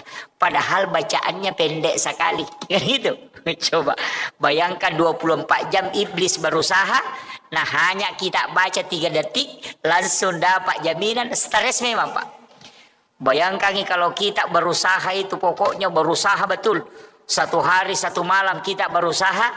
Tapi dalam waktu hanya 5 detik atau 10 detik. Langsung sia-sia semua usaha kita. Oh itu pasti kita menangis. Itulah yang membuat iblis menangis. Nggak, itu. Sama kayak begini. Kalau ada orang menggambar, pelukis. Dia sudah gambar. Pokoknya itu gambarnya bagaimana caranya supaya sempurna. Pas dia kerjakan selama 24 jam. Sempurna gambarnya. Langsung tiba-tiba tumpah catnya langsung menghapus itu gambar. Apa yang terjadi? Pasti kita menangis. Begitu juga iblis ketika dia menangis ketika Rasulullah memberikan. Allah memberikan kepada Nabi sayyidul istighfar. Makanya saya mengatakan hafal ini Bapak Ibu sekalian. Ajarkan anak-anak kita doa ini. Karena inilah doa yang sangat dibenci oleh iblis. Dan inilah doa yang menyebabkan kita mendapatkan jaminan langsung dari Allah. Jadi bukan Nabi yang menjamin, tapi Allah. Makanya orang masuk surga itu cuma 2 jalan, Pak. Kalau bukan jalur rahmat, kita masuk dengan jalur syafaat. Makanya ibadah itu terbagi. Ada ibadah wajib, ada ibadah sunnah. Makanya semua itu ada turunannya. Sholat wajib, ada sholat sunnah. Puasa wajib, ada puasa sunnah. Haji wajib, ada umrah yang sunnah. Zakat wajib, ada sedekah yang sunnah. Syahadat yang wajib, ada sholawat yang sunnah. Kenapa ada wajib, ada fardu, ada sunnah? Karena yang fardu itu lari rahmat, yang sunnah itu lari syafaat. Makanya Rasulullah mengatakan, kalau kau mau bersamaku di dalam surga, maka perbanyak sujudmu. Dan itu tidak mungkin sholat fardu. Karena sholat fardu tidak bisa ditambah rakaatnya. Sholat subuh mutlak 2. Biar bagaimana semangatnya orang sholat subuh tetap harus 2. Tidak bisa dijadikan 8. Jangan bilang, oh ini karena enak-enaknya ini lebih baik kerjakan 8 rakaat. Itu tidak bisa. Itu tidak ke surga itu Pak. Langsung masuk neraka itu. Jadi makanya kalau sholat sunat itu bisa ditambah. Karena sholat sunat mutlak, sholat sunat taubat, sholat sunat hajat. Itu kapanpun bisa dilaksanakan. Jadi itu kuncinya. Makanya ibadah itu ada 2. Kalau sunnah tidak dibatasi, kalau fardu mutlak mahdah. Tidak bisa. Makanya haji tidak boleh dilakukan di luar tempat. Harus Mekah, Madinah. Di situ tidak boleh keluar. Makanya ada haji itu yang dibawa keren. Iya kan? Kenal itu Pak. Yang hajinya dibawa keren. Ada yang ke situ, ke gunung bawa keren. Itu haji juga. Dia tidak antri kalau ke situ. Ya. Dan itu dilaksanakan kapan saja. Dan haji itu tidak bisa dilakukan di luar dari 2 kota haram ini. Nah, haji juga ditetapkan waktunya. Tidak bisa dibilang, ayo mau kak saya berangkat haji sebelum Ramadan. Tidak bisa. Harus di bulan haji. Tidak bisa kalau bukan di Zulhijjah. Hajinya itu tidak bisa. Makanya kalau umrah kan haji. Kalau umrah kapan saja. Bahkan di saat berhaji bisa umrah. Pokoknya kalau umrah biar setiap bulan di sana. Pulang hanya 2 hari di rumahnya, berangkat lagi umrah. Bisa. Tapi ajak tosih. Saya itu sering kasih tahu orang yang sering bolak-balik umrah ini, cukuplah 1 kali 1 tahun pergi umrah. Ya. Jangan 3 kali 1 tahun, 4 kali 1 tahun, jangan. Kecuali pembimbing umrah. Kalau saya tidak usah setiap 1 kali lah 1 tahun. Kenapa? Pertama, umrah itu ibadah pribadi, bukan ibadah sosial. Ini saya harus kasih tahu kepada orang-orang kaya ini, yang sering bolak-balik pergi umrah ini. Jadi, janganlah bolak-balik ke situ untuk setiap 3 kali dalam 1 tahun. Cukup 1 kali lah 1 tahun. Kenapa? Karena dia ibadah pribadi dan bukan ibadah sosial. Umrah itu pahalanya dipatok. Kalau sudah kerjakan misalnya dapat pahala 10.000 ya 10.000 pahalanya. Kalau meninggal tetap 10.000, tidak mungkin bertambah itu. Tetap 10.000 terus itu. Tidak bisa berubah-berubah itu. Tapi kalau kita uang yang kita mau bayarkan untuk naik umrah misalnya 30 juta. Itu dipakai bangun masjid, dipakai bantu anak yatim, dipakai bantu fakir miskin, atau dipakai bayarkan sekolahnya anak-anak yang menghafal Al-Quran. Itu 10 anak dibantu. Itu pahalanya jalan sampai dunia kiamat. Pahala pertamanya itu 700 kali lipat. Tapi setelah itu bertambah terus. Tidak pernah berhenti. Jadi sekali berbuat sampai kiamat dapat terus tambahan pahala. Tapi kalau umrah sekali berbuat pahalanya dapat, setelah itu tidak bertambah-tambah. Tapi bisa kurang. Bisa kurang. Bagaimana bisa kurang pahala umrah? Kalau bilang, lihain ke situ tetangganya, bilang tetangganya, syukur tak kita Budi. Setiap tahun kita naik umrah, bilang iya kita memang begitu. Enak memang kita kan imannya bagus. Sudah habis itu. Jadi dia bisa kurang. Hati-hati. Makanya saya katakan orang yang sering bolak-balik umrah ini kurangilah. Kemudian yang kedua alasannya apa? Ini kalau dalam tarekat. Ibadah yang sakral. Kalau dilakukan berulang, itu sakralnya akan hilang. Itu bisa hilang. Di situ ujiannya.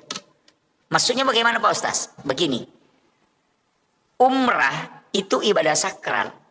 Kalau ada orang baru berangkat umrah sekali, itu tidak sama bagi orang yang sudah berangkat 5 kali. Pasti tidak sama. Jadi pada saat orang pertama datang itu baru pertama kali itu dia umrah, itu pasti nikmat betul. Dia rasakan. Tapi ketika sudah 10 kali bolak-balik itu sudah biasa-biasa. Kan begitu. Sama aja begini Pak. Sholat Jumat itu dikerjakan setiap pekan. Makanya orang anggap biasa-biasa. Tapi Idul Fitri, Idul Adha, karena dilakukan cuma 2 kali dalam 1 tahun, sebenarnya cuma 1 kali. Idul Fitri 1 kali, Idul Adha 1 kali. Makanya kalau Lebaran padahal ibadah sunnah, semua orang datang kumpul, marah-marah kalau tidak pergi. Padahal itu ibadah sunnah, tapi ibadah fardu sholat Jumat malas ke masjid. Nah, itu kalau Lebaran Idul Fitri karena cuma 1 kali, belum subuh itu sudah mau mandi, pokoknya baju baru disiapkan, parfum disiapkan, tengah malam dia masterika. Kalau sholat Jumat itu bajunya nak pakai olahraga pergi sholat. Padahal ini wajib, bukan ibadah yang sholat Idul Fitri Idul Adha ini kan sunnah. Kenapa dia sangat istilahnya punya semangat tinggi untuk datang, bahkan takut kalau tidak datang, kecewa kalau tidak datang, itu karena ibadah ini hanya sekali setahun. Seandainya Pak Idul Fitri Idul Adha ini setiap minggu, nah tidak banyak juga yang datang. Apalagi yang sunnah setengah mati panitia datang sholat id minggu ini tidak datang, itu dah sunnah sih, jangan kami berangkat. Begitu. Kenapa? Karena sakralnya ibadah itu karena dilakukannya tidak sering berulang-ulang. Jadi ini penting saya wasiatkan. Makanya bagi yang bolak-balik pergi umrah itu simpan duluan, tak pakai, bantu keluar. Ada yang umrah 3 kali 1 tahun, 4 kali 1 tahun, baru tetangganya tidak makan apa-apa. Wah, itu ganas itu Pak. Itu orang kaya tidak ada perasaannya itu. Iya, itu tidak ada perasaannya itu Pak. Tidak ada perasaan sosial. Baru pakai seragam, beli seragam ini, baru berangkat, tetangganya tidak makan. Wah, itu fatal itu. Kadang-kala kita ini menganiaya orang Pak. Ini ya. Jangan tersinggung ya. Kalau tersinggung berarti alhamdulillah. Nah, Anda masuk kategori itu ya. Iya. Tapi tetap silahkan laksanakan umrah. Ya, lakukan umrah. Jangan, karena itu ibadah penghapus dosa dari umrah ke umrah. Ya, jadi orang umrah itu penghapus. Sebenarnya kan begitu. Dulu saya begini Pak. Saya dulu kalau ngaji itu di Padilla, saya bilang, kenapa ini? Saya biasa protes itu. Kenapa ini ibadah mudah sekali dapat pahala umrah? Siapa yang sholat sunat 4 rakaat sebelum asar itu sama dengan melaksanakan ibadah umrah 1 kali. Bahkan perempuan yang melayani suaminya dengan sempurna sehingga suaminya merasa puas dan senang, maka itu baginya 1 pahala umrah. Sholat sunat duha 2 rakaat di waktu pagi itu kita tidak mau tukar dengan ibadah umrah 1 kali kelak di hari kemudian. Saya bilang, kenapa sholat duha 2 rakaat ini yang sangat mudah dilakukan tidak mau ditukar dengan pahala umrah nanti di hari kemudian?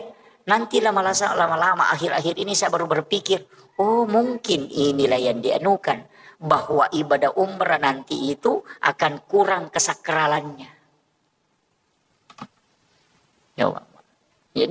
Jadi kalau pahala umrah jadi kejar, ibu-ibu kasih tahu saja, ibu-ibu mau kita dapat umrah gratis, layani saja dengan baik, insya Allah dapat umrah itu, tidak pakai modal.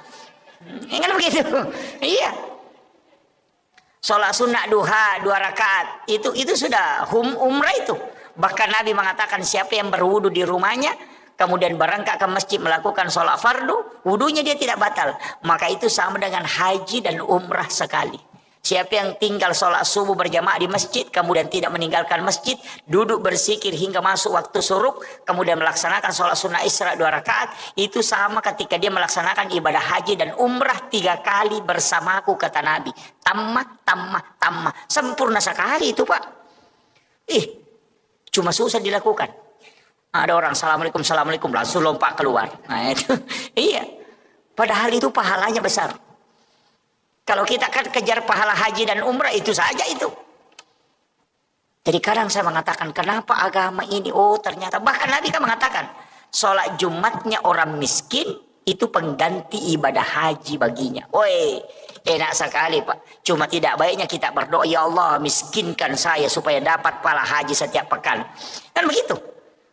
Kena tu ampa yang kaguru tama kadang katu tahu kasih asi maborro, ya sa tahu kasih asi maborro, tahu kasih asi dia nalo mak juma, ya nanti sa tahu kasih asi nama borro. Itu kan begitu. Karena sudah dikasih. Kalau orang kaya Pak, ndak bisa dapat. Nggak ada itu bilang orang kaya yang sholat Jumat pahalanya itu sama dengan pahala haji. Nggak ada. Yang ada itu orang miskin ketika dia sholat Jumat itu pengganti ibadah haji baginya. Jadi jangan bangga kita yang pernah haji itu daripada orang miskin tidak pernah haji. Nah bilang orang miskin setiap minggu ke haji. Kau 1 kali baru bisa. Itu pun antrinya lama kan. Makanya orang miskin itu Pak cepat masuk surga. Orang kaya itu yang stres. Iya. Orang kaya itu yang stres. Makanya bapak-bapak yang punya banyak rezeki ini hati-hati. Iya, hati-hati. Paling lambat masuk surga itu. Apalagi yang punya banyak mobil. Oh, sudah. Itu baru mobil. Yang punya banyak istri lebih parah itu. Iya. Makanya saya kasih tahu memang Pak, hati-hati. Fatal itu. Karena pertanggungjawabannya berat. Dari satu benda itu bisa dipertanggungjawabkan sampai sekian tahun. Oh, enggak mudah. Makanya saya kasih tahu, saya kasih amalan Pak. Di dalam tarekat itu kan sering orang sebut. Saya dulu itu kan enggak sepakat. Ketika belum dapat. Saya tuh, karena di mursyid kami pernah bilang. Saya mengatakan, wih susahnya nanti itu perjalanan Pak Kiai. Mulai di alam kubur kita sudah ditanya memang. Bangun dari dibangkitkan dari alam kubur, dibawa lagi kepada masa. Di situ lagi menunggu sekian ribu tahun. Kemudian di padang mahsyar, kemudian dipanggil satu-satu untuk ditimbang amalnya. Lain lagi lewat di Siratal Mustaqim. Apa Nabi bilang mursyid kami? Iya kalau kau mau lewat di situ ya lewat. Nah sakomeko lete ya lete memang kok. Mekui timbang amalamu ya timbang. Kalau mau tidak lewat titian Siratal Mustaqim ada caranya juga. Jadi ada orang itu Pak tidak ditimbang amalnya, tidak diperiksa amalnya, tidak pergi antri di padang mahsyar. Baru berjalan ke situ sudah dijemput. Wah ternyata saya dulu tidak percaya. Wah ada keamalan begitu. Bisa tidak ditimbang amalnya. Nah semua orang akan lewat di titian Siratal Mustaqim. Tapi dia bilang ada orang yang tidak dikasih lewat di jembatan Sirat. Karena belum ke sana. Nah sudah dijemput. Saya itu tidak percaya dulu. Dewa tepak maka wah ajarah sesat nengi. Ang kadang kade deni palete tahu apa de Tony Paresa. Angka kabe tahu deni Paresa pasti Paresa mana pada masar menunggu lama. Ternyata lama membaca saya dapat hadisnya Bapak. Dan itu hadis sahih. Guru kami di Sidrap itu ceramahkan juga. Setelah dia ceramahkan saya kaget. Dari mana dia dapat ini hadis? Kemudian dia bawa kitabnya, saya buka, dapat. Oh ternyata ada. Saya pulang ke rumah langsung cari hadisnya di ensiklopedia hadis itu. Saya dapat. Jadi Rasulullah itu pernah berwasiat begini. Ada nanti umatku di hari kemudian, itu baru berjalan menuju kepada mahsyar, itu sudah dijemput. Jadi belum sampai kepada mahsyar, baru berjalan menuju kepada mahsyar, Allah menyuruh malaikat menjemput orang itu kemudian dibawa ke ila rafiqil a'la di tempat yang sangat tinggi sehingga amalnya tidak diperiksa, kemudian tidak melewati titian Siratal Mustaqim, tidak antri juga di padang mahsyar karena baru berjalan ke situ, nah sudah dijemput. Kayak kita mau ke lapangan, baru kita berjalan mau ke lapangan, datang penjemput, sini mi jangan mi ke situ, antri sini mi, saya bawa ke sana. Jadi ada orang seperti itu nanti. Siapa itu? Rasulullah mengatakan, dia adalah umatku yang bersedekah. Yang bersedekah itu tidak tahu siapa yang disedekahi. Dan yang disedekahi pun tidak tahu siapa yang mensedekahi. Jadi tahu mas sumbangnya dia nisangi maka dan niga da sumbang. Tahu isumbangnya dia tahu nisangi maka dan niga sumbangi. Belak masuknya begini. Di Bontang ini kan banyak pondok tahfiz. Ada pondok pesantren, ada panti asuhan. Telpongi saja pembinanya. Tanyakan nih Pak Ustaz, adakah anak yatim piatu di situ sekolah? Ngapa? Kalau bilang ada, kasih tahu nih. Berapa pembayarannya setiap bulan? Misalnya dia bilang 300.000 atau 500.000. Kasih tahu ustaznya.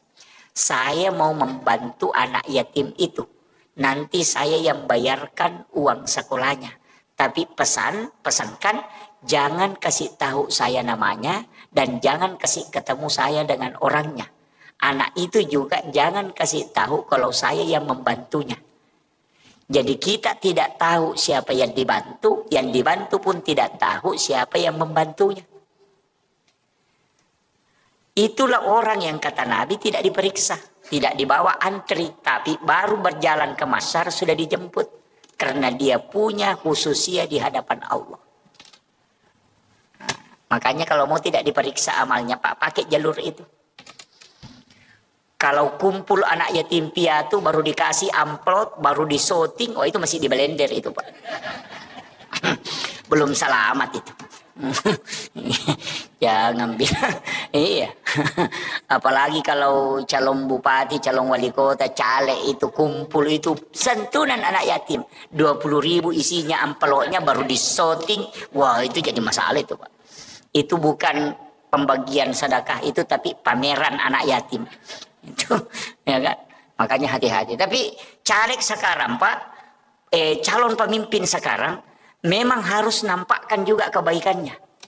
Makanya yang harus dia jaga itu hatinya, harus nampak. Karena kalau tidak nampak dia memberikan bantuan, dibilangi pemimpin kikir.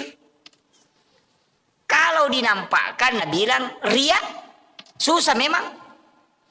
Ya pitangnya gagaya beren asa piah melu sia tiacang. Deni apita nasa seke patu desi sagaga bantuan. Kan berat. Makanya sekarang orang si malakama itu Pak, tidak turun ke masyarakat bersilaturahmi, dibilangi ya tuh nasa betul namang kampanye natul yang kah menrek ni punggawa dia nang kanubak. Sekalinya kita nata nasang kasyati ang kasyarona cinay. Itu susah betul. Makanya kalau ukurannya orang mau dipakai Pak, merenak memang iya, merenak memang kalau ukurannya orang mau dipakai, makanya jangan pakai ukuran orang. Jangan pernah terpengaruh dengan penilaian orang. Kita saja dengan Allah. Apapun orang mau bilang, ini itulah istilahnya, biarkan anjing menggonggong, kapila tetap berjalan. Tidak usah, biarkan mereka ngomel-ngomel itu, tidak usah urus itu. Kenapa? Jalan saja di koridor yang terbaik. Itu. Karena seandainya kita tahu bagaimana cepatnya orang melupakan kita ketika kita meninggal, nah tidak pernah diurus itu omongannya orang. Iya, tersekamai maka datul ini ngerang itu aku mati deh Pak. Apalagi aku balik bolatan nih, dua ngaso mati tak rasa mati nih anu. Nggak ada nih urusan, nggak mau maga kanja nak beli bolatan bagus ya, bagus apa bagus kalau sudah meninggal selesai. Nggak usah tetangga istri saja. Ya, paling mata Andre si ulangi itu Pak aja nih. Iya. Memang kau terlalu ngasematin laki meninggal betul suamiku terlebih dulu pergi. Sekalinya kan 2 minggu 3 minggu si ulang. Nah, pasan status sudah 1 bulan kepergiannya ayahnya. Tapang kamaki buah komeng, sabar ki bu nasa, makasih lakun ruh. Namo bapak-bapak makoto. Makanya ibu-ibu saya sampaikan, amas-amas itu jangan dikumpul-kumpul, sedekahkan. Iya, bantu orang, gunakan untuk pemanfaatan. Perhiasan itu dipakai, jangan dipamerkan sampai emasnya sampai siku. Boh, mak foto mengerece mana mah, padahal aku masih dah kayak dosa bumi rupiah. Namo malaikat empat diulu tuh. Emasnya sampai siku baru sedekahnya 2.000. Iya, jangan terlalu dikumpul-kumpul itu. Gunakan untuk kebaikan, gunakan untuk umat. Iya. Jangan terlalu berlebihan pakai. Sampai-sampai orang itu merasa dirinya bahwa tidak ada apa-apanya. Itu namanya menganiaya orang dengan perasaan. Makanya Nabi itu ketika kedatangan orang besar, dia minta berikan jubahku yang dari sutra. Dia pakai sutra itu ketika ada pejabat besar itu datang. Nabi memperlihatkan bahwa kami juga Islam adalah orang yang tidak dianggap kumuh. Tapi ketika Nabi bersama dengan orang miskin, maka dia menggunakan pakaian ala seperti orang miskin itu tadi. Tetap dalam kesederhanaan. Makanya jangan juga pakai emas sampai siku, ada bisa menempel di sini, cincinnya baku sambung-sambung. Baru pakaiannya mengkilap, baru datang ke pengantin begini, baru duduk sama orang miskin. Jangan. Itu menganiaya perasaan orang lain. Itu tidak boleh. Tidak ada ibu-ibu dibontang begitu di. Iya, kalau ada istri tak begitu Pak ganti saja, ndak usah disimpan itu. Iya, ini saya sampaikan ini. Ya, makanya itu saya wasiatkan. Makanya gunakan semua untuk kebaikan. Jadikanlah itu ibadah-ibadah sosial. Saya kira ini yang penting saya wasiatkan. Ini sudah masuk waktu suruk. Mudah-mudahan ada hikmah yang kita bisa petik. Itu tadi amalan yang saya kasihkan. Amalkan itu Pak. Cari anak yatim piatu yang di pesantren di ini. Tidak usah tahu siapa orangnya. Nanti kita diberikan jaminan khusus dari Allah. Itu keistimewaannya ketika kita bisa membantu orang yang kita tidak ketahui. Apalagi misalnya ada pesantren di Makassar. Ada pesantren di misalnya di mana jauh itu. Di Jakarta. Ada di Bogor. Ada di mana. Pondok Tahfiz. Kita tahu nomor telepon pembinanya.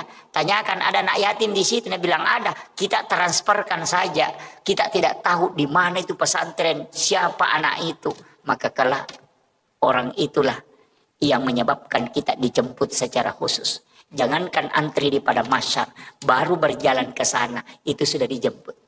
Itu keistimewaan Pak. Makanya kalau banyak dosa tak pakai amalan begitu Pak. Supaya tidak diperiksa.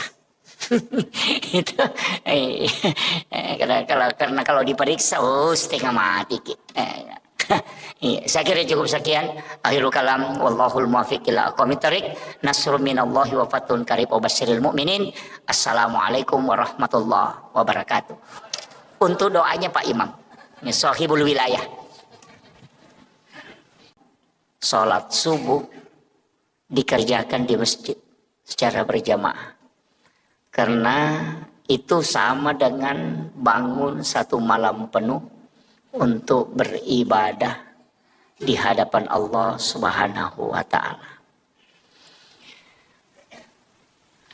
Itulah rahmat yang diberikan oleh Allah secara khusus kepada umatnya Rasulullah Sallallahu Alaihi Wasallam. Sebenarnya kita ini diberikan beberapa hadiah oleh Allah. Itulah yang membuat kita menjadi umat yang terbaik. Karena memang selain dijanjikan keselamatan, kita juga diberikan khususiyah. Syariat-syariat Nabi sebelum Rasulullah itu tidak pernah memiliki rukhsah. Tidak ada kemudahan. Karena kalau sudah perintah Allah secara mutlak, itu tidak boleh ditawar. Bahkan yang paling berat itu adalah umatnya Nabi Musa. Karena ketika dia melakukan dosa atau kesalahan, maka tidak ada istilah taubat kecuali faqtulu anfusakum. Kecuali membunuh dirinya. Jadi umat Nabi Musa nanti diterima taubatnya ketika dia membunuh dirinya kalau sudah melakukan dosa. Jadi cara pertobatannya itu di hadapan Allah adalah faqtulu anfusakum, membunuh dirinya. Kita umatnya Rasulullah itu tidak. Kalau melakukan kesalahan cukup melaksanakan atau melakukan taubat. Taubat itu ada dengan jalan mengakui kesalahan, ada dengan jalan melalui sholat. Yang nanti setelah taubat itu baru kita ikuti dengan istighfar. Jadi ada juga yang kadang-kadang keliru memahami taubat. Dianggap itu ketika dia beristighfar itu sudah masuk taubat. Padahal beda. Taubat itu bahasa Arab dari kata taba yatubu taubatan. Kembali. Kalau istighfar itu istighfarah, menutup yang nampak. Itu makna dasarnya. Kalau taba yatubu taubatan itu kembali. Jadi sebenarnya orang yang bertaubat itu adalah orang yang kembali mengingat kesalahannya. Makanya disebut kembali. Jadi kalau ada orang pernah melakukan dosa, ketika dosa itu dia ingat dan dia mengakui kesalahan itu di hadapan Allah, maka itulah yang disebut dengan taubat. Ketika kita membaca Astaghfirullahaladzim, berarti kita meminta kepada Allah supaya kesalahan itu ditutup. Ya, jadi makanya taubat diikuti dengan istighfar. Jadi istighfar dengan taubat itu beda jauh. Ada orang salah paham. Dia anggap kalau dia sudah baca Astaghfirullahaladzim, dia mengatakan saya sudah bertaubat. Oh itu tidak. Dia cuma istighfar. Itu belum taubat. Jadi ingat dulu kesalahan. apa kesalahan kita. Setelah kita tahu kesalahan, maka kita mengakuinya di hadapan Allah. Baru setelah itu kita baca astaghfirullahaladzim. Sebenarnya ada dua, Bapak Ibu sekalian.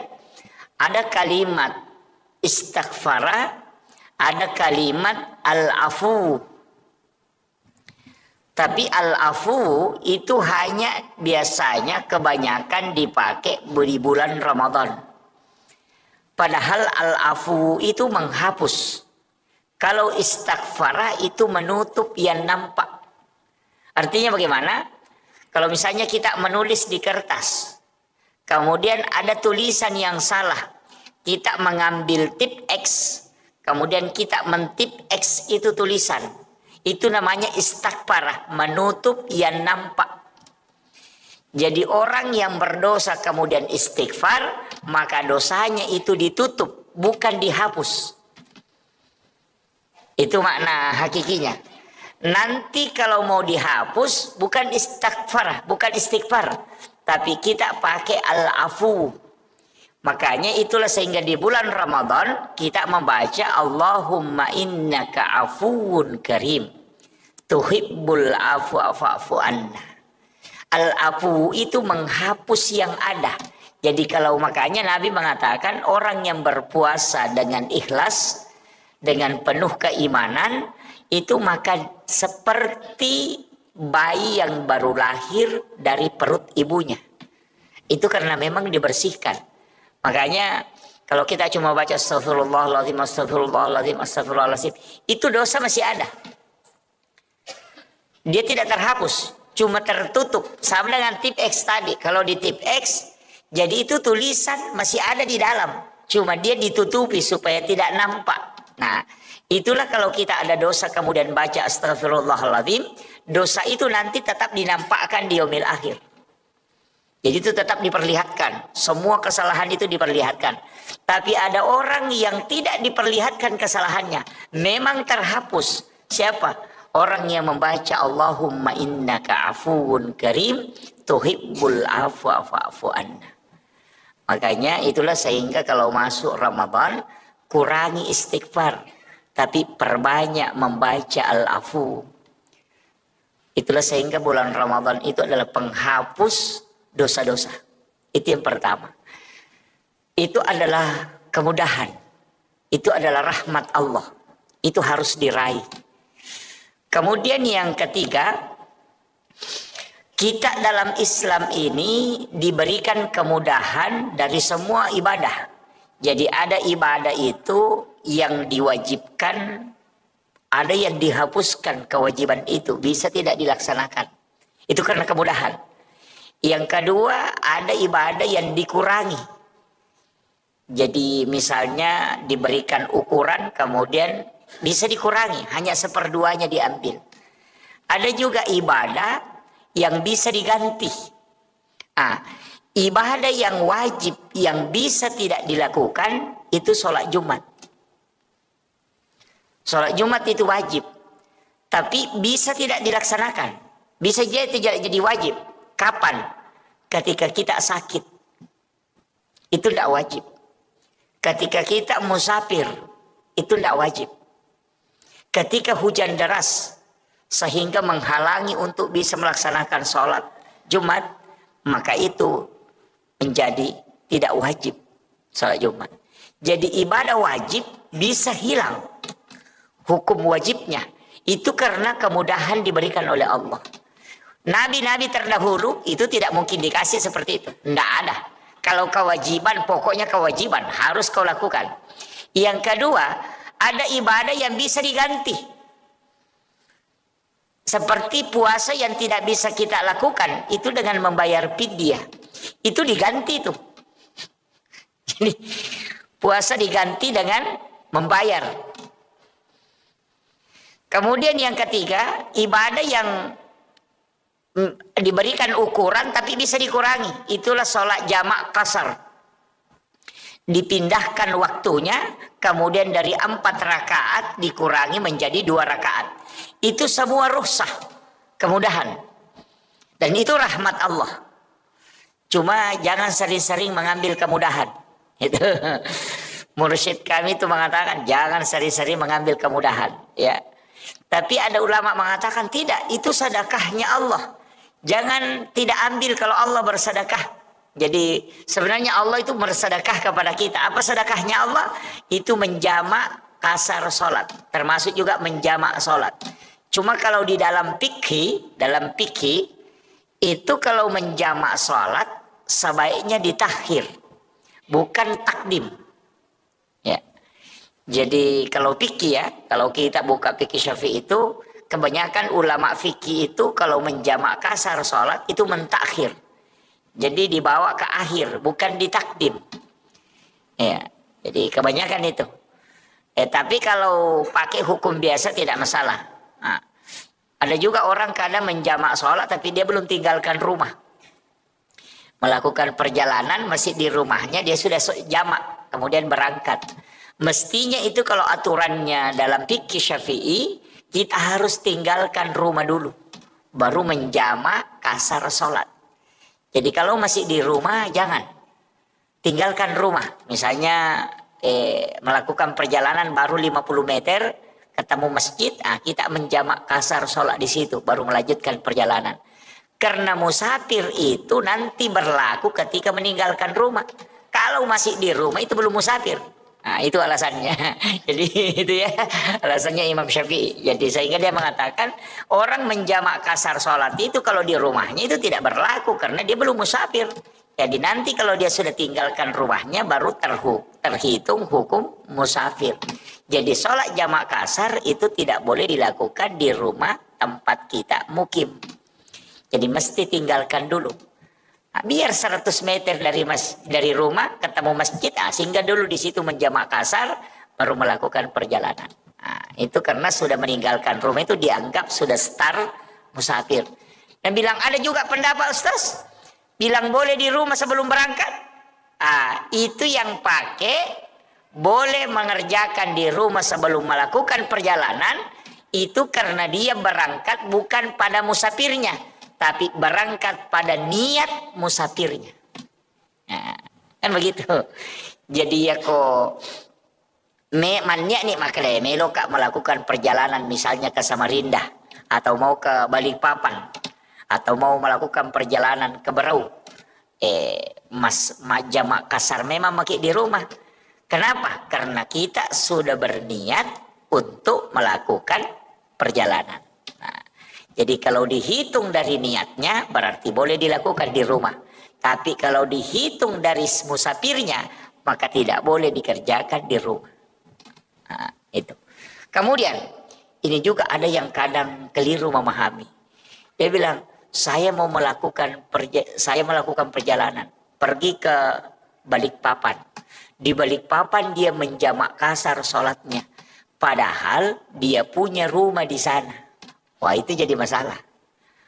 Orang yang punya rumah, punya tanah pribadi dan punya rumah pribadi tidak dihukumi musafir. Karena dia punya rumah di sana, maka dihukumi dia mukim.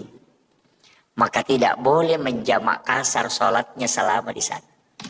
Itu kalau bikinnya. Ada yang punya rumah di sana baru setiap hari menjamak kasar. Wah itu jadi masalah itu. Dia mencuri kesempatan itu. Ini kan ini yang penting saya anukan ya. Jadi itu rahmat Allah untuk kita. Kalau mau ambil silahkan. Yang tidak mau mengambil silahkan. Karena memang dua versinya. Ada yang mengatakan itu rukhsah, kemudahan. Ada yang mengatakan itu azimmah, sesuatu yang harus dilakukan. Sehingga Imam Abu Hanifah mengatakan kalau musafir tidak boleh sholat sempurna. Kalau dia musafir tidak boleh sholat sempurna. Tidak sah sholatnya kalau dia sholat sempurna. Berarti memahami sebagai azimmah. Tapi kalau dia mengatakan silahkan pilih. Kalau mau jamak kasar boleh. Kalau mau sempurna boleh. Berarti itu menganggap sebagai rukhsah, kemudahan. Jadi kan begini. Supaya kita agak paham sedikit. Dulu di masa Nabi melakukan perjalanan tidak ada air, tidak ada sumur. Yang kedua tidak ada rumah. Tidak ada rumah. Yang ketiga tidak ada masjid. Dan itu perjalanannya di mana? Di atas padang pasir yang panas terik, tidak ada rumah ditempati untuk singgah sholat. Kemudian itu di atas padang pasir, bahkan kadang datang badai pasir. Kemudian melakukan perjalanan dengan kadang menggunakan jalan kaki, kemudian kadang menggunakan kendaraan berupa unta. Jadi bayangkan, kalau melakukan perjalanan 90 km atau 97 km atau 85 km menggunakan transportasi unta, unta itu tidak bisa cepat jalannya. Lambat. Tidak sama kalau kuda bisa lari, kalau unta itu tidak. Makanya melakukan perjalanan atau sekalian jalan kaki. Coba dihitung, bayangkan itu Pak. Tidak ada rumah, tidak ada pepohonan, di atas padang pasir yang panas, pasirnya panas dari bawah, matahari juga panas dari atas. Maka wajar kalau 85 km kita melakukan sholat jamak kasar. Karena kalau mau singgah sholat panas. Yang kedua, tidak ada tempat bernaung. Sekarang kalau melakukan perjalanan ke Balikpapan, pokoknya di dalam mobil yang ada AC-nya, tidak kena sinar matahari, lebih dingin sejuk di dalam mobil daripada di luar mobil. Kemudian yang kedua, 100 meter ada masjid, 100 meter ada masjid, 100 meter ada masjid. Apakah itu bisa kita menjamak kasar? Karena kemudahan itu. Nah, itulah yang berbicara tentang rukhsah. Kemudahan. Nah, jadi kalau kemudahannya, jangan menjamak kasar. Aja namu jamak, iku maka namu kemudahan. Miru na sebab magi. Nah sudah mudah sekali perjalananmu itu. Tidak sama di masa Nabi jalan kaki. Tidak ada tempat bernaung. Makanya kalau dia menjamak kasar wajar. Kenapa? Karena susah betul perjalanannya. Nah sekarang kamu tidak jalan kaki, duduk saja, baru kena sinar matahari, makan lagi di mobil. Wah itu baru dia bilang mau jamak kasar. Wah itu kebablasan betul itu. Nah, itulah pendapat ulama yang tidak memberikan bahwa lebih baik melakukan sempurna. Nah, itu jadi begitu cara memahami pemahaman ulama kita, sehingga orang yang menghitung itu tidak melihat jaraknya. Oh ini Pak, tidak melihat jarak, tapi melihat susahnya dan lamanya. Begini, dulu Nabi kalau melakukan perjalanan, dulu itu kalau orang jalan kaki 80 kilo lebih, kira-kira berapa jam? Kalau 80 kilo jalan kaki, berarti itu sekitar 1 hari penuh. Nah, bukan jaraknya yang dihitung, tapi lama perjalanannya. Nabi dulu pakai, Imam Syafi'i pakai ukuran sekian kilo, karena itu dihitung lama perjalanannya. Dan Bapak kalau naik mobil 80 kilo itu cuma 1 jam. Lebih kan? Hampir 2 jam. Jadi koma palarioto kina 20 kilo, apalagi kalau lewat tol, apalagi kalau naik pesawat. 80 kilo itu 10 menit saja itu sudah sampai. Itu kan begitu. Jadi dulu itu kalau 85 kilo jalan kaki, oh itu 1 hari. Jadi angka makada sopi allalangang baru bisa dijamak. Jadi bukan jaraknya, tapi lama perjalanannya. Nah, itu. Jadi begitu, sehingga berbeda-beda pendapat. Tapi kalau saya ya tergantung. Makanya saya tetap melihat keadaan. Kalau agak, wah ini agak berat. Kemudian yang kedua, ini nanti waktunya agak berat. Makanya kadang saya jamak kasar. Tapi kalau saya melihat, wah ini keadaan bisa kan saya tidak jamak. Jadi kadang saya mengambil dua-dua itu. Jadi melihat keadaan saja, oh ini keadaan agak berat. Nanti selesai ini lanjut ke sini, saya menjamak kasar. Kalau dalam kondisi musafir. Kemudian, apalagi kemudahan yang diberikan oleh Allah kepada Rasulullah. Tidak ada nabi yang diberikan jaminan umatnya, langsung Allah yang jamin. Jadi kalau nabi-nabi terdahulu itu tidak dijamin. Ketika dia melakukan kebaikan, ya nanti kebaikannya itu apakah mendapatkan rahmat Allah atau tidak. Kalau umatnya Rasulullah itu diberikan jaminan.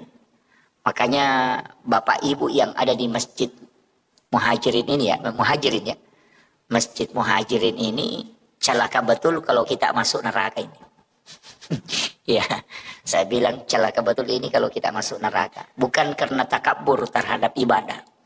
Tapi Allah memang memberikan khususiah kepada umatnya Rasulullah. Itu banyak sekali kelebihan kita dikasih. Yang pertama, setiap kesalahan seorang hamba ketika dia bertaubat di hadapan Allah, maka itu pasti diampuni. Jadi kita ini sebenarnya juga dikasihkan. Tapi memang begitu kayaknya ya. Orang yang sering dikasih kemudahan, kadang juga nakal itu, Pak. Jadi karena kita sering dikasih bonus ini, itu macam-macam perbuatannya. Ini makanya orang yang sering dikasih bonus itu ya begitulah. Nabi kan mengatakan, dia minta kepada Allah, ya Rabb, semua kebaikan yang dilakukan umatku lipat gandakan. Gitu kan?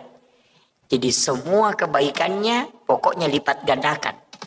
Kasih banyak nilainya, kau meng-up nilainya. Ya. Makanya itu disebut manja bil hasanati falahu asru amsalihha. Kalau kau melakukan satu kebaikan, itu Allah melipat gandakan menjadi 10 kebaikan.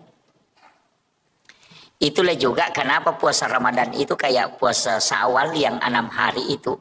Di sesudah Ramadan itu dikatakan siapa yang berpuasa 1 bulan penuh di bulan Ramadan ditambah 6 hari di bulan Syawal itu sama kalau dia berpuasa 1 tahun penuh. Bagaimana cara menghitungnya? Itu karena kelipatan 10. Jadi 30 hari di bulan Ramadan dikali 10 makanya 300. 6 hari di bulan Syawal dikali 10 makanya 60. Berarti 360. Nah dalam 1 tahun itu 360 hari. Itu gitu. Makanya jangan sembarang baca itu hadis. Nabi bilang siapa yang puasa 6 hari di bulan Syawal sama kalau puasa 1 tahun penuh. Dia tidak puasa Ramadan, cuma dia puasa Syawal. Itu karena salah memahami hadisnya. Jadi itu hadis memang menyebutkan puasa 1 bulan di bulan Ramadan ditambah 6 hari itu. Jadi kenapa 6 itu kan dikali 10 semua sehingga menjadi 360 hari. Nah dalam 1 tahun itu 360 hari. Jadi itu hitungannya makanya dihitung sama kalau puasa 1 tahun. Kemudian Nabi mengatakan siapa yang puasa ayyamul bid, puasa putih, pertengahan bulan. Jadi 14, 15, 16. Kalau di bulan yang tidak cukup berarti 13, 14, 15. Ompo ulang. Bulan Hijriah. Pertengahannya kita puasakan. Itu disebut puasa putih. Itu sebenarnya bukan puasanya kita. Ternyata itu puasanya Nabi Adam. Puasa taubatnya Nabi Adam. Karena ketika Nabi Adam dilemparkan ke bumi, seluruh badannya hitam. Seluruh badannya hitam. Maka Nabi Adam itu melakukan puasa. Puasanya itu hari pertama itu di pertengahan bulan. Hari pertama 1/3 badannya jadi putih. Sekalinya puasa kedua 2/3 badannya putih. Puasa hari ketiga seluruh badannya putih. Makanya disebut puasa putih. Jadi itulah puasa menghapuskan seluruh dosa-dosanya Nabi Adam. Nabi tahu itu. Sehingga dia minta berikan juga ya Rob kepada umatku puasa ini. Makanya sebenarnya puasa putih itu adalah puasa syariatnya Nabi Adam. Tapi tidak dikasih karena boleh dilakukan. Nah, kenapa 3 hari itu? Nabi mengatakan siapa yang berpuasa 3 hari setiap bulannya, maka sama kalau dia berpuasa 1 bulan penuh. Cocok memang karena 3 hari, 30 hari dalam satu bulan kan. Makanya kalau Bapak tidak bisa puasa Senin Kamis, lakukan saja itu puasa putih. Itu puasanya Nabi Adam. Itu untuk awet muda juga, untuk kesehatan juga. Kalau orang puasa putih itu untuk supaya badannya, fisiknya itu dijaga. Ya istilahnya orang awet muda. Jadi kalau orang tua kerjakan, wah itu sudah awet tua nanti itu. Gitu. Ya jadi kalau ini puasa ini, itu syariatnya Nabi Adam. Sama aja dengan zikir. Semua nabi itu dikumpul zikirnya Pak. Istighfarnya nabi diambil, zikir khususnya para nabi diambil, dikumpul. Rasulullah yang minta. Karena umur kita pendek, kan gitu. Itu kan dipikirkan Rasulullah. Umurnya umatku pendek, tidak lama dia hidup. Tidak sama umatnya Nabi Musa. Umatnya Nabi Musa ada yang sampai 300 tahun. Ibadahnya pasti banyak. Nah umatku hanya 60 tahun. Ada yang sampai 30 tahun saja meninggal. 40 tahun sudah meninggal. Sedikit sekali. Nah lebih banyak juga tidurnya. Iya kan lebih banyak tidur Pak. Jam 9 kita tidur. Nanti bangun jam 4. Berarti dalam satu malam itu kalau jam 9 berarti jam 7, jam 8, jam 9. Berarti 3 jam saja tidak tidur. Kemudian jam 4, jam 5, jam 6. Berarti 5 jam kita tidak tidur kan? Kalau jam 9 malam baru kita bangun jam 4. Berarti 5 jam kita tidak tidur. Nah berapa jam kita tidur? Jam 10, 11, 12, jam 1, jam 2, jam 3, jam 4. 7 jam. Coba. Apalagi kalau siang lagi tidur. Jam 1, jam 10 atau jam 11 atau jam 1, jam 1 lah tidur. Nanti bangun jam 4. Angka lalu atau tatek ruamo pinatindo tatek sirapi noto ele. Yang kata umakoto. Kalau ada orang itu Pak jam 8 malam sudah tidur, nanti bangun jam 9 pagi. Itu orang kalau 60 tahun umurnya, 43 tahun dia tidur. Kalau dikumpul tidurnya kan. Arti kita ini lebih banyak tidur daripada aktivitas. Belum ada pia makan, belum ada pia main HP. Itu kan semua. Makanya Nabi minta karena umurnya umatku pendek, kumpulkan semua ibadahnya para nabi, kasih dia. Makanya puasa Nabi Adam kita ambil, puasanya Nabi Daud juga diambil. Puasa yang 1 hari puasa, besoknya lagi puasa. Berbuka. Jadi misalnya puasa hari Senin, hari Selasa tidak puasa, hari Rabu puasa lagi. Nanti hari Kamis tidak puasa, hari Jumat puasa lagi. Begitu. Begitu terus, 1 hari puasa, 1 hari berbuka. Itu kalau puasanya Nabi Daud. Kalau zikir, istighfar. Kan kalau istighfarnya Nabi Adam apa? Rabbana zalamna anfusana wa illam taghfir lana wa tarhamna lanakunanna minal khasirin. Itu istighfarnya Nabi Adam. Itu istighfarnya Nabi Adam. Itulah yang diucapkan Nabi Adam di hadapan Allah. Rabbana zalamna anfusana wa illam taghfir lana wa tarhamna lanakunanna minal khasirin. Kalau Nabi Nuh, Nabi Yunus, Nabi Yusuf, Nabi Ibrahim, ada semua istighfarnya itu Pak. Semua Nabi ada istighfarnya. Makanya ada ulama itu hanya mengumpul istighfarnya para Nabi. Baru dia baca semua itu. 25 Nabi dan Rasul dia baca semua istighfarnya. Tapi untuk Rasulullah, karena Nabi itu Sayyidul Anbiya, makanya semua yang melekat ke dia disebut Sayyid. Dikasih hari, makanya disebut Sayyidul Ayyam. Itu hari Jumat. Dikasih istighfar, disebut Sayyidul Istighfar. Karena diberikan kepada Sayyidul Anbiya. Nah, ini. Makanya kita itu punya. Pokoknya kalau sudah baca itu Allahumma anta rabbi la ilaha illa anta khalaqtani wa na'buduka wa la adika wa adika mastata'tu a'udzubika min syarri ma sana'tu wa bulaka bi ni'matika alayya wa bulaka bi dzambi faghfirli fa innahu la yaghfiru dzunuba illa anta. Itu disebut Sayyidul Istighfar karena diberikan kepada Sayyidul Anbiya. Nah, siapa yang membaca kata Nabi sekali maka Allah pasti menjaminnya. Nah, itulah jaminan langsung. Makanya dihafal semua ini Pak Di. Kalau tidak dihafal itu tugasnya Pak Imam nanti. Ini istighfar ini apa kata Allah memberitahukan kepada Rasulullah. Ya Rasulullah, sampaikan kepada umatmu, kepada hamba-hambaku. Siapa yang membacanya sekali saja di malam hari, kemudian dia meninggal pada malam itu, maka aku akan menjadi jaminannya. Pasti dia di surga. Itu jaminan Allah. Makalay na bita, degaga pak doangan na paturungan nga po ng Allah Ta'ala. Tidak ada doa yang diturunkan oleh Allah kepadaku dan umatku yang membuat iblis menangis sampai matanya bengkak kecuali Sayyidul Istighfar. Denang kana tarri iblisi. Sejak mulai Nabi Adam itu dia tidak pernah menangis. Ketika disuruh sujud kepada Nabi Adam, dia tidak sujud. Kemudian Allah melaknat, dia tidak menangis. Tapi ketika Allah menurunkan Sayyidul Istighfar kepada Rasulullah, itu sampai matanya bengkak menangis. Jadi kalau mau membuat iblis menangis itu, baca Sayyidul Istighfar. Paling jengkel iblis itu kalau kita baca Sayyidul Istighfar. Kenapa? Karena Allah yang langsung menjamin orang yang membaca kalimat itu. Karena iblis mengatakan, setiap hari saya menggoda umatnya Nabi Muhammad supaya dia bisa masuk neraka bersamaku. Tapi kenapa ada kalimat yang dia baca, Allah langsung menyelamatkan dia dari api neraka dan menjaminnya mendapatkan surga. Padahal bacaannya pendek sekali. Gitu. Coba bayangkan 24 jam iblis berusaha. Nah hanya kita baca 3 detik langsung dapat jaminan. Stres memang Pak. Bayangkan kalau kita berusaha itu, pokoknya berusaha betul.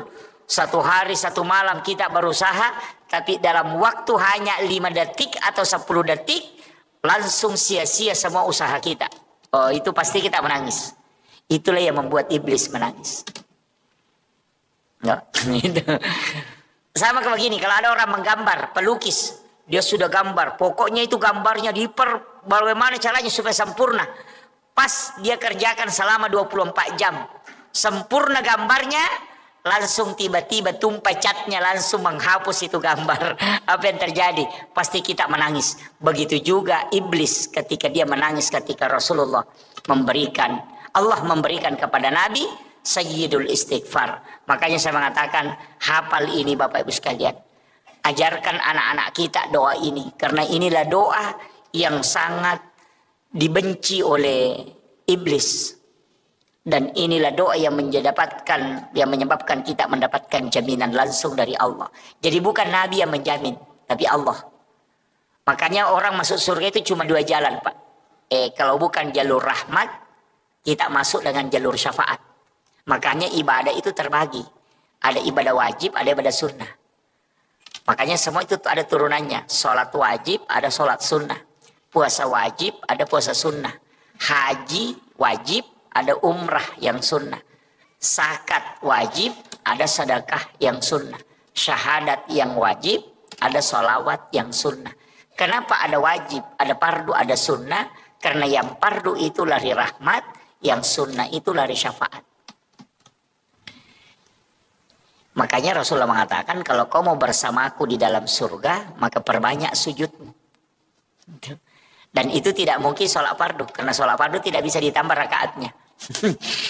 Sholat subuh mutlak 2. Biar bagaimana semangatnya orang sholat subuh tetap harus 2. Tidak bisa dijadikan 8. Jangan bilang, oh ini karena enak-enaknya ini lebih baik kerjakan 8 rakaat. Itu tidak bisa. Itu tidak ke surga itu Pak. Langsung masuk neraka itu. Jadi makanya kalau sholat sunat itu bisa ditambah. Karena sholat sunat mutlak, sholat sunat taubat, sholat sunat hajat. Itu kapanpun bisa dilaksanakan. Jadi itu kuncinya. Makanya ibadah itu ada 2. Kalau sunnah tidak dibatasi, kalau fardu mutlak mahdah. Tidak bisa. Makanya haji tidak boleh dilakukan di luar tempat. Harus Mekah, Madinah. Di situ tidak boleh keluar. Makanya ada haji itu yang dibawa keren. Iya kan? Kenal itu Pak. Yang hajinya dibawa keren. Ada yang ke situ, ke gunung bawa keren. Itu haji juga. Dia tidak antri kalau ke situ. Ya. Dan itu dilaksanakan kapan saja. Dan haji itu tidak bisa dilakukan di luar dari 2 kota haram ini. Nah, haji juga ditetapkan waktunya. Tidak bisa dibilang, ayo mau kak saya berangkat haji sebelum Ramadan. Tidak bisa. Harus di bulan haji. Tidak bisa kalau bukan di Zulhijjah. Hajinya itu tidak bisa. Makanya kalau umrah, kan haji. Kalau umrah kapan saja. Bahkan di saat berhaji bisa umrah. Pokoknya kalau umrah biar setiap bulan di sana. Pulang hanya 2 hari di rumahnya, berangkat lagi umrah. Bisa. Tapi ajak tosih. Saya itu sering kasih tahu orang yang sering bolak-balik umrah ini cukuplah 1 kali 1 tahun pergi umrah. Ya, jangan 3 kali 1 tahun, 4 kali 1 tahun, jangan. Kecuali pembimbing umrah. Kalau saya ndak usah setiap 1 kali lah 1 tahun. Kenapa?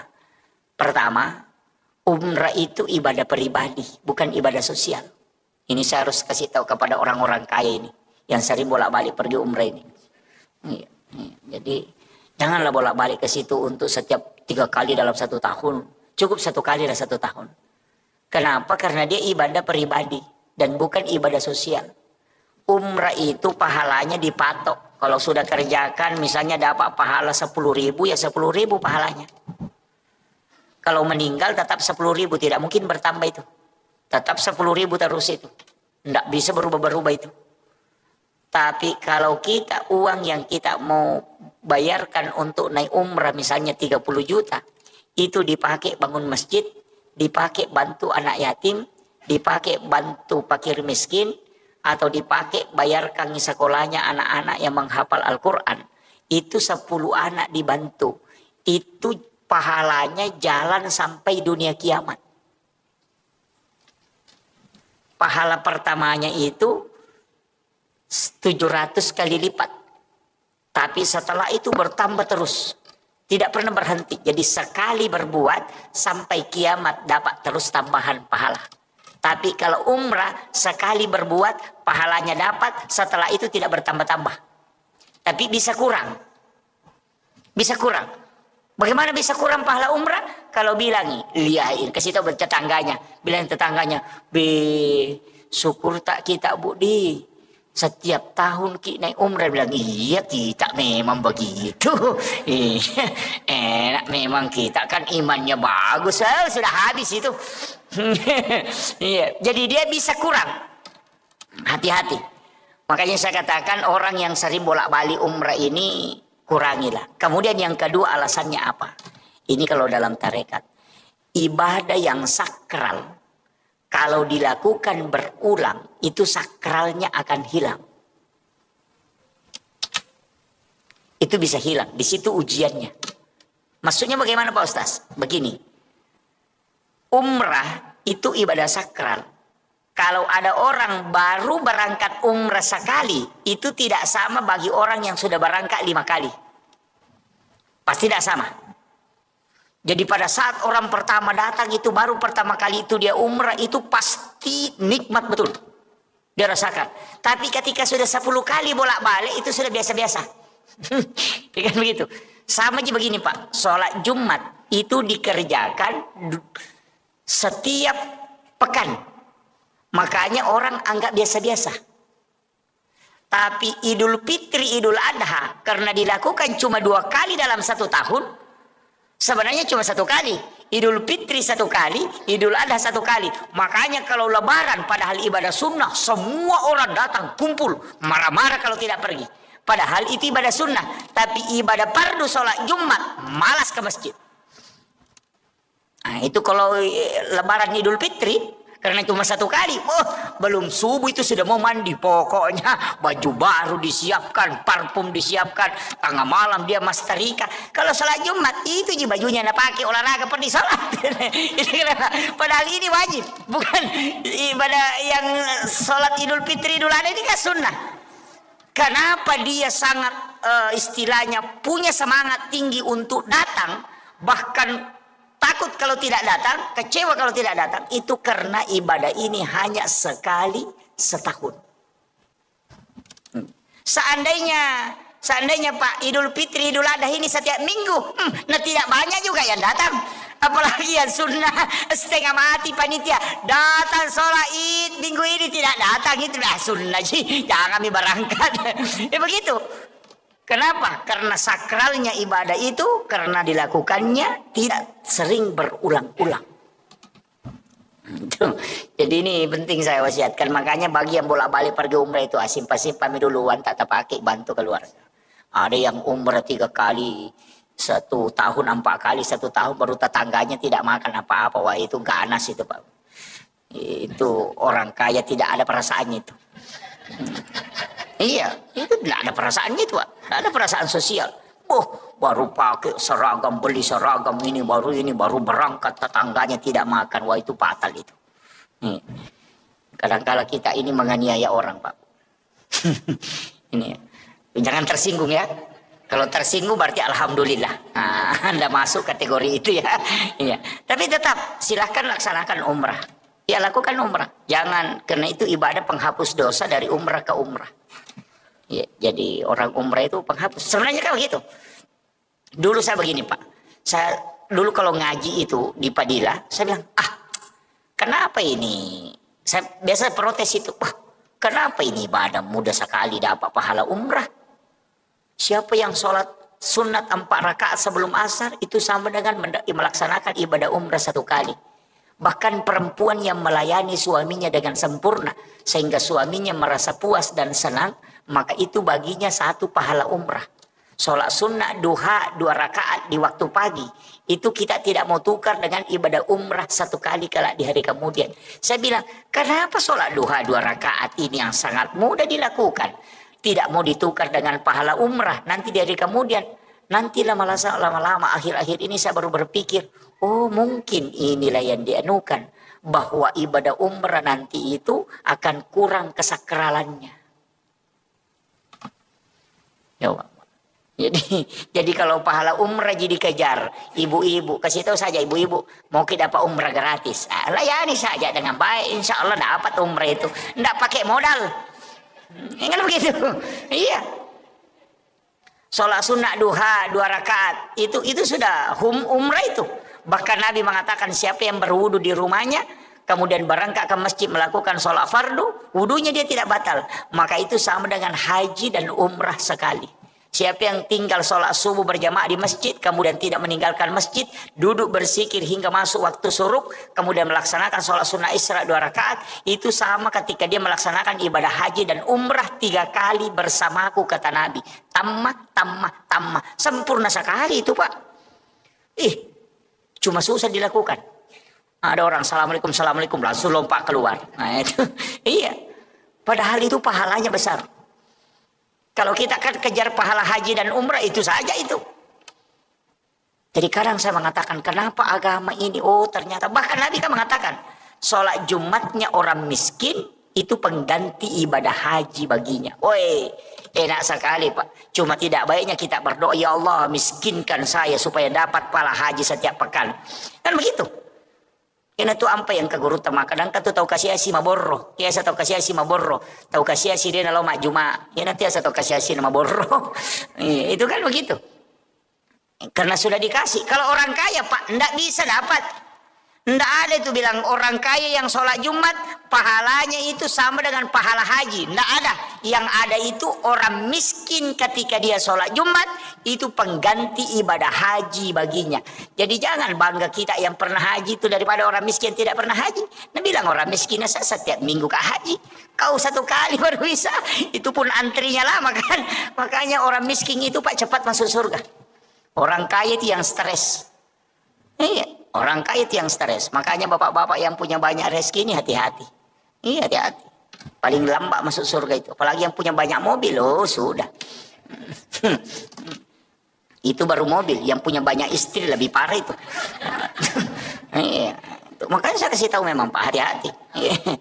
Fatal itu. Karena pertanggungjawabannya berat. Dari 1 benda itu bisa dipertanggungjawabkan sampai sekian tahun. Tidak mudah. Makanya saya kasih tahu, saya kasih amalan, Pak. Di dalam tarekat itu kan sering orang sebut. Saya dulu itu kan tidak sepakat ketika belum dapat.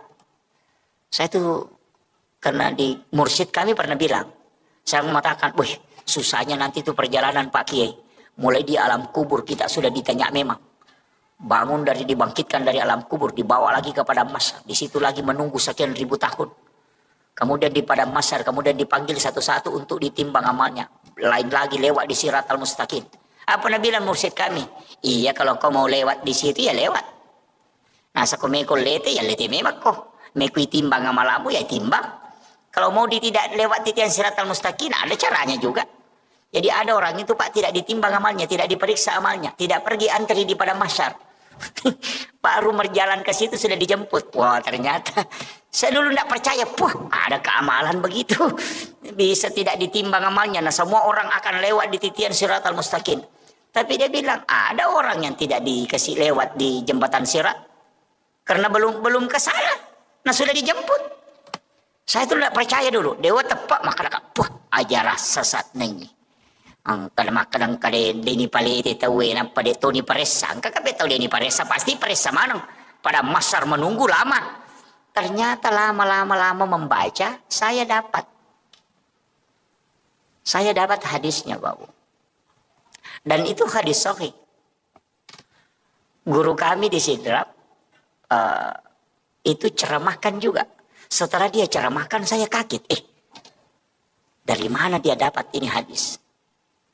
Kemudian dia bawa kitabnya, saya buka, dapat. Oh, ternyata ada. Saya pulang ke rumah langsung cari hadisnya di ensiklopedia hadis itu. Saya dapat. Jadi Rasulullah itu pernah berwasiat begini. Ada nanti umatku di hari kemudian, itu baru berjalan menuju kepada mahsyar, itu sudah dijemput.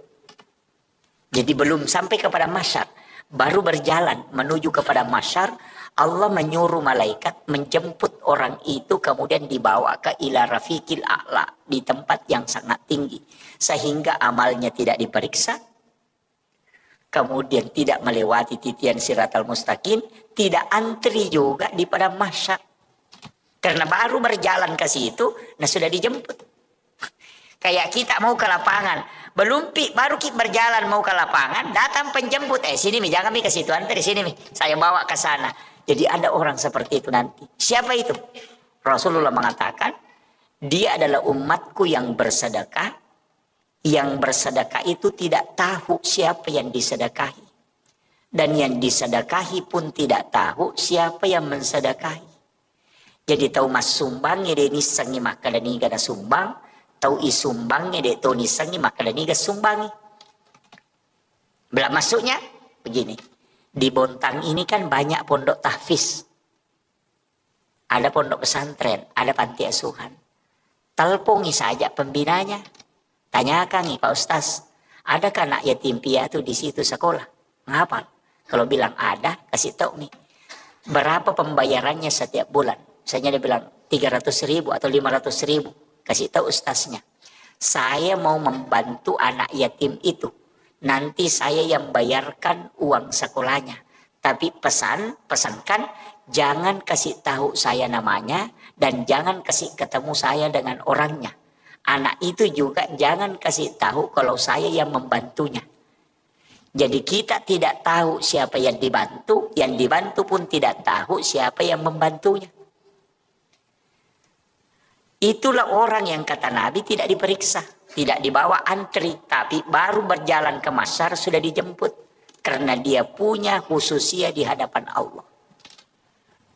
Nah, makanya kalau mau tidak diperiksa amalnya, Pak, pakai jalur itu.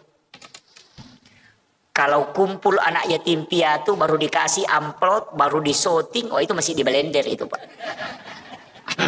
Belum selamat itu. Jangan bilang. Iya.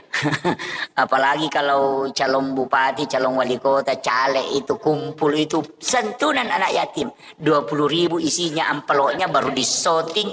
Wah, itu jadi masalah itu, Pak. Itu bukan pembagian sedekah itu, tapi pameran anak yatim. Itu, ya kan? Makanya hati-hati. Tapi caleg sekarang, Pak, calon pemimpin sekarang memang harus nampakkan juga kebaikannya. Makanya yang harus dia jaga itu hatinya. Harus nampak. Karena kalau tidak nampak dia memberikan bantuan, dibilangi pemimpin kikir. Kalau dinampakkan, bilang ria, susah memang. Ia pitangnya gagaya beren asa piah melu sia tiacang. Deni apita nasa seke patu de sisa gaga bantuan. Ya kan berat. Makanya sekarang orang si malakama itu, Pak, tidak turun ke masyarakat bersilaturahmi, dibilangi ya tuh nya tuh nasa betul namang kampanye natul yang kah menrek ni punggawa dia nang kanubak. Sekalinya kita nata nasang kasyati ang kasyarona cinay. Itu susah betul.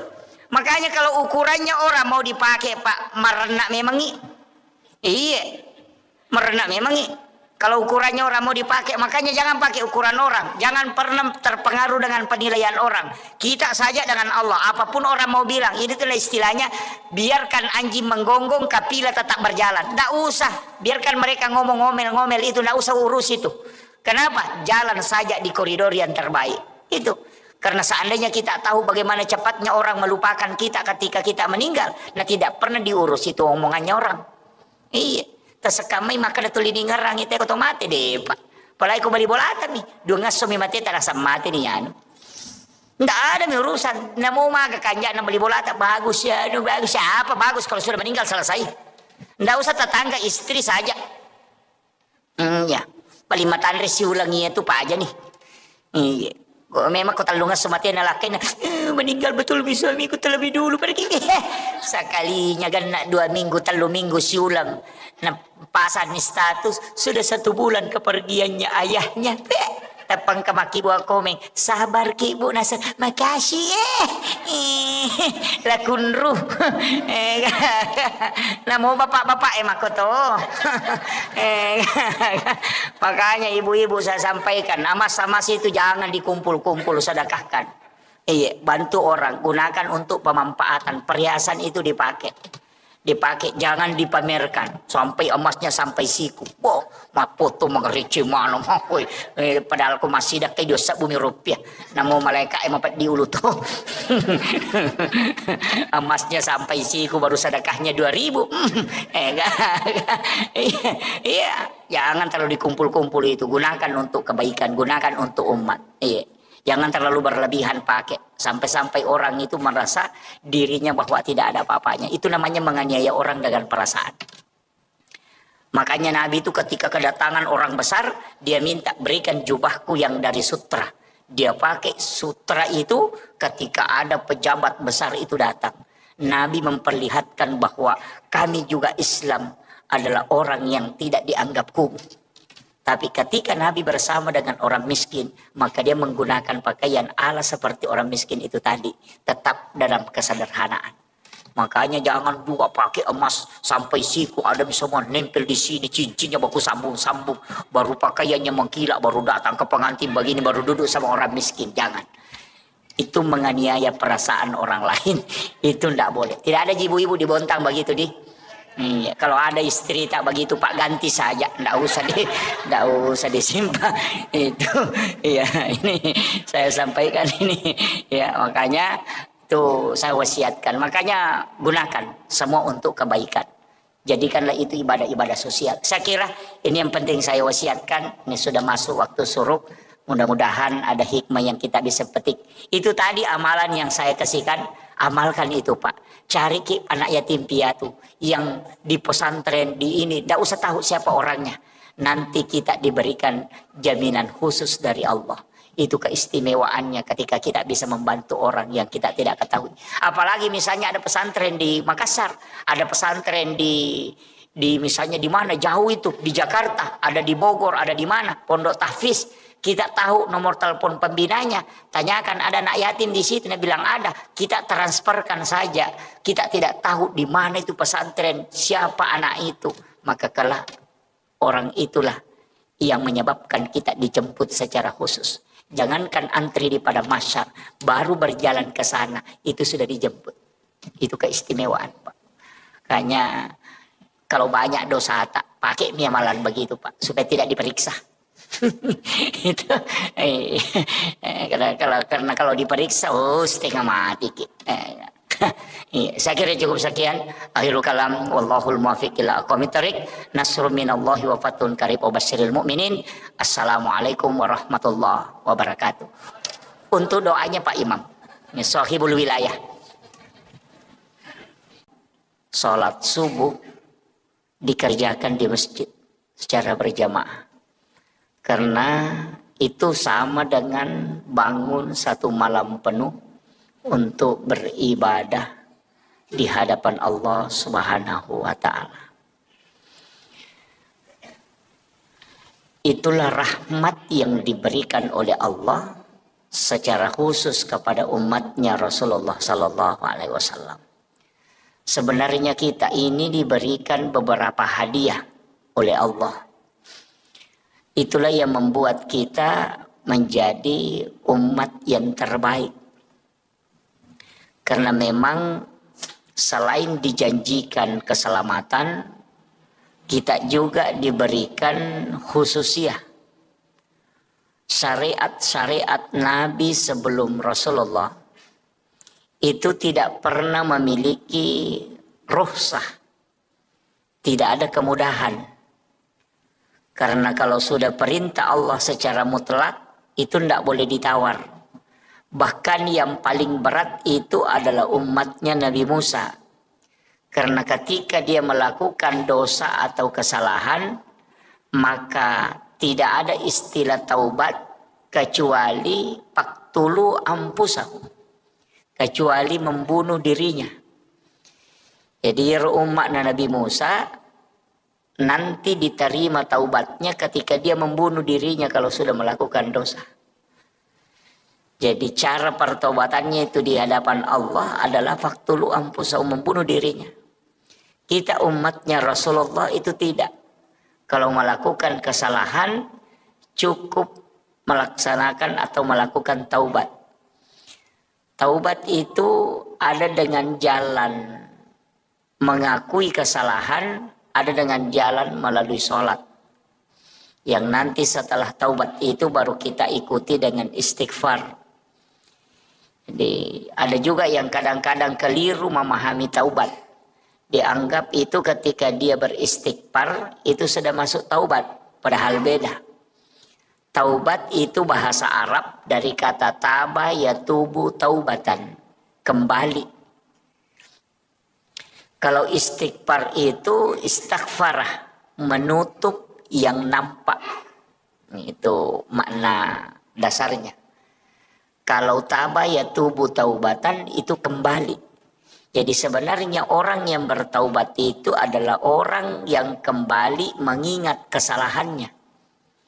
Makanya disebut kembali. Jadi kalau ada orang pernah melakukan dosa, ketika dosa itu dia ingat dan dia mengakui kesalahan itu di hadapan Allah, maka itulah yang disebut dengan taubat. Ketika kita membaca Astaghfirullahaladzim, berarti kita meminta kepada Allah supaya kesalahan itu ditutup. Ya, jadi makanya taubat diikuti dengan istighfar. Jadi istighfar dengan taubat itu beda jauh. Ada orang salah paham. Dia anggap kalau dia sudah baca Astaghfirullahaladzim, dia mengatakan saya sudah bertaubat. Oh, itu tidak. Dia cuma istighfar, itu belum taubat. Jadi ingat dulu kesalahan, apa kesalahan kita. Setelah kita tahu kesalahan, maka kita mengakuinya di hadapan Allah. Baru setelah itu kita baca Astaghfirullahaladzim. Sebenarnya ada dua Bapak Ibu sekalian. Ada kalimat istighfara, ada kalimat al-afu. Tapi al-afu itu hanya biasanya kebanyakan dipakai di bulan Ramadan. Padahal al-afu itu menghapus. Kalau istighfar itu menutup yang nampak. Artinya bagaimana? Kalau misalnya kita menulis di kertas, kemudian ada tulisan yang salah, kita mengambil tip X, kemudian kita mentip X itu tulisan. Itu namanya istighfar, menutup yang nampak. Jadi orang yang berdosa kemudian istighfar, maka dosanya itu ditutup, bukan dihapus. Itu makna hakikinya. Nanti kalau mau dihapus, bukan istighfar, tapi kita pakai al-afu. Makanya itulah sehingga di bulan Ramadan kita membaca Allahumma innaka afuwun karim tuhibbul afwa fa'fu anna. Al-afu itu menghapus yang ada. Jadi kalau makanya Nabi mengatakan orang yang berpuasa dengan ikhlas, dengan penuh keimanan, itu maka seperti bayi yang baru lahir dari perut ibunya. Itu karena memang dibersihkan. Makanya Kalau kita cuma baca astagfirullahaladzim, astagfirullahaladzim, astagfirullahaladzim, itu dosa masih ada. Dia tidak terhapus, cuma tertutup. Sama dengan tip X tadi. Kalau di tip X, jadi itu tulisan masih ada di dalam. Cuma dia ditutupi supaya tidak nampak. Nah, itulah kalau kita ada dosa kemudian baca astagfirullahaladzim, dosa itu nanti tetap dinampakkan di yaumil akhir. Jadi itu tetap diperlihatkan. Semua kesalahan itu diperlihatkan. Tapi ada orang yang tidak diperlihatkan kesalahannya. Memang terhapus. Siapa? Orang yang membaca Allahumma innaka afuwun karim tuhibbul afwa fa'fu anna. Makanya itulah sehingga kalau masuk Ramadan kurangi istighfar. Tapi perbanyak membaca al-afu. Itulah sehingga bulan Ramadan itu adalah penghapus dosa-dosa. Itu yang pertama. Itu adalah kemudahan. Itu adalah rahmat Allah. Itu harus diraih. Kemudian yang ketiga, kita dalam Islam ini diberikan kemudahan dari semua ibadah. Jadi ada ibadah itu yang diwajibkan, ada yang dihapuskan kewajiban itu, bisa tidak dilaksanakan. Itu karena kemudahan. Yang kedua, ada ibadah yang dikurangi. Jadi misalnya diberikan ukuran, kemudian bisa dikurangi, hanya seperduanya diambil. Ada juga ibadah yang bisa diganti. Ibadah yang wajib, yang bisa tidak dilakukan, itu sholat Jumat. Sholat Jumat itu wajib, tapi bisa tidak dilaksanakan. Bisa jadi wajib. Kapan? Ketika kita sakit. Itu tidak wajib. Ketika kita musafir. Itu tidak wajib. Ketika hujan deras. Sehingga menghalangi untuk bisa melaksanakan sholat Jumat. Maka itu menjadi tidak wajib. Sholat Jumat. Jadi ibadah wajib bisa hilang. Hukum wajibnya. Itu karena kemudahan diberikan oleh Allah. Nabi-nabi terdahulu itu tidak mungkin dikasih seperti itu. Tidak ada. Kalau kewajiban, pokoknya kewajiban. Harus kau lakukan. Yang kedua, ada ibadah yang bisa diganti. Seperti puasa yang tidak bisa kita lakukan. Itu dengan membayar fidyah. Itu diganti tuh. Jadi, puasa diganti dengan membayar. Kemudian yang ketiga, ibadah yang diberikan ukuran tapi bisa dikurangi. Itulah sholat jamak qasar. Dipindahkan waktunya, kemudian dari 4 rakaat dikurangi menjadi 2 rakaat. Itu semua rukhsah, kemudahan. Dan itu rahmat Allah. Cuma jangan sering-sering mengambil kemudahan. Itu mursyid kami itu mengatakan jangan sering-sering mengambil kemudahan, ya. Tapi ada ulama mengatakan tidak, itu sedekahnya Allah. Jangan tidak ambil kalau Allah bersedekah. Jadi sebenarnya Allah itu bersedekah kepada kita. Apa sedekahnya Allah? Itu menjamak kasar sholat. Termasuk juga menjamak sholat. Cuma kalau di dalam fikih itu kalau menjamak sholat sebaiknya ditakhir, bukan takdim. Ya. Jadi kalau fikih ya, kalau kita buka fikih Syafi'i itu kebanyakan ulama fikih itu kalau menjamak kasar sholat itu mentakhir. Jadi dibawa ke akhir, bukan ditakdim. Ya, jadi kebanyakan itu. Tapi kalau pakai hukum biasa tidak masalah. Nah, ada juga orang kadang menjamak sholat tapi dia belum tinggalkan rumah. Melakukan perjalanan masih di rumahnya, dia sudah jamak, kemudian berangkat. Mestinya itu kalau aturannya dalam fikih Syafi'i, kita harus tinggalkan rumah dulu, baru menjamak kasar sholat. Jadi kalau masih di rumah, jangan.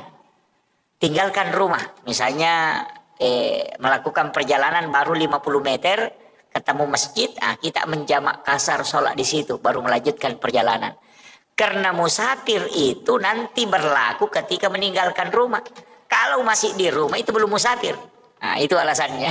Jadi itu ya alasannya Imam Syafi'i. Jadi sehingga dia mengatakan orang menjamak kasar sholat itu kalau di rumahnya itu tidak berlaku karena dia belum musafir. Jadi nanti kalau dia sudah tinggalkan rumahnya baru terhitung hukum musafir. Jadi sholat jamak kasar itu tidak boleh dilakukan di rumah tempat kita mukim. Jadi mesti tinggalkan dulu. Nah, biar 100 meter dari rumah ketemu masjid, singgah dulu di situ menjamak kasar, baru melakukan perjalanan. Nah, itu karena sudah meninggalkan rumah itu dianggap sudah start musafir. Dan bilang ada juga pendapat Ustaz, bilang boleh di rumah sebelum berangkat. Itu yang pakai boleh mengerjakan di rumah sebelum melakukan perjalanan, itu karena dia berangkat bukan pada musafirnya, tapi berangkat pada niat musafirnya. Nah, kan begitu.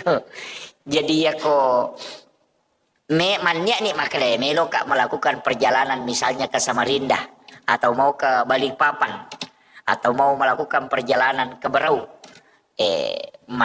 Jamak kasar memang pakai di rumah. Kenapa? Karena kita sudah berniat untuk melakukan perjalanan. Nah, jadi kalau dihitung dari niatnya berarti boleh dilakukan di rumah. Tapi kalau dihitung dari musafirnya maka tidak boleh dikerjakan di rumah. Nah, itu. Kemudian ini juga ada yang kadang keliru memahami. Dia bilang, saya melakukan perjalanan pergi ke Balikpapan. Di Balikpapan dia menjamak kasar sholatnya, padahal dia punya rumah di sana. Wah, itu jadi masalah.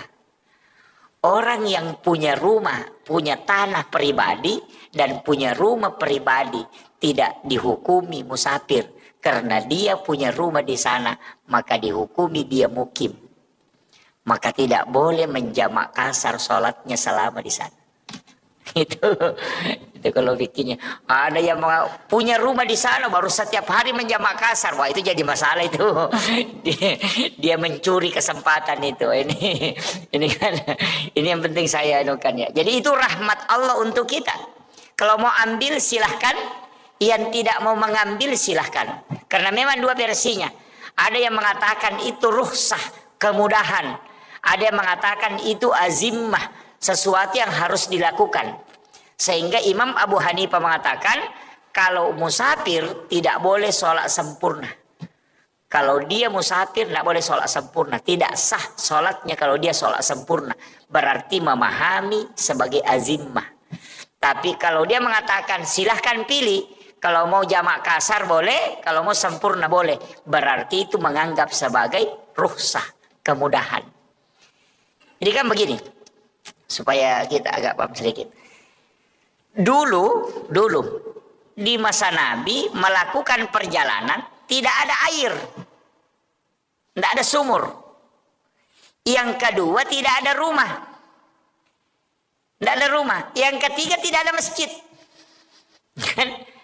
Dan itu perjalanannya di mana? Di atas padang pasir yang panas terik, tidak ada rumah ditempati untuk singgah sholat. Kemudian itu di atas padang pasir, bahkan kadang datang badai pasir. Kemudian melakukan perjalanan dengan kadang menggunakan jalan kaki, kemudian kadang menggunakan kendaraan berupa unta. Jadi bayangkan, kalau melakukan perjalanan 90 kilometer, atau 97 km atau 85 km menggunakan transportasi unta. Unta itu tidak bisa cepat jalannya. Lambat. Tidak sama kalau kuda bisa lari. Kalau unta itu tidak. Makanya melakukan perjalanan atau sekalian jalan kaki. Coba dihitung, bayangkan itu Pak. Tidak ada rumah, tidak ada pepohonan, di atas padang pasir yang panas, pasirnya panas dari bawah, matahari juga panas dari atas. Maka wajar kalau 85 km kita melakukan sholat jamak kasar. Karena kalau mau singgah sholat, panas. Yang kedua tidak ada tempat bernaung. Sekarang kalau melakukan perjalanan ke Balikpapan, pokoknya di dalam mobil yang ada AC-nya, tidak kena sinar matahari, lebih dingin sejuk di dalam mobil daripada di luar mobil. Kemudian yang kedua, 100 meter ada masjid, 100 meter ada masjid, 100 meter ada masjid. Apakah itu bisa kita menjamak kasar? Karena kemudahan itu. Nah, itulah yang berbicara tentang rukhsah. kemudahan. Nah, jadi kalau kemudahannya, jangan mi menjamak kasar. Aja namu jamak, iko makadamu kemudahan miru na sebab magi. Nah sudah mudah sekali perjalananmu itu. Tidak sama di masa Nabi jalan kaki. Tidak ada tempat bernaung. Makanya kalau dia menjamak kasar wajar. Kenapa? Karena susah betul perjalanannya. Nah sekarang kamu tidak jalan kaki. Duduk saja. Baru kena sinar matahari, makan-makan lagi di mobil. Wah itu baru dia bilang mau jamak kasar. Wah itu kebablasan betul itu. Nah, itulah pendapat ulama yang tidak memberikan bahwa lebih baik melakukan sempurna. Nah, itu jadi begitu cara memahami pemahaman ulama kita. Sehingga orang yang menghitung itu tidak melihat jaraknya. Oh ini Pak, tidak melihat jarak, tapi melihat susahnya dan lamanya. Begini. Dulu Nabi kalau melakukan perjalanan, dulu itu kalau orang jalan kaki 80 kilo lebih, kira-kira berapa jam? Kalau 80 kilo jalan kaki, berarti itu sekitar 1 hari penuh. Nah, bukan jaraknya yang dihitung, tapi lama perjalanannya. Nabi dulu Imam Syafi'i pakai ukuran sekian kilo, karena itu dihitung lama perjalanannya. Dan Bapak kalau naik mobil 80 kilo itu cuma 1 jam. Lebih kan? Hampir 2 jam. Jadi koma palarioto kina 20 kilo. Apalagi kalau lewat tol, apalagi kalau naik pesawat. 80 kilo itu 10 menit saja itu sudah sampai. Itu kan begitu. Jadi dulu itu kalau 85 kilo jalan kaki, oh itu 1 hari. Jadi angka makada sia sopi allalangang baru bisa dijamak. Jadi bukan jaraknya, tapi lama perjalanannya. Nah, itu. Jadi begitu sehingga berbeda-beda pendapat. Tapi kalau saya ya tergantung. Makanya saya tetap melihat keadaan. Kalau ini agak berat. Kemudian yang kedua, ini nanti waktunya agak berat. Makanya kadang saya jamak kasar. Tapi kalau saya melihat, ini keadaan bisa kan saya tidak jamak. Jadi kadang saya mengambil dua-dua itu. Jadi melihat keadaan saja. Oh ini keadaan agak berat. Nanti selesai ini lanjut ke sini. Saya menjamak kasar. Kalau dalam kondisi musafir. Kemudian apalagi kemudahan yang diberikan oleh Allah kepada Rasulullah. Tidak ada nabi yang diberikan jaminan umatnya. Langsung Allah yang jamin. Jadi kalau nabi-nabi terdahulu itu tidak dijamin. Ketika dia melakukan kebaikan, ya nanti kebaikannya itu apakah mendapatkan rahmat Allah atau tidak. Kalau umatnya Rasulullah itu diberikan jaminan. Makanya Bapak Ibu yang ada di masjid Muhajirin ini ya, Masjid Muhajirin ini celaka betul kalau kita masuk neraka ini. Ya, saya bilang celaka betul ini kalau kita masuk neraka. Bukan karena takabur terhadap ibadah. Tapi Allah memang memberikan khususiah kepada umatnya Rasulullah. Itu banyak sekali kelebihan kita dikasih. Yang pertama, setiap kesalahan seorang hamba ketika dia bertaubat di hadapan Allah, maka itu pasti diampuni. Jadi kita ini sebenarnya juga dikasihkan. Tapi memang begitu kayaknya ya. Orang yang sering dikasih kemudahan, kadang juga nakal itu Pak. Jadi karena kita sering dikasih bonus ini, itu macam-macam perbuatannya. Ini makanya orang yang sering dikasih bonus itu ya begitulah. Nabi kan mengatakan, dia minta kepada Allah, ya Rabb, semua kebaikan yang dilakukan umatku lipat gandakan. Gitu kan? Jadi semua kebaikannya pokoknya lipat gandakan. Kasih banyak nilainya, kau meng-up nilainya. Ya. Makanya itu disebut manja bil hasanati falahu asru amsalihha. Kalau kau melakukan satu kebaikan, itu Allah melipat gandakan menjadi 10 kebaikan. Itulah juga kenapa puasa Ramadan itu kayak puasa Syawal yang 6 hari itu di sesudah Ramadan. Itu dikatakan siapa yang berpuasa 1 bulan penuh di bulan Ramadan ditambah 6 hari di bulan Syawal, itu sama kalau dia berpuasa 1 tahun penuh. Bagaimana cara menghitungnya? Itu karena kelipatan 10. Jadi 30 hari di bulan Ramadan dikali 10 makanya 300. 6 hari di bulan Syawal dikali 10 makanya 60. Berarti 360. Nah dalam 1 tahun itu 360 hari. Itu gitu. Makanya jangan sembarang baca itu hadis. Nabi bilang siapa yang puasa 6 hari di bulan Syawal sama kalau puasa 1 tahun penuh. Dia tidak puasa Ramadan, cuma dia puasa Syawal. Itu karena salah memahami hadisnya. Jadi itu hadis memang menyebutkan puasa 1 bulan di bulan Ramadan ditambah 6 hari itu. Jadi kenapa 6 itu kan dikali 10 semua sehingga menjadi 360 hari. Nah dalam 1 tahun itu 360 hari. Jadi itu hitungannya makanya dihitung sama kalau puasa 1 tahun. Kemudian Nabi mengatakan siapa yang puasa ayyamul bid, puasa putih pertengahan bulan. Jadi 14, 15, 16. Kalau di bulan yang tidak cukup berarti 13, 14, 15. Ompo ulang. Bulan Hijriah, pertengahannya kita puasakan. Itu disebut puasa putih. Itu sebenarnya bukan puasanya kita. Ternyata itu puasanya Nabi Adam. Puasa taubatnya Nabi Adam.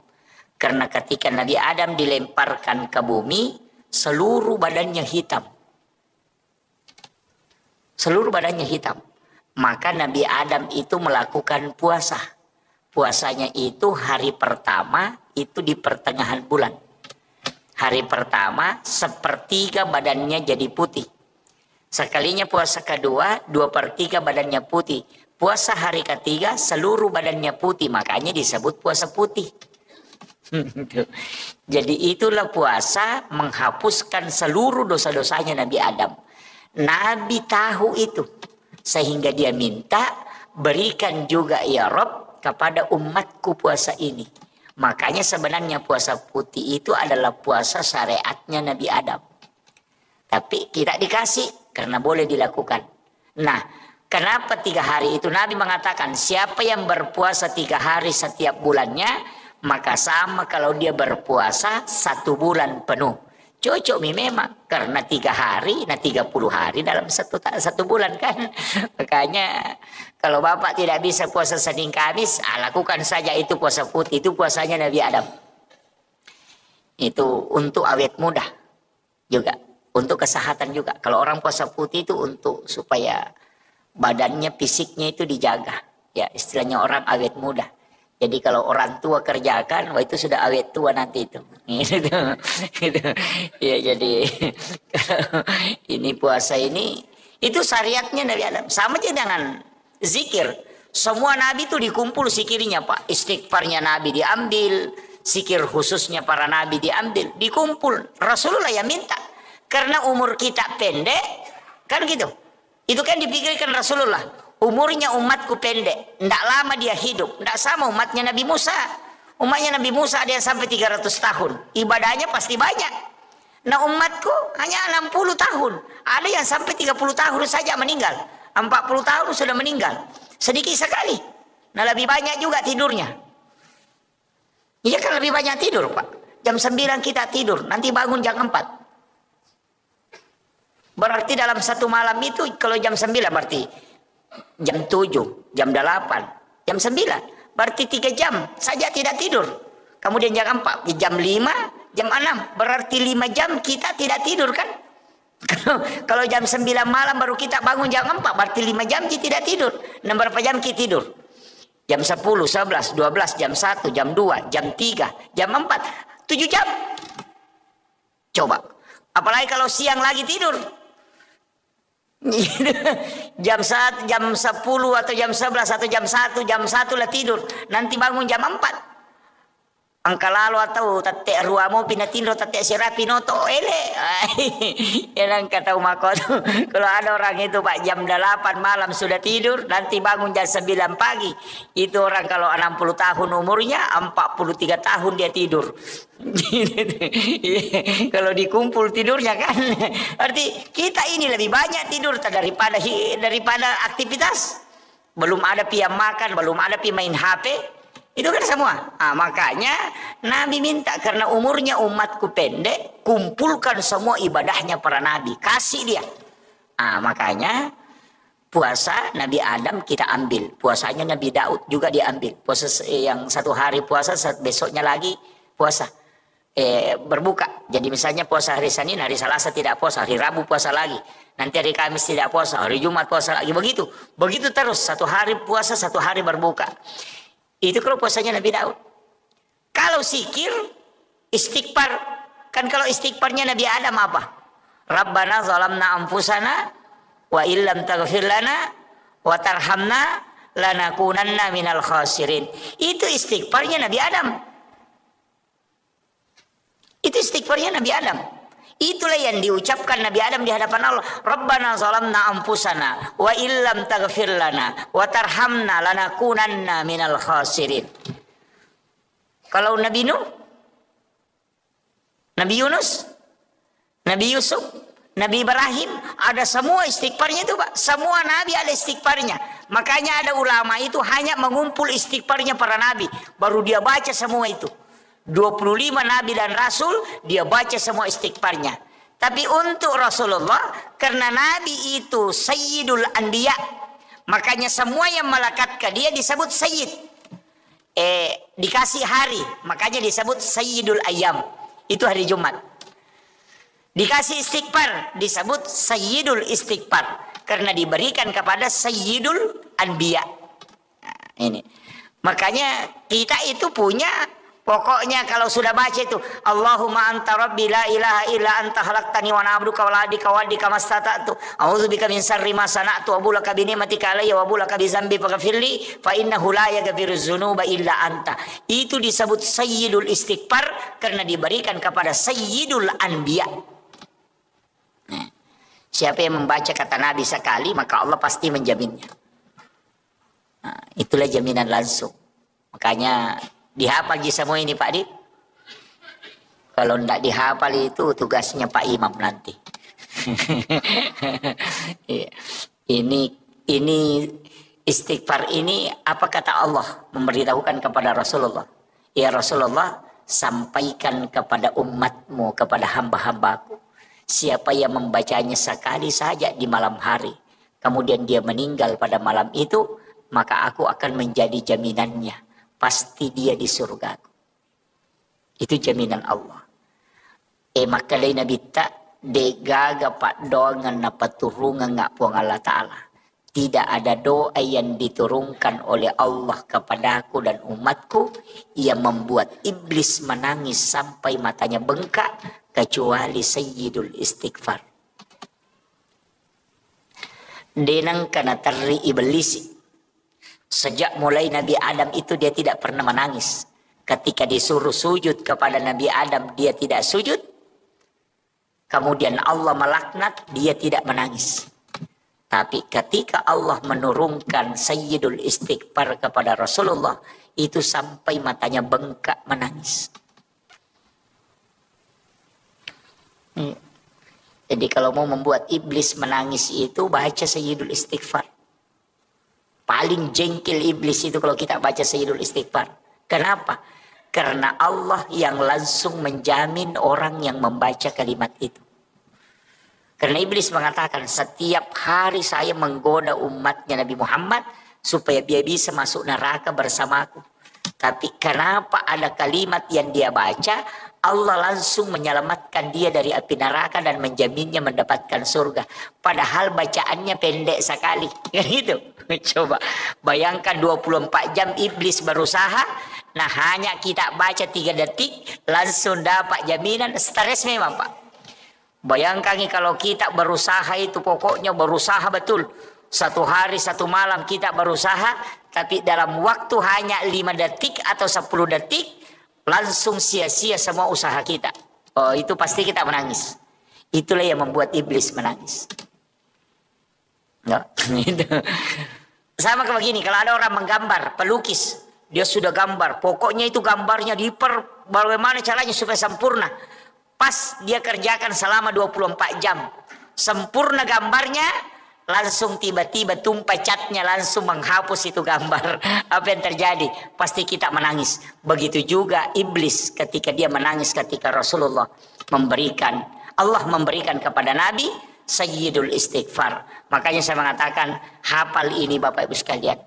Ajarkan anak-anak kita doa ini. Karena inilah doa yang sangat dibenci oleh iblis. Dan inilah doa yang menyebabkan kita mendapatkan jaminan langsung dari Allah. Jadi bukan Nabi yang menjamin, tapi Allah. Makanya orang masuk surga itu cuma 2 jalan, Pak. Kalau bukan jalur rahmat, kita masuk dengan jalur syafaat. Makanya ibadah itu terbagi. Ada ibadah wajib, ada ibadah sunnah. Makanya semua itu ada turunannya. Sholat wajib, ada sholat sunnah. Puasa wajib, ada puasa sunnah. Haji wajib, ada umrah yang sunnah. Zakat wajib, ada sedekah yang sunnah. Syahadat yang wajib, ada sholawat yang sunnah. Kenapa ada wajib, ada fardu, ada sunnah? Karena yang fardu itu lari rahmat, yang sunnah itu lari syafaat. Makanya Rasulullah mengatakan, kalau kau mau bersamaku di dalam surga, maka perbanyak sujudmu. Dan itu tidak mungkin sholat fardu, karena sholat fardu tidak bisa ditambah rakaatnya. Sholat subuh mutlak 2. Biar bagaimana semangatnya orang sholat subuh tetap harus 2. Tidak bisa dijadikan 8. Jangan bilang, oh ini karena enak-enaknya ini lebih baik kerjakan 8 rakaat. Itu tidak bisa. Itu tidak ke surga itu Pak. Langsung masuk neraka itu. Jadi makanya kalau sholat sunat itu bisa ditambah. Karena sholat sunat mutlak, sholat sunat taubat, sholat sunat hajat. Itu kapanpun bisa dilaksanakan. Jadi itu kuncinya. Makanya ibadah itu ada 2. Kalau sunnah tidak dibatasi, kalau fardu mutlak mahdah. Tidak bisa.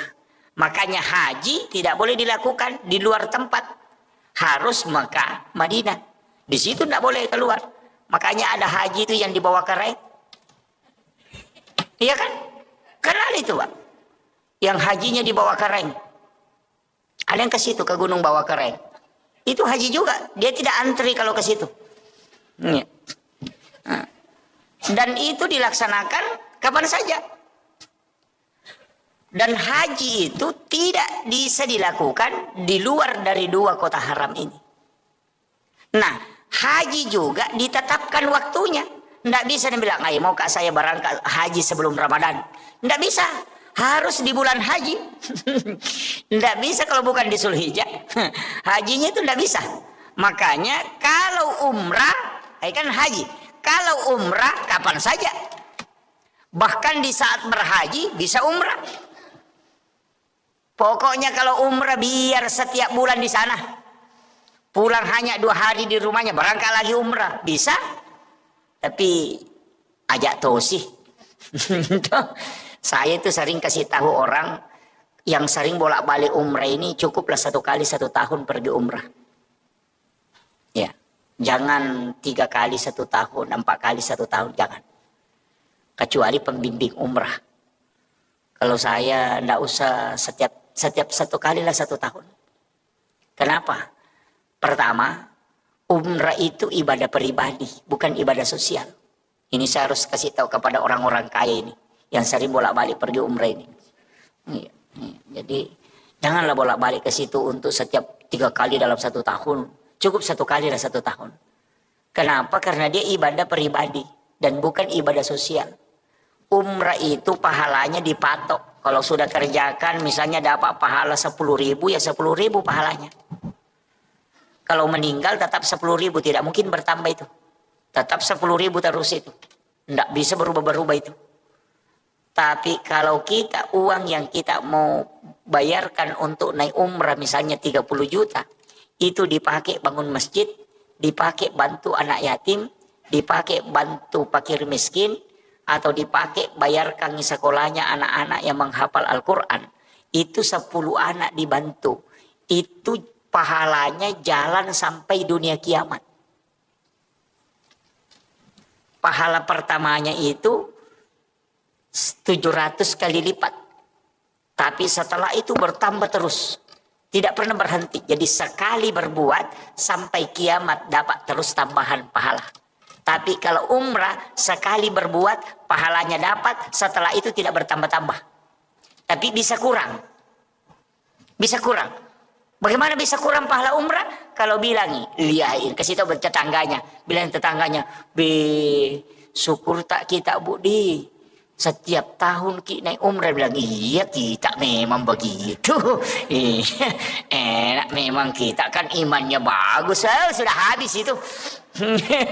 Iya. Jadi dia bisa kurang. Hati-hati. Makanya saya katakan orang yang sering bolak-balik umrah ini kurangilah. Kemudian yang kedua alasannya apa? Ini kalau dalam tarekat. Ibadah yang sakral. Kalau dilakukan berulang. Itu sakralnya akan hilang.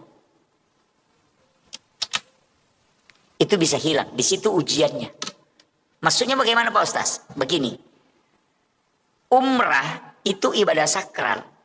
Kalau ada orang baru berangkat umrah sekali, itu tidak sama bagi orang yang sudah berangkat 5 kali. Pasti tidak sama. Jadi pada saat orang pertama datang itu baru pertama kali itu dia umrah, itu pasti nikmat betul. Dia rasakan. Tapi ketika sudah 10 kali bolak-balik itu sudah biasa-biasa. Kan begitu. Sama aja begini Pak, sholat Jumat itu dikerjakan setiap pekan. Makanya orang anggap biasa-biasa. Tapi Idul Fitri, Idul Adha, karena dilakukan cuma 2 kali dalam 1 tahun, sebenarnya cuma 1 kali. Idul Fitri 1 kali, Idul Adha 1 kali. Makanya kalau Lebaran, padahal ibadah sunnah, semua orang datang kumpul, marah-marah kalau tidak pergi. Padahal itu ibadah sunnah, tapi ibadah fardu sholat Jumat, malas ke masjid. Nah, itu kalau Lebaran Idul Fitri. Karena cuma 1 kali, belum subuh itu sudah mau mandi. Pokoknya baju baru disiapkan, parfum disiapkan, tengah malam dia masterika. Kalau sholat Jumat itu bajunya nak pakai olahraga pergi sholat. Padahal ini wajib, bukan ibadah yang sholat Idul Fitri Idul Adha ini kan sunnah. Kenapa dia sangat istilahnya punya semangat tinggi untuk datang, bahkan takut kalau tidak datang, kecewa kalau tidak datang, itu karena ibadah ini hanya sekali setahun. Seandainya Pak Idul Fitri, Idul Adha ini setiap minggu, nah tidak banyak juga yang datang. Apalagi yang sunnah setengah mati panitia datang sholat id minggu ini tidak datang, itu dah sunnah sih, jangan kami berangkat. Begitu.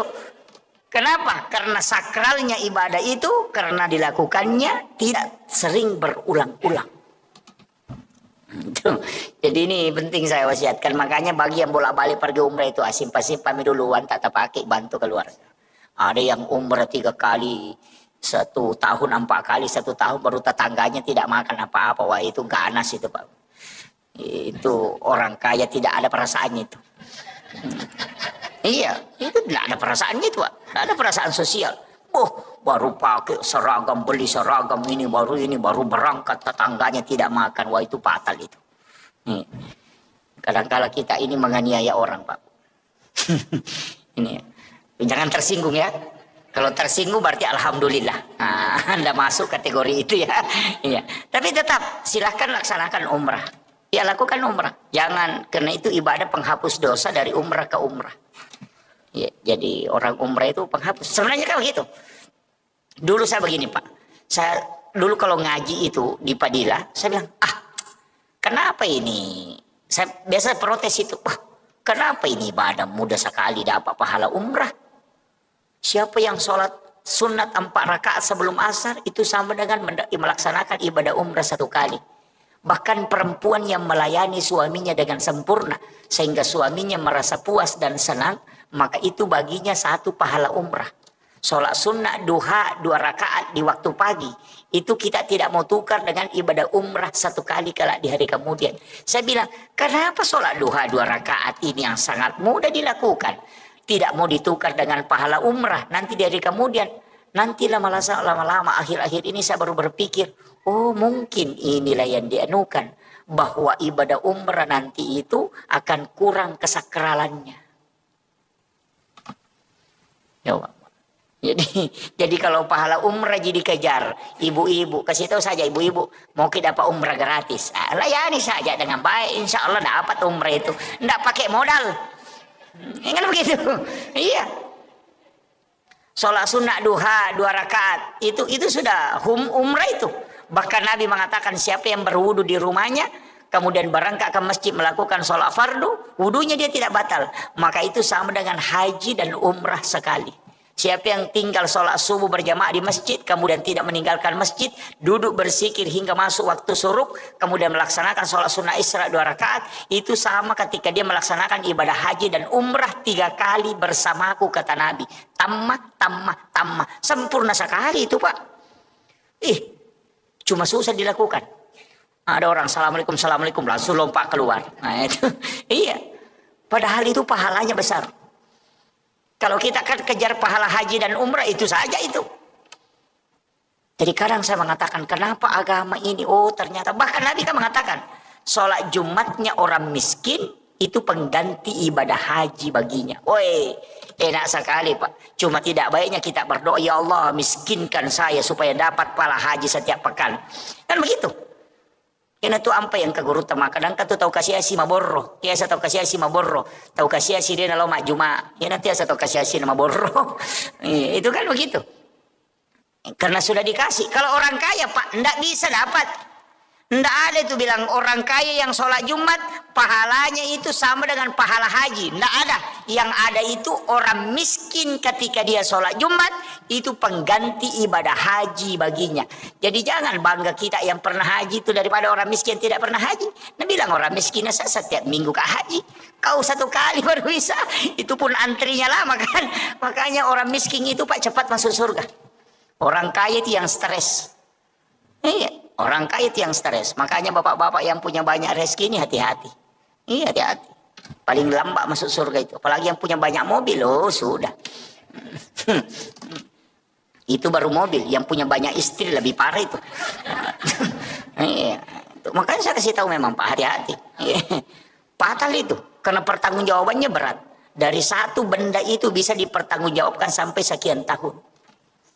Enggak mudah. Makanya saya kasih tahu, saya kasih amalan Pak. Di dalam tarekat itu kan sering orang sebut. Saya dulu itu kan enggak sepakat. Ketika belum dapat. Saya tuh, karena di mursyid kami pernah bilang. Saya mengatakan, susahnya nanti itu perjalanan Pak Kiai. Mulai di alam kubur kita sudah ditanya memang. Bangun dari dibangkitkan dari alam kubur, dibawa lagi kepada masyar. Di situ lagi menunggu sekian ribu tahun. Kemudian di padang masyar, kemudian dipanggil satu-satu untuk ditimbang amalnya. Lain lagi lewat di Siratal Mustaqim. Apa Nabi bilang mursyid kami? Iya kalau kau mau lewat di situ ya lewat. Nasa ko meko lete ya lete memak ko. Meko itimbang amalamu ya timbang. Kalau mau tidak lewat titian Siratal Mustaqim ada caranya juga. Jadi ada orang itu Pak tidak ditimbang amalnya, tidak diperiksa amalnya, tidak pergi antri di padang masyar. Baru berjalan ke situ sudah dijemput. Wah ternyata saya dulu tidak percaya. Ada keamalan begitu. Bisa tidak ditimbang amalnya. Nah semua orang akan lewat di titian Siratal Mustaqim. Tapi dia bilang ada orang yang tidak dikasih lewat di jembatan Sirat. Karena belum ke sana. Nah sudah dijemput. Saya tuh tidak percaya dulu. Dewa tepak maka ajarah sesat nih. Ang kadang-kadang kade deni pale ite tawe na pade Tony Paresa. Ang kakabetaw deni Paresa pasti Paresa manong pada masar menunggu lama. Ternyata lama membaca saya dapat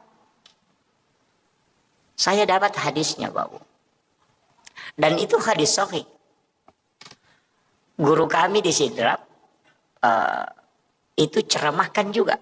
Setelah dia ceramahkan saya kaget. Dari mana dia dapat ini hadis? Kemudian dia bawa kitabnya, saya buka, dapat. Ternyata ada. Saya pulang ke rumah langsung cari hadisnya di ensiklopedia hadis itu. Saya dapat. Jadi Rasulullah itu pernah berwasiat begini. Ada nanti umatku di hari kemudian, itu baru berjalan menuju kepada masyar, itu sudah dijemput. Jadi belum sampai kepada masyar, baru berjalan menuju kepada masyar, Allah menyuruh malaikat menjemput orang itu kemudian dibawa ke ila rafiqil a'la di tempat yang sangat tinggi sehingga amalnya tidak diperiksa, kemudian tidak melewati titian siratal mustaqim, tidak antri juga di padang mahsyar. Karena baru berjalan ke situ, nah sudah dijemput. Kayak kita mau ke lapangan, baru kita berjalan mau ke lapangan, datang penjemput, sini mi, jangan mi ke situ, antri sini mi, saya bawa ke sana. Jadi ada orang seperti itu nanti. Siapa itu? Rasulullah mengatakan, dia adalah umatku yang bersedekah. Yang bersedekah itu tidak tahu siapa yang disedekahi. Dan yang disedekahi pun tidak tahu siapa yang mensedekahi. Jadi tahu mas sumbangnya dia nisangi maka dan niga na sumbang. Tahu isumbangnya dia tahu nisangi maka dan niga sumbangi. Belak masuknya begini. Di Bontang ini kan banyak pondok tahfiz. Ada pondok pesantren, ada panti asuhan. Telpongi saja pembinanya. Tanyakan nih Pak Ustaz, adakah anak yatim piatu di situ sekolah? Ngapa? Kalau bilang ada, kasih tahu nih. Berapa pembayarannya setiap bulan? Misalnya dia bilang 300.000 atau 500.000. Kasih tahu ustaznya. Saya mau membantu anak yatim itu. Nanti saya yang bayarkan uang sekolahnya. Tapi pesankan jangan kasih tahu saya namanya dan jangan kasih ketemu saya dengan orangnya. Anak itu juga jangan kasih tahu kalau saya yang membantunya. Jadi kita tidak tahu siapa yang dibantu pun tidak tahu siapa yang membantunya. Itulah orang yang kata Nabi tidak diperiksa, tidak dibawa antri, tapi baru berjalan ke mahsyar sudah dijemput. Karena dia punya khususia di hadapan Allah. Nah, makanya kalau mau tidak diperiksa amalnya, Pak, pakai jalur itu. Kalau kumpul anak yatim piatu baru dikasih amplop, baru disorting, itu masih di blender itu Pak. Belum selamat itu. Jangan bilang. Iya. Apalagi kalau calon bupati, calon wali kota, caleg itu kumpul itu santunan anak yatim. 20.000 isinya amplopnya baru disorting. Wah itu jadi masalah itu Pak. Itu bukan pembagian sedekah itu tapi pameran anak yatim. Itu ya kan, makanya hati-hati. Tapi caleg sekarang Pak, calon pemimpin sekarang memang harus nampakkan juga kebaikannya. Makanya yang harus dia jaga itu hatinya, harus nampak. Karena kalau tidak nampak dia memberikan bantuan, dibilangi pemimpin kikir. Kalau dinampakkan, bilang riak, susah memang. Ia pitangnya gagaya beren asa piah melu sia tiacang. Deni apita nasa seke patu desi sagaga bantuan. Ya kan berat. Makanya sekarang orang si malakama itu Pak, tidak turun ke masyarakat bersilaturahmi, dibilangi ya tuh nasa betul namang kampanye natul yang kah menrek ni punggawa dia nang kanubak. Sekalinya kita nata nasang kasyati ang kasyarona cinay. Itu susah betul.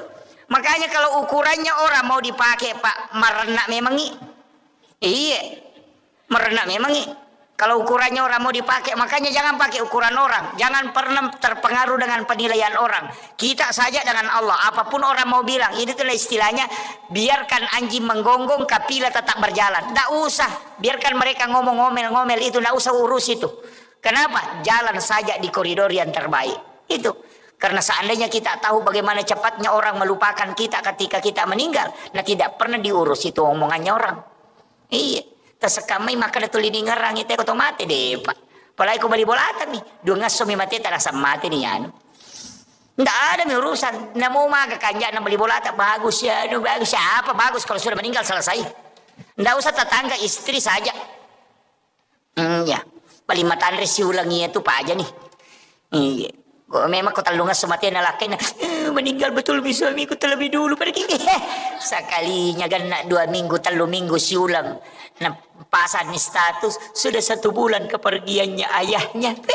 Tapang kamaki buah komeng sabar ki bu nasa makasih lakunru namo bapak-bapak makoto. Makanya ibu-ibu saya sampaikan amas-amas itu jangan dikumpul-kumpul, sedekahkan. Iya, bantu orang, gunakan untuk pemanfaatan, perhiasan itu dipakai. Dipakai, jangan dipamerkan sampai emasnya sampai siku. Wah, foto mengerece mana mah, padahal aku masih dah kayak dosa bumi rupiah. Namo malaikat empat diulu tuh. Emasnya sampai siku baru sedekahnya 2.000. Iya, jangan terlalu dikumpul-kumpul itu. Gunakan untuk kebaikan, gunakan untuk umat. Iya. Jangan terlalu berlebihan pakai. Sampai-sampai orang itu merasa dirinya bahwa tidak ada apa-apanya. Itu namanya menganiaya orang dengan perasaan. Makanya Nabi itu ketika kedatangan orang besar, dia minta berikan jubahku yang dari sutra. Dia pakai sutra itu ketika ada pejabat besar itu datang. Nabi memperlihatkan bahwa kami juga Islam adalah orang yang tidak dianggap kumuh. Tapi ketika Nabi bersama dengan orang miskin, maka dia menggunakan pakaian ala seperti orang miskin itu tadi. Tetap dalam kesederhanaan. Makanya jangan juga pakai emas sampai siku, ada bisa menempel di sini, cincinnya baku sambung-sambung. Baru pakaiannya mengkilap, baru datang ke pengantin begini, baru duduk sama orang miskin. Jangan. Itu menganiaya perasaan orang lain. Itu tidak boleh. Tidak ada ibu-ibu dibontang begitu di. Iya, kalau ada istri tak begitu Pak, ganti saja, ndak usah disimpan. Itu ya, ini saya sampaikan ini ya, makanya itu saya wasiatkan. Makanya gunakan semua untuk kebaikan, jadikanlah itu ibadah-ibadah sosial. Saya kira ini yang penting saya wasiatkan. Ini sudah masuk waktu suruk, mudah-mudahan ada hikmah yang kita bisa petik. Itu tadi amalan yang saya kasihkan. Amalkan itu Pak. Cari anak yatim piatu yang di pesantren di ini. Tidak usah tahu siapa orangnya. Nanti kita diberikan jaminan khusus dari Allah. Itu keistimewaannya ketika kita bisa membantu orang yang kita tidak ketahui. Apalagi misalnya ada pesantren di Makassar. Ada pesantren di misalnya di mana jauh itu. Di Jakarta. Ada di Bogor. Ada di mana. Pondok Tahfiz. Kita tahu nomor telepon pembinanya, tanyakan ada anak yatim di situ, dia bilang ada, kita transferkan saja. Kita tidak tahu di mana itu pesantren, siapa anak itu, maka kelak orang itulah yang menyebabkan kita dijemput secara khusus. Jangankan antri di pada masyar, baru berjalan ke sana itu sudah dijemput. Itu keistimewaan Pak. Makanya kalau banyak dosa tak pakai amalan begitu Pak, supaya tidak diperiksa. Itu karena kalau diperiksa setengah mati. Saya kira cukup sekian. Akhirul kalam, wallahul muwaffiq ila aqwamit thoriq. Nasrun minallahi wa fathun qarib wa basyiril mu'minin. Assalamualaikum warahmatullahi wabarakatuh. Untuk doanya Pak Imam, ini sahibul wilayah. Salat subuh dikerjakan di masjid secara berjamaah.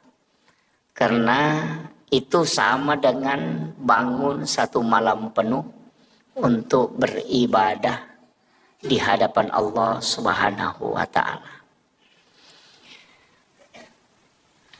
Itulah rahmat yang diberikan oleh Allah secara khusus kepada umatnya Rasulullah Sallallahu Alaihi Wasallam. Sebenarnya kita ini diberikan beberapa hadiah oleh Allah. Itulah yang membuat kita menjadi umat yang terbaik. Karena memang selain dijanjikan keselamatan, kita juga diberikan khususiyah. Syariat-syariat Nabi sebelum Rasulullah itu tidak pernah memiliki rukhsah. Tidak ada kemudahan. Karena kalau sudah perintah Allah secara mutlak, itu tidak boleh ditawar. Bahkan yang paling berat itu adalah umatnya Nabi Musa. Karena ketika dia melakukan dosa atau kesalahan, maka tidak ada istilah taubat kecuali paktulu ampusahu. Kecuali membunuh dirinya. Jadi umat Nabi Musa nanti diterima taubatnya ketika dia membunuh dirinya kalau sudah melakukan dosa. Jadi cara pertobatannya itu di hadapan Allah adalah faktulu ampusahu, membunuh dirinya. Kita umatnya Rasulullah itu tidak. Kalau melakukan kesalahan cukup melaksanakan atau melakukan taubat. . Taubat itu ada dengan jalan mengakui kesalahan ada dengan jalan melalui sholat. Yang nanti setelah taubat itu baru kita ikuti dengan istighfar. Jadi ada juga yang kadang-kadang keliru memahami taubat. Dianggap itu ketika dia beristighfar itu sudah masuk taubat. Padahal beda. Taubat itu bahasa Arab dari kata taba yatubu taubatan. Kembali. Kalau istighfar itu istighfarah. Menutup yang nampak. Itu makna dasarnya. Kalau taba yatubu taubatan itu kembali. Jadi sebenarnya orang yang bertaubat itu adalah orang yang kembali mengingat kesalahannya. Makanya disebut kembali. Jadi kalau ada orang pernah melakukan dosa, ketika dosa itu dia ingat dan dia mengakui kesalahan itu di hadapan Allah, maka itulah yang disebut dengan taubat. Ketika kita membaca Astaghfirullahaladzim, berarti kita meminta kepada Allah supaya kesalahan itu ditutup. Ya, jadi makanya taubat diikuti dengan istighfar.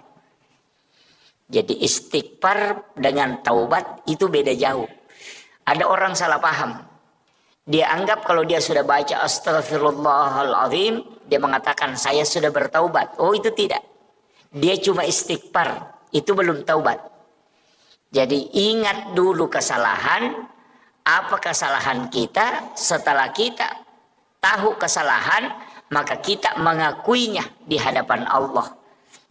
Baru setelah itu kita baca Astaghfirullahaladzim. Sebenarnya ada dua Bapak Ibu sekalian.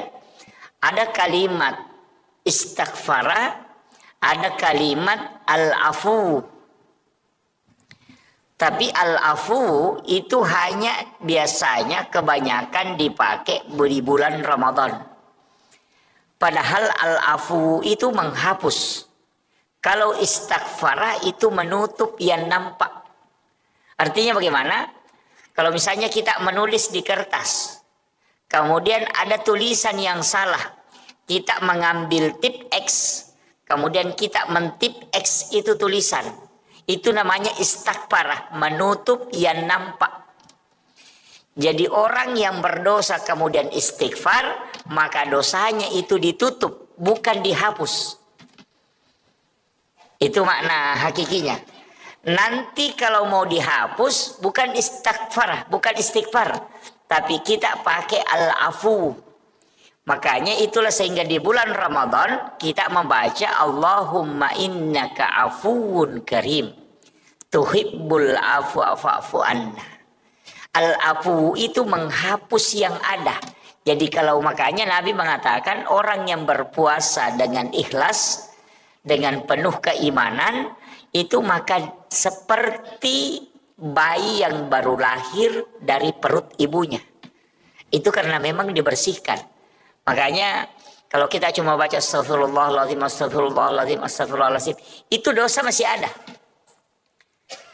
Dia tidak terhapus, cuma tertutup. Sama dengan tip X tadi. Kalau di tip X, jadi itu tulisan masih ada di dalam. Cuma dia ditutupi supaya tidak nampak. Nah, itulah kalau kita ada dosa kemudian baca astagfirullahaladzim, dosa itu nanti tetap dinampakkan di yaumil akhir. Jadi itu tetap diperlihatkan. Semua kesalahan itu diperlihatkan. Tapi ada orang yang tidak diperlihatkan kesalahannya. Memang terhapus. Siapa? Orang yang membaca Allahumma innaka afuwun karim tuhibbul afwa fa'fu anna. Makanya itulah sehingga kalau masuk Ramadan kurangi istighfar.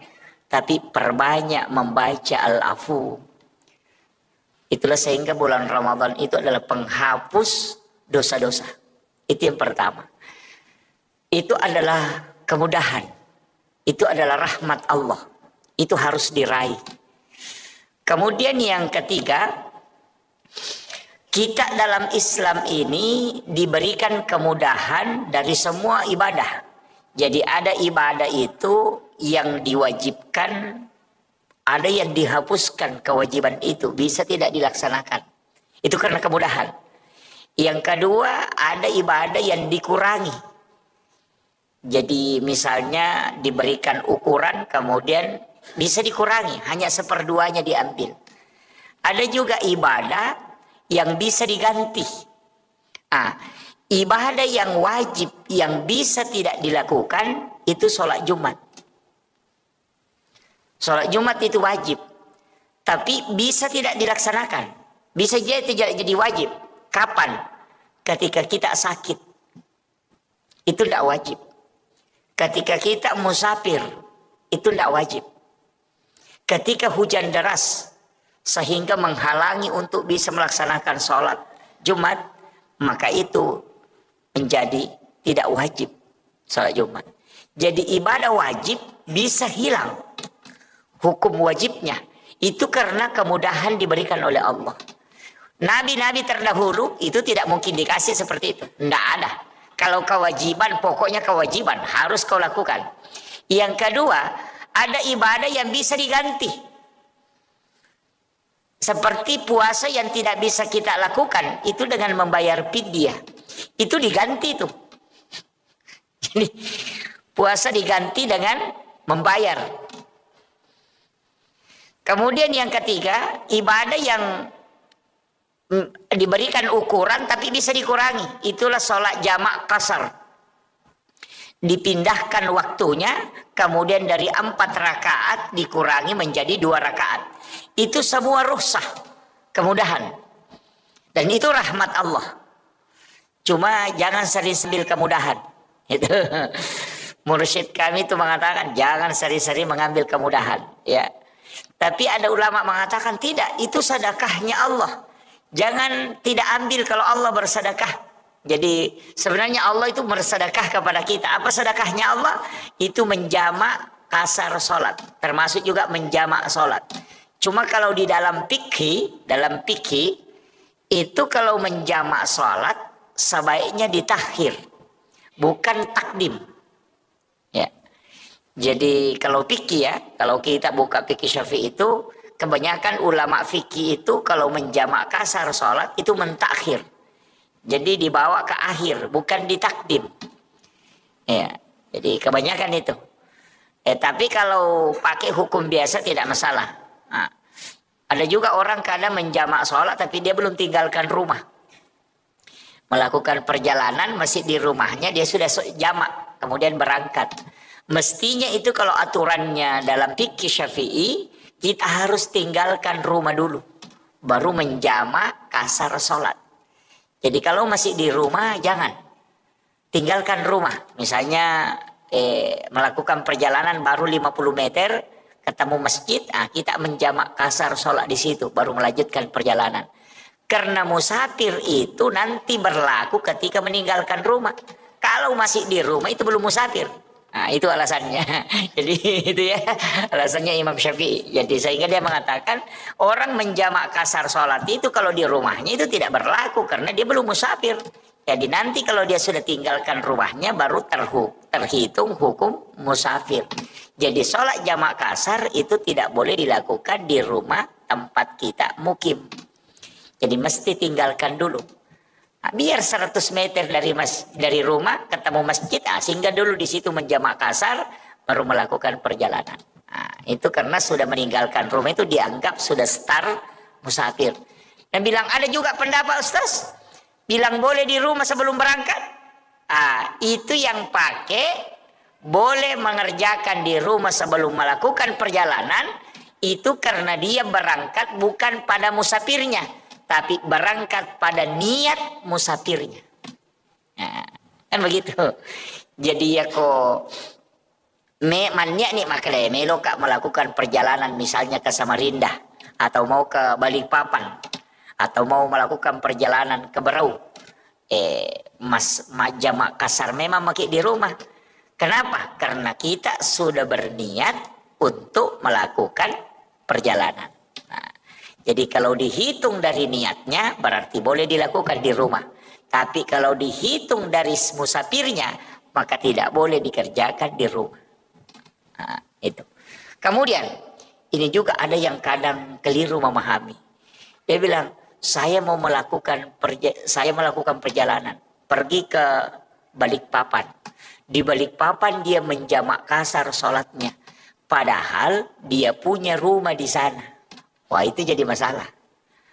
Orang yang punya rumah, punya tanah pribadi, dan punya rumah pribadi tidak dihukumi musafir. Karena dia punya rumah di sana, maka dihukumi dia mukim. Maka tidak boleh menjamak kasar sholatnya selama di sana. Itu kalau bikinnya. Ada yang punya rumah di sana baru setiap hari menjamak kasar. Wah, itu jadi masalah itu. Dia mencuri kesempatan itu. Ini kan, ini yang penting saya anukan ya. Jadi itu rahmat Allah untuk kita. Kalau mau ambil silahkan. Yang tidak mau mengambil silahkan. Karena memang dua versinya. Ada yang mengatakan itu rukhsah, kemudahan. Ada yang mengatakan itu azimah, sesuatu yang harus dilakukan. Sehingga Imam Abu Hanifah mengatakan kalau musafir tidak boleh sholat sempurna.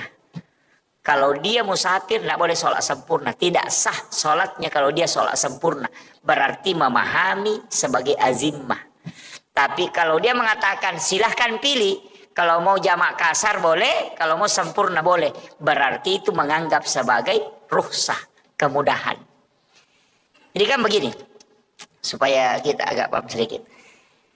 Dulu di masa Nabi melakukan perjalanan tidak ada air, tidak ada sumur.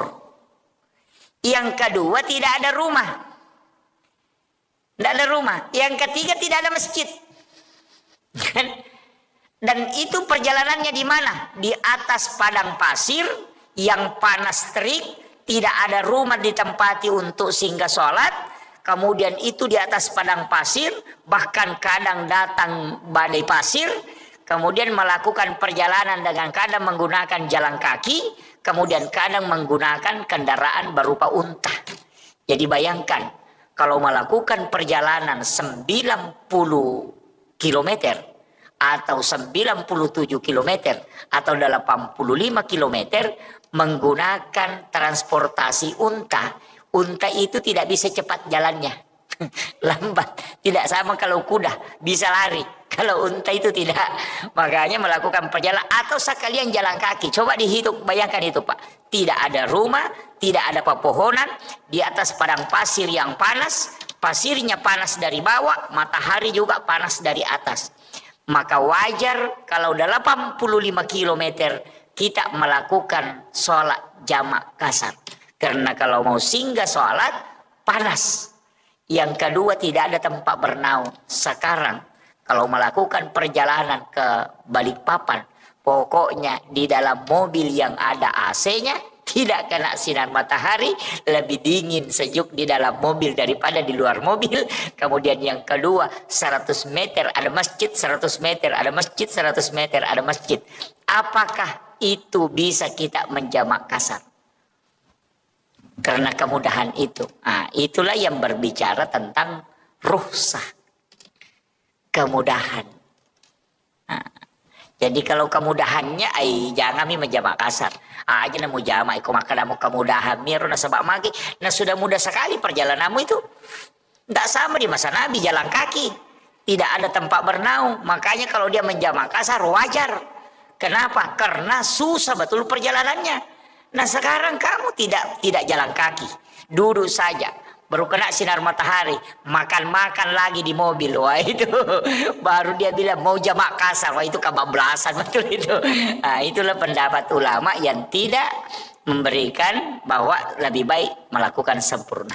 Nah, itu jadi begitu cara memahami pemahaman ulama kita. Sehingga orang yang menghitung itu tidak melihat jaraknya.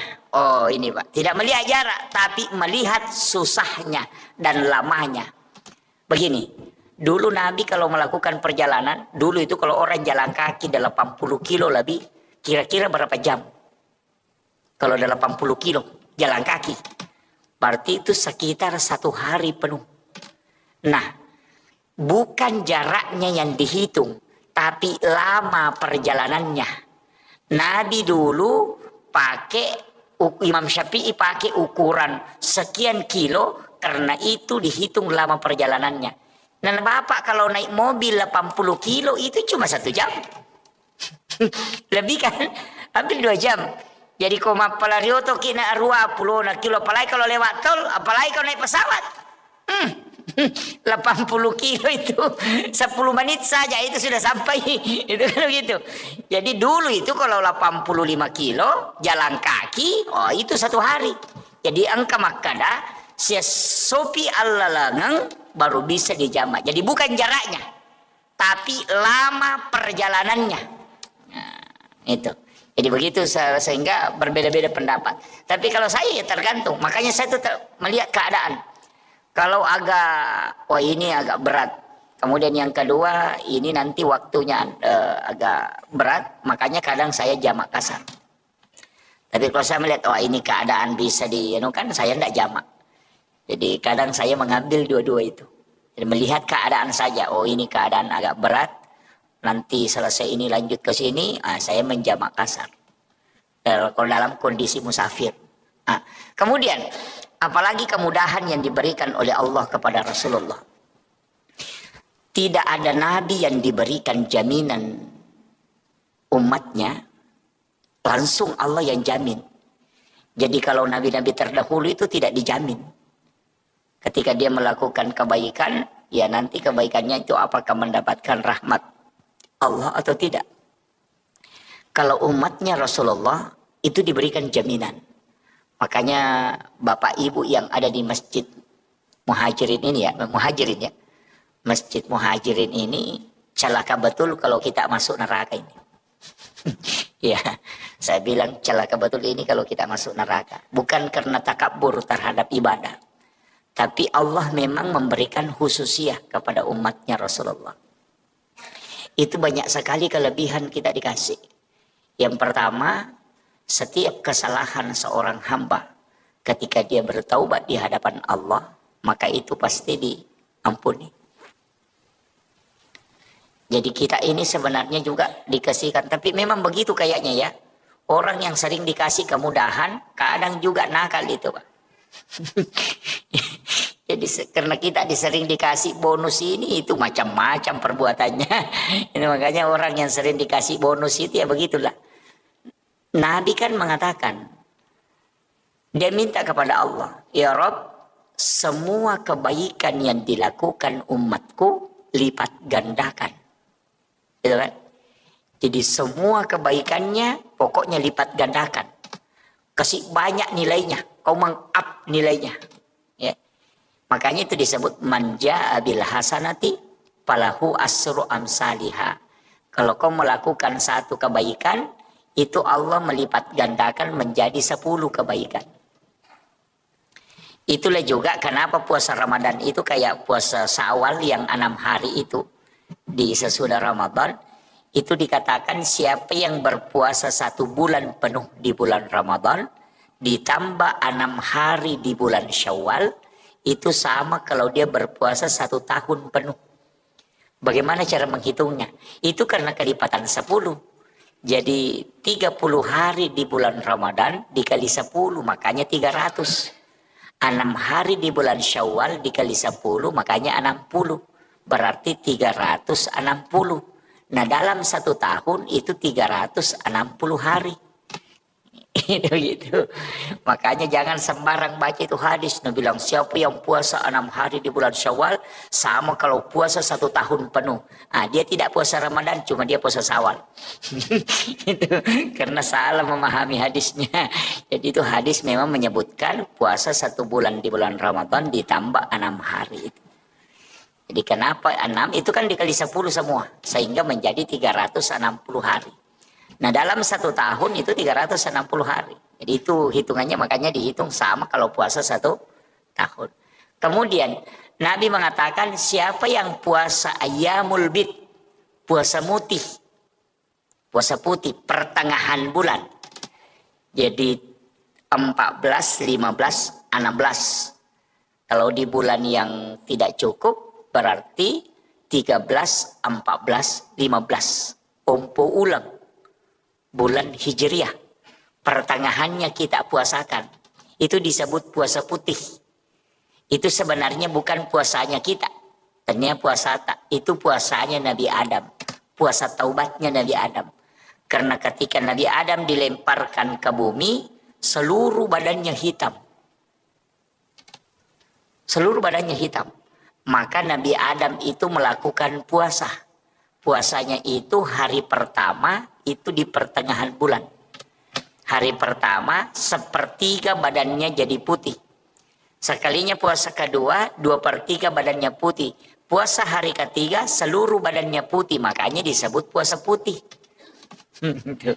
Jadi itulah puasa menghapuskan seluruh dosa-dosanya Nabi Adam. Nabi tahu itu. Sehingga dia minta berikan juga ya Rob kepada umatku puasa ini.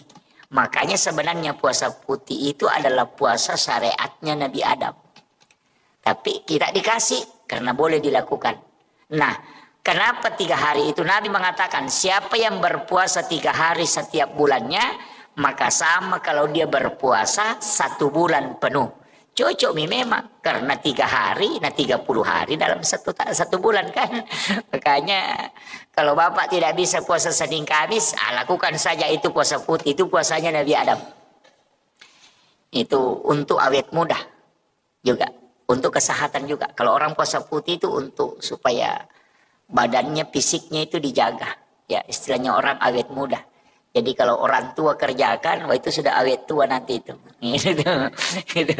Ya, jadi ini puasa ini, itu syariatnya Nabi Adam. Sama aja dengan zikir. Semua Nabi itu dikumpul zikirnya Pak. Istighfarnya Nabi diambil, zikir khususnya para Nabi diambil, dikumpul. Rasulullah yang minta. Karena umur kita pendek, kan gitu. Itu kan dipikirkan Rasulullah. Umurnya umatku pendek, tidak lama dia hidup, tidak sama umatnya Nabi Musa. Umatnya Nabi Musa ada yang sampai 300 tahun, ibadahnya pasti banyak. Nah umatku hanya 60 tahun, ada yang sampai 30 tahun saja meninggal, 40 tahun sudah meninggal, sedikit sekali. Nah lebih banyak juga tidurnya. Iya kan lebih banyak tidur Pak, jam 9 kita tidur, nanti bangun jam 4. Berarti dalam satu malam itu kalau jam 9 berarti jam 7, jam 8, jam 9. Berarti 3 jam saja tidak tidur. Kemudian jam 4, jam 5, jam 6. Berarti 5 jam kita tidak tidur kan? Kalau jam 9 malam baru kita bangun jam 4, berarti 5 jam kita tidak tidur. Nah, berapa jam kita tidur? Jam 10, 11, 12, jam 1, jam 2, jam 3, jam 4. 7 jam. Coba. Apalagi kalau siang lagi tidur. Jam 1, jam 10 atau jam 11 atau jam 1 lah tidur. Nanti bangun jam 4. Angka lalu atau tatek ruamo pinatindo tatek sirapi noto ele. Yang kata umako tuh. Kalau ada orang itu Pak jam 8 malam sudah tidur, nanti bangun jam 9 pagi. Itu orang kalau 60 tahun umurnya, 43 tahun dia tidur. Kalau dikumpul tidurnya kan. Arti kita ini lebih banyak tidur daripada aktivitas. Belum ada pi makan, belum ada pi main HP. Itu kan semua. Makanya Nabi minta karena umurnya umatku pendek, kumpulkan semua ibadahnya para Nabi, kasih dia. Makanya puasa Nabi Adam kita ambil, puasanya Nabi Daud juga diambil. Puasa yang 1 hari puasa, besoknya lagi puasa. Berbuka. Jadi misalnya puasa hari Senin, hari Selasa tidak puasa, hari Rabu puasa lagi. Nanti hari Kamis tidak puasa, hari Jumat puasa lagi. Begitu. Begitu terus, 1 hari puasa, 1 hari berbuka. Itu kalau puasanya Nabi Daud. Kalau zikir, istighfar. Kan kalau istighfarnya Nabi Adam apa? Rabbana zalamna anfusana wa illam taghfir lana wa tarhamna lanakunanna minal khasirin. Itu istighfarnya Nabi Adam. Itu istighfarnya Nabi Adam. Itulah yang diucapkan Nabi Adam di hadapan Allah. Rabbana zalamna anfusana wa illam taghfir lana wa tarhamna lanakunanna minal khasirin. Kalau Nabi Nuh, Nabi Yunus, Nabi Yusuf, Nabi Ibrahim, ada semua istighfarnya itu Pak. Semua Nabi ada istighfarnya. Makanya ada ulama itu hanya mengumpul istighfarnya para Nabi. Baru dia baca semua itu. 25 Nabi dan Rasul dia baca semua istighfarnya. Tapi untuk Rasulullah, karena Nabi itu Sayyidul Anbiya, makanya semua yang melekat ke dia disebut Sayyid. dikasih hari, makanya disebut Sayyidul Ayyam. Itu hari Jumat. Dikasih istighfar, disebut Sayyidul Istighfar. Karena diberikan kepada Sayyidul Anbiya. Nah, ini. Makanya kita itu punya, pokoknya kalau sudah baca itu Allahumma anta rabbi la ilaha illa anta khalaqtani wa na'buduka wa la adika wa adika mastata'tu a'udzubika min syarri ma sana'tu wa bulaka bi ni'matika alayya wa bulaka bi dzambi faghfirli fa innahu la yaghfiruz dzunuba illa anta. Itu disebut Sayyidul Istighfar karena diberikan kepada Sayyidul Anbiya. Nah, siapa yang membaca kata Nabi sekali maka Allah pasti menjaminnya. Nah, itulah jaminan langsung. Makanya dihafal semua ini Pak Di. Kalau tidak dihafal itu tugasnya Pak Imam nanti. ini istighfar ini apa kata Allah memberitahukan kepada Rasulullah.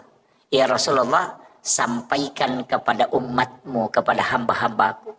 Siapa yang membacanya sekali saja di malam hari, kemudian dia meninggal pada malam itu, maka aku akan menjadi jaminannya. Pasti dia di surga. Itu jaminan Allah. Maka lain Nabi tak degaga pak dongan napa turungan ngak puang Allah Ta'ala. Tidak ada doa yang diturunkan oleh Allah kepadaku dan umatku yang membuat iblis menangis sampai matanya bengkak kecuali Sayyidul Istighfar. Denang kana teri iblis. Sejak mulai Nabi Adam itu dia tidak pernah menangis. Ketika disuruh sujud kepada Nabi Adam dia tidak sujud. Kemudian Allah melaknat dia tidak menangis. Tapi ketika Allah menurunkan Sayyidul Istighfar kepada Rasulullah, itu sampai matanya bengkak menangis. Jadi kalau mau membuat iblis menangis itu baca Sayyidul Istighfar. Paling jengkel iblis itu kalau kita baca Sayyidul Istighfar. Kenapa? Karena Allah yang langsung menjamin orang yang membaca kalimat itu. Karena iblis mengatakan setiap hari saya menggoda umatnya Nabi Muhammad supaya dia bisa masuk neraka bersamaku. Tapi kenapa ada kalimat yang dia baca, Allah langsung menyelamatkan dia dari api neraka dan menjaminnya mendapatkan surga. Padahal bacaannya pendek sekali. Gitu. Coba bayangkan 24 jam iblis berusaha. Nah hanya kita baca 3 detik langsung dapat jaminan. Stres memang Pak. Bayangkan kalau kita berusaha itu pokoknya berusaha betul. 1 hari 1 malam kita berusaha.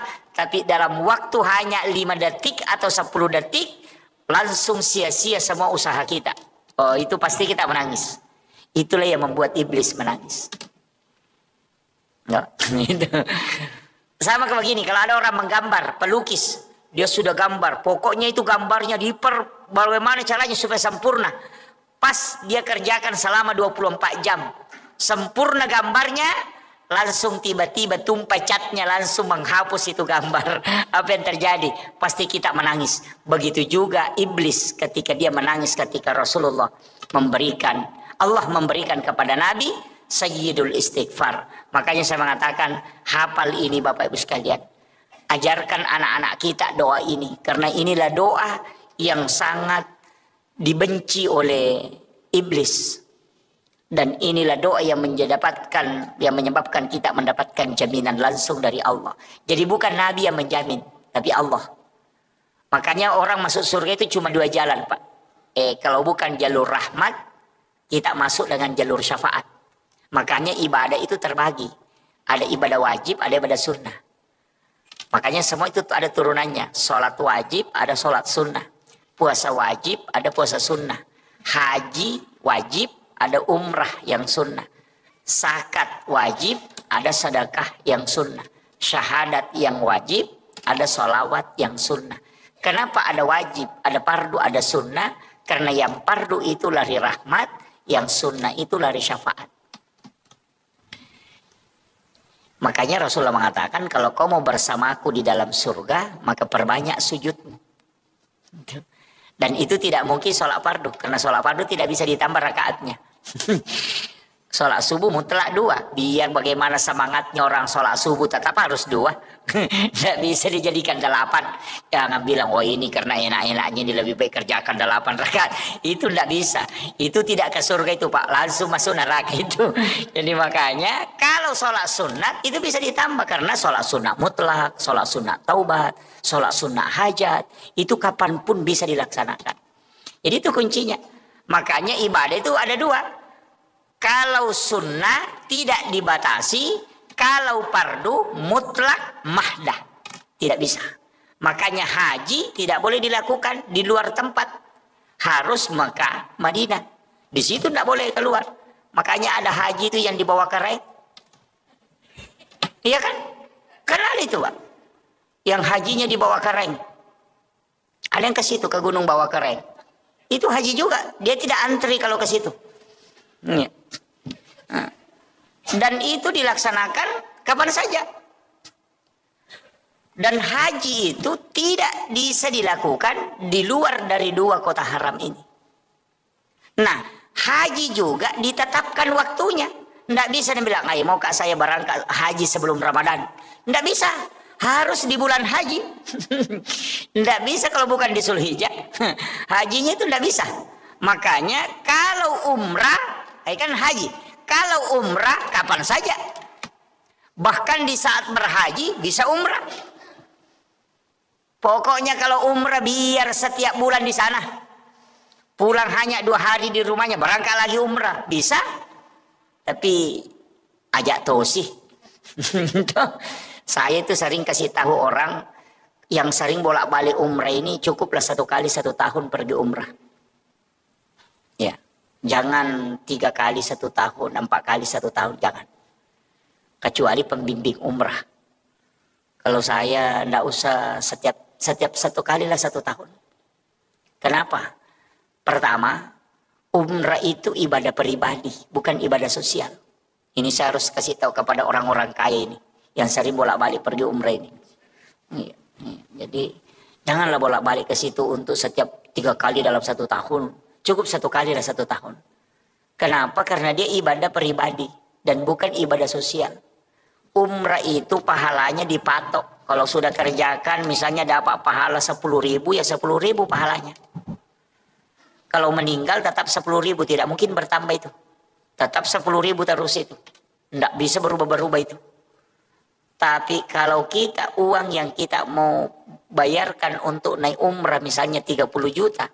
Itu dipakai bangun masjid, dipakai bantu anak yatim, dipakai bantu fakir miskin, atau dipakai bayarkan sekolahnya anak-anak yang menghafal Al-Quran.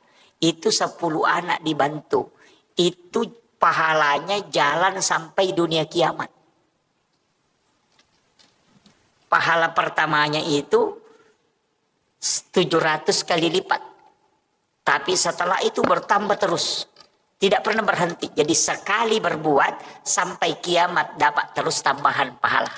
Tapi kalau umrah sekali berbuat pahalanya dapat, setelah itu tidak bertambah-tambah. Tapi bisa kurang. Bisa kurang. Bagaimana bisa kurang pahala umrah? Kalau bilang, lihain, kasih tahu tetangganya. Bilang tetangganya, syukur tak kita Budi. Setiap tahun kita naik umrah, bilang iya kita memang begitu. Enak memang kita kan imannya bagus. Sudah habis itu.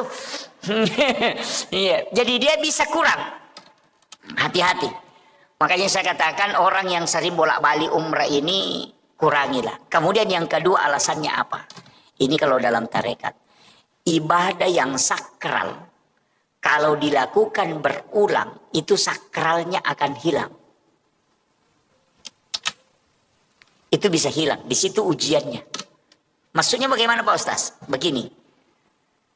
Umrah itu ibadah sakral. Kalau ada orang baru berangkat umrah sekali, itu tidak sama bagi orang yang sudah berangkat 5 kali. Pasti tidak sama. Jadi pada saat orang pertama datang itu baru pertama kali itu dia umrah itu pasti nikmat betul. Dia rasakan. Tapi ketika sudah 10 kali bolak-balik itu sudah biasa-biasa. Kan begitu.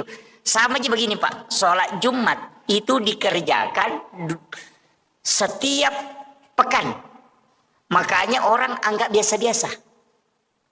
Tapi Idul Fitri, Idul Adha, karena dilakukan cuma 2 kali dalam 1 tahun, sebenarnya cuma 1 kali. Idul Fitri 1 kali, Idul Adha 1 kali. Makanya kalau Lebaran, padahal ibadah sunnah, semua orang datang kumpul, marah-marah kalau tidak pergi. Padahal itu ibadah sunnah, tapi ibadah fardu sholat Jumat, malas ke masjid. Nah, itu kalau Lebaran Idul Fitri, karena cuma 1 kali, belum subuh itu sudah mau mandi. Pokoknya baju baru disiapkan, parfum disiapkan, tengah malam dia masterika. Kalau sholat Jumat itu aja bajunya nak pakai olahraga pergi sholat. Padahal ini wajib, bukan ibadah yang sholat Idul Fitri, Idul Adha ini kan sunnah. Kenapa dia sangat istilahnya punya semangat tinggi untuk datang, bahkan takut kalau tidak datang, kecewa kalau tidak datang, itu karena ibadah ini hanya sekali setahun.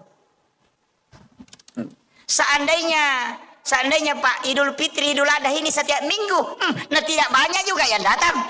Apalagi yang sunnah setengah mati panitia datang sholat id minggu ini tidak datang, itu dah sunnah sih, jangan kami berangkat. Begitu. Kenapa? Karena sakralnya ibadah itu karena dilakukannya tidak sering berulang-ulang. Jadi ini penting saya wasiatkan. Makanya bagi yang bolak-balik pergi umrah itu simpan duluan, tak pakai, bantu keluar. Ada yang umrah 3 kali 1 tahun, 4 kali 1 tahun, baru tetangganya tidak makan apa-apa. Wah, itu ganas itu Pak. Itu orang kaya tidak ada perasaannya itu. Iya, itu tidak ada perasaannya itu Pak. Tidak ada perasaan sosial. Baru pakai seragam, beli seragam ini, baru berangkat, tetangganya tidak makan. Wah, itu fatal itu. Kadang-kala kita ini menganiaya orang Pak. Ini jangan tersinggung ya. Kalau tersinggung berarti alhamdulillah. Nah, Anda masuk kategori itu ya. Iya. Tapi tetap silahkan laksanakan umrah. Ya, lakukan umrah. Jangan, karena itu ibadah penghapus dosa dari umrah ke umrah. Ya, jadi orang umrah itu penghapus. Sebenarnya kan begitu. Dulu saya begini Pak. Saya dulu kalau ngaji itu di Padilla, saya bilang, kenapa ini? Saya biasa protes itu. Kenapa ini ibadah mudah sekali dapat pahala umrah? Siapa yang sholat sunat 4 rakaat sebelum asar itu sama dengan melaksanakan ibadah umrah 1 kali. Bahkan perempuan yang melayani suaminya dengan sempurna sehingga suaminya merasa puas dan senang, maka itu baginya 1 pahala umrah. Sholat sunnah duha 2 rakaat di waktu pagi, itu kita tidak mau tukar dengan ibadah umrah 1 kali kelak di hari kemudian. Saya bilang, kenapa sholat duha 2 rakaat ini yang sangat mudah dilakukan tidak mau ditukar dengan pahala umrah nanti di hari kemudian? Nanti lama-lama akhir-akhir ini saya baru berpikir, mungkin inilah yang dianukan, bahwa ibadah umrah nanti itu akan kurang kesakralannya. Jadi kalau pahala umrah jadi kejar, ibu-ibu kasih tahu saja, ibu-ibu mau kita dapat umrah gratis, layani saja dengan baik, insya Allah dapat umrah itu, tidak pakai modal. Kan begitu. Iya. Sholat sunnah duha 2 rakaat itu sudah umrah itu. Bahkan Nabi mengatakan siapa yang berwudu di rumahnya kemudian berangkat ke masjid melakukan sholat fardu, wudunya dia tidak batal, maka itu sama dengan haji dan umrah sekali. Siapa yang tinggal sholat subuh berjamaah di masjid, kemudian tidak meninggalkan masjid, duduk berzikir hingga masuk waktu syuruk, kemudian melaksanakan sholat sunnah isra 2 rakaat, itu sama ketika dia melaksanakan ibadah haji dan umrah 3 kali bersamaku, kata Nabi. Tamah. Sempurna sekali itu Pak.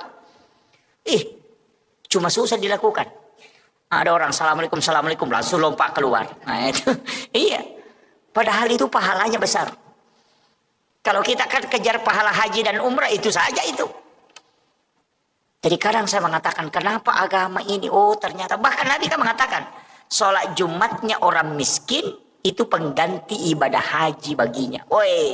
Enak sekali Pak. Cuma tidak baiknya kita berdoa, ya Allah miskinkan saya supaya dapat pahala haji setiap pekan. Kan begitu.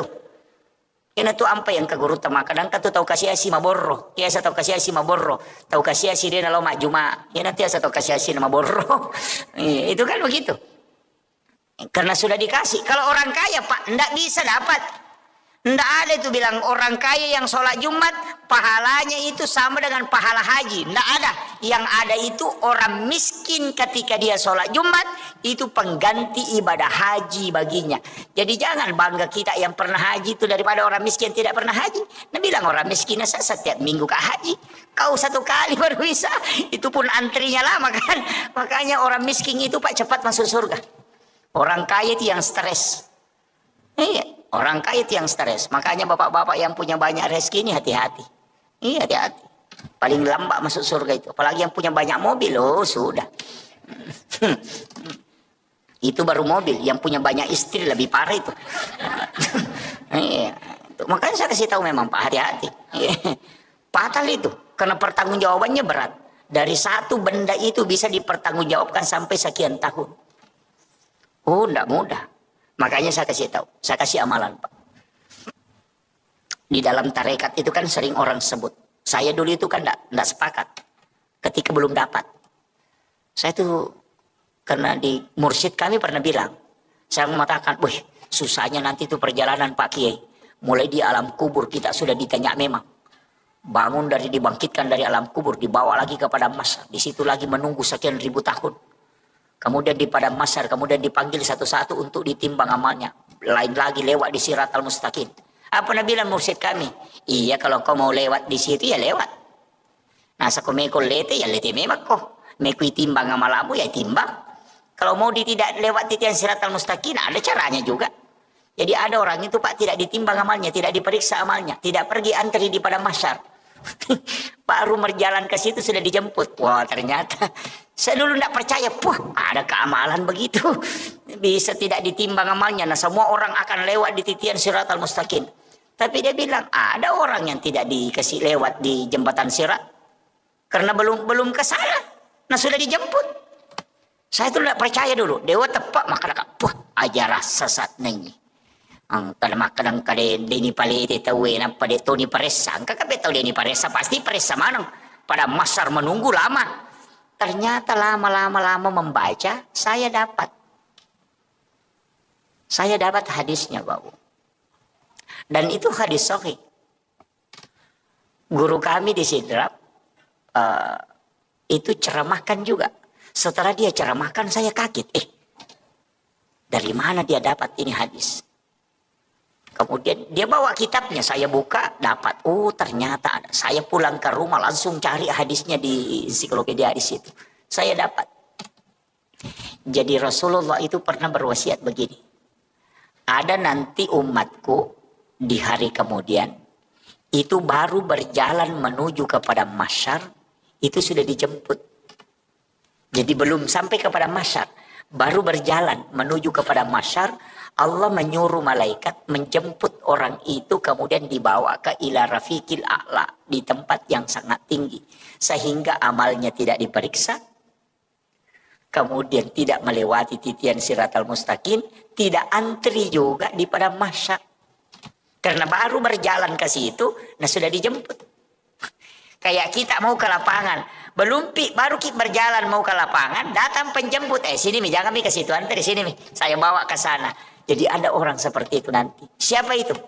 Rasulullah mengatakan, dia adalah umatku yang bersedekah. Yang bersedekah itu tidak tahu siapa yang disedekahi. Dan yang disedekahi pun tidak tahu siapa yang mensedekahi. Jadi tahu mas sumbangnya dia nisangi maka dan niga na sumbang.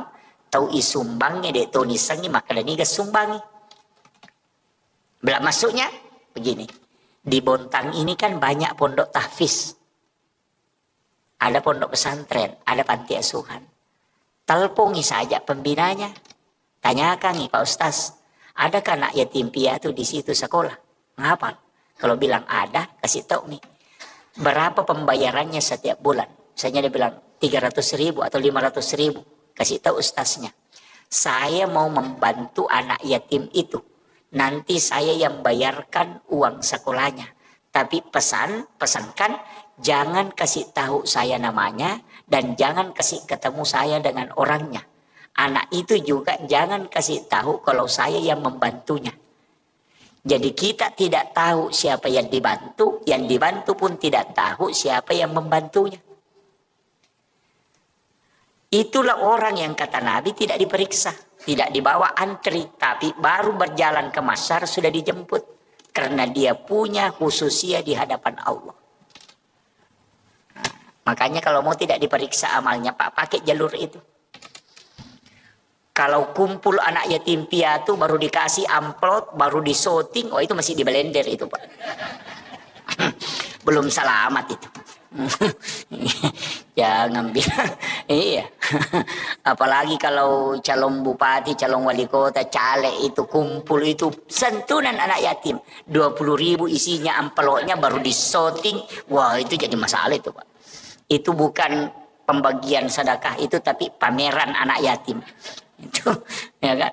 Makanya hati-hati. Tapi caleg sekarang, Pak, calon pemimpin sekarang memang harus nampakkan juga kebaikannya. Makanya yang harus dia jaga itu hatinya. Harus nampak. Karena kalau tidak nampak dia memberikan bantuan, dibilangi pemimpin kikir. Kalau dinampakkan, nah bilang ria, susah memang. Ia pitangnya gagaya bere nasa piah melu sia tiacang. Deni apita nasa seke patu desi gaga bantuan. Ya kan berat. Makanya sekarang orang si malakama itu, Pak, tidak turun ke masyarakat bersilaturahmi, dibilangi ya tuh nih tuh nasa betul namang kampanye natul yang kah menrek ni punggawa dia nang kanuba. Sekalinya kita nata nasang kasyati, ang kasyarona cinay. Itu susah betul. Makanya kalau ukurannya orang mau dipakai, Pak, merenak memang iya, merenak memang kalau ukurannya orang mau dipakai, makanya jangan pakai ukuran orang. Jangan pernah terpengaruh dengan penilaian orang. Kita saja dengan Allah. Apapun orang mau bilang, ini itulah istilahnya, biarkan anjing menggonggong, kapila tetap berjalan. Tidak usah, biarkan mereka ngomel-ngomel itu, tidak usah urus itu. Kenapa? Jalan saja di koridor yang terbaik. Itu. Karena seandainya kita tahu bagaimana cepatnya orang melupakan kita ketika kita meninggal, nah tidak pernah diurus itu omongannya orang. Iya. Tersekamai maka ada tulini ngerang itu aku mati deh, Pak. Apalagi aku beli bolatan nih, dua ngaso mi mati tak rasa mati nih anu. Nggak ada nih urusan. Namo maga kanja na beli bolatan bagus ya, bagus siapa bagus kalau sudah meninggal selesai. Nggak usah tetangga istri saja. Ya, paling matan resi ulangi itu Pak aja nih. Iya. Memang kau talungan semati na laki na meninggal betul suamiku terlebih dulu pergi. Sekalinya kan 2 minggu 3 minggu siulang. Nah, pasan status sudah 1 bulan kepergiannya ayahnya. Tapang kamaki buah komeng, sabar ki bu nasar, makasih lakun ruh. Namo bapak-bapak makoto. Makanya ibu-ibu saya sampaikan, amas-amas itu jangan dikumpul-kumpul, sedekahkan. Iya, bantu orang, gunakan untuk pemanfaatan. Perhiasan itu dipakai, jangan dipamerkan sampai emasnya sampai siku. Boh, foto mengerece mana mahoi. Padahal aku masih dah kayak dosa bumi rupiah. Namo malaikat empat diulu tuh.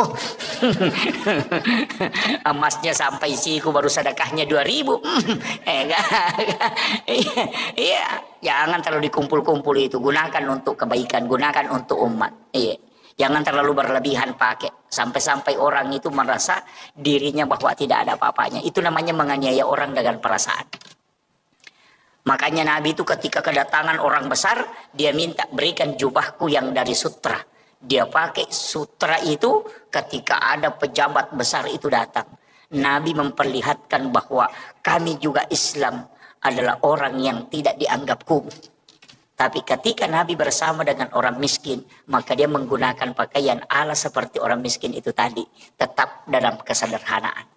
Makanya jangan juga pakai emas sampai siku, ada semua nempel di sini, cincinnya baku sambung-sambung. Baru pakaiannya mengkilap, baru datang ke pengantin begini, baru duduk sama orang miskin. Jangan. Itu menganiaya perasaan orang lain. Itu tidak boleh. Tidak ada ibu-ibu dibontang begitu di. Iya, kalau ada istri tak begitu Pak ganti saja, ndak usah disimpan itu. Iya, ini saya sampaikan ini. Ya, makanya itu saya wasiatkan. Makanya gunakan semua untuk kebaikan. Jadikanlah itu ibadah-ibadah sosial. Saya kira ini yang penting saya wasiatkan. Ini sudah masuk waktu suruk. Mudah-mudahan ada hikmah yang kita bisa petik. Itu tadi amalan yang saya kasihkan. Amalkan itu Pak. Cari anak yatim piatu yang di pesantren di ini. Tidak usah tahu siapa orangnya. Nanti kita diberikan jaminan khusus dari Allah. Itu keistimewaannya ketika kita bisa membantu orang yang kita tidak ketahui. Apalagi misalnya ada pesantren di Makassar. Ada pesantren di misalnya di mana jauh itu. Di Jakarta. Ada di Bogor. Ada di mana. Pondok Tahfiz. Kita tahu nomor telepon pembinanya, tanyakan ada anak yatim di situ, dia bilang ada, kita transferkan saja. Kita tidak tahu di mana itu pesantren, siapa anak itu, maka kelak orang itulah yang menyebabkan kita dijemput secara khusus. Jangankan antri di padang mahsyar, baru berjalan ke sana itu sudah dijemput. Itu keistimewaan Pak. Makanya kalau banyak dosa tak pakai amalan begitu Pak, supaya tidak diperiksa.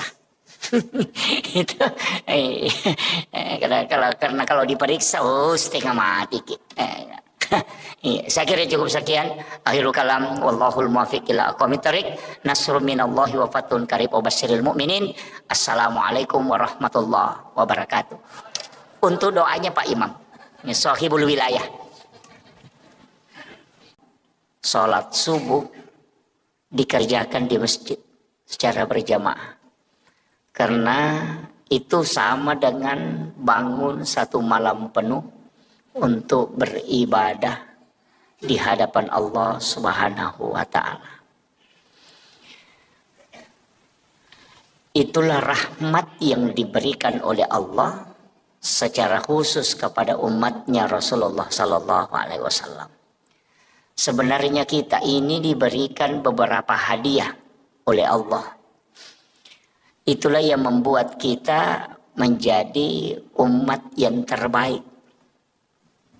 Karena memang selain dijanjikan keselamatan, kita juga diberikan khususiyah. Syariat-syariat Nabi sebelum Rasulullah itu tidak pernah memiliki rukhsah. Tidak ada kemudahan. Karena kalau sudah perintah Allah secara mutlak, itu tidak boleh ditawar. Bahkan yang paling berat itu adalah umatnya Nabi Musa. Karena ketika dia melakukan dosa atau kesalahan, maka tidak ada istilah taubat kecuali faqtulu anfusakum. Kecuali membunuh dirinya. Jadi umat Nabi Musa nanti diterima taubatnya ketika dia membunuh dirinya kalau sudah melakukan dosa. Jadi cara pertobatannya itu di hadapan Allah adalah faqtulu anfusakum, membunuh dirinya. Kita umatnya Rasulullah itu tidak. Kalau melakukan kesalahan cukup melaksanakan atau melakukan taubat. Taubat itu ada dengan jalan mengakui kesalahan, ada dengan jalan melalui sholat.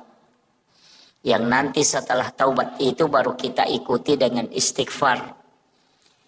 Jadi ada juga yang kadang-kadang keliru memahami taubat. Dianggap itu ketika dia beristighfar itu sudah masuk taubat. Padahal beda. Taubat itu bahasa Arab dari kata taba yatubu taubatan. Kembali. Kalau istighfar itu istighfarah, menutup yang nampak. Itu makna dasarnya. Kalau taba yatubu taubatan itu kembali. Jadi sebenarnya orang yang bertaubat itu adalah orang yang kembali mengingat kesalahannya. Makanya disebut kembali. Jadi kalau ada orang pernah melakukan dosa, ketika dosa itu dia ingat dan dia mengakui kesalahan itu di hadapan Allah, maka itulah yang disebut dengan taubat. Ketika kita membaca Astaghfirullahaladzim, berarti kita meminta kepada Allah supaya kesalahan itu ditutup. Ya, jadi makanya taubat diikuti dengan istighfar. Jadi istighfar dengan taubat itu beda jauh. Ada orang salah paham. Dia anggap kalau dia sudah baca Astaghfirullahaladzim, dia mengatakan saya sudah bertaubat. Oh itu tidak. Dia cuma istighfar. Itu belum taubat. Jadi ingat dulu kesalahan. apa kesalahan kita. Setelah kita tahu kesalahan, maka kita mengakuinya di hadapan Allah. Baru setelah itu kita baca astaghfirullahaladzim. Sebenarnya ada dua, Bapak Ibu sekalian. Ada kalimat istighfara, ada kalimat al-afu. Tapi al-afu itu hanya biasanya kebanyakan dipakai di bulan Ramadan. Padahal al-afu itu menghapus. Kalau istighfara itu menutup yang nampak. Artinya bagaimana? Kalau misalnya kita menulis di kertas, kemudian ada tulisan yang salah, kita mengambil tip X, kemudian kita mentip X itu tulisan. Itu namanya istighfar, menutup yang nampak. Jadi orang yang berdosa kemudian istighfar, maka dosanya itu ditutup, bukan dihapus. Itu makna hakikinya. Nanti kalau mau dihapus, bukan istighfar, tapi kita pakai al-afu. Makanya itulah sehingga di bulan Ramadan kita membaca Allahumma innaka afuwun karim tuhibbul afwa fa'fu anna. Al-afu itu menghapus yang ada. Jadi kalau makanya Nabi mengatakan orang yang berpuasa dengan ikhlas, dengan penuh keimanan, itu maka seperti bayi yang baru lahir dari perut ibunya. Itu karena memang dibersihkan. Makanya kalau kita cuma baca astagfirullahaladzim, astagfirullahaladzim, astagfirullahaladzim, itu dosa masih ada. Dia tidak terhapus, cuma tertutup. Sama dengan tip X tadi. Kalau di tip X, jadi itu tulisan masih ada di dalam. Cuma dia ditutupi supaya tidak nampak. Nah, itulah kalau kita ada dosa kemudian baca astagfirullahaladzim, dosa itu nanti tetap dinampakkan di yaumil akhir. Jadi itu tetap diperlihatkan. Semua kesalahan itu diperlihatkan. Tapi ada orang yang tidak diperlihatkan kesalahannya. Memang terhapus. Siapa? Orang yang membaca Allahumma innaka afuwun karim tuhibbul afwa fa'fu anna. Makanya itulah sehingga kalau masuk Ramadan, kurangi istighfar, tapi perbanyak membaca al-afu. Itulah sehingga bulan Ramadan itu adalah penghapus dosa-dosa. Itu yang pertama. Itu adalah kemudahan. Itu adalah rahmat Allah. Itu harus diraih. Kemudian yang ketiga, kita dalam Islam ini diberikan kemudahan dari semua ibadah. Jadi ada ibadah itu yang diwajibkan, ada yang dihapuskan kewajiban itu, bisa tidak dilaksanakan. Itu karena kemudahan. Yang kedua, ada ibadah yang dikurangi. Jadi misalnya diberikan ukuran, kemudian bisa dikurangi, hanya seperduanya diambil. Ada juga ibadah yang bisa diganti. Ibadah yang wajib yang bisa tidak dilakukan itu sholat Jumat. Sholat Jumat itu wajib, tapi bisa tidak dilaksanakan. Bisa jadi wajib. Kapan? Ketika kita sakit. Itu tidak wajib. Ketika kita musafir, itu tidak wajib. Ketika hujan deras, sehingga menghalangi untuk bisa melaksanakan sholat Jumat, maka itu menjadi tidak wajib sholat Jumat. Jadi ibadah wajib bisa hilang hukum wajibnya. Itu karena kemudahan diberikan oleh Allah. Nabi-nabi terdahulu itu tidak mungkin dikasih seperti itu. Tidak ada. Kalau kewajiban, pokoknya kewajiban. Harus kau lakukan. Yang kedua, ada ibadah yang bisa diganti. Seperti puasa yang tidak bisa kita lakukan. Itu dengan membayar fidyah. Itu diganti tuh. Jadi puasa diganti dengan membayar. Kemudian yang ketiga, ibadah yang diberikan ukuran tapi bisa dikurangi. Itulah sholat jamak qasar. Dipindahkan waktunya, kemudian dari 4 rakaat dikurangi menjadi 2 rakaat. Itu semua rukhsah, kemudahan. Dan itu rahmat Allah. Cuma jangan sering-sering mengambil kemudahan. Itu mursyid kami itu mengatakan jangan sering-sering mengambil kemudahan. Ya. Tapi ada ulama mengatakan tidak, itu sedekahnya Allah. Jangan tidak ambil kalau Allah bersedekah. Jadi sebenarnya Allah itu bersedekah kepada kita. Apa sedekahnya Allah? Itu menjamak kasar sholat. Termasuk juga menjamak sholat. Cuma kalau di dalam fikih itu kalau menjamak sholat sebaiknya ditakhir, bukan takdim. Ya. Jadi kalau fikih ya, kalau kita buka fikih Syafi'i itu, kebanyakan ulama fikih itu kalau menjamak kasar sholat itu mentakhir. Jadi dibawa ke akhir, bukan ditakdim. Ya, jadi kebanyakan itu. Tapi kalau pakai hukum biasa tidak masalah. Nah, ada juga orang kadang menjamak sholat tapi dia belum tinggalkan rumah. Melakukan perjalanan masih di rumahnya, dia sudah jamak, kemudian berangkat. Mestinya itu kalau aturannya dalam fikih Syafi'i, kita harus tinggalkan rumah dulu, baru menjamak kasar sholat. Jadi kalau masih di rumah jangan tinggalkan rumah. Misalnya melakukan perjalanan baru 50 meter ketemu masjid, kita menjamak kasar sholat di situ baru melanjutkan perjalanan. Karena musafir itu nanti berlaku ketika meninggalkan rumah. Kalau masih di rumah itu belum musafir. Nah, itu alasannya. Jadi itu ya alasannya Imam Syafi'i. Jadi sehingga dia mengatakan orang menjamak kasar sholat itu kalau di rumahnya itu tidak berlaku karena dia belum musafir. Jadi nanti kalau dia sudah tinggalkan rumahnya baru terhitung hukum musafir. Jadi sholat jamak kasar itu tidak boleh dilakukan di rumah tempat kita mukim. Jadi mesti tinggalkan dulu. Nah, biar 100 meter dari rumah ketemu masjid, singgah dulu di situ menjamak kasar, baru melakukan perjalanan. Nah, itu karena sudah meninggalkan rumah itu dianggap sudah start musafir. Dan bilang ada juga pendapat Ustaz, bilang boleh di rumah sebelum berangkat. Itu yang pakai boleh mengerjakan di rumah sebelum melakukan perjalanan, itu karena dia berangkat bukan pada musafirnya, tapi berangkat pada niat musafirnya. Nah, kan begitu. Jadi ya kok mannya nih makanya melo kak melakukan perjalanan misalnya ke Samarinda atau mau ke Balikpapan atau mau melakukan perjalanan ke Berau. Jamak kasar memang pakai di rumah.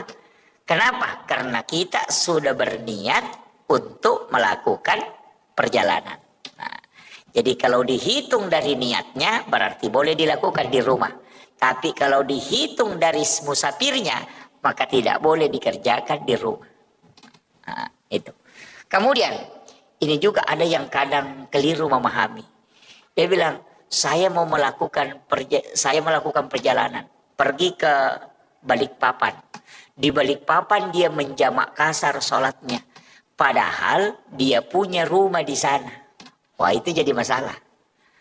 Orang yang punya rumah, punya tanah pribadi dan punya rumah pribadi tidak dihukumi musafir.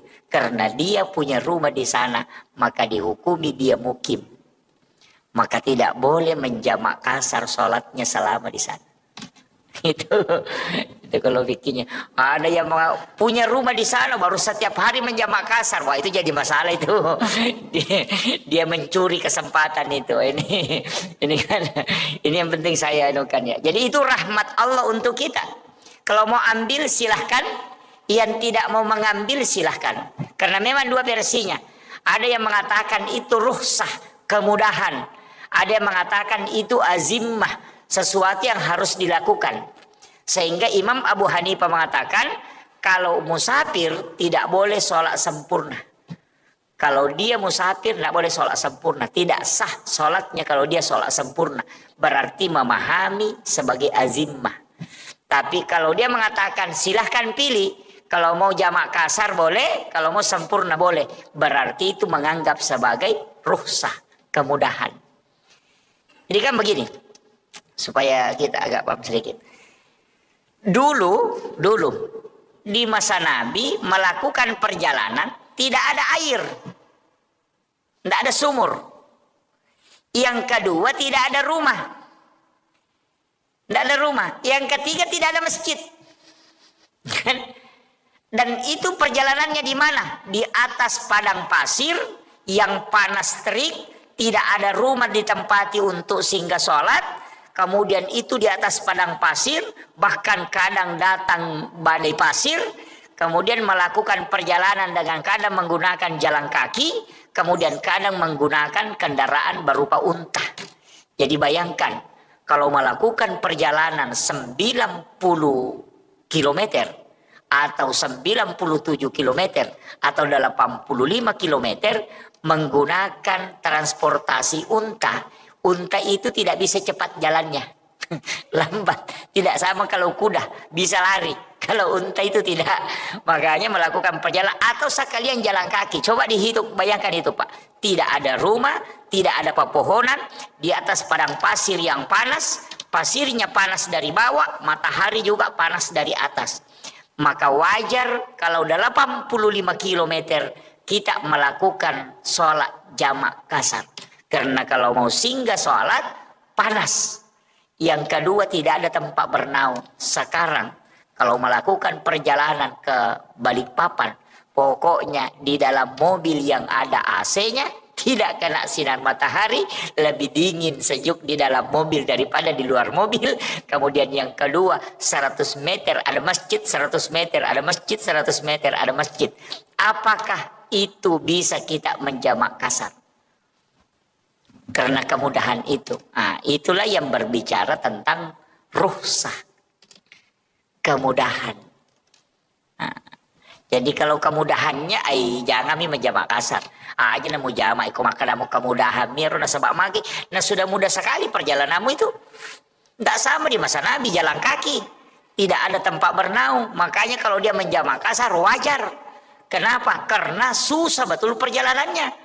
Nah sekarang kamu tidak jalan kaki, duduk saja, baru kena sinar matahari, makan lagi di mobil. Wah itu baru dia bilang mau jamak kasar. Wah itu kebablasan betul itu. Nah, itulah pendapat ulama yang tidak memberikan bahwa lebih baik melakukan sempurna. Nah, itu jadi begitu cara memahami pemahaman ulama kita, sehingga orang yang menghitung itu tidak melihat jaraknya. Oh ini Pak, tidak melihat jarak, tapi melihat susahnya dan lamanya. Begini, dulu Nabi kalau melakukan perjalanan, dulu itu kalau orang jalan kaki 80 kilo lebih, kira-kira berapa jam? Kalau 80 kilo jalan kaki, berarti itu sekitar 1 hari penuh. Nah, bukan jaraknya yang dihitung, tapi lama perjalanannya. Nabi dulu pakai, Imam Syafi'i pakai ukuran sekian kilo, karena itu dihitung lama perjalanannya. Dan Bapak kalau naik mobil 80 kilo itu cuma 1 jam. Lebih kan? Hampir 2 jam. Jadi koma palarioto kina 20 kilo, apalagi kalau lewat tol, apalagi kalau naik pesawat. 80 kilo itu 10 menit saja itu sudah sampai. Itu kan begitu. Jadi dulu itu kalau 85 kilo jalan kaki, oh itu 1 hari. Jadi angka makada sia sopi allalangang baru bisa dijamak. Jadi bukan jaraknya, tapi lama perjalanannya. Nah, itu. Jadi begitu, sehingga berbeda-beda pendapat. Tapi kalau saya ya tergantung. Makanya saya tuh melihat keadaan. Kalau agak, wah ini agak berat. Kemudian yang kedua, ini nanti waktunya agak berat. Makanya kadang saya jamak kasar. Tapi kalau saya melihat, wah ini keadaan bisa kan saya tidak jamak. Jadi kadang saya mengambil dua-dua itu. Jadi melihat keadaan saja, oh ini keadaan agak berat. Nanti selesai ini lanjut ke sini, saya menjamak kasar. Kalau dalam kondisi musafir. Nah, kemudian, apalagi kemudahan yang diberikan oleh Allah kepada Rasulullah. Tidak ada nabi yang diberikan jaminan umatnya, langsung Allah yang jamin. Jadi kalau nabi-nabi terdahulu itu tidak dijamin. Ketika dia melakukan kebaikan, ya nanti kebaikannya itu apakah mendapatkan rahmat Allah atau tidak. Kalau umatnya Rasulullah itu diberikan jaminan. Makanya bapak ibu yang ada di masjid muhajirin ini ya, Masjid Muhajirin ini celaka betul kalau kita masuk neraka ini. Ya, saya bilang celaka betul ini kalau kita masuk neraka. Bukan karena takabur terhadap ibadah. Tapi Allah memang memberikan khususiyah kepada umatnya Rasulullah. Itu banyak sekali kelebihan kita dikasih. Yang pertama, setiap kesalahan seorang hamba ketika dia bertaubat di hadapan Allah, maka itu pasti diampuni. Jadi kita ini sebenarnya juga dikasihkan. Tapi memang begitu kayaknya ya. Orang yang sering dikasih kemudahan, kadang juga nakal itu, Pak. Jadi karena kita sering dikasih bonus ini, itu macam-macam perbuatannya. Ini makanya orang yang sering dikasih bonus itu ya begitulah. Nabi kan mengatakan, dia minta kepada Allah, ya Rabb, semua kebaikan yang dilakukan umatku lipat gandakan. Gitu kan? Jadi semua kebaikannya pokoknya lipat gandakan. Kasih banyak nilainya, kau meng-up nilainya. Ya. Makanya itu disebut manja bil hasanati falahu asru amsalihha. Kalau kau melakukan satu kebaikan, itu Allah melipat gandakan menjadi 10 kebaikan. Itulah juga kenapa puasa Ramadan itu kayak puasa Syawal yang 6 hari itu. Di sesudah Ramadan, itu dikatakan siapa yang berpuasa 1 bulan penuh di bulan Ramadan, ditambah 6 hari di bulan Syawal, itu sama kalau dia berpuasa 1 tahun penuh. Bagaimana cara menghitungnya? Itu karena kelipatan 10. Jadi 30 hari di bulan Ramadan dikali 10, makanya 300. 6 hari di bulan Syawal dikali 10, makanya 60. Berarti 360. Nah dalam 1 tahun itu 360 hari. Itu gitu. Makanya jangan sembarang baca itu hadis. Nabi bilang siapa yang puasa 6 hari di bulan Syawal sama kalau puasa 1 tahun penuh. Nah, dia tidak puasa Ramadan, cuma dia puasa Syawal. Itu karena salah memahami hadisnya. Jadi itu hadis memang menyebutkan puasa 1 bulan di bulan Ramadan ditambah 6 hari itu. Jadi kenapa 6 itu kan dikali 10 semua sehingga menjadi 360 hari. Nah dalam 1 tahun itu 360 hari. Jadi itu hitungannya makanya dihitung sama kalau puasa 1 tahun. Kemudian Nabi mengatakan siapa yang puasa ayyamul bid, puasa putih, pertengahan bulan. Jadi 14, 15, 16. Kalau di bulan yang tidak cukup berarti 13, 14, 15. Pompo ulang. Bulan Hijriah, pertengahannya kita puasakan. Itu disebut puasa putih. Itu sebenarnya bukan puasanya kita. Ternyata itu puasanya Nabi Adam. Puasa taubatnya Nabi Adam. Karena ketika Nabi Adam dilemparkan ke bumi, seluruh badannya hitam. Seluruh badannya hitam. Maka Nabi Adam itu melakukan puasa. Puasanya itu hari pertama itu di pertengahan bulan. Hari pertama 1/3 badannya jadi putih. Sekalinya puasa kedua 2/3 badannya putih. Puasa hari ketiga seluruh badannya putih. Makanya disebut puasa putih. Jadi itulah puasa menghapuskan seluruh dosa-dosanya Nabi Adam. Nabi tahu itu. Sehingga dia minta berikan juga ya Rabb kepada umatku puasa ini. Makanya sebenarnya puasa putih itu adalah puasa syariatnya Nabi Adam.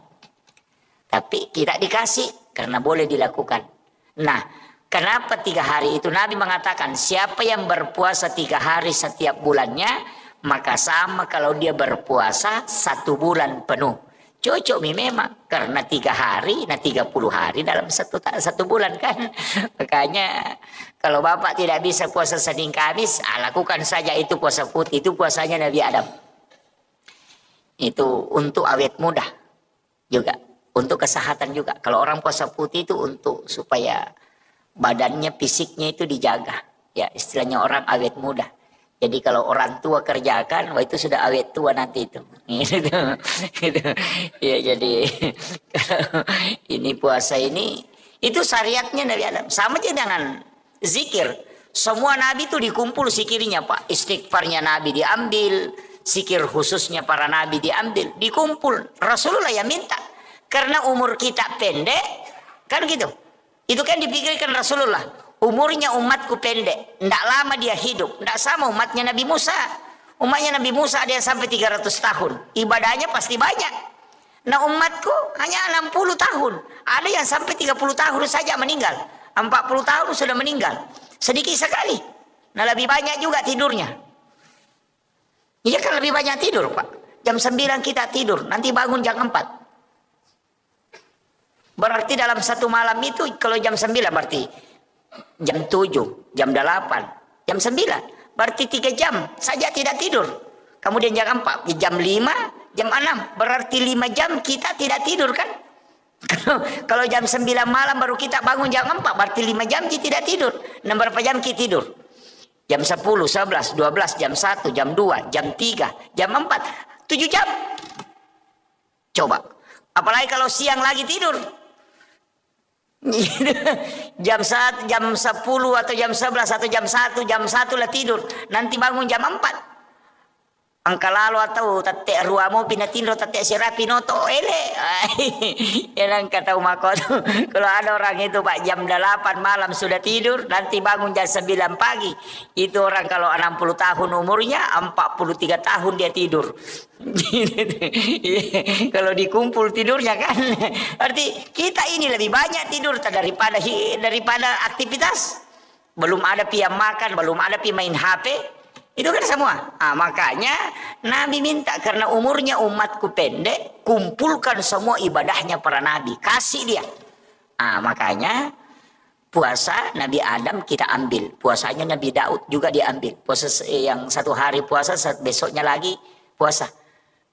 Berbuka. Jadi misalnya puasa hari Senin, hari Selasa tidak puasa, hari Rabu puasa lagi.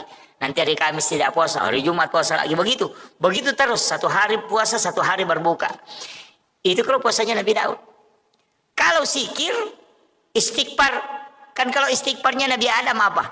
Rabbana zalamna anfusana wa illam taghfir lana wa tarhamna lanakunanna minal khasirin. Itu istighfarnya Nabi Adam. Itu istighfarnya Nabi Adam. Itulah yang diucapkan Nabi Adam di hadapan Allah. Rabbana zalamna anfusana wa illam taghfir lana wa tarhamna lanakunanna minal khasirin. Kalau Nabi Nuh, Nabi Yunus, Nabi Yusuf, Nabi Ibrahim, ada semua istighfarnya itu Pak. Semua Nabi ada istighfarnya. Makanya ada ulama itu hanya mengumpul istighfarnya para Nabi. Baru dia baca semua itu. 25 Nabi dan Rasul dia baca semua istighfarnya. Tapi untuk Rasulullah, karena Nabi itu Sayyidul Anbiya, makanya semua yang melekat ke dia disebut Sayyid. Dikasih hari, makanya disebut Sayyidul Ayyam. Itu hari Jumat. Dikasih istighfar, disebut Sayyidul Istighfar. Karena diberikan kepada Sayyidul Anbiya. Nah, ini. Makanya kita itu punya. Pokoknya kalau sudah baca itu Allahumma anta rabbi la ilaha illa anta khalaqtani wa na'buduka wa la adika wa adika mastata'tu a'udzubika min syarri ma sana'tu wa bulaka bi ni'matika alayya wa bulaka bi dzambi faghfirli fa innahu la yaghfiruz dzunuba illa anta. Itu disebut Sayyidul Istighfar karena diberikan kepada Sayyidul Anbiya. Nah, siapa yang membaca kata Nabi sekali maka Allah pasti menjaminnya. Nah, itulah jaminan langsung. Makanya dihafal aja semua ini Pak Di. Kalau tidak dihafal itu tugasnya Pak Imam nanti. Ini istighfar ini apa kata Allah memberitahukan kepada Rasulullah. Ya Rasulullah, sampaikan kepada umatmu, kepada hamba-hambaku. Siapa yang membacanya sekali saja di malam hari, kemudian dia meninggal pada malam itu, maka aku akan menjadi jaminannya. Pasti dia di surga. Itu jaminan Allah.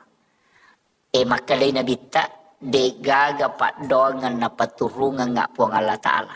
Tidak ada doa yang diturunkan oleh Allah kepadaku dan umatku yang membuat iblis menangis sampai matanya bengkak kecuali Sayyidul Istighfar. Denang kana tarri iblis. Sejak mulai Nabi Adam itu dia tidak pernah menangis. Ketika disuruh sujud kepada Nabi Adam, dia tidak sujud. Kemudian Allah melaknat, dia tidak menangis. Tapi ketika Allah menurunkan Sayyidul Istighfar kepada Rasulullah, itu sampai matanya bengkak menangis. Jadi kalau mau membuat iblis menangis itu, baca Sayyidul Istighfar. Paling jengkel iblis itu kalau kita baca Sayyidul Istighfar. Kenapa? Karena Allah yang langsung menjamin orang yang membaca kalimat itu. Karena iblis mengatakan, setiap hari saya menggoda umatnya Nabi Muhammad supaya dia bisa masuk neraka bersamaku. Tapi kenapa ada kalimat yang dia baca, Allah langsung menyelamatkan dia dari api neraka dan menjaminnya mendapatkan surga. Padahal bacaannya pendek sekali. Gitu. Coba bayangkan 24 jam iblis berusaha. Nah hanya kita baca 3 detik langsung dapat jaminan. Stres memang Pak. Bayangkan kalau kita berusaha itu, pokoknya berusaha betul. 1 hari 1 malam kita berusaha, tapi dalam waktu hanya 5 detik atau 10 detik, langsung sia-sia semua usaha kita. Oh, itu pasti kita menangis. Itulah yang membuat iblis menangis. Nggak, itu. Sama kayak begini, kalau ada orang menggambar, pelukis, dia sudah gambar, pokoknya itu gambarnya bagaimana caranya supaya sempurna. Pas dia kerjakan selama 24 jam, sempurna gambarnya, langsung tiba-tiba tumpah catnya langsung menghapus itu gambar. Apa yang terjadi? Pasti kita menangis. Begitu juga iblis ketika dia menangis ketika Rasulullah memberikan, Allah memberikan kepada Nabi Sayyidul Istighfar. Makanya saya mengatakan, hafal ini Bapak Ibu sekalian. Ajarkan anak-anak kita doa ini. Karena inilah doa yang sangat dibenci oleh iblis. Dan inilah doa yang menyebabkan kita mendapatkan jaminan langsung dari Allah. Jadi bukan Nabi yang menjamin, tapi Allah. Makanya orang masuk surga itu cuma 2 jalan Pak. Kalau bukan jalur rahmat, kita masuk dengan jalur syafaat. Makanya ibadah itu terbagi. Ada ibadah wajib, ada ibadah sunnah. Makanya semua itu ada turunannya. Sholat wajib, ada sholat sunnah. Puasa wajib, ada puasa sunnah. Haji wajib, ada umrah yang sunnah. Zakat wajib, ada sedekah yang sunnah. Syahadat yang wajib, ada sholawat yang sunnah. Kenapa ada wajib, ada fardu, ada sunnah? Karena yang fardu itu lari rahmat, yang sunnah itu lari syafaat. Makanya Rasulullah mengatakan, kalau kau mau bersamaku di dalam surga, maka perbanyak sujudmu. Dan itu tidak mungkin sholat fardu, karena sholat fardu tidak bisa ditambah rakaatnya. Sholat subuh mutlak 2. Biar bagaimana semangatnya orang sholat subuh tetap harus 2. Tidak bisa dijadikan 8. Jangan bilang, oh ini karena enak-enaknya ini lebih baik kerjakan 8 rakaat. Itu tidak bisa. Itu tidak ke surga itu Pak. Langsung masuk neraka itu. Jadi makanya kalau sholat sunat itu bisa ditambah. Karena sholat sunat mutlak, sholat sunat taubat, sholat sunat hajat. Itu kapanpun bisa dilaksanakan. Jadi itu kuncinya. Makanya ibadah itu ada 2. Kalau sunnah tidak dibatasi, kalau fardu mutlak mahdah. Tidak bisa. Makanya haji tidak boleh dilakukan di luar tempat. Harus Mekah, Madinah. Di situ tidak boleh keluar. Makanya ada haji itu yang dibawa keren. Iya kan? Kenal itu Pak. Yang hajinya dibawa keren. Ada yang ke situ, ke gunung bawa keren. Itu haji juga. Dia tidak antri kalau ke situ. Dan itu dilaksanakan kapan saja. Dan haji itu tidak bisa dilakukan di luar dari 2 kota haram ini. Nah, haji juga ditetapkan waktunya. Tidak bisa dibilang, ayo mau kak saya berangkat haji sebelum Ramadan. Tidak bisa. Harus di bulan haji. Tidak bisa kalau bukan di Zulhijjah. Hajinya itu tidak bisa. Makanya kalau umrah, kan haji. Kalau umrah kapan saja. Bahkan di saat berhaji bisa umrah. Pokoknya kalau umrah biar setiap bulan di sana. Pulang hanya 2 hari di rumahnya, berangkat lagi umrah. Bisa. Tapi ajak tosih. Saya itu sering kasih tahu orang yang sering bolak-balik umrah ini cukuplah 1 kali 1 tahun pergi umrah. Ya, jangan 3 kali 1 tahun, 4 kali 1 tahun, jangan. Kecuali pembimbing umrah. Kalau saya ndak usah setiap 1 kali lah 1 tahun. Kenapa? Pertama, umrah itu ibadah pribadi, bukan ibadah sosial. Ini saya harus kasih tahu kepada orang-orang kaya ini yang sering bolak-balik pergi umrah ini. Jadi janganlah bolak-balik ke situ untuk setiap 3 kali dalam 1 tahun. Cukup 1 kali dalam 1 tahun. Kenapa? Karena dia ibadah pribadi dan bukan ibadah sosial. Umrah itu pahalanya dipatok. Kalau sudah kerjakan misalnya dapat pahala 10.000, ya 10.000 pahalanya. Kalau meninggal tetap 10.000, tidak mungkin bertambah itu. Tetap 10.000 terus itu. Tidak bisa berubah-berubah itu. Tapi kalau kita uang yang kita mau bayarkan untuk naik umrah misalnya 30 juta. Itu dipakai bangun masjid, dipakai bantu anak yatim, dipakai bantu fakir miskin, atau dipakai bayarkan sekolahnya anak-anak yang menghafal Al-Quran. Itu 10 anak dibantu. Itu pahalanya jalan sampai dunia kiamat.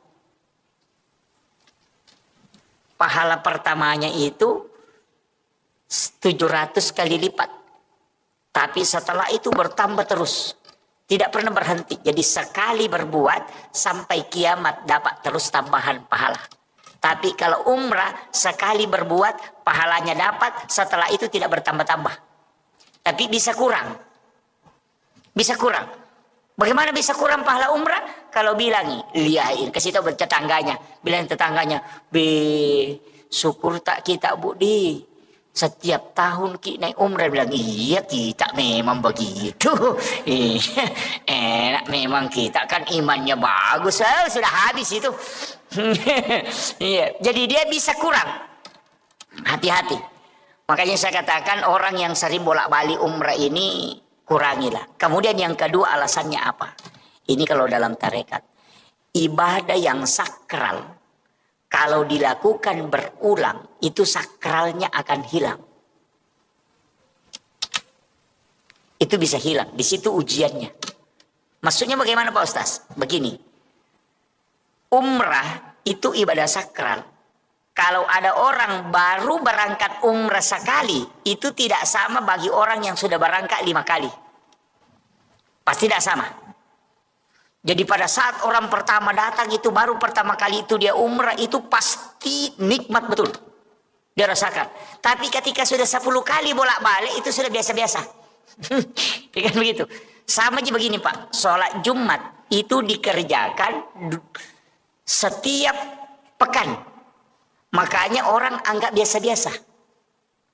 Tapi Idul Fitri, Idul Adha karena dilakukan cuma 2 kali dalam 1 tahun.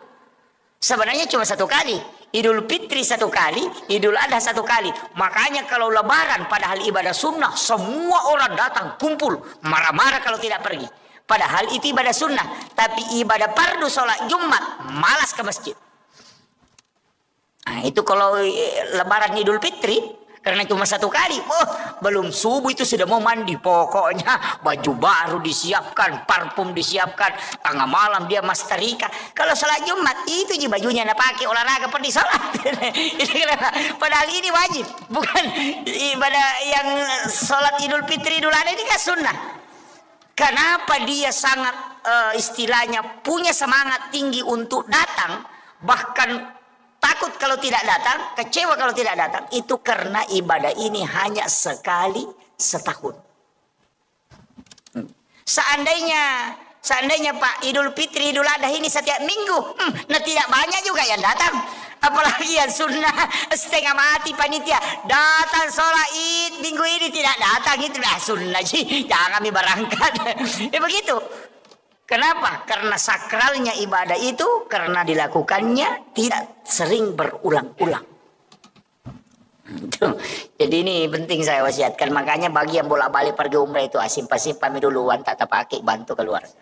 Ada yang umrah 3 kali 1 tahun, 4 kali 1 tahun, baru tetangganya tidak makan apa-apa. Wah itu ganas itu Pak. Itu orang kaya tidak ada perasaannya itu. Iya, itu tidak ada perasaan itu, Pak. Tidak ada perasaan sosial. Oh, baru pakai seragam, beli seragam ini, baru berangkat, tetangganya tidak makan. Wah, itu fatal itu. Kadang-kala kita ini menganiaya orang, Pak. Ini ya. Jangan tersinggung ya. Kalau tersinggung berarti alhamdulillah. Nah, Anda masuk kategori itu ya. Iya. Tapi tetap silahkan laksanakan umrah. Ya, lakukan umrah. Jangan, karena itu ibadah penghapus dosa dari umrah ke umrah. Ya, jadi orang umrah itu penghapus. Sebenarnya kan begitu. Dulu saya begini, Pak. Saya dulu kalau ngaji itu di Padilla, saya bilang, kenapa ini? Saya biasa protes itu.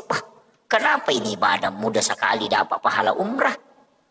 Siapa yang sholat sunat 4 rakaat sebelum asar itu sama dengan melaksanakan ibadah umrah 1 kali. Bahkan perempuan yang melayani suaminya dengan sempurna sehingga suaminya merasa puas dan senang, maka itu baginya 1 pahala umrah. Sholat sunnah duha 2 rakaat di waktu pagi itu kita tidak mau tukar dengan ibadah umrah 1 kali kelak di hari kemudian. Saya bilang, kenapa sholat duha 2 rakaat ini yang sangat mudah dilakukan tidak mau ditukar dengan pahala umrah nanti di hari kemudian? Nanti lama-lama akhir-akhir ini saya baru berpikir, oh mungkin inilah yang dianukan, bahwa ibadah umrah nanti itu akan kurang kesakralannya. Ya, jadi kalau pahala umrah jadi kejar, ibu-ibu kasih tahu saja, ibu-ibu mau kita dapat umrah gratis, layani saja dengan baik, insya Allah dapat umrah itu, tidak pakai modal. Kan begitu. Iya. Sholat sunnah duha 2 rakaat itu sudah umrah itu. Bahkan Nabi mengatakan siapa yang berwudu di rumahnya kemudian berangkat ke masjid melakukan sholat fardu, wudunya dia tidak batal, maka itu sama dengan haji dan umrah sekali. Siapa yang tinggal sholat subuh berjamaah di masjid, kemudian tidak meninggalkan masjid, duduk berzikir hingga masuk waktu syuruk, kemudian melaksanakan sholat sunnah isra 2 rakaat, itu sama ketika dia melaksanakan ibadah haji dan umrah 3 kali bersamaku, kata Nabi. Tamah. Sempurna sekali itu, Pak. Cuma susah dilakukan. Ada orang, assalamualaikum, langsung lompat keluar. Nah itu, iya. Padahal itu pahalanya besar. Kalau kita kan kejar pahala haji dan umrah itu saja itu. Jadi kadang saya mengatakan kenapa agama ini, ternyata bahkan Nabi kan mengatakan sholat Jumatnya orang miskin itu pengganti ibadah haji baginya. Woi, enak sekali, Pak. Cuma tidak baiknya kita berdoa, ya Allah miskinkan saya supaya dapat pahala haji setiap pekan. Kan begitu. Kena tu ampai yang kaguru tama kadang katu tahu kasih asi maborro, kiasa tahu kasih asi maborro, tahu kasih asi dia nalo mak juma, ya nanti asa tahu kasih asi nama borro. Itu kan begitu. Karena sudah dikasih. Kalau orang kaya, Pak, ndak bisa dapat. Ndak ada itu bilang orang kaya yang sholat Jumat pahalanya itu sama dengan pahala haji. Ndak ada. Yang ada itu orang miskin ketika dia sholat Jumat itu pengganti ibadah haji baginya. Jadi jangan bangga kita yang pernah haji itu daripada orang miskin tidak pernah haji. Nah bilang orang miskin setiap minggu ke haji. Kau 1 kali baru bisa. Itu pun antrinya lama kan.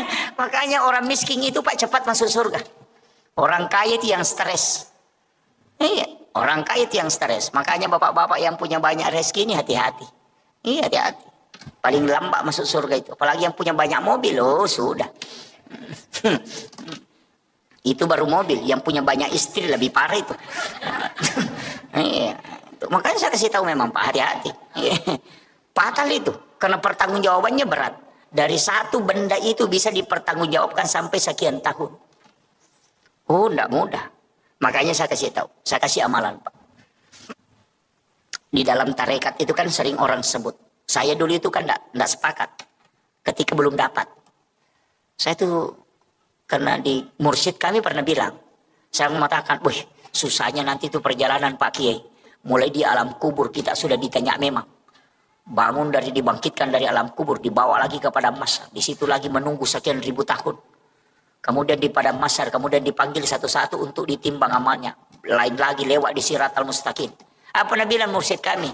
Iya, kalau kau mau lewat di situ ya lewat. Nasa kau mekol lete ya lete memang kau. Mekui timbang amalamu ya timbang. Kalau mau tidak lewat di tiang siratal mustaqim, ada caranya juga. Jadi ada orang itu, Pak, tidak ditimbang amalnya, tidak diperiksa amalnya, tidak pergi antri di padang mahsyar. Baru berjalan ke situ sudah dijemput. Wah, ternyata saya dulu tidak percaya. Wah, ada keamalan begitu. Bisa tidak ditimbang amalnya. Nah, semua orang akan lewat di titian Siratal Mustaqim. Tapi dia bilang, ada orang yang tidak dikasih lewat di jembatan Sirat. Karena belum ke sana. Nah, sudah dijemput. Saya tuh tidak percaya dulu. Dewa tepat, maka wah, ajarah sesat nih. Ang kadang kadang dini pali tahu apa de Tony Paresa. Angka kape tahu dini Paresa pasti Paresa manang. Pada masar menunggu lama. Ternyata lama membaca saya dapat hadisnya, Bapak. Dan itu hadis sahih. Guru kami di Sidrap itu ceramahkan juga. Setelah dia ceramahkan saya kaget. Dari mana dia dapat ini hadis? Kemudian dia bawa kitabnya, saya buka, dapat. Oh, ternyata ada. Saya pulang ke rumah langsung cari hadisnya di ensiklopedia hadis itu. Saya dapat. Jadi Rasulullah itu pernah berwasiat begini. Ada nanti umatku di hari kemudian, itu baru berjalan menuju kepada masyar, itu sudah dijemput. Jadi belum sampai kepada masyar, baru berjalan menuju kepada masyar, Allah menyuruh malaikat menjemput orang itu kemudian dibawa ke ila rafiqil a'la, di tempat yang sangat tinggi, sehingga amalnya tidak diperiksa, kemudian tidak melewati titian Siratal Mustaqim, tidak antri juga di padang mahsyar. Karena baru berjalan ke situ, nah sudah dijemput. Kayak kita mau ke lapangan, baru kita berjalan mau ke lapangan, datang penjemput, sini mi, jangan mi ke situ, antri sini mi, saya bawa ke sana. Jadi ada orang seperti itu nanti. Siapa itu? Rasulullah mengatakan, dia adalah umatku yang bersedekah. Yang bersedekah itu tidak tahu siapa yang disedekahi. Dan yang disedekahi pun tidak tahu siapa yang mensedekahi. Jadi tahu mas sumbangnya dia nisangi maka dani gada sumbang. Tahu isumbangnya dia tahu nisangi maka dani gada sumbangi. Belak masuknya begini. Di Bontang ini kan banyak pondok tahfiz. Ada pondok pesantren, ada panti asuhan. Telpongi saja pembinanya. Tanyakan nih Pak Ustaz, adakah anak yatim piatu di situ sekolah? Ngapal? Kalau bilang ada, kasih tahu nih. Berapa pembayarannya setiap bulan? Misalnya dia bilang 300.000 atau 500.000. Kasih tahu ustaznya. Saya mau membantu anak yatim itu. Nanti saya yang bayarkan uang sekolahnya. Tapi pesankan jangan kasih tahu saya namanya dan jangan kasih ketemu saya dengan orangnya. Anak itu juga jangan kasih tahu kalau saya yang membantunya.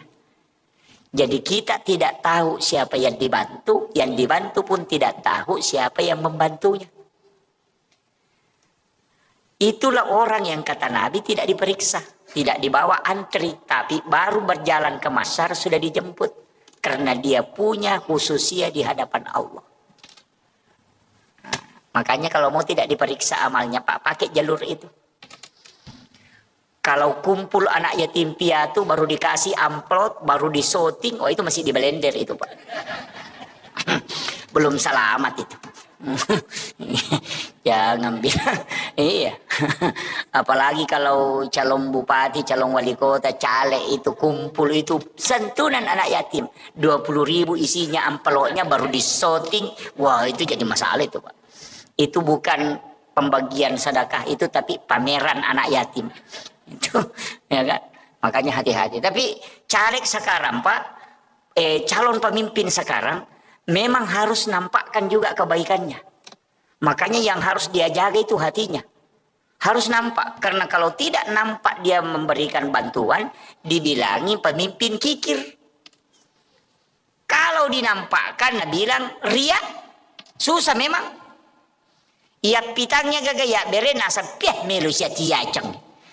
Deni apita nasa seke patu de sisa gaga bantuan. Ya kan berat. Makanya sekarang orang si malakama itu, Pak, tidak turun ke masyarakat bersilaturahmi, dibilangi ya tuh nasa betul namang kampanye natul yang kah menrek ni punggawa dia nang kanubak. Sekalinya kita nata nasang kasyati, ang kasyaro na cinay. Itu susah betul. Makanya kalau ukurannya orang mau dipakai, Pak, marna memang Iya, merendah memang. Kalau ukurannya orang mau dipakai, makanya jangan pakai ukuran orang. Jangan pernah terpengaruh dengan penilaian orang.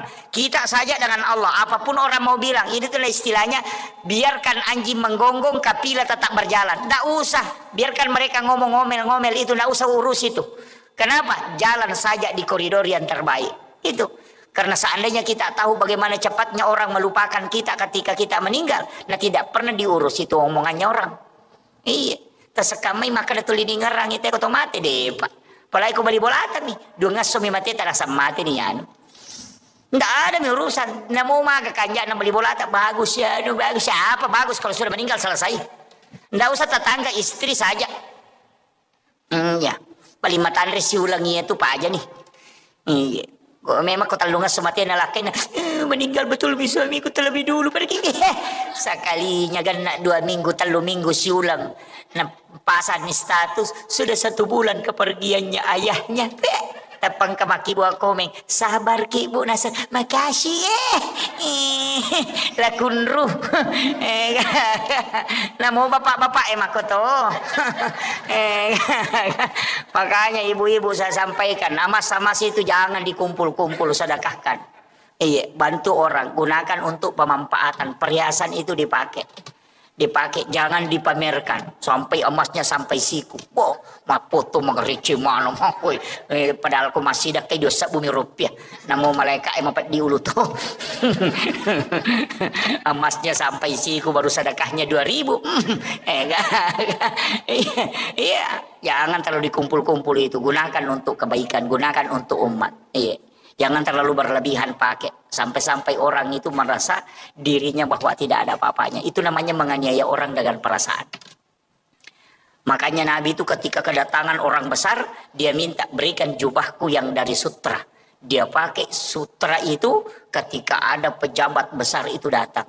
Nabi memperlihatkan bahwa kami juga Islam adalah orang yang tidak dianggap kumuh. Tapi ketika Nabi bersama dengan orang miskin, maka dia menggunakan pakaian ala seperti orang miskin itu tadi. Tetap dalam kesederhanaan. Makanya jangan juga pakai emas sampai siku, ada bisa menempel di sini, cincinnya bagus sambung-sambung. Baru pakaiannya mengkilap, baru datang ke pengantin begini, baru duduk sama orang miskin. Jangan. Itu menganiaya perasaan orang lain. Itu tidak boleh. Tidak ada ibu-ibu dibontang begitu di. Iya, kalau ada istri tak begitu Pak ganti saja, ndak usah disimpan itu. Iya, ini saya sampaikan ini. Ya, makanya itu saya wasiatkan. Makanya gunakan semua untuk kebaikan. Jadikanlah itu ibadah-ibadah sosial. Saya kira ini yang penting saya wasiatkan. Ini sudah masuk waktu suruk. Mudah-mudahan ada hikmah yang kita bisa petik. Itu tadi amalan yang saya kasihkan. Amalkan itu Pak. Cari anak yatim piatu yang di pesantren di ini. Tidak usah tahu siapa orangnya. Nanti kita diberikan jaminan khusus dari Allah. Itu keistimewaannya ketika kita bisa membantu orang yang kita tidak ketahui. Apalagi misalnya ada pesantren di Makassar. Ada pesantren di misalnya di mana jauh itu. Di Jakarta. Ada di Bogor. Ada di mana. Pondok Tahfiz. Kita tahu nomor telepon pembinanya. Tanyakan ada anak yatim di situ. Dia bilang ada. Kita transferkan saja. Kita tidak tahu di mana itu pesantren. Siapa anak itu. Maka kelak orang itulah yang menyebabkan kita dijemput secara khusus. Jangankan antri di pada masyar. Baru berjalan ke sana. Itu sudah dijemput. Itu keistimewaan Pak. Makanya kalau banyak dosa tak pakai amalan begitu Pak. Supaya tidak diperiksa. Itu karena kalau diperiksa setengah mati saya kira cukup sekian. Akhirul kalam wallahul muwaffiq ila aqwamit thoriq. Nasrun minallahi wa fathun qarib wa basyiril mu'minin. Assalamualaikum warahmatullahi wabarakatuh. Untuk doanya Pak Imam, ini sahibul wilayah. Salat subuh dikerjakan di masjid secara berjamaah. Karena itu sama dengan bangun 1 malam penuh untuk beribadah di hadapan Allah Subhanahu wa Ta'ala. Itulah rahmat yang diberikan oleh Allah secara khusus kepada umatnya Rasulullah Sallallahu Alaihi Wasallam. Sebenarnya kita ini diberikan beberapa hadiah oleh Allah. Itulah yang membuat kita menjadi umat yang terbaik. Karena memang selain dijanjikan keselamatan, kita juga diberikan khususiyah. Syariat-syariat Nabi sebelum Rasulullah itu tidak pernah memiliki rukhsah. Tidak ada kemudahan. Karena kalau sudah perintah Allah secara mutlak, itu tidak boleh ditawar. Bahkan yang paling berat itu adalah umatnya Nabi Musa. Karena ketika dia melakukan dosa atau kesalahan, maka tidak ada istilah taubat kecuali paktulu ampusahu, kecuali membunuh dirinya. Jadi umat Nabi Musa nanti diterima taubatnya ketika dia membunuh dirinya kalau sudah melakukan dosa. Jadi cara pertobatannya itu di hadapan Allah adalah faktulu ampusahu, membunuh dirinya. Kita umatnya Rasulullah itu tidak. Kalau melakukan kesalahan cukup melaksanakan atau melakukan taubat. Taubat itu ada dengan jalan mengakui kesalahan, ada dengan jalan melalui sholat. Yang nanti setelah taubat itu baru kita ikuti dengan istighfar. Jadi ada juga yang kadang-kadang keliru memahami taubat. Dianggap itu ketika dia beristighfar itu sudah masuk taubat. Padahal beda. Taubat itu bahasa Arab dari kata taba yatubu taubatan. Kembali. Kalau istighfar itu istighfarah. Menutup yang nampak. Itu makna dasarnya. Kalau taba yatubu taubatan itu kembali. Jadi sebenarnya orang yang bertaubat itu adalah orang yang kembali mengingat kesalahannya. Makanya disebut kembali. Jadi kalau ada orang pernah melakukan dosa, ketika dosa itu dia ingat dan dia mengakui kesalahan itu di hadapan Allah, maka itulah yang disebut dengan taubat. Ketika kita membaca Astaghfirullahaladzim, berarti kita meminta kepada Allah supaya kesalahan itu ditutup. Ya, jadi makanya taubat diikuti dengan istighfar. Jadi istighfar dengan taubat itu beda jauh. Ada orang salah paham. Dia anggap kalau dia sudah baca Astaghfirullahaladzim, dia mengatakan saya sudah bertaubat. Oh, itu tidak. Dia cuma istighfar, itu belum taubat. Jadi ingat dulu kesalahan, apa kesalahan kita. Setelah kita tahu kesalahan, maka kita mengakuinya di hadapan Allah. Baru setelah itu kita baca Astaghfirullahaladzim. Sebenarnya ada dua Bapak Ibu sekalian. Ada kalimat istighfara, ada kalimat al-afu. Tapi al-afu itu hanya biasanya kebanyakan dipakai di bulan Ramadan. Padahal al-afu itu menghapus. Kalau istighfar itu menutup yang nampak. Artinya bagaimana? Kalau misalnya kita menulis di kertas, kemudian ada tulisan yang salah. Kita mengambil tip X, kemudian kita mentip X itu tulisan. Itu namanya istighfar, menutup yang nampak. Jadi orang yang berdosa kemudian istighfar, maka dosanya itu ditutup, bukan dihapus. Itu makna hakikinya. Nanti kalau mau dihapus, bukan istighfar, bukan istighfar, tapi kita pakai al-afu. Makanya itulah sehingga di bulan Ramadan kita membaca Allahumma innaka afuwun karim tuhibbul afwa fa'fu anna. Al-afu itu menghapus yang ada. Jadi kalau makanya Nabi mengatakan orang yang berpuasa dengan ikhlas, dengan penuh keimanan, itu maka seperti bayi yang baru lahir dari perut ibunya. Itu karena memang dibersihkan. Makanya Kalau kita cuma baca astagfirullahaladzim, astagfirullahaladzim, astagfirullahaladzim, itu dosa masih ada.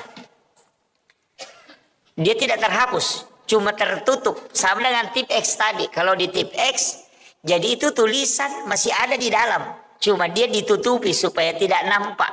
Nah, itulah kalau kita ada dosa kemudian baca astagfirullahaladzim, dosa itu nanti tetap dinampakkan di yaumil akhir. Jadi itu tetap diperlihatkan. Semua kesalahan itu diperlihatkan. Tapi ada orang yang tidak diperlihatkan kesalahannya. Memang terhapus. Siapa? Orang yang membaca Allahumma innaka afuwun karim tuhibbul afwa fa'fu anna. Makanya itulah sehingga kalau masuk Ramadan kurangi istighfar. Tapi perbanyak membaca al-afu. Itulah sehingga bulan Ramadan itu adalah penghapus dosa-dosa. Itu yang pertama. Itu adalah kemudahan. Itu adalah rahmat Allah. Itu harus diraih. Kemudian yang ketiga, kita dalam Islam ini diberikan kemudahan dari semua ibadah. Jadi ada ibadah itu yang diwajibkan, ada yang dihapuskan kewajiban itu, bisa tidak dilaksanakan. Itu karena kemudahan. Yang kedua, ada ibadah yang dikurangi. Jadi misalnya diberikan ukuran, kemudian bisa dikurangi, hanya seperduanya diambil. Ada juga ibadah yang bisa diganti. Ibadah yang wajib, yang bisa tidak dilakukan, itu sholat Jumat. Sholat Jumat itu wajib, tapi bisa tidak dilaksanakan. Bisa jadi wajib. Kapan? Ketika kita sakit. Itu tidak wajib. Ketika kita musafir. Itu tidak wajib. Ketika hujan deras. Sehingga menghalangi untuk bisa melaksanakan sholat Jumat. Maka itu menjadi tidak wajib sholat Jumat. Jadi ibadah wajib bisa hilang. Hukum wajibnya. Itu karena kemudahan diberikan oleh Allah. Nabi-nabi terdahulu itu tidak mungkin dikasih seperti itu. Tidak ada. Kalau kewajiban, pokoknya kewajiban. Harus kau lakukan. Yang kedua, ada ibadah yang bisa diganti. Seperti puasa yang tidak bisa kita lakukan. Itu dengan membayar fidyah. Itu diganti tuh. Jadi puasa diganti dengan membayar. Kemudian yang ketiga, ibadah yang diberikan ukuran tapi bisa dikurangi. Itulah sholat jamak qasar.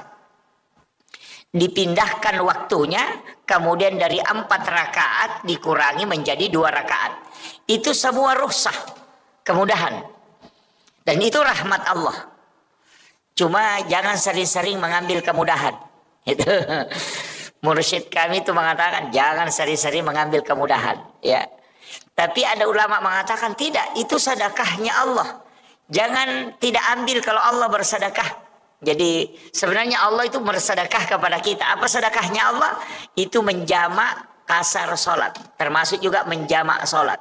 Cuma kalau di dalam fikih, itu kalau menjamak sholat sebaiknya ditakhir, bukan takdim. Ya. Jadi kalau fikih ya, kalau kita buka fikih Syafi'i itu, kebanyakan ulama fikih itu kalau menjamak kasar sholat itu mentakhir. Jadi dibawa ke akhir, bukan ditakdim. Ya, jadi kebanyakan itu. Tapi kalau pakai hukum biasa tidak masalah. Nah, ada juga orang kadang menjamak sholat tapi dia belum tinggalkan rumah. Melakukan perjalanan masih di rumahnya, dia sudah jamak, kemudian berangkat.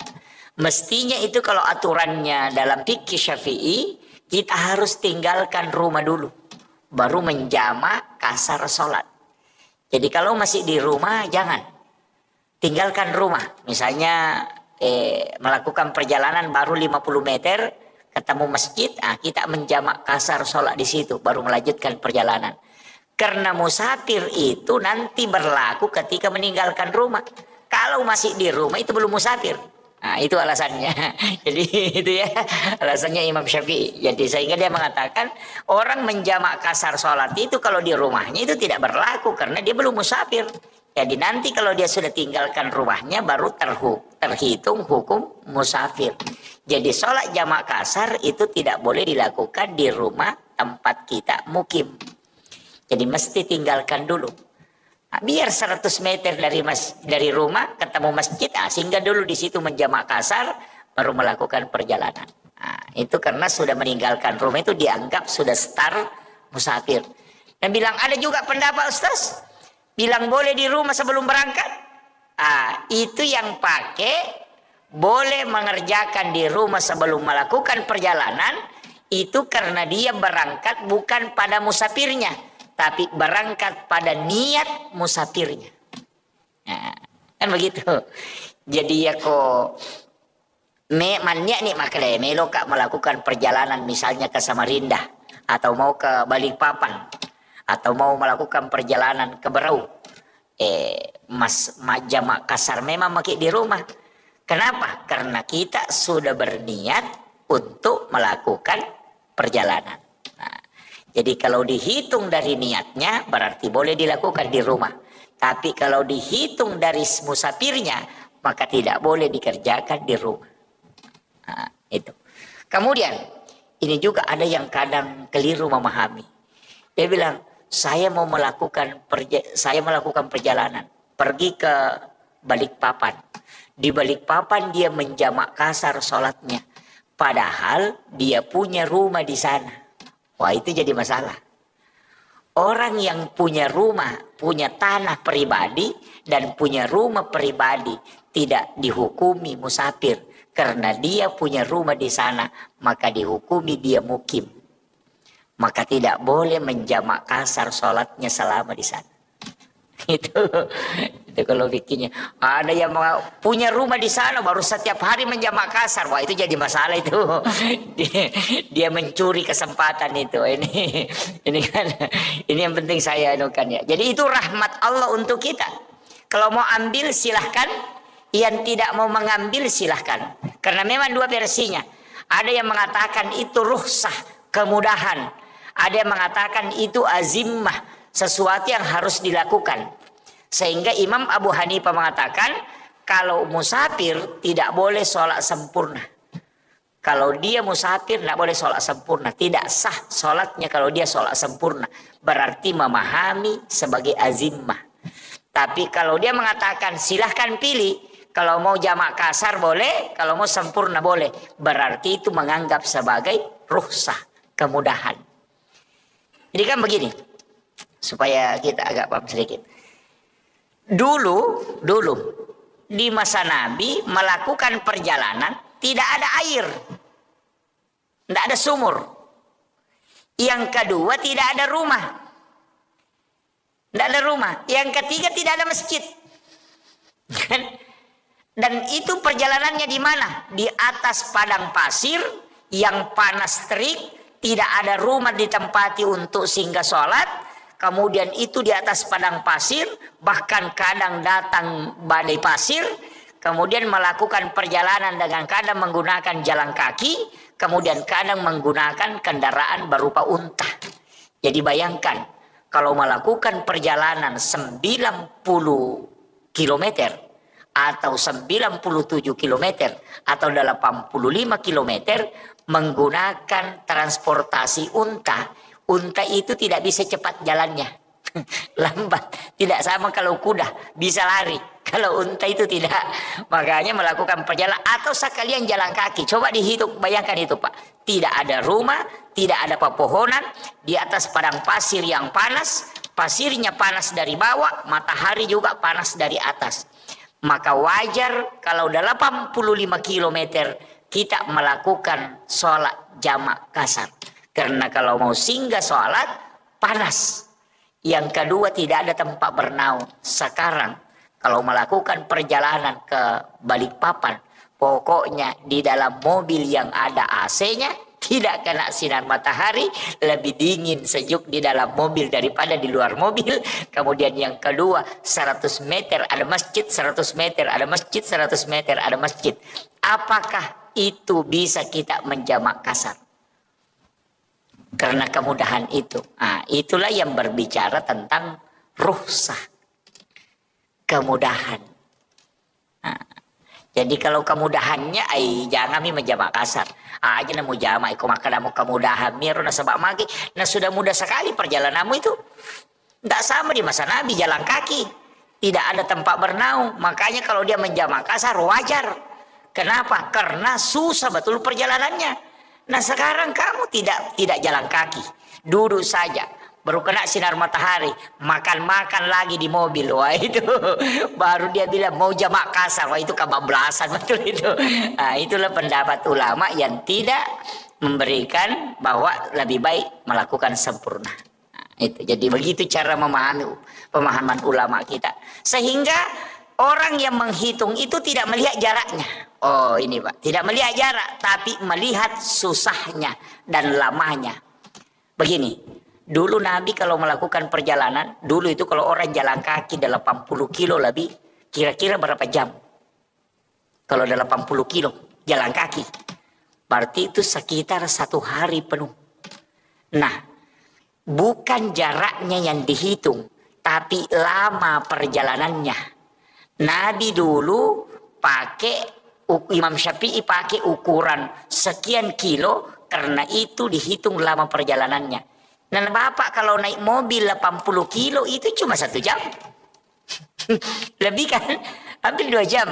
Jadi koma palarioto kina 20 kilo. Apalagi kalau lewat tol, apalagi kalau naik pesawat. 80 kilo itu 10 menit saja itu sudah sampai. Itu kan begitu. Jadi dulu itu kalau 85 kilo jalan kaki, oh itu 1 hari.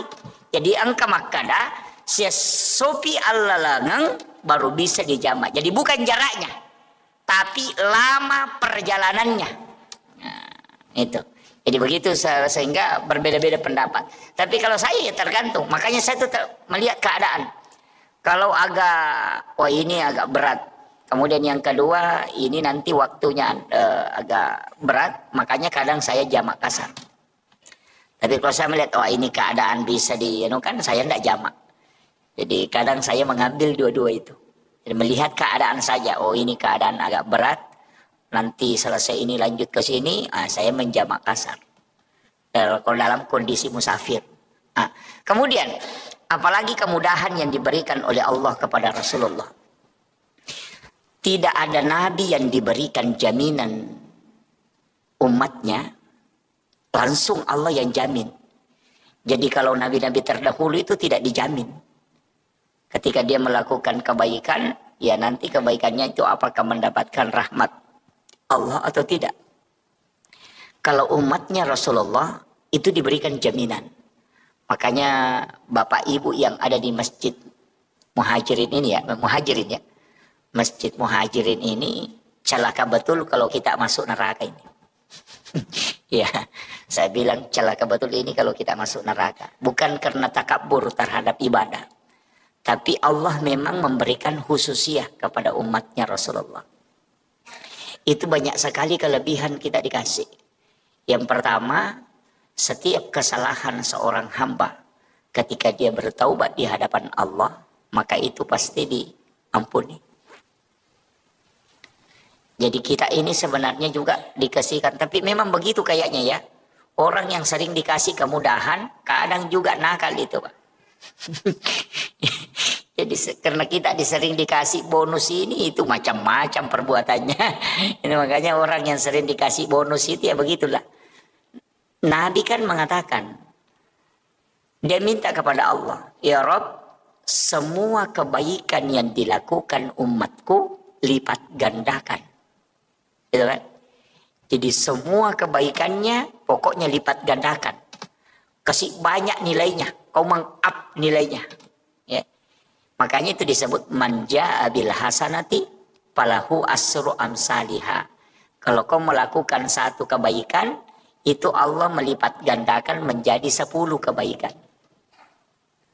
Itulah juga kenapa puasa Ramadan itu kayak puasa Syawal yang 6 hari itu.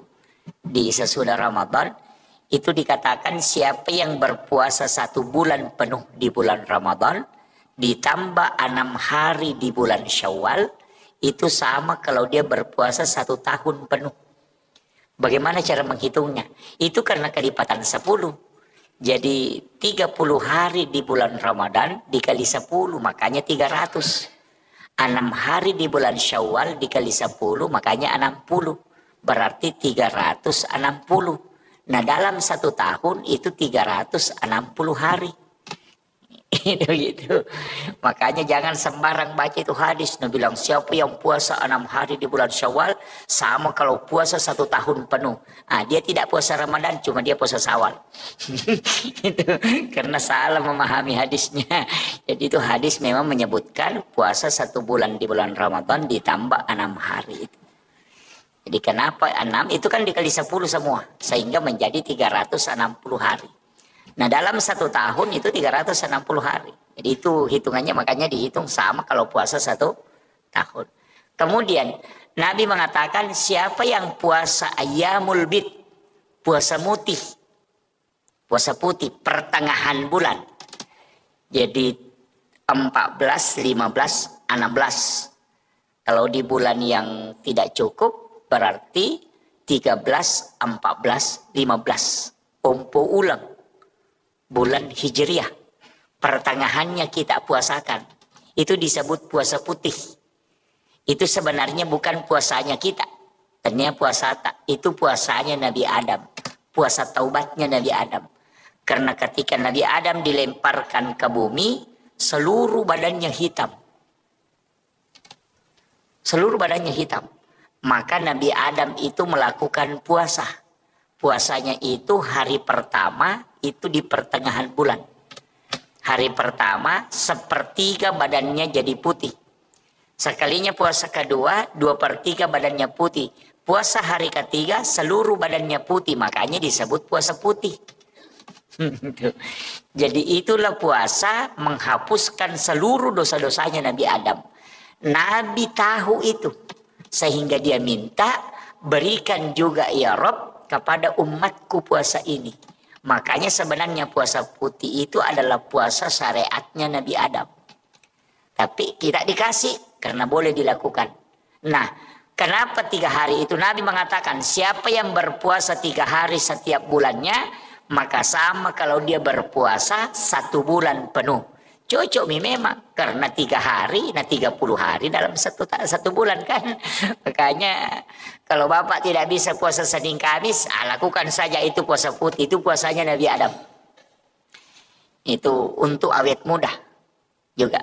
Untuk kesehatan juga. Kalau orang puasa putih itu untuk supaya badannya, fisiknya itu dijaga. Ya istilahnya orang awet muda.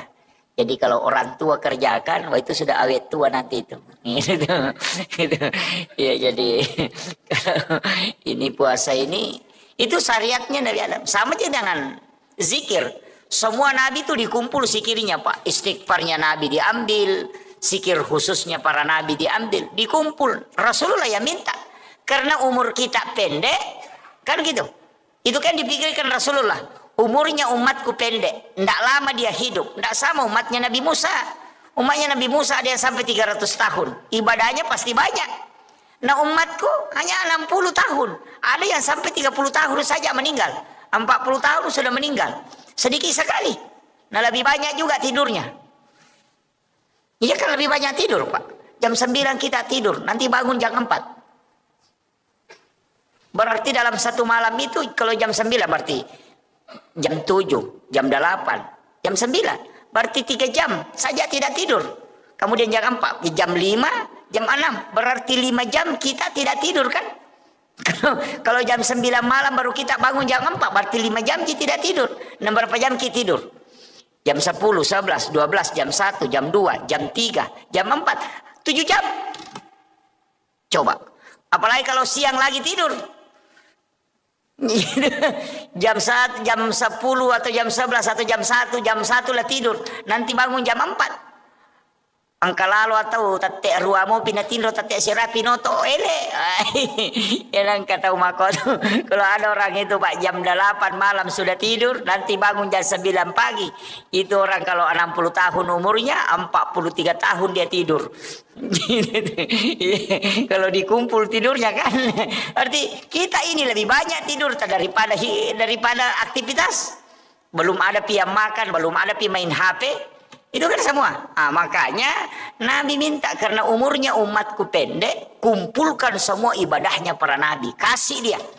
Makanya puasa Nabi Adam kita ambil, puasanya Nabi Daud juga diambil. Puasa yang 1 hari puasa, besoknya lagi puasa. Berbuka. Jadi misalnya puasa hari Senin, hari Selasa tidak puasa, hari Rabu puasa lagi, nanti hari Kamis tidak puasa, hari Jumat puasa lagi, begitu. Begitu terus, 1 hari puasa, 1 hari berbuka. Itu kalau puasanya Nabi Daud. Kalau zikir, istighfar, kan kalau istighfarnya Nabi Adam apa? Rabbana zalamna anfusana wa illam taghfir lana wa tarhamna lanakunanna minal khasirin. Itu istighfarnya Nabi Adam. Itu istighfarnya Nabi Adam.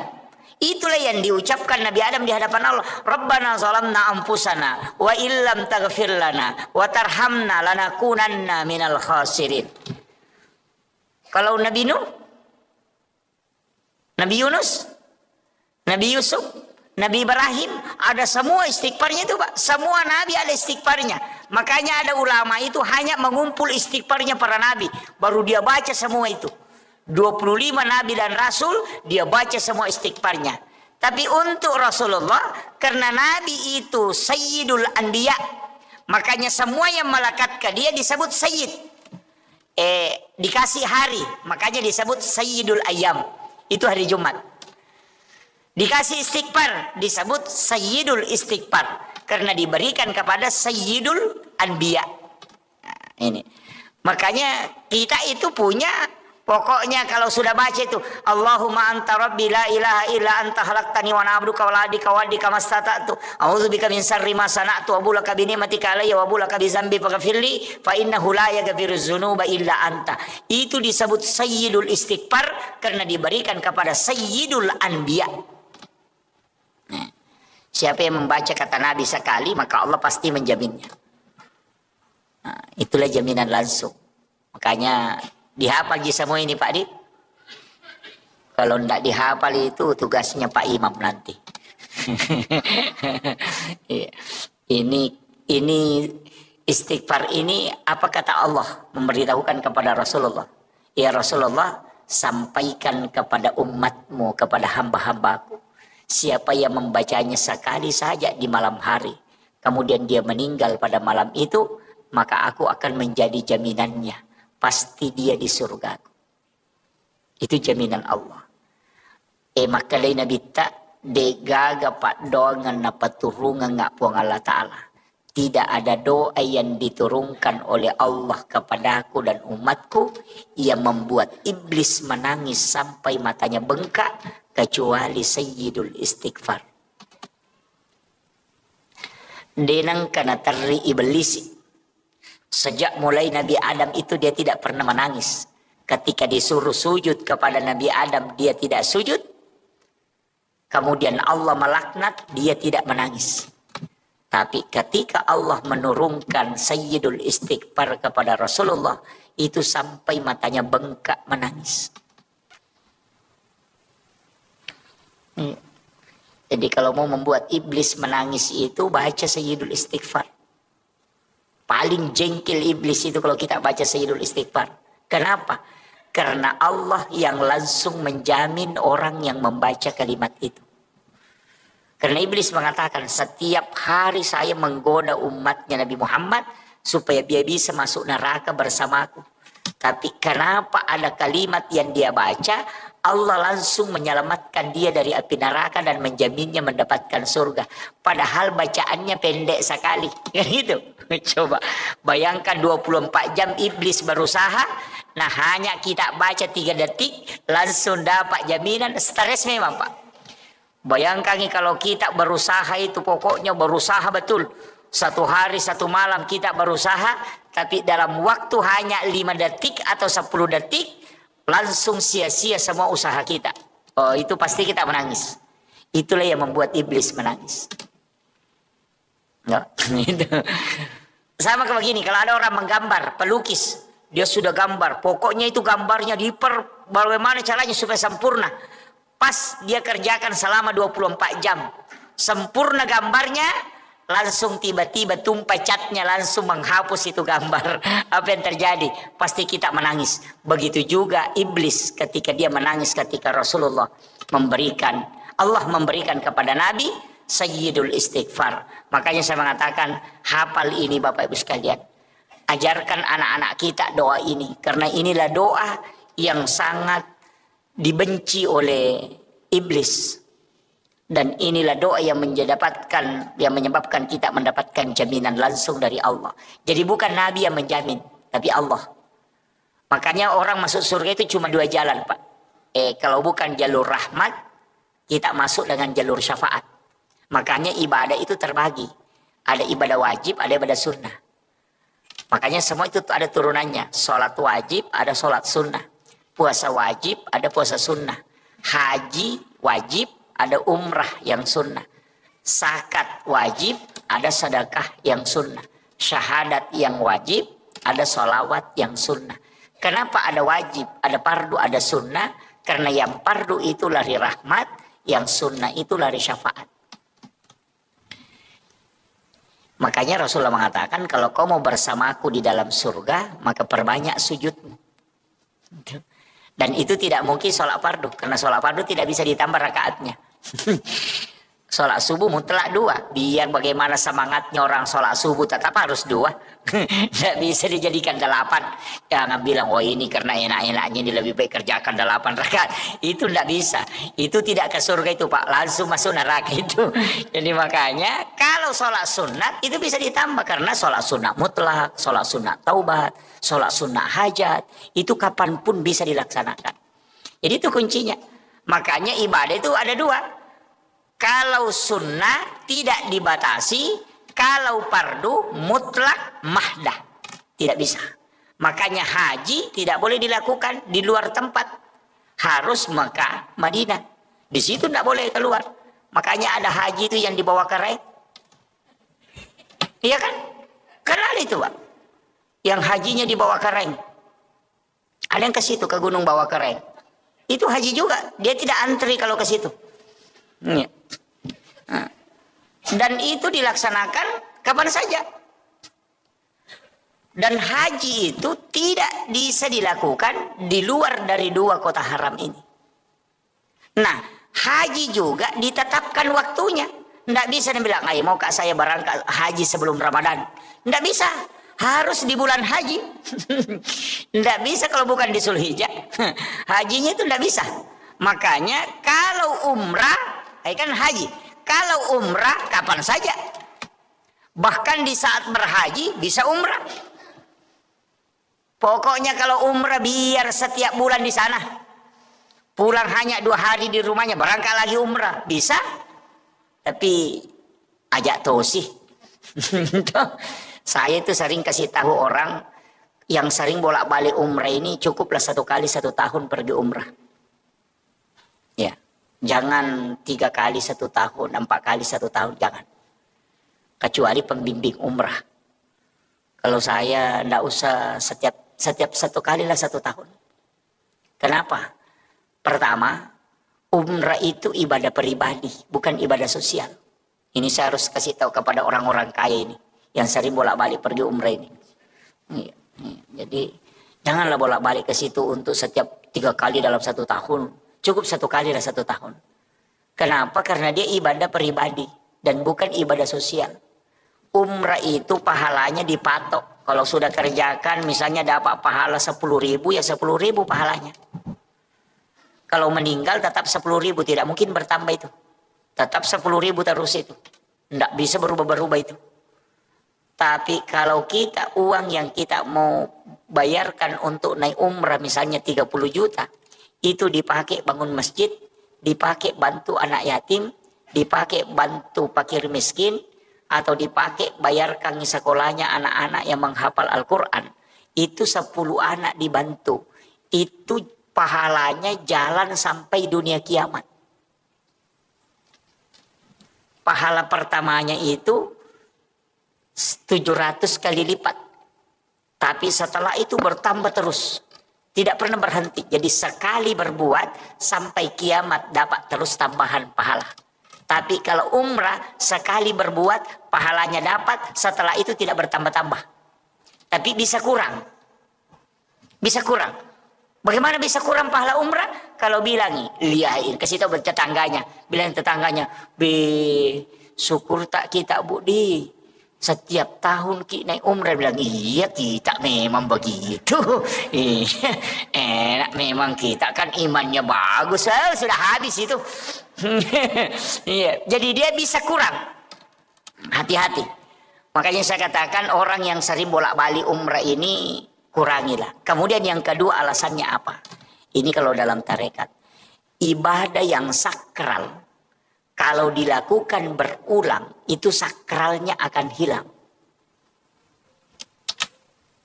Itu bisa hilang. Di situ ujiannya. Maksudnya bagaimana Pak Ustaz? Begini. Umrah itu ibadah sakral. Kalau ada orang baru berangkat umrah sekali, itu tidak sama bagi orang yang sudah berangkat 5 kali. Pasti tidak sama. Jadi pada saat orang pertama datang itu, baru pertama kali itu dia umrah, itu pasti nikmat betul. Dia rasakan. Tapi ketika sudah 10 kali bolak-balik, itu sudah biasa-biasa. Kan begitu. Sama aja begini Pak, sholat Jumat itu dikerjakan setiap pekan. Makanya orang anggap biasa-biasa. Tapi Idul Fitri, Idul Adha, karena dilakukan cuma 2 kali dalam 1 tahun, sebenarnya cuma 1 kali. Idul Fitri 1 kali, Idul Adha 1 kali. Makanya kalau Lebaran, padahal ibadah sunnah, semua orang datang kumpul, marah-marah kalau tidak pergi. Padahal itu ibadah sunnah, tapi ibadah fardu sholat Jumat, malas ke masjid. Nah itu kalau Lebaran Idul Fitri, karena cuma 1 kali, belum subuh itu sudah mau mandi. Pokoknya baju baru disiapkan, parfum disiapkan, tengah malam dia masterika. Kalau sholat Jumat itu bajunya nak pakai olahraga pergi sholat. Padahal ini wajib, bukan ibadah yang sholat Idul Fitri Idul Adha ini kan sunnah. Kenapa dia sangat istilahnya punya semangat tinggi untuk datang, bahkan takut kalau tidak datang, kecewa kalau tidak datang, itu karena ibadah ini hanya sekali setahun. Seandainya Pak Idul Fitri, Idul Adha ini setiap minggu, nah tidak banyak juga yang datang. Apalagi yang sunnah setengah mati panitia datang sholat id minggu ini tidak datang, itu dah sunnah sih, jangan kami berangkat. Begitu. Kenapa? Karena sakralnya ibadah itu karena dilakukannya tidak sering berulang-ulang. Jadi ini penting saya wasiatkan. Makanya bagi yang bolak-balik pergi umrah itu simpan duluan, tak pakai, bantu keluarga. Ada yang umrah 3 kali, 1 tahun 4 kali, 1 tahun baru tetangganya tidak makan apa-apa. Wah itu ganas itu Pak. Itu orang kaya tidak ada perasaannya itu. Iya, itu tidak ada perasaannya itu Pak. Tidak ada perasaan sosial. Baru pakai seragam, beli seragam ini, baru berangkat, tetangganya tidak makan. Wah itu fatal itu. Kadang-kala kita ini menganiaya orang Pak. Ini, jangan tersinggung ya. Kalau tersinggung berarti alhamdulillah. Nah, Anda masuk kategori itu ya. Iya. Tapi tetap silahkan laksanakan umrah. Ya lakukan umrah. Jangan, karena itu ibadah penghapus dosa dari umrah ke umrah. Ya, jadi orang umrah itu penghapus. Sebenarnya kan begitu. Dulu saya begini Pak. Saya dulu kalau ngaji itu di Padilla, saya bilang, kenapa ini? Saya biasa protes itu. Kenapa ini ibadah mudah sekali dapat pahala umrah? Siapa yang sholat sunat 4 rakaat sebelum asar itu sama dengan melaksanakan ibadah umrah 1 kali. Bahkan perempuan yang melayani suaminya dengan sempurna sehingga suaminya merasa puas dan senang, maka itu baginya 1 pahala umrah. Sholat sunnah duha 2 rakaat di waktu pagi, itu kita tidak mau tukar dengan ibadah umrah 1 kali kelak di hari kemudian. Saya bilang, kenapa sholat duha 2 rakaat ini yang sangat mudah dilakukan tidak mau ditukar dengan pahala umrah nanti di hari kemudian? Nanti lama-lama akhir-akhir ini saya baru berpikir, oh mungkin inilah yang dianukan, bahwa ibadah umrah nanti itu akan kurang kesakralannya.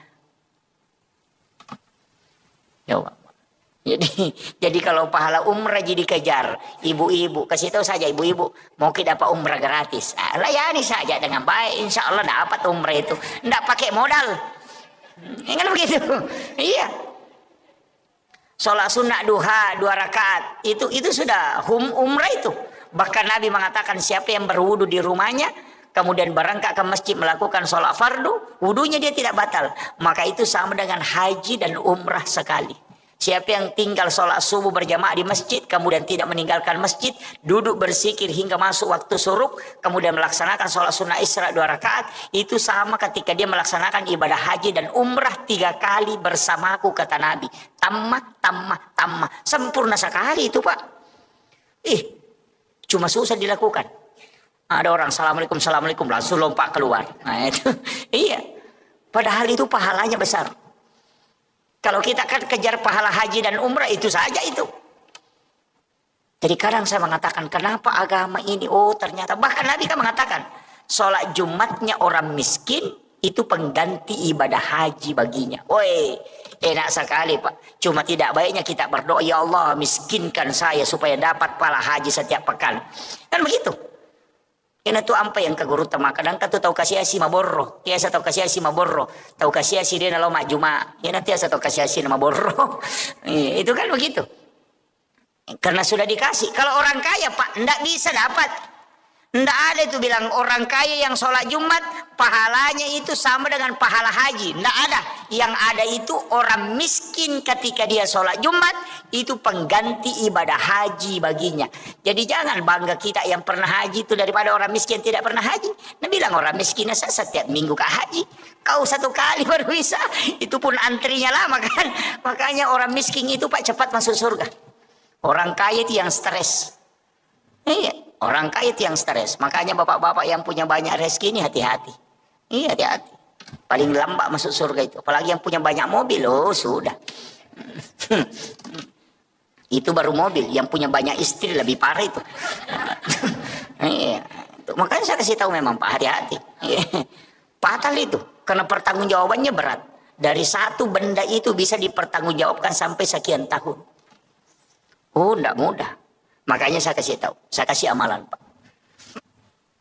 Di dalam tarekat itu kan sering orang sebut. Saya dulu itu kan enggak sepakat. Ketika belum dapat. Saya tuh karena di mursyid kami pernah bilang. Saya mengatakan, wih susahnya nanti itu perjalanan Pak Kiai. Mulai di alam kubur kita sudah ditanya memang. Bangun dari dibangkitkan dari alam kubur. Dibawa lagi kepada masyar. Di situ lagi menunggu sekian ribu tahun. Kemudian di padang masyar, kemudian dipanggil satu-satu untuk ditimbang amalnya. Lain lagi lewat di Siratal Mustaqim. Apa Nabi bilang mursyid kami? Iya kalau kau mau lewat di situ ya lewat.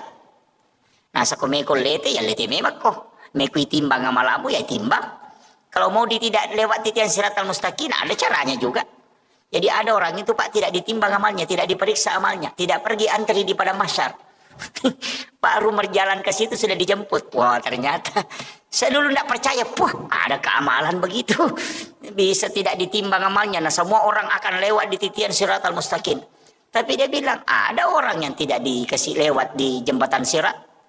Karena belum ke sana. Nah sudah dijemput. Saya itu tidak percaya dulu. Dewa tepak maka ajarah sesat nengi. Kadang deni pale ite tahu nampa de Tony Paresa. Angka tahu deni Paresa pasti Paresa mana? Pada masar menunggu lama. Ternyata lama membaca saya dapat hadisnya Bapak. Dan itu hadis sahih.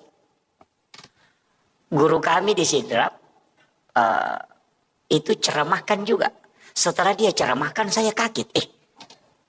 Dari mana dia dapat ini hadis? Kemudian dia bawa kitabnya, saya buka, dapat. Ternyata ada. Saya pulang ke rumah langsung cari hadisnya di ensiklopedia hadis itu. Saya dapat. Jadi Rasulullah itu pernah berwasiat begini. Ada nanti umatku di hari kemudian, itu baru berjalan menuju kepada masyar, itu sudah dijemput.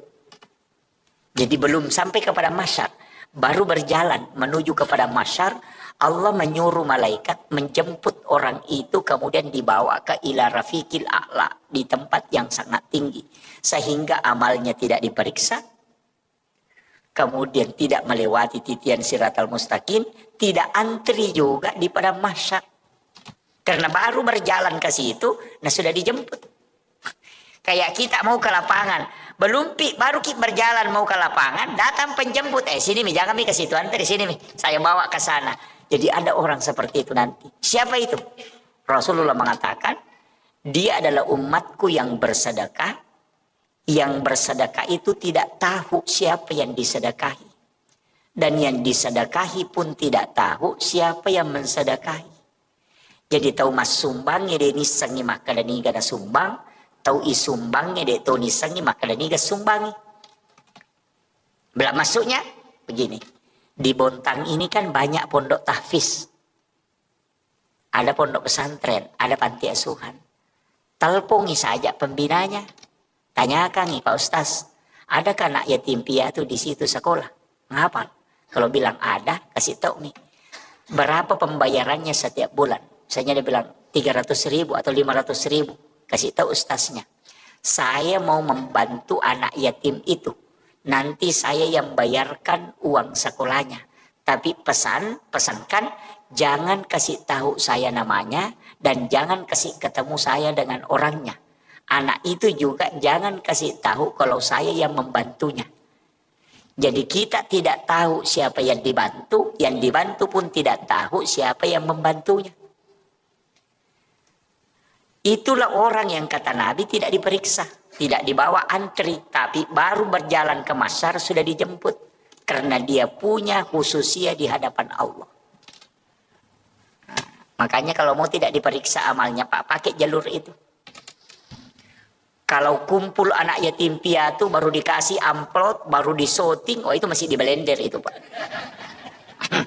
Belum selamat itu.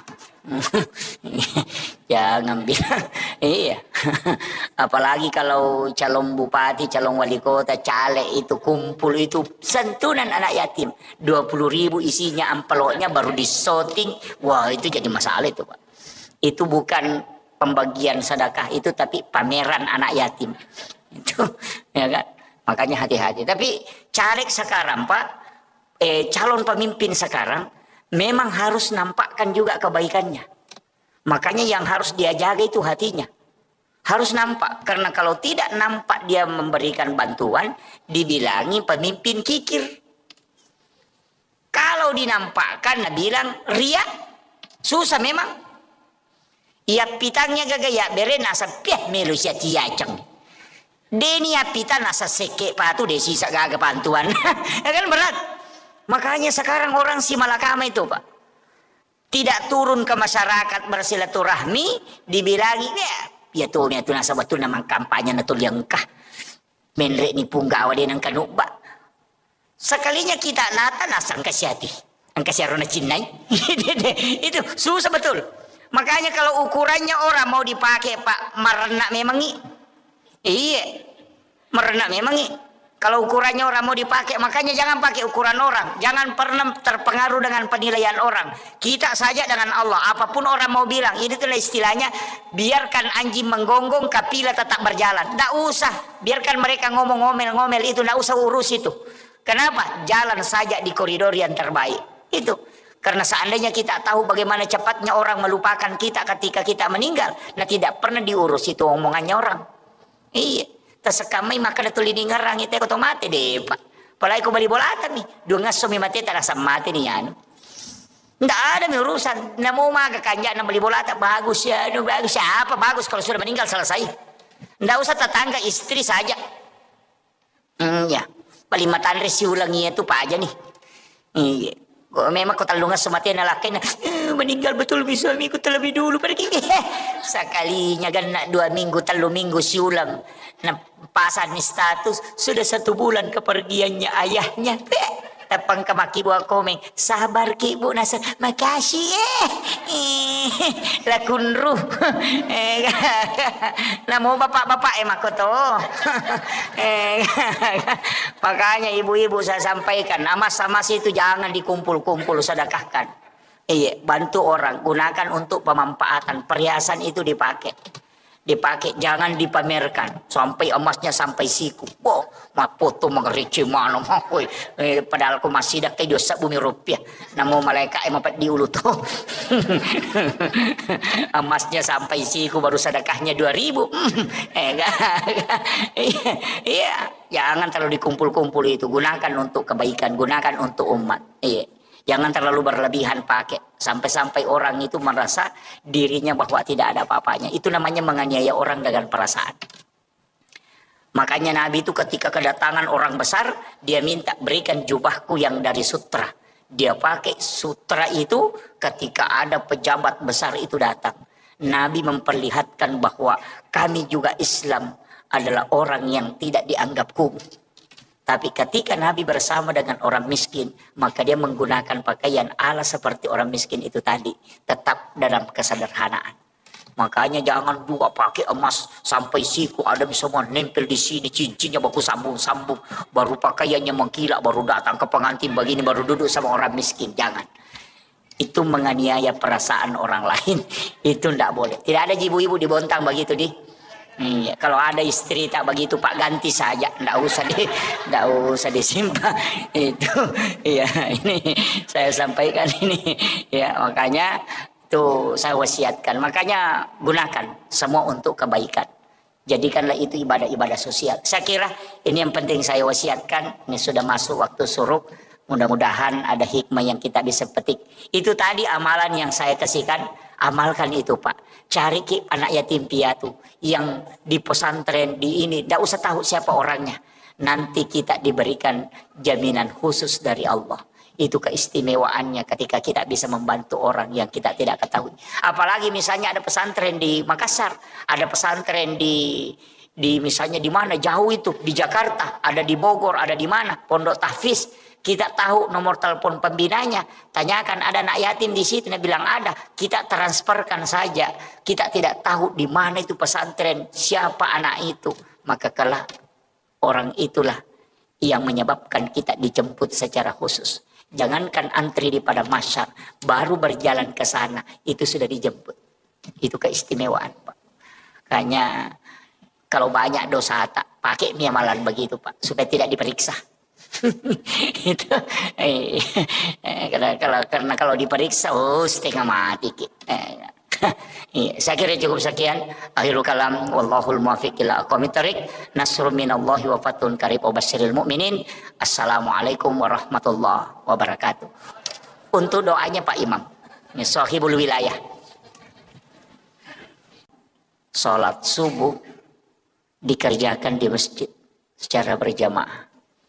Karena itu sama dengan bangun satu malam penuh untuk beribadah di hadapan Allah Subhanahu wa Ta'ala. Itulah rahmat yang diberikan oleh Allah secara khusus kepada umatnya Rasulullah Sallallahu Alaihi Wasallam. Sebenarnya kita ini diberikan beberapa hadiah oleh Allah. Itulah yang membuat kita menjadi umat yang terbaik. Karena memang selain dijanjikan keselamatan, kita juga diberikan khususiyah.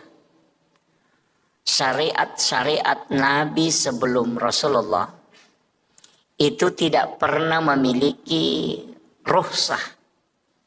Tidak ada kemudahan. Karena kalau sudah perintah Allah secara mutlak, itu tidak boleh ditawar. Bahkan yang paling berat itu adalah umatnya Nabi Musa. Karena ketika dia melakukan dosa atau kesalahan, maka tidak ada istilah taubat kecuali faqtulu anfusakum, kecuali membunuh dirinya.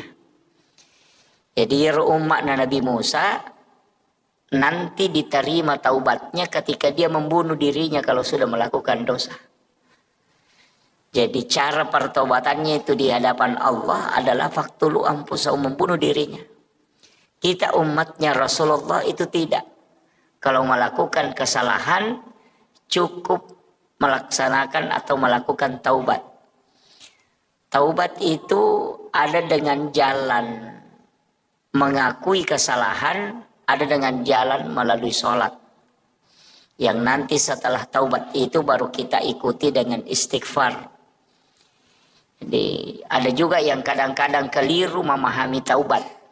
Dianggap itu ketika dia beristighfar itu sudah masuk taubat. Padahal beda. Taubat itu bahasa Arab dari kata taba yatubu taubatan. Kembali. Kalau istighfar itu istighfarah. Menutup yang nampak. Itu makna dasarnya. Kalau taba yatubu taubatan itu kembali. Jadi sebenarnya orang yang bertaubat itu adalah orang yang kembali mengingat kesalahannya. Makanya disebut kembali. Jadi kalau ada orang pernah melakukan dosa, ketika dosa itu dia ingat dan dia mengakui kesalahan itu di hadapan Allah, maka itulah yang disebut dengan taubat.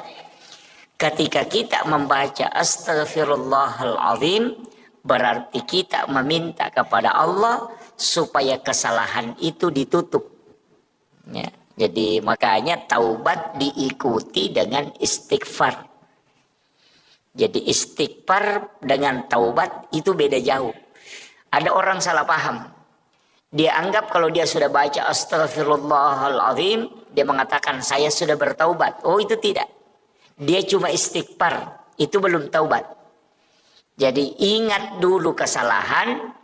Apa kesalahan kita? Setelah kita tahu kesalahan, maka kita mengakuinya di hadapan Allah. Baru setelah itu kita baca Astaghfirullahaladzim. Sebenarnya ada dua Bapak Ibu sekalian. Ada kalimat istighfara, ada kalimat al-afu. Tapi al-afu itu hanya biasanya kebanyakan dipakai di bulan Ramadan. Padahal al-afu itu menghapus. Kalau istighfar itu menutup yang nampak. Artinya bagaimana? Kalau misalnya kita menulis di kertas, kemudian ada tulisan yang salah. Kita mengambil tip X, kemudian kita mentip X itu tulisan. Itu namanya istighfar, menutup yang nampak. Jadi orang yang berdosa kemudian istighfar, maka dosanya itu ditutup, bukan dihapus. Itu makna hakikinya. Nanti kalau mau dihapus, bukan istighfar, tapi kita pakai al-afu. Makanya itulah sehingga di bulan Ramadan kita membaca Allahumma innaka afuwun karim tuhibbul afwa fa'fu anna. Al-afu itu menghapus yang ada. Jadi kalau makanya Nabi mengatakan orang yang berpuasa dengan ikhlas, dengan penuh keimanan, itu maka seperti bayi yang baru lahir dari perut ibunya. Itu karena memang dibersihkan. Makanya kalau kita cuma baca astagfirullahaladzim, astagfirullahaladzim, astagfirullahaladzim, itu dosa masih ada. Dia tidak terhapus, cuma tertutup. Sama dengan tip X tadi. Kalau di tip X, jadi itu tulisan masih ada di dalam. Cuma dia ditutupi supaya tidak nampak. Nah, itulah kalau kita ada dosa kemudian baca astagfirullahaladzim, dosa itu nanti tetap dinampakkan di yaumil akhir. Jadi itu tetap diperlihatkan. Semua kesalahan itu diperlihatkan. Tapi ada orang yang tidak diperlihatkan kesalahannya. Memang terhapus. Siapa? Orang yang membaca Allahumma innaka afuwun karim tuhibbul afwa fa'fu anna. Makanya itulah sehingga kalau masuk Ramadan kurangi istighfar. Tapi perbanyak membaca al-afu. Itulah sehingga bulan Ramadan itu adalah penghapus dosa-dosa. Itu yang pertama. Itu adalah kemudahan. Itu adalah rahmat Allah. Itu harus diraih. Kemudian yang ketiga, kita dalam Islam ini diberikan kemudahan dari semua ibadah. Jadi ada ibadah itu yang diwajibkan, ada yang dihapuskan kewajiban itu. Bisa tidak dilaksanakan. Itu karena kemudahan. Yang kedua, ada ibadah yang dikurangi. Jadi misalnya diberikan ukuran kemudian bisa dikurangi, hanya seperduanya diambil. Ada juga ibadah yang bisa diganti. Ibadah yang wajib yang bisa tidak dilakukan itu sholat Jumat. Sholat Jumat itu wajib, tapi bisa tidak dilaksanakan. Bisa jadi tidak jadi wajib. Kapan? Ketika kita sakit, itu tidak wajib. Ketika kita musafir, itu tidak wajib. Ketika hujan deras, sehingga menghalangi untuk bisa melaksanakan sholat Jumat, maka itu menjadi tidak wajib sholat Jumat. Jadi ibadah wajib bisa hilang hukum wajibnya. Itu karena kemudahan diberikan oleh Allah. Nabi-nabi terdahulu itu tidak mungkin dikasih seperti itu. Tidak ada. Kalau kewajiban, pokoknya kewajiban harus kau lakukan. Yang kedua, ada ibadah yang bisa diganti. Seperti puasa yang tidak bisa kita lakukan, itu dengan membayar fidyah. Itu diganti tuh. Jadi puasa diganti dengan membayar. Kemudian yang ketiga, ibadah yang diberikan ukuran tapi bisa dikurangi, itulah sholat jamak qasar. Dipindahkan waktunya, kemudian dari 4 rakaat dikurangi menjadi 2 rakaat. Itu semua rukhsah, kemudahan, dan itu rahmat Allah. Cuma jangan sering-sering mengambil kemudahan. Itu mursyid kami itu mengatakan jangan sering-sering mengambil kemudahan, ya. Tapi ada ulama mengatakan tidak, itu sedekahnya Allah. Jangan tidak ambil kalau Allah bersedekah.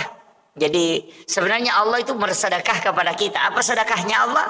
Itu menjamak kasar sholat. Termasuk juga menjamak sholat.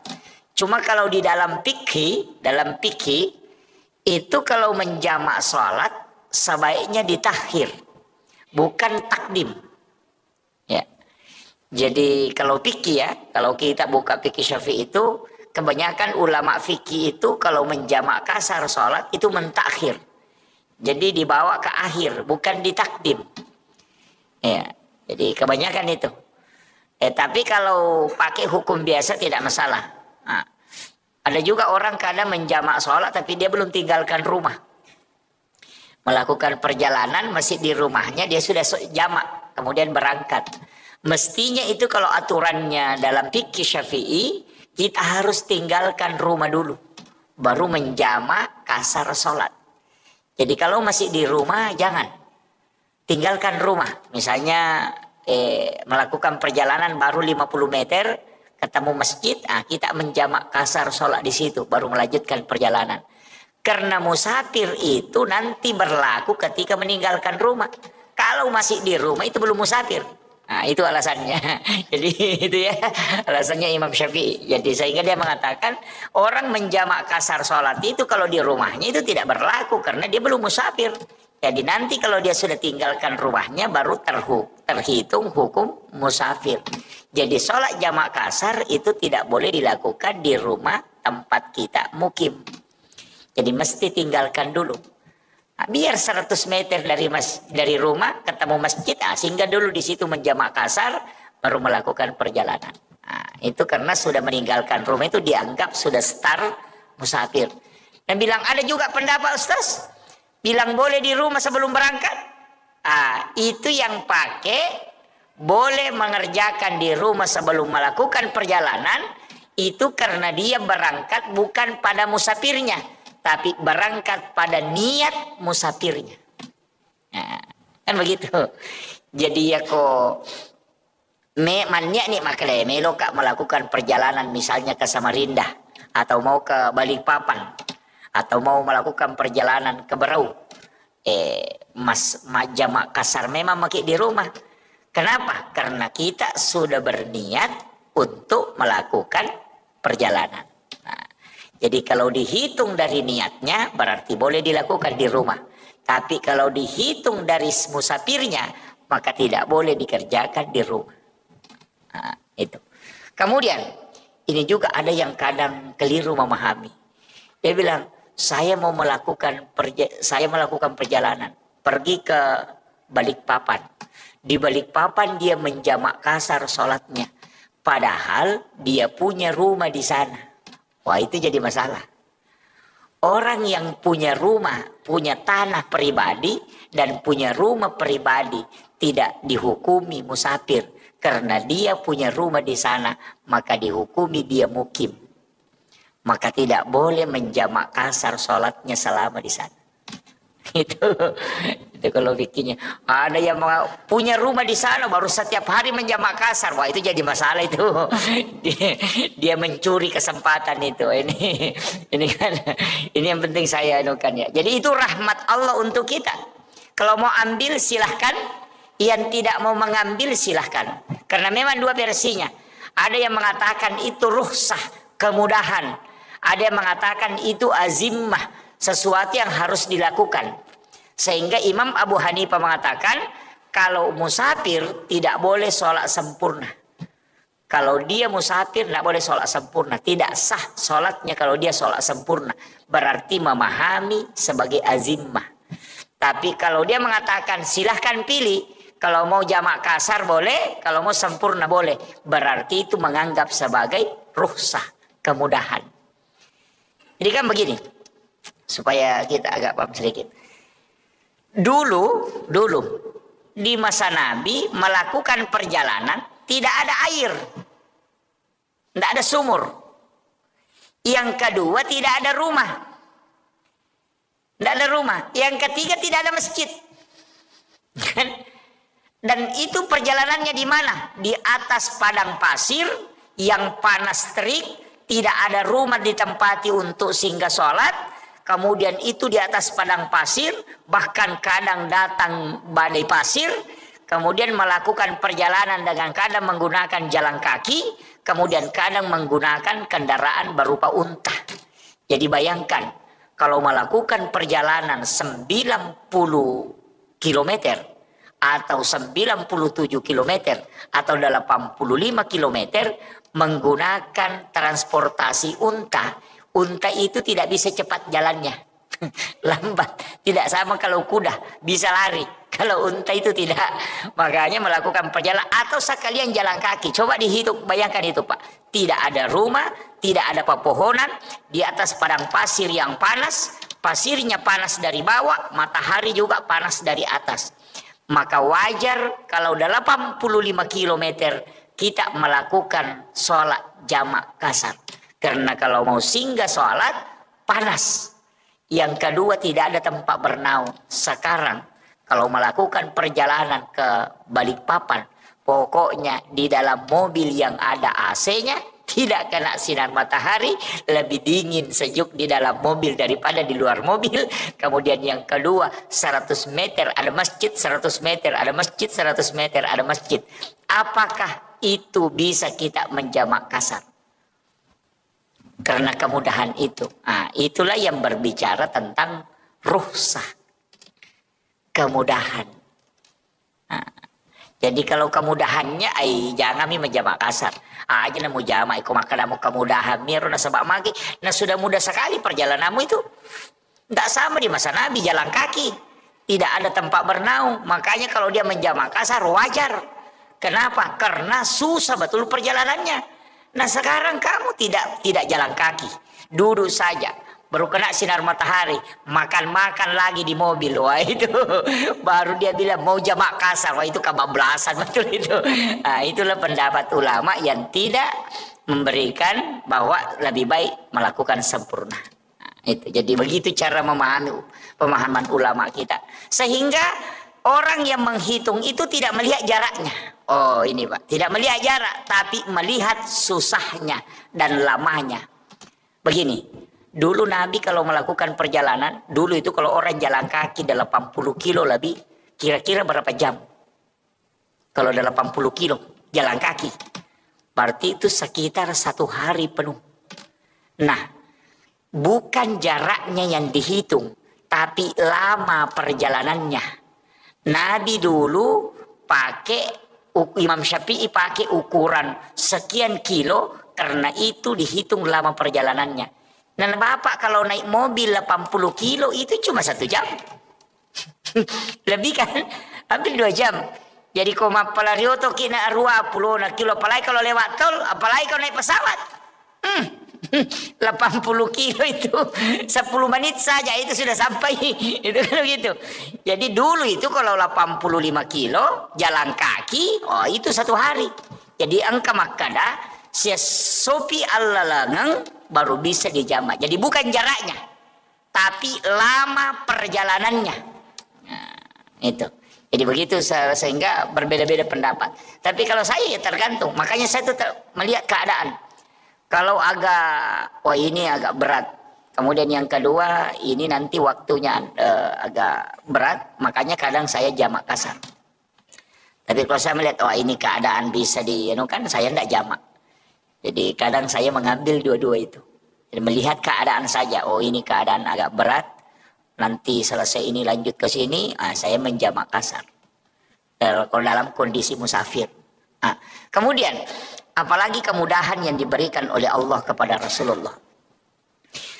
Tidak ada nabi yang diberikan jaminan umatnya, langsung Allah yang jamin. Jadi kalau nabi-nabi terdahulu itu tidak dijamin.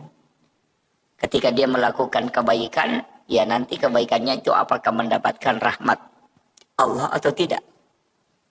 Kalau umatnya Rasulullah itu diberikan jaminan. Makanya bapak ibu yang ada di masjid muhajirin ini ya, masjid muhajirin ini celaka betul kalau kita masuk neraka ini. Ya, saya bilang celaka betul ini kalau kita masuk neraka. Bukan karena takabur terhadap ibadah, tapi Allah memang memberikan khususiyah kepada umatnya Rasulullah. Itu banyak sekali kelebihan kita dikasih. Yang pertama, setiap kesalahan seorang hamba ketika dia bertaubat di hadapan Allah, maka itu pasti diampuni. Jadi kita ini sebenarnya juga dikasihkan, tapi memang begitu kayaknya ya. Orang yang sering dikasih kemudahan, kadang juga nakal itu, Pak. Jadi karena kita sering dikasih bonus ini, itu macam-macam perbuatannya. Ini makanya orang yang sering dikasih bonus itu ya begitulah. Nabi kan mengatakan, dia minta kepada Allah, ya Rabb, semua kebaikan yang dilakukan umatku lipat gandakan. Gitu kan? Jadi semua kebaikannya pokoknya lipat gandakan. Kasih banyak nilainya, kau meng-up nilainya. Ya. Makanya itu disebut manja bil hasanati falahu asru amsalihha. Kalau kau melakukan satu kebaikan, itu Allah melipat gandakan menjadi 10 kebaikan. Itulah juga kenapa puasa Ramadan itu kayak puasa Syawal yang 6 hari itu di sesudah Ramadan. Itu dikatakan siapa yang berpuasa 1 bulan penuh di bulan Ramadan ditambah 6 hari di bulan Syawal, itu sama kalau dia berpuasa 1 tahun penuh. Bagaimana cara menghitungnya? Itu karena kelipatan 10. Jadi 30 hari di bulan Ramadan dikali 10 makanya 300. 6 hari di bulan Syawal dikali 10 makanya 60. Berarti 360. Nah dalam 1 tahun itu 360 hari. Itu gitu. Makanya jangan sembarang baca itu hadis. Nabi bilang siapa yang puasa 6 hari di bulan Syawal sama kalau puasa 1 tahun penuh.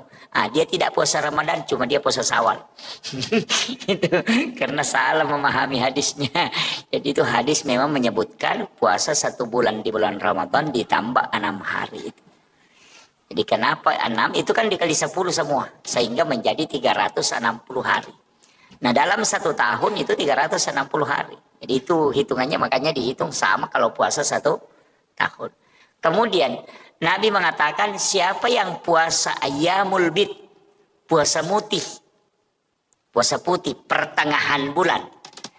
Jadi 14, 15, 16. Kalau di bulan yang tidak cukup berarti 13, 14, 15. Ompo ulang.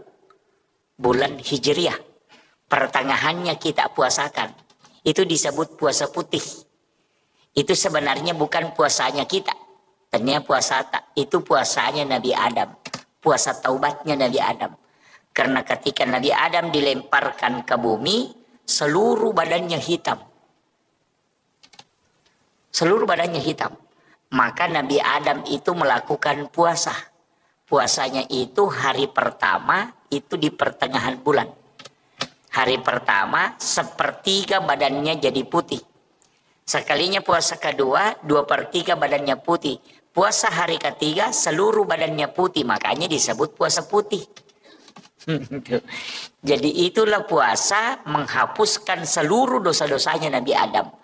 Nabi tahu itu. Sehingga dia minta, berikan juga ya Rob kepada umatku puasa ini. Makanya sebenarnya puasa putih itu adalah puasa syariatnya Nabi Adam. Tapi tidak dikasih karena boleh dilakukan. Nah, kenapa 3 hari itu? Nabi mengatakan siapa yang berpuasa 3 hari setiap bulannya, maka sama kalau dia berpuasa 1 bulan penuh. Cocok memang karena 3 hari, nah 30 hari dalam satu bulan kan. Makanya kalau Bapak tidak bisa puasa Senin Kamis, lakukan saja itu puasa putih. Itu puasanya Nabi Adam. Itu untuk awet muda juga, untuk kesehatan juga. Kalau orang puasa putih itu untuk supaya badannya, fisiknya itu dijaga. Ya istilahnya orang awet muda.